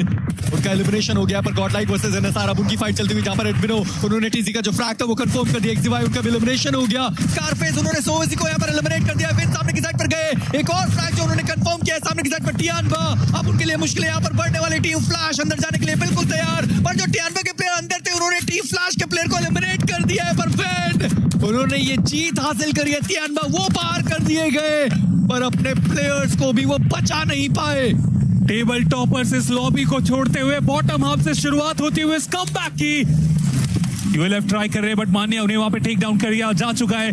ईडा वो भी फाइट करने की कोशिश में, बट ये ग्रेनेड काफी क्लोज गया, डैमेज काफी ज्यादा देके गए। स्कारफेस कोशिश कर रहे हैं कि यहाँ पे जल्द से जल्द वो रिवाइवल यहाँ पे दे के जाए, लेकिन क्या वो रिवाइवल यहाँ पे पॉसिबल होने वाला? एडमिनो अपने लिए वो एंगल डिमांड करते हुए, मान्य उनका एलिमिनेशन हो चुका है, लेकिन अभी भी ये 3 प्लेयर क्या उस पहले चिकन डिनर की तरफ बढ़ रहे? ग्रैंड फाइनल में आने के बाद वो फॉर्म पूरे तरीके से गायब हो गया। वो ग्रुप स्टेज में ही छोड़ के आए थे, लेकिन फाइनली आज के दिन के 11वें मैच में गॉडलाइक की तरफ से वो एक कमाल का मैच हमें आता हुआ देखने को मिल रहा है। स्पावर एडमिनो ये डेडली डुओ आगे बढ़ने के लिए तैयार। विन को यहाँ पे डैमेज दिया गया, लेकिन पीछे से वो एंगल और फायदा एडमिनो उठाते हुए इस बैटल में। जहां पर स्पावर एचपी उनकी बहुत ज्यादा डैमेज हो चुकी है, पर अपने आप को हील करने का पूरा मौका मिलेगा। फाइनल फेज जो अब आपकी स्क्रीन के सामने आने वाला है, पर आईडीए वो रश करने के लिए बिल्कुल तरीके से तैयार है। पर 100 में उनको क्या अकेले वहां पर पकड़ा जाएगा? एमरे क्या उनको पोजीशन वहां पर पता है? जी नहीं, पोजीशन अभी तक पता नहीं है। प्लेयर को देखेंगे डार्कन, वो सामने की साइड पर गए पर प्लेयर को नहीं देख पाए। बढ़िया ग्रेट 100 में का एमरे वो डाउन हो गए। आइडिया अब अपने 2 प्लेयर्स के साथ मौजूद है, पर टीम गॉडलाइक या ये पहला चिकन डिनर ग्रैंड फाइनल्स का वो इस वक्त आपके स्क्रीन के सामने आने वाला है। डार्कन जिनकी एचपी इस वक्त डाउन हुए, पर 100 में वो ग्रेनेड बहुत ही ज्यादा शानदार था। पर रिवाइवल क्या वो एग्जीक्यूट होने का मौका दिया जा रहा है टीम गॉडलाइक के द्वारा? रावण ये मुश्किल हो सकता है टीम गॉडलाइक के लिए। बट ऑफ एंगल आप देखिए काफी अच्छे तरीके से स्पावर धीरे धीरे करके एंगल बनाने की कोशिश में है, और यहां से वो शॉट्स ले सकते हैं और वो शॉट्स लेंगे। पोजीशन वहां पे जरूर रिवील हुई, लेकिन जो नॉक की दरकार थी वो अभी तक मिली नहीं। एडमिनो अभी भी इंतजार कर रहे एक परफेक्ट एंगल के लिए। नहीं सामने से वो ग्रेनेड कुछ खास यहाँ पे कनेक्शन अभी बना के जाएगा नहीं। 7 टोटल फिनिशेस जरूर निकाले गए, बट ईडा ट्राई अभी भी कर रहे। रिवाइवल अभी तक एग्जीक्यूट नहीं किया गया मेजी, और ये बहुत अच्छी खबर गॉडलाइक के लिए, क्योंकि नंबर्स गेम का भी एडवांटेज एडमिनो एडवांस करते हुए पावर उनका भी साथ मिलता हुआ। रीता इकलौते वहां पे फंस चुके हैं, और लग तो रहा है कि चिकन लिखा जाएगा यहाँ पे बहुत जल्दी। जहां 1v3 की सिचुएशन आने वाली है 100 में, अभी भी गलती करने की कोई गुंजाइश नहीं। इंतजार मात्र वो किया जा रहा है अपने दोनों प्लेयर्स का, पर 100 में उनको भी समझना होगा थोड़ा और जोन के अंदर जाने की जरूरत है। रीटा क्या वो पहले से ही हार मान चुके हैं? लगता तो है। एमरे रिवाइव करने का पूरा मौका उनके पास था, पर एमरे अभी तक रिवाइवल हुआ नहीं है। रीटा एचपी बहुत ज्यादा कम हो चुकी है। गॉडलाइक पहला winner chicken dinner grand finals PMWC के अंदर बसा नहीं वाला है। रीटा अकेला बचा हुआ खिलाड़ी गॉडलाइक, वो तीनों प्लेयर सामने की साइड पर क्या वो आखिरी फ्रैग लेना नहीं चाहते? 100 में वो यहाँ पर डाउन कर दिए गए।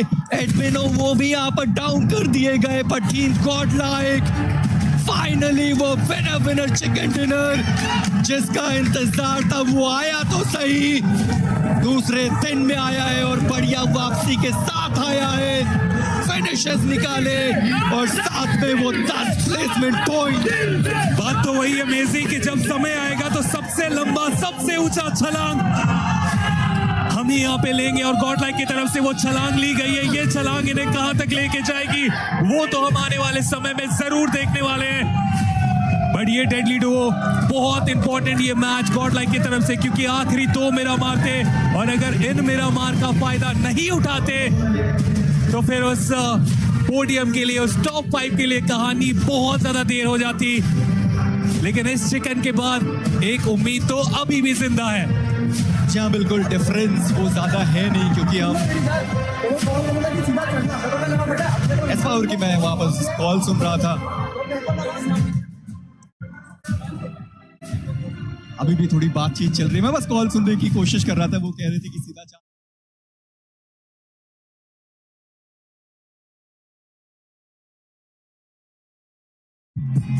हमें एंड होता हुआ देखने को मिला है, बट इस चिकन को देखते कितना ज्यादा सेलिब्रेट करने का मौका मिलेगा। बट फिलहाल अभी एक और मेरा मार की है बारी।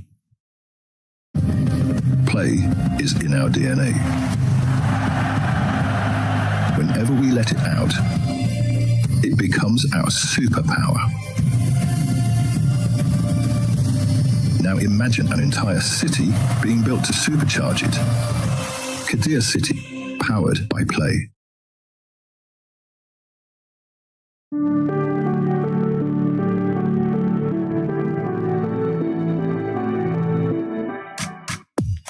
दिल की धड़कनें बहुत ज्यादा तेज हो गई थी वो लास्ट 1v3 में। 2 प्लेयर्स नॉक, बट फाइनली वो लास्ट फिनिश आया और एक अच्छा chicken dinner team Godlike secure करते हुए ऑन डे नंबर 2, जो कि फाइनल्स का उनका पहला चिकन डिनर भी रहने वाला है। What a way to, I would say मैं होपफुल हूँ कि कमबैक इनिशिएट किया जाए, बट अभी भी आई थिंक ऐसा टॉप 10 के ही दरवाजे पर पहुंची है Godlike better late than never, but इतना ही कहूंगा कि हाँ, the game, the job is not done. ये एक चीज उनको समझनी पड़ेगी एंड वो समझ भी रहे। But this time again it was a great play and एक और अच्छा इनिशिएटिव उन्होंने जो लिया कि एस्पावर जो एक full fledged well oiled machine की तरह फंक्शन कर रहे हैं, उनको आपने फ्रंट लाइन पे रखा, गिव हिम द रिस्पॉन्सिबिलिटी कि आप जाइए आगे फाइट लीजिए, आपको जो फ्रैग्स लेना लीजिए, हम आपको पीछे सपोर्ट करेंगे, विच वाज वेरी इंपॉर्टेंट। एडमिनो को थोड़ा सा ब्रीदिंग स्पेस मिला है जिससे एडमिनो थोड़ा सा और खुल के खेलना शुरू कर चुके हैं। इस मैच में हमें वो चीज दिखा है, मान्या सौम्य दोनों पीछे से उनको कांस्टेंट सपोर्ट प्रोवाइड कर रहे हैं। This is the kind of game play जो शायद हम गॉडलाइक की तरफ से एक्सपेक्ट कर रहे थे from a very long time and यही वो फाइनली करके दिखा रहे हैं and you can see the results. जी बिल्कुल, थोड़ी देर पहले जब इंटरव्यू सुना था एडमिनो की तरफ से उन्होंने मेंशन भी किया था कि वो मेंटल रीसेट बहुत ज्यादा इंपॉर्टेंट होता है और इस गेम के अंदर तो आई थिंक स्कोरबोर्ड को रीसेट करने की पूरी कोशिश करी गई। 20 अंकों का मैच रहा गॉडलाइक ई स्पोर्ट्स का, आइडा ई स्पोर्ट्स 14 पॉइंट्स उनके हाथ लगेंगे। यूएलएफ आई थिंक उनके लिए एक अच्छा मैच है considering ULF already overall leader board में भी एक अच्छी पोजीशन बना के बैठी थी। 12 अंकों का ये मैच उनके पास आया और ओरंगुटान का भी ऐसा नहीं है कि काफी खराब गेम गया, 6 पॉइंट्स उन्होंने यहाँ से भी निकाले बट वही है ना कि अर्ली एग्जिट ले बैठे थे। जी हाँ, और मुझे लगता है कि ओरंगुटान के लिए अभी फिलहाल के लिए चीजें ऊपर नीचे हुई है but hope for the best क्योंकि गॉडलाइक ने कमबैक करके दिखाया है। हो सकता है कि नेक्स्ट मैच में ओरंगुटान भी गॉडलाइक को देखते हुए उनकी तरफ से भी एक कमबैक आ जाए। बट मैं तो इधर कंसर्न हूँ इधर ई अरीना को लेके, उन्होंने इतने टाइम तक टॉप पे अपना पोजीशन बना के रखा बट हर एक मैच के साथ वो इधर परफॉर्मेंस थोड़ा डगमगाहट के साथ ही चल रही है। अरोरा ने भी इधर 4 ही पॉइंट निकाले। And coming down to that point, हमने देखा it's not the first time हम ई अरीना का एक डाउन ग्राफ परफॉर्मेंस देख रहे हैं। अगर हम ग्रुप स्टेज से उठा के देखें वहां पे जब उन्होंने एक बढ़िया बॉम्बास्टिक 40 पॉइंट्स ऑलमोस्ट 39 पॉइंट्स का गेम निकाला, उसके बाद everything went down hill. I just hope कि ये वापस उनका रिपीटेशन नहीं हो रहा है इस grand final. Arora climb up कर रहे हैं बट इस मैच के साथ साथ यू कैन आल्सो सी यूएलएफ थोड़ा सा ऊपर गए हैं। नॉन्गशिप रेडफोर्ड अपना जो पोजीशन है बहुत सारे टीम ने ऑलमोस्ट सॉलिडिफाई कर लिया टॉप 8 पे which is a good thing for them. But E arena के जो कंसर्न्स है मुझे लग रहा है ये बैक ऑफ द माइंड उनका चलता अभी चल भी रहा होगा, चलना चाहिए भी कि एक बार वो फंबल कर चुके थे ग्रुप स्टेज में, they better not do it again. I think यहाँ पे कोशिश उनकी भी वही रहेगी जो बाकी सारी टीम्स की है कि जो भी टीम फर्स्ट पोजीशन पे वो ज्यादा दूर ना निकल जाए आपसे बिफोर डे 3। तो स्मैश रूल एक्टिवेट होने वाला है, एक मैच बचा है, हमें पता चल जाएगा स्मैश रूल की कट ऑफ क्या रहेगी। And also the big threat is Nongshim Red Force in that leader board. आपको ये चीज ध्यान में रखना पड़ेगा, नॉन्गशिम रेडफोर्स एक ऐसी टीम है जो स्मैश रूल से जीत के वो यहाँ पे आए, they just won a tournament before this one. So अब ये एक बहुत बड़ा कंसर्न बन जाएगा। But Godlike with this jump 11वें पायदान पे गए, बहुत बड़ी जंप नहीं है but it should bring them the momentum जो शायद उनको चाहिए। उम्मीद इसी चीज की रहेगी कि ये मोमेंटम जो है ये कैरी फॉरवर्ड करे अगले मीरामार पे। बिकॉज जैसा आई थिंक मेरी तो स्पेकुलेशन ही थी, मैंने कहा था 20-20 पॉइंट के अगर 2 मैच आ जाए तो पहुंच जाएंगे टॉप 5। जी एक गेम आ चुका है, अब अगर अगला मैच भी कुछ इसी तरह का आता है 77 के साथ, I think they will be very close to the top 5। Exactly top 5 के अंदर एंट्री तो नहीं होगी बट काफी ज्यादा करीब पहुंच जाएंगे और फिर सेटअप होता है हमारा लास्ट डे। लेकिन अभी भी ये एक बहुत बड़ा व्हाट इफ सिनेरियो है। इस मीरामार में क्या सही गया कि चिकन डिनर हाथ लगा डीटीआर? आई थिंक मुझे लगता है कि जैसे नेक्रॉस ने भी कहा कि शुरू में जिस तरीके से उन्होंने टीम के साथ एक साथ होके खेला, जिस तरीके से एक दूसरे को उन्होंने सपोर्ट दिया वो जरूरी था। इसके पहले जितने भी हम फाइट्स देख रहे थे उसमें हमने ये चीज देखा था कि अगर कोई खिलाड़ी डाउन हो जा रहे हैं, नॉक हो जा रहे हैं तो उनको रिवाइवल इधर नहीं मिल पा रहा। बट इस मुकाबले के अंदर वो सब कुछ मिला और सपोर्ट भी मिला। Exactly and the main factor is that जैसा स्पावर का मैंने स्प्लिट का बात किया, ये सर्कल का रोटेशन उनका गॉडलाइक का वही रोटेशन हमें नजर आया जो शायद वो ग्रुप स्टेजेस में कर रहे थे।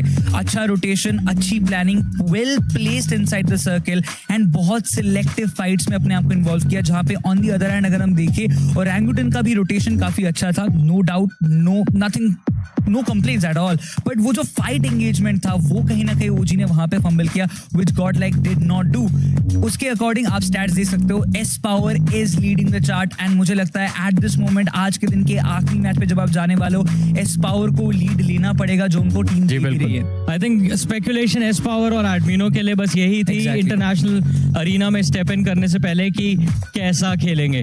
पावर ही हैज बीन वेरी कंसिस्टेंट, चाहे ग्रुप स्टेजेस की बात करें चाहे बात करें फाइनल्स के रन की। आपने जैसे मेंशन किया, आई थिंक कॉन्स्टेंटली जो फ्लो ऑफ पॉइंट्स आता है वो कहीं ना कहीं शुरुआत एस पावर से ही होती है, हाईएस्ट डैमेज डीलर भी यहाँ भी टीम के, बट एक performance head to head in दोनों टीम्स के बीच में जो फर्स्ट और सेकंड आई इस मैच के अंदर, God like esports and Aida की भी कमबैक स्टोरी थी बट वो थोड़ी स्लो चल रही है, and God like I think at this point are doing a little bit better, थोड़ा सा। बिल्कुल, एंड देखिए एक चिकन डिनर सब कुछ आपके लिए बदल सकता है। कुछ देर पहले अगर होता तो हम शायद दोनों को सेम तरीके से ही कहते कि दोनों का ही स्लो चल रहा है, बट अभी ये चिकन डिनर आ गया तो इसीलिए हम कह रहे हैं कि हाँ डिफरेंट है। मुझे लगता है कि एक और चिकन डिनर आएगा तो हम कहेंगे कि शायद टॉप 5 के लिए हम देख रहे हैं, एंड मे बी कल क्या पता कि अगर स्मैश रूल हमें ना आता हुआ देखने के लिए मिले तो हो सकता है कि कमबैक हो जाए, जिसके लिए ये लास्ट मैच बहुत इंपॉर्टेंट रहेगा।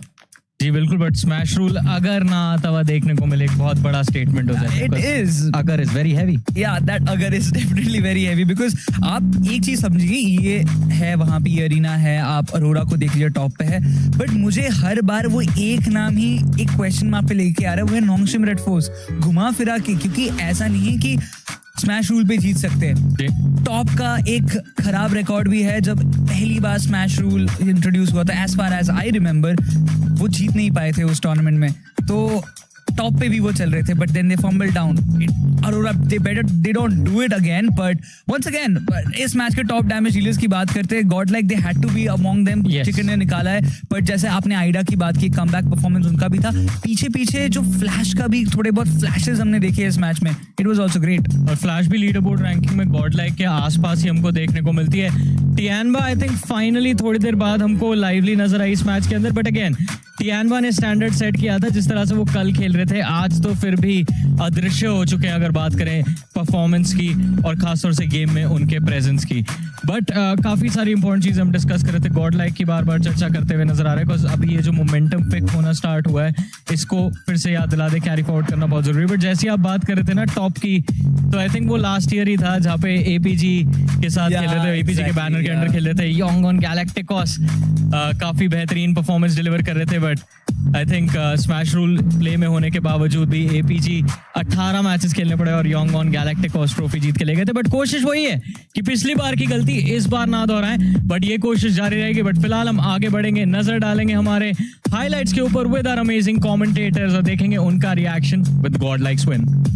कवर काफी दूर से मौका मिला, पेस उतना था नहीं तो काफी आसान ये नॉक, और उसके बाद इकलौते प्लेयर वहां पे, और उनके ऊपर भी एक परफेक्ट ग्रेनेड। निग्मा गैलेक्सी उनका एलिमिनेशन होता हुआ, एलिमिनेशन हो गया पर गॉड लाइक वर्सेस एनएसआर, अब उनकी फाइट चलती हुई जहां पर एडमिनो उन्होंने टीजी का जो फ्रैग था वो कंफर्म कर दिया, एक्सवाई उनका एलिमिनेशन हो गया, स्कारफेस उन्होंने सोवेसी को यहां पर एलिमिनेट कर दिया, फिर सामने की साइड पर गए, एक और फ्रैग जो उन्होंने कंफर्म किया सामने की साइड पर टियानबा, अब उनके लिए मुश्किल है यहां पर बढ़ने वाली टीम फ्लैश अंदर जाने के लिए बिल्कुल तैयार, पर जो टियानबा के प्लेयर अंदर थे उन्होंने टीम फ्लैश के प्लेयर को एलिमिनेट कर दिया है, पर फिर उन्होंने ये जीत हासिल करी है, टियानबा वो पार कर दिए गए। मैच हमें आता हुआ देखने को मिल रहा है, पावर एडमिनो ये 10-2 आगे बढ़ने के लिए तैयार, विन को वहां पे डैमेज दिया गया, लेकिन पीछे से वो एंगल और फायदा एडमिनो उठाते हुए इस बैटल में, जहां पर एस्पावर एचपी उनकी बहुत ज्यादा डैमेज हो चुकी है, पर अपने आप को हील करने का पूरा मौका मिलेगा। फाइनल फेज बहुत ज्यादा कम हो चुकी है, गॉड लाइक पहला winner chicken dinner grand finals PMWC के अंदर बसा नहीं वाला रीटा, अकेला बचा हुआ खिलाड़ी God like,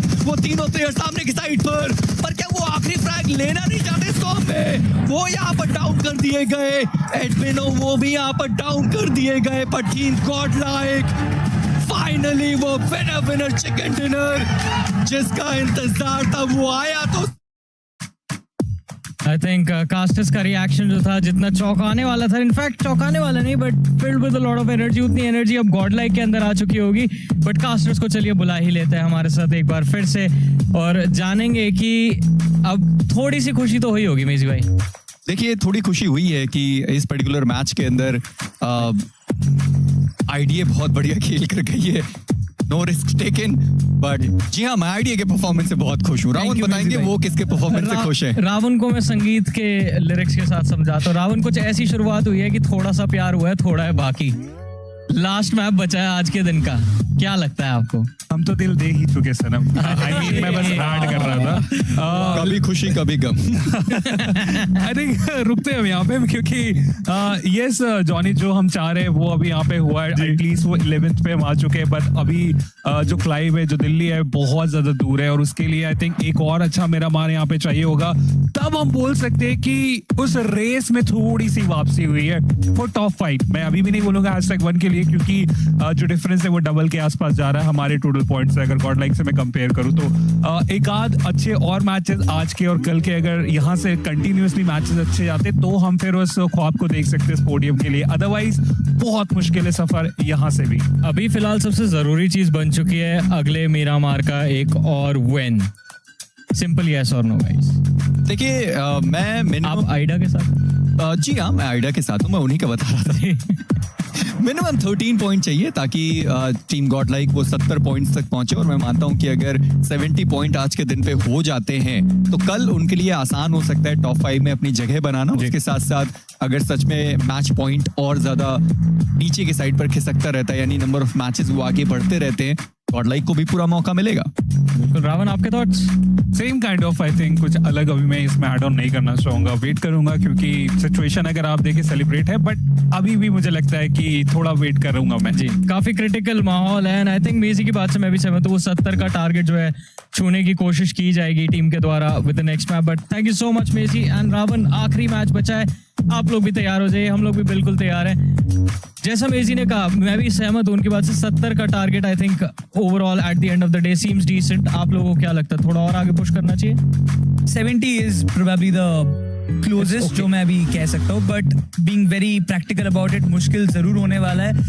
It is going to be amazing, but अगर उससे ज्यादा निकाल पाते तो, but जैसे टीम्स खेल रहे या फिर बाकी सारे टीम जैसे कंपटीशन को पुट इन कर रहे, नीचे से आइडा भी अच्छा खेल रहे, ये थोड़ा सा प्रेशर तो रहेगा उनके ऊपर। ये देखिए, बट अभी एक सूत्र से हमें ये पता चला है कि हमने स्पीरो को काफी टीज कर दिया है with what we have said about him. आपको भूल गए थे वो, तो स्पीरो इज बैक अगेन और इस बार बदला लेने के लिए आया हमसे। स्पीरो, क्या चल रहा है? What are you up to man?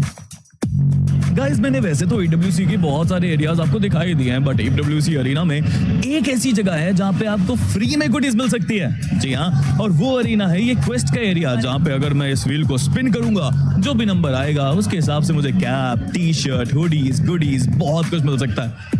But मुझे लगता है यार, मुझे ये हमारे कास्टर्स के लिए करना चाहिए। I mean, हमारे नेक्रोस बहुत लकी हैं, TTR XT बहुत लकी है, रावण बहुत लकी है, जॉनी बहुत लकी है, जो भी ये सारे डेस्क पे हैं। मेजी भी लकी है शायद, मतलब हाथ पहुंच जाएगा उनका भी यहाँ पे। बट शुरू करते हैं, देखते हैं आज हमारे कास्टर्स क्या जीत के जाते हैं यहाँ से। Let's go. कोई तो बढ़िया नंबर आना चाहिए। आई वांट समथिंग अमेजिंग जो मैं वापस इंडिया लेके जा पाऊं। Number 8। Let's ask the guys for 8 what do you get? Hi sir, we got number 8. What we won? So for number 8 is unlucky, bro. Sorry. Number 8 is unlucky? Unlucky, see by yourself. I'm sorry guys, I think I shouldn't have taken Maisie's name, so we didn't win anything. But कोई चिंता नहीं है, मैं तुम सब के लिए मुट्ठी भर होप लेके आऊंगा। आप उस होप को एंजॉय करना। Bye bye. मैंने कहा था कुछ ला दो। मैं बहुत खुश हूँ कि कम से कम नाम तो ले लिया इस बार मेरा। मेजी भाई को बोला, मेजी भाई क्या कर दिया ये? ना चुभने लगा हूँ, छूरा तो नहीं। देखिए, मुझे ऐसा लगता है कि अनलकी तो ये स्पीरो के लिए आया ना, क्योंकि उन्होंने रोटेट किया उसको, तो वो उन पे जाता है। मैं बिल्कुल आपके साथ खड़ा हूँ इस बात में। स्पीरो ने जो अनलक है अपना लगा दिया उस स्पिन व्हील पे, वरना हम लोग होते तो हम तो कुछ बढ़िया ही जीतते। मैं हमेशा इन सारे खेल में जीतता हूँ। आई फील इसमें अगर मैं रोटेट करता तो नंबर 7 आता और मैं जीत जाता। बट मुझे लगता है 8 नंबर ना बहुत ज्यादा कष्ट देता है जिंदगी। अरे आप रहने दो, आप नंबर्स के ऊपर फिर चले जाओगे। Casters, thank you so much. मेरी भाई बुरा लगा, बट कोई बात नहीं। हम बात कर रहे थे फिर से, आप नंबर्स की बात कर रहे थे, तो स्कोरबोर्ड के नंबर्स की बात कीजिए ना, किसको कष्ट होने वाला है आगे? देखिए, जो 8वें नंबर पे है उनको तो कष्ट होगा ही। वो कौन है उसके ऊपर भी हम नजर रखेंगे, लेकिन टॉप 8 में हम जाना चाहते हैं आज। और जैसे कि आपने कहा था कि 70 पॉइंट्स वो जरूरी है, मुझे लगता है कि जितना भी आ जाए उतनी ही खुश होंगे हम, बट 70 तक तो पहुंचना चाहिए। आपने कहा 70 तक पहुंचना चाहिए। 8 अनलकी है, बट 7 तो लकी हो जाता है। और मैं चाहूंगा टॉप 8 नहीं, टॉप टॉप 7 फिर हम आ जाएं। पर देखिए फैंस बिल्कुल पूरा सपोर्ट कर रहे हैं गॉड लाइक ई स्पोर्ट्स को after their win in the last game. अब बस ये देखना है कि दिन का जो लास्ट मैच है वो कैसा जाता है। मैच पे जाने से पहले quick prediction boys. Prayers are with godlike, but again मेरी मान में prediction जरूर से I want to go with Furia. I want to go with Furia as a prediction. You want to go with Furia? Yeah. All right. Godlike obviously. Godlike मैं S power को देख के माफ कीजिएगा थोड़ा सा डिस्ट्रैक्ट हो गया था। एडमिनो वहाँ भगवान को याद करना शुरू कर चुके हैं और S power is like let me lose warming up before the match. But अब सब कोई वार्म अप हो चुका है and of course it is the last match of day number 2 grand finals का। मीरामार का मैप रहेगा। चलते हैं हमारे कमेंटेटर्स के पास for one last time. Smash rule शुरू होने से पहले एक और आखिरी मौका कि अपने लिए अच्छे पॉइंट्स क्लाइम करने के लिए बना लीजिए। जो टॉप पे है वो ज्यादा से ज्यादा डिफरेंस बनाने की कोशिश करेंगे इस पर्टिकुलर मिरामार में और देखते हैं अपने इरादों में कौन कामयाब होंगे क्योंकि डे 2 का ये आखिरी मैच और ये आज के दिन का 8वां मैच। यहाँ पे कंटिन्यूअसली ये सारे प्लेयर्स खेलने वाले हैं। कहीं ना कहीं मेंटली जरूर एग्जॉस्ट हुए होंगे लेकिन बहुत जरूरी मंच का ये आखिरी आज के दिन का ये मैच। मिरामार हमारे आंखों के सामने। देवी और सज्जनों दिल थाम के बैठ जाइए क्योंकि सबसे ज्यादा एक्शन आज के दिन पे इसी मिरामार में होने वाला है। क्या सौम्य उनके चेहरे पर एक बड़ी सी मुस्कान, शायद वो ट्रॉफी देखकर वो मुस्कान उनके चेहरे पर आई जरूर होगी। Team god like 42 finishes Ravan, 42 finishes. S2G उनके पास 53 है पर प्लेसमेंट पॉइंट ऑब्वियसली उनके पास ज्यादा है क्योंकि 3 चिकन डिनर वो टीम निकाल चुकी है। वाइटालिटी 39 फिनिशेस, वो रहा 35 फिनिशेस। पर अब देखना ये है कि टीम ओरांगुटान और उनके साथ साथ गॉड लाइक वो अपने ड्रॉप लोकेशन तक किस तरीके से जाने वाले हैं। लंबा ग्लाइड उनको करना होगा। अगर वो गाड़ी के लिए भी उतरते हैं तो भी सिचुएशन खराब होने के चांसेस थोड़े से ज्यादा होंगे। एनएसआर मुश्किलें उनके लिए नहीं है क्योंकि वो पार्ट होना जाना चाहते हैं। आसानी से वो टीम पहुंच भी जाएगी। टीमोरा, वेलेडिमार और बिल्कुल वेस्ट रेंजर्स को छानते हुए अलूला उनको भी ऊपर जाने की जरूरत है। पर हाँ जैसे मैं कह भी रहा था गाड़ी के लिए ड्रॉप क्लैश लगभग तय है। पॉसिबिलिटी उसकी पूरी ज्यादा रहने वाली है क्योंकि मिरामार में सबसे ज्यादा पहले के स्टेजेस में रहता है तो वो रहता है फ्लाइट पाथ क्योंकि कवर करना इतना आसान होता नहीं है सारे ड्रॉप। बड़ी सर्कल बड़ा इंटरेस्टिंग है। साउथ वेस्टर्न साइड को काफी ज्यादा फेवर कर रहा है। चुम्मा फेरा के ऊपर centre of the circle. Arora already हमें वहां पे देखने को मिल जाएंगे। गैलेक्सी थोड़ा कॉर्नर में जाएंगे, लूट करेंगे और फिर से वापसी करने वाले। पर देखते हैं कि इस पर्टिकुलर मिरामार में पहले स्टेज में किन्हें वो झटके लगेंगे क्योंकि अक्सर हम देख रहे हैं टीम्स अपने ड्रॉप तक जाने में कई बार अपने प्लेयर्स को गंवा दे रहे हैं। पिछले मैच में हमने अरोरा के साथ वो होते हुए देखा, एक प्लेयर को बहुत अभी स्टेज में गंवा दिया गया था जिसकी वजह से 3 प्लेयर्स उस बड़े मैच की तरफ नहीं जा पाए। इस बार सर्कल का बहुत अच्छा हिस्सा उनके पास है, कहीं जाने की आवश्यकता नहीं है। लूट करेंगे, इंतजार करेंगे। हालांकि उनके ठीक नीचे हो रहा है क्योंकि एक बहुत अच्छा स्प्लिट मेंटेन करके वो अपने रोटेशन को अंजाम देने वाले। बट कंपटीशन में इजी हर तरीके से आप देखें उस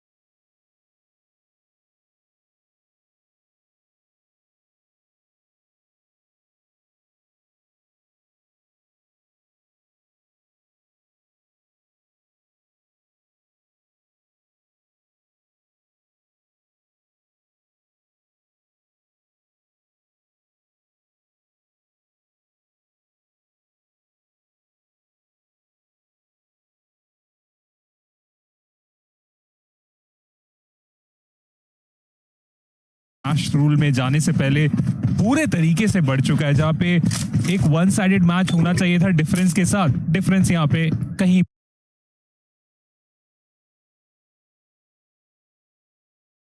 भी अब हमें देखने को नहीं मिल रहा है। जी हाँ, मैच पॉइंट हम देखेंगे कि इस पर्टिकुलर मैच के बाद वो कितना होता है जो table top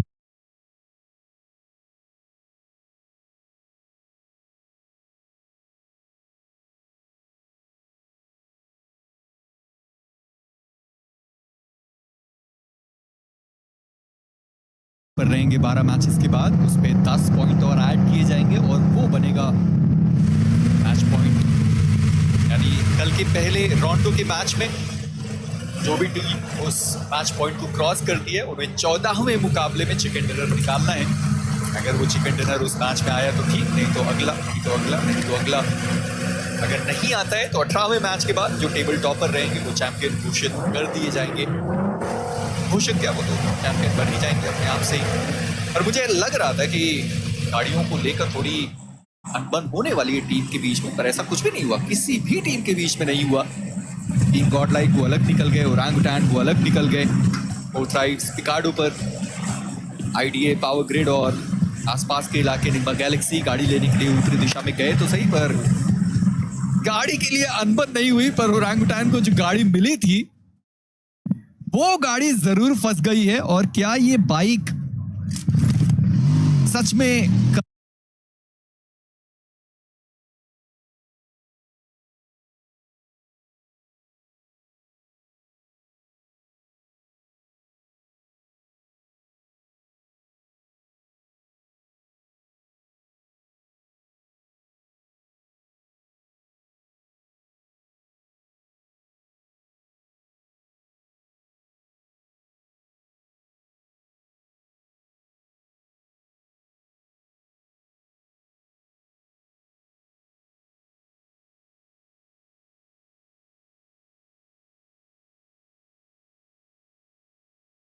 up towards the plateau by the hay bales.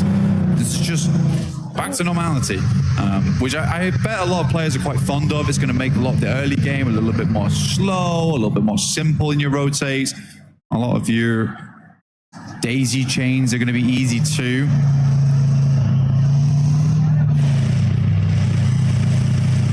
Very cash money for these teams indeed right now. Casual, not cash. Could be both, mate. Casual cash money. Yeah, casual cash money. At the end of the day, you know, you get yourself up towards that top side, potentially secure yourself. Yeah, huge point cash leads. money. Yeah, exactly. Man, lion's share of $3 million here on the line it is insane. I mean, it's life-changing money. Oh yeah. You got the bread with the cheddar in the middle, called out a money sandwich. That's what they're all fighting over. Because it is ridiculous, man. You'd be doing wonders for your fans, for your organization. Even just your family, really. It's an incredible thing to win. I mean, Yangon Galacticos, super cool following their journey. Since their win last year, I mean, they've been very much celebrated. You love to see it, and all the guys just seem so happy coming into this, and lovely to see them repping the Ancient Charm set as well. They've got their own skin in game. Wonderful experience here over at PMWC every single time, year to year. Fourth try is very central on this one though. Just with the western side of Picardo moved out there nice and early, but we are hitting our next circle shift, the largest one here of Miramar into zone 2.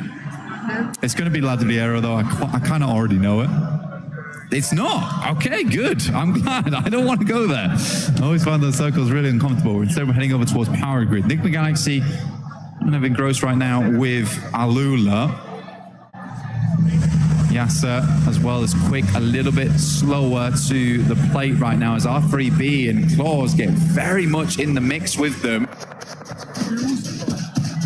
Chasing him down. Give me another sideline, please. They're begging for an angle. Hey, Lord though, up to his old tricks. Loves the risky peaks from all the way at the top side there. Pretty effective from that position. We'll see if he gets any chances to shine. STG and E Arena near each other as well on the drive up. Oh, hello, Darkin with a Mini 14. That's a connection over onto Falak.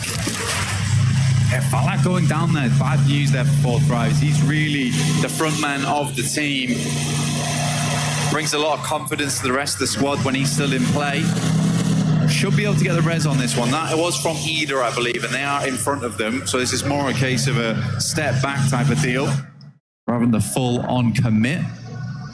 But both Turkish teams, you got S2G and Ulf making a pretty big stand here. I think Ulf understands that they want to go a little bit further in this match.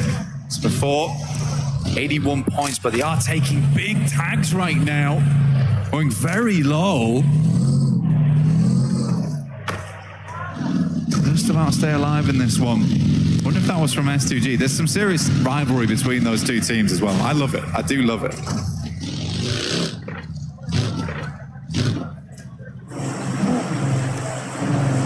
Feels like even over the course of this one event, we've had so many narratives of like little rivalries that have been popping up. And it's given us a lot of excitement. It's made some of the fights pretty intense, not only in the actual battleground, but for the reverberations it has between the two orgs that are going head to head. Left a lot of room for some cool stories to appear. Aurora on the move here, bumping around, doing the suspension in, but they won't care. Always switch vehicles if you need to. I thought it was quite interesting for Aurora because it's starting Chumacera. I think it's quite a straight shot up towards that north side, but they were a little bit slower to the circle, so maybe playing a little bit more comfortable on the edge here, or they just wanted to get as looted as possible, understanding that there is quite a lot of dead space in this zone. And they wanted to know that when it comes down to it, they have the utility, they've got the resources and supplies to make it through to the end, and they weren't going to be mega late by any means because they were starting in Chumacera. Enigma Galaxy do finally find that angle. Saw them earlier all lining up to take those shots. Zalula will get one dropped. No flush just yet though.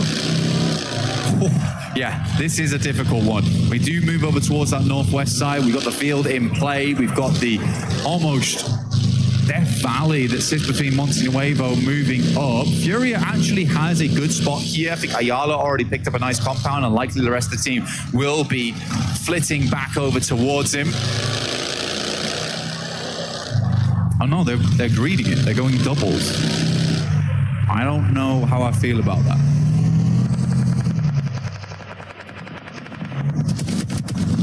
Trying to make a quick getaway, with Lord taking a couple shots towards the back of the vehicle there.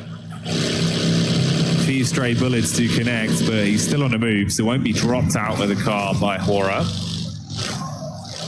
They're just going to keep forging a path forwards. Amidst all this, you also have OG, that's Orangutan, getting lit up with the crosshairs of Ida being able to spot them out and somewhat punish them, keeping them outside of the zone on their rotation up and over, with Ulf close by as well.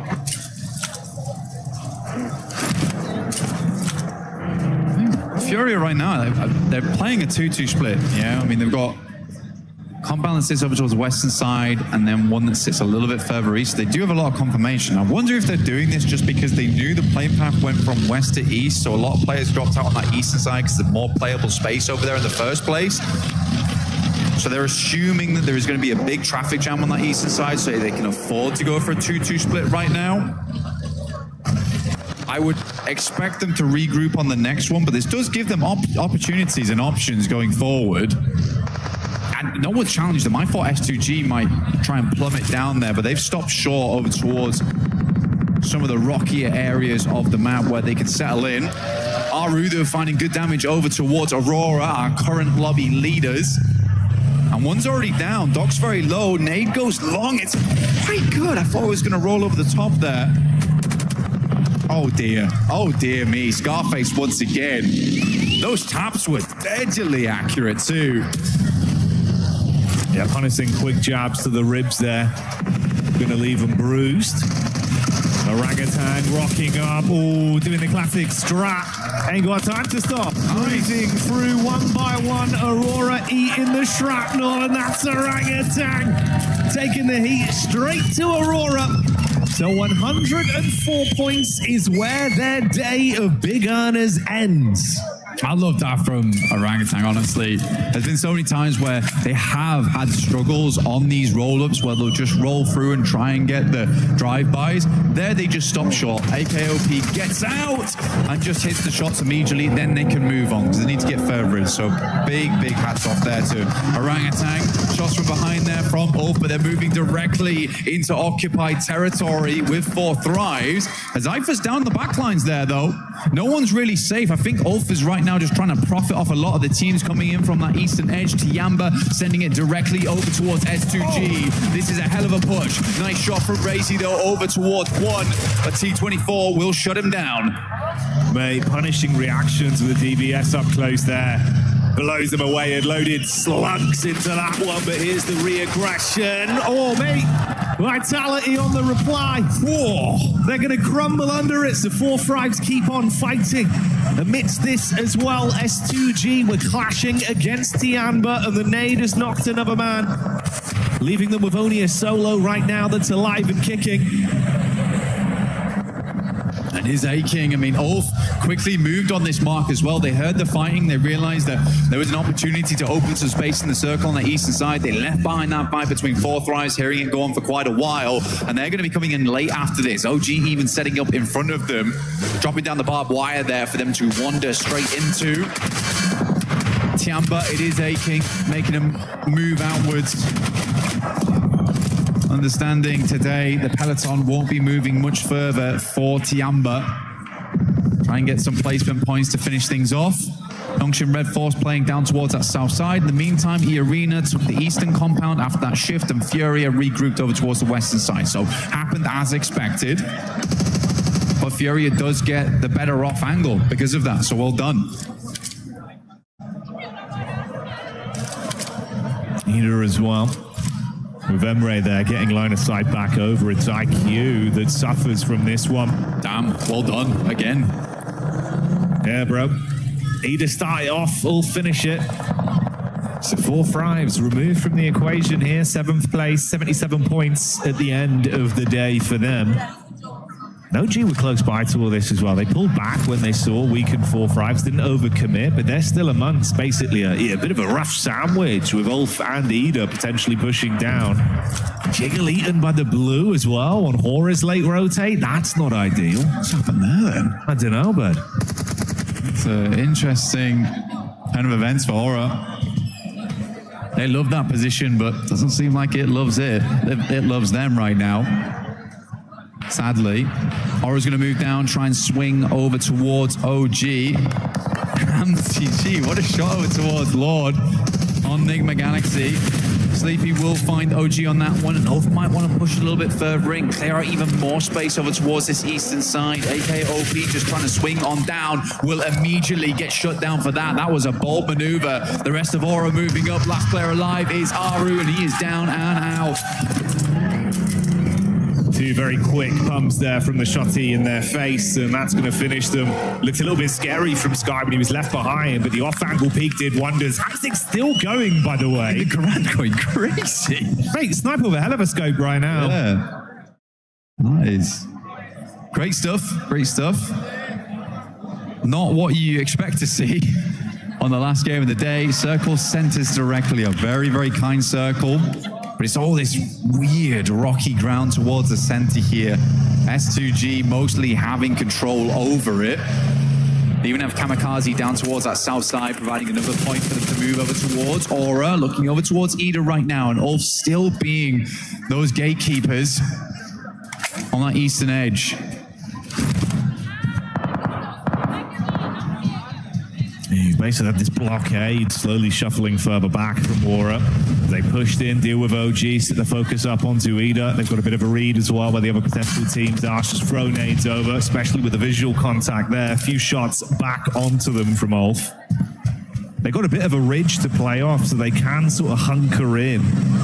Solus is on the off angle towards the left-hand side. This is his POV here. You can still paranoid though. Compound behind them, that's got E-Arena in it. Barking, finding final player there from Tiamba. So Tiamba will finish on 8th place, 71 points. Potentially taken over there by Furia, because I think they've got quite a good spot going forward on this one. Sky goes down to Solus, and Kedge will pick up the elimination.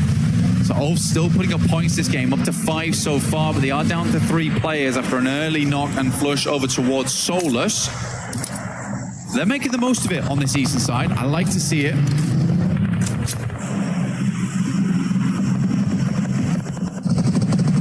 The Arena. That That's a nice readjustment there. Solus being hard confirmed, but that's stolen away by Hora that finally feel confident to push up into the face whilst E-Arena dispatch Alula. Shutting them down now. Re-aggression, no fear, holds the line, puts shots on target. Ida getting involved as well. So all fragmented. The 5 elims they got might very well be where they end this one with only a single reserve left. Mormon coming up quick. E-Arena, mate, they're in a good position. If they can pull points out of this game and stay alive, clean up on this battlefield ahead of them, it could be a gigantic slingshot to overtake Aurora. Yeah, set themselves up nicely for tomorrow. Mormon dropping smokes, trying to create a distraction in the front lines. Emre takes a heavy hit. E-Arena been quick with it so far. Mormon being a massively big player for the team. What a nade over the top. That is a long toss on that one. Sends another for the airburst. It's a little bit of damage in. Swing gets hit hard, and E-Arena is bombarding the front lines. It's massive from Swaps, and he wants even more. Sleepy just trying to steal points where possible, and this is now the response play. It's a backstab right now, actually. Oh my goodness me. And they do catch E-Arena sleeping.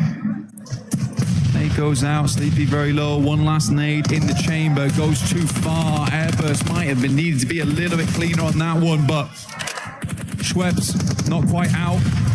And Ida floundering in the background. Mormon back to his old tricks. Headshot there onto Darkin to finally finish him off. We see Donchin Red Force showing up in the Elim feed as well, with Nigma Galaxy similarly taking the hits over towards Godlike, and Furia have smelt this weakness. They're coming in for a close collapse behind the vehicles, putting the pedal down to the metal. With S-Power gone, goodbye Godlike, but now they've got another team to worry about. This is the fight established by Furia. Pins pulled, all the nades sent over the top right now, looking for Nigma Galaxy. And stitch them up on this side of the map at the moment. Good push out from Fury as well. Love to see it. They knew that they cleared the majority of this space. They get rid of Nigma Galaxy. They're playing essentially straight in towards our eastern side. No worries, the 180 behind them. Nigma Galaxy, though, quick, a very, very quick rotate out, understanding that it's better to regroup, reassess from that location on that north side with cover before they make their next maneuver. They might actually just have to make a full send, full rotate towards the eastern side, despite not knowing what's there, because both S2G and Fury is going to have nasty sightlines over towards if they try and play in from that northern edge. Donchin being able to hit perfectly up against Flash, resulting in only Tops barely limping away there. Got back behind the vehicle and pieced out in the driving seat. They've got that 2-2 split with focus still turned onto Rita. It's the angle of Coops in play right here though. Close quarters connection, spanner with the SMG in the face. Yasser trapped, no escape plan there, and Alula fall off the back of it. Amidst this, we also wave bye-bye to Ida as the last man is dispatched. The arena taking shots over towards the setup from Nigma Galaxy. Hamzig looking so damn sick with this snipe. Ready for a little bit more. You peek out and your block could be knocked off. STG, you still got the Garan as well. It's very, very cool. Playing to the end here. Hamzy G looking good so far on the long range peaks. Nigma Galaxy opt not to go for that swing over towards the eastern side. I do feel like this is a bit of a death sentence for them though. I'm not sure how they're going to extricate themselves from this. S2G looking for another chicken dinner here though. They have been so consistent with it. They have been so bold in these games and really taking advantage of that fact. And Fury is struggling to make their way out from this western side. Pushing into open ground. Lord explodes one vehicle. In comes the rest. And Schweppes is setting up for the big spray. Schweppes could steal so much from this. The eye in the sky taking pot shots when they're weakest. The nades thrown from either side, detonating all around as silence finally falls over Furia with him being dropped. Ayala cooking the last nade back, dashes it into Nigma. Doesn't go far enough though. The grass kind of obscuring his vision just a little bit. Still over towards the edge, assuming they're going to jump out towards the sides. The nade comes in, but both baits unsuccessful. Switching out the JS9. Need that long range to feel fine versus Furia. Ayala sits on the other side. Blue's going to be a bit of a nightmare here. Chief just stayed behind. We got the night cam on board. Not the best time for him either. Watching his team in a real sticky scenario. Like you said, though, E-Arena looking to put up more points, but it's Nongshim Red Force, actually, who might have a good chance here to really set themselves up the rankings. It'd be great to see those rankings, so we can set up for tomorrow where that Smash ruling placement would be. For Nongshim, you're spot on, though. They do thrive in these kind of situations, so let's see if the teams forget about them and they can step back up. Here you go. This is the lay of the land as well, what we wanted to see. E-Arena on top right now. They've just lapped Aurora. 105 points with a 7 elimination game and showing no signs of running out of fuel just yet. They've been keeping the intense action on. Tops was the last man from Flash. He had to hightail it, went for from Nongshim a few moments ago, and he's still running away, looking for a setup center zone to stay alive for a little bit longer, but might be food fed over to S2G. Pops goes, MCG, man, what is this? This is actually insane behavior. But he's making it work. Bayonet on the front, and he is slicing and dicing through the opposition. Pure stabs to the enemy teams. Lobby getting perforated by S2G. Nongshim Red Force might have to move forward with the Kevlar in play at this rate. Damage done again. What is he doing? Shot after shot. The bolt action sending reverberations through the lobby, but now they're going to try and turn this one to an up-close and personal encounter. Nongshim put the pedal to the metal. They drop in close. The nade blows the car away. Hyunbin buckles under the pressure as So Easy hits the deck. Kamikaze. 3 nades in the back pocket. 1 thrown towards him. Split the difference. That's the reply back. So Easy trying to keep himself alive. In the midst of all this, we say bye-bye to Furia. And Kamikaze knows that E-Arena are collapsing as well. Nongshim up close. Good play done. The pump action silences S2G. E-Arena off the distance. Nongshim Red Force looking to finish out the game now. What a good push up there. The hero Hyunbin himself does go down, but the rest of the team carries the cape forward and will eclipse out the rest of S2G. So no more chickens for you. 2 top teams remaining here, face to face. Nongshim Red Force and E-Arena. 3 versus 4 on the cards. There's shots coming through from Mormon. We know how sick this guy has been so far. XZY looking to finish things off. Go by his ABCs. Keep this simple. Keep it calm.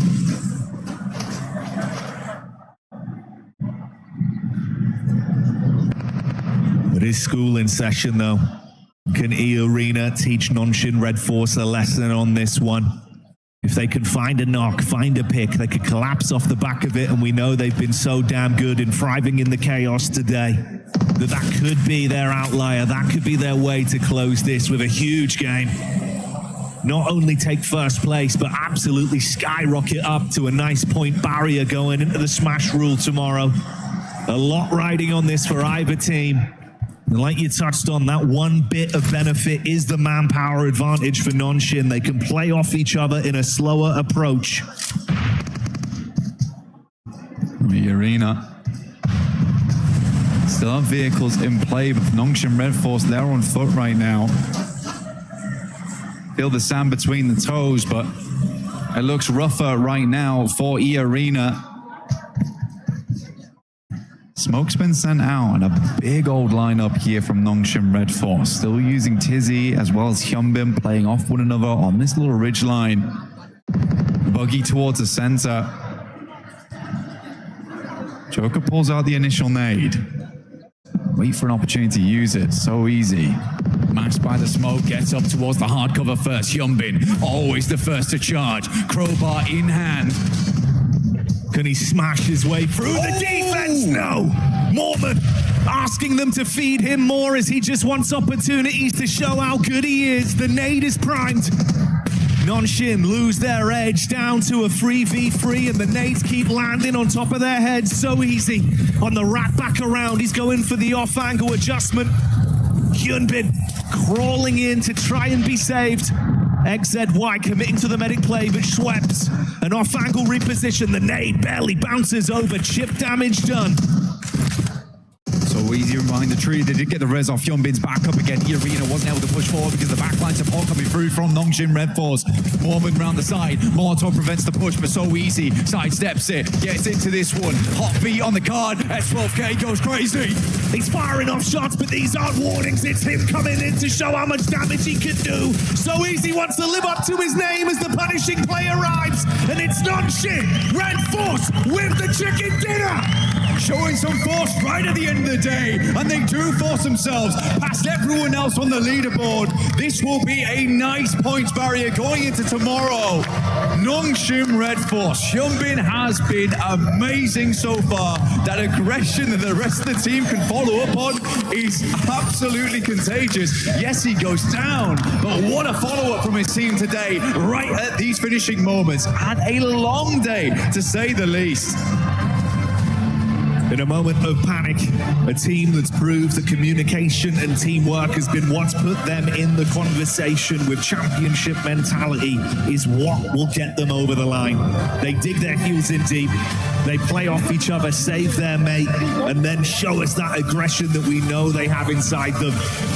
Unsheath the sword blank and chop straight through E-Arena, standing strong in that gladiatorial combat for the final chicken dinner of the day. I mean, this was a crazy finish from So Easy. Just did not stop moving. Essentially charged over the top of that ridge side and just shut E-Arena down. What a wonderful play there to finish things off. I mean, definitely showing up Hyunbin a little bit there, I would say. And I mean, it's good to see. And I think for Hyunbin, it's almost a good thing that his aggression is contagious, because for South Korea, for a long, long time in the past, it used to be that they were the team that would dominate from the center. And then we slowly got more and more of these teams, these players, D+ Kia, for instance, who started to bring that aggression. And it's awesome. It is awesome. I feel like I'm getting flashbacks to that right now. I think this team has a real chance. They have been slowly but surely eking their way up the rankings, but that could be said for a lot of teams. I mean, Ulf, E-Arena, Aurora today, S2G, all looking fantastic. It's hard, man, because there were even teams from survival stage that I was sad not to see in the finals. I was sad to lose teams in the group stage, even when it was only 3 at a time. This has been such a competitive arena right now here at EWC, at PMWC. Just so cool stuff. Can't wait to see more tomorrow. And I can't wait to see how that scoreline adds up at the end of the day when we throw it back over to the desk. You're spot on there, man. This is the sort of LAN event that goes down in the history books, not only because we'll crown another champion once again, but the fact that it feels like the skill level has risen so far across the board, teams being able to adapt and homogenize not only that slow, smart play style, but like you say, turning it on, hitting heavy, playing confident when they need to. And it's even just the sheer showmanship of some of the eliminations we've been seeing throughout the whole day, but in that very game as well. Some powerful plays. It's still insane as well, because Nongshim Red Force, they're just coming off from PMMI winning that one. But in the meantime, we do have an interview with E-Arena with Kalaris down on the stage. Yes, we do. And with a legend of PMWC, it's Schweppes, of course, here, 2-time champion. Let's talk to E-Arena about some of these games. First things first, off the back of this last Miramar, were you surprised by Nongshim Red Force not going around the eastern side? And talk to me about those last moments in that game, of course. Despite Nongshim Red Force getting the win, E-Arena still looks fantastic today.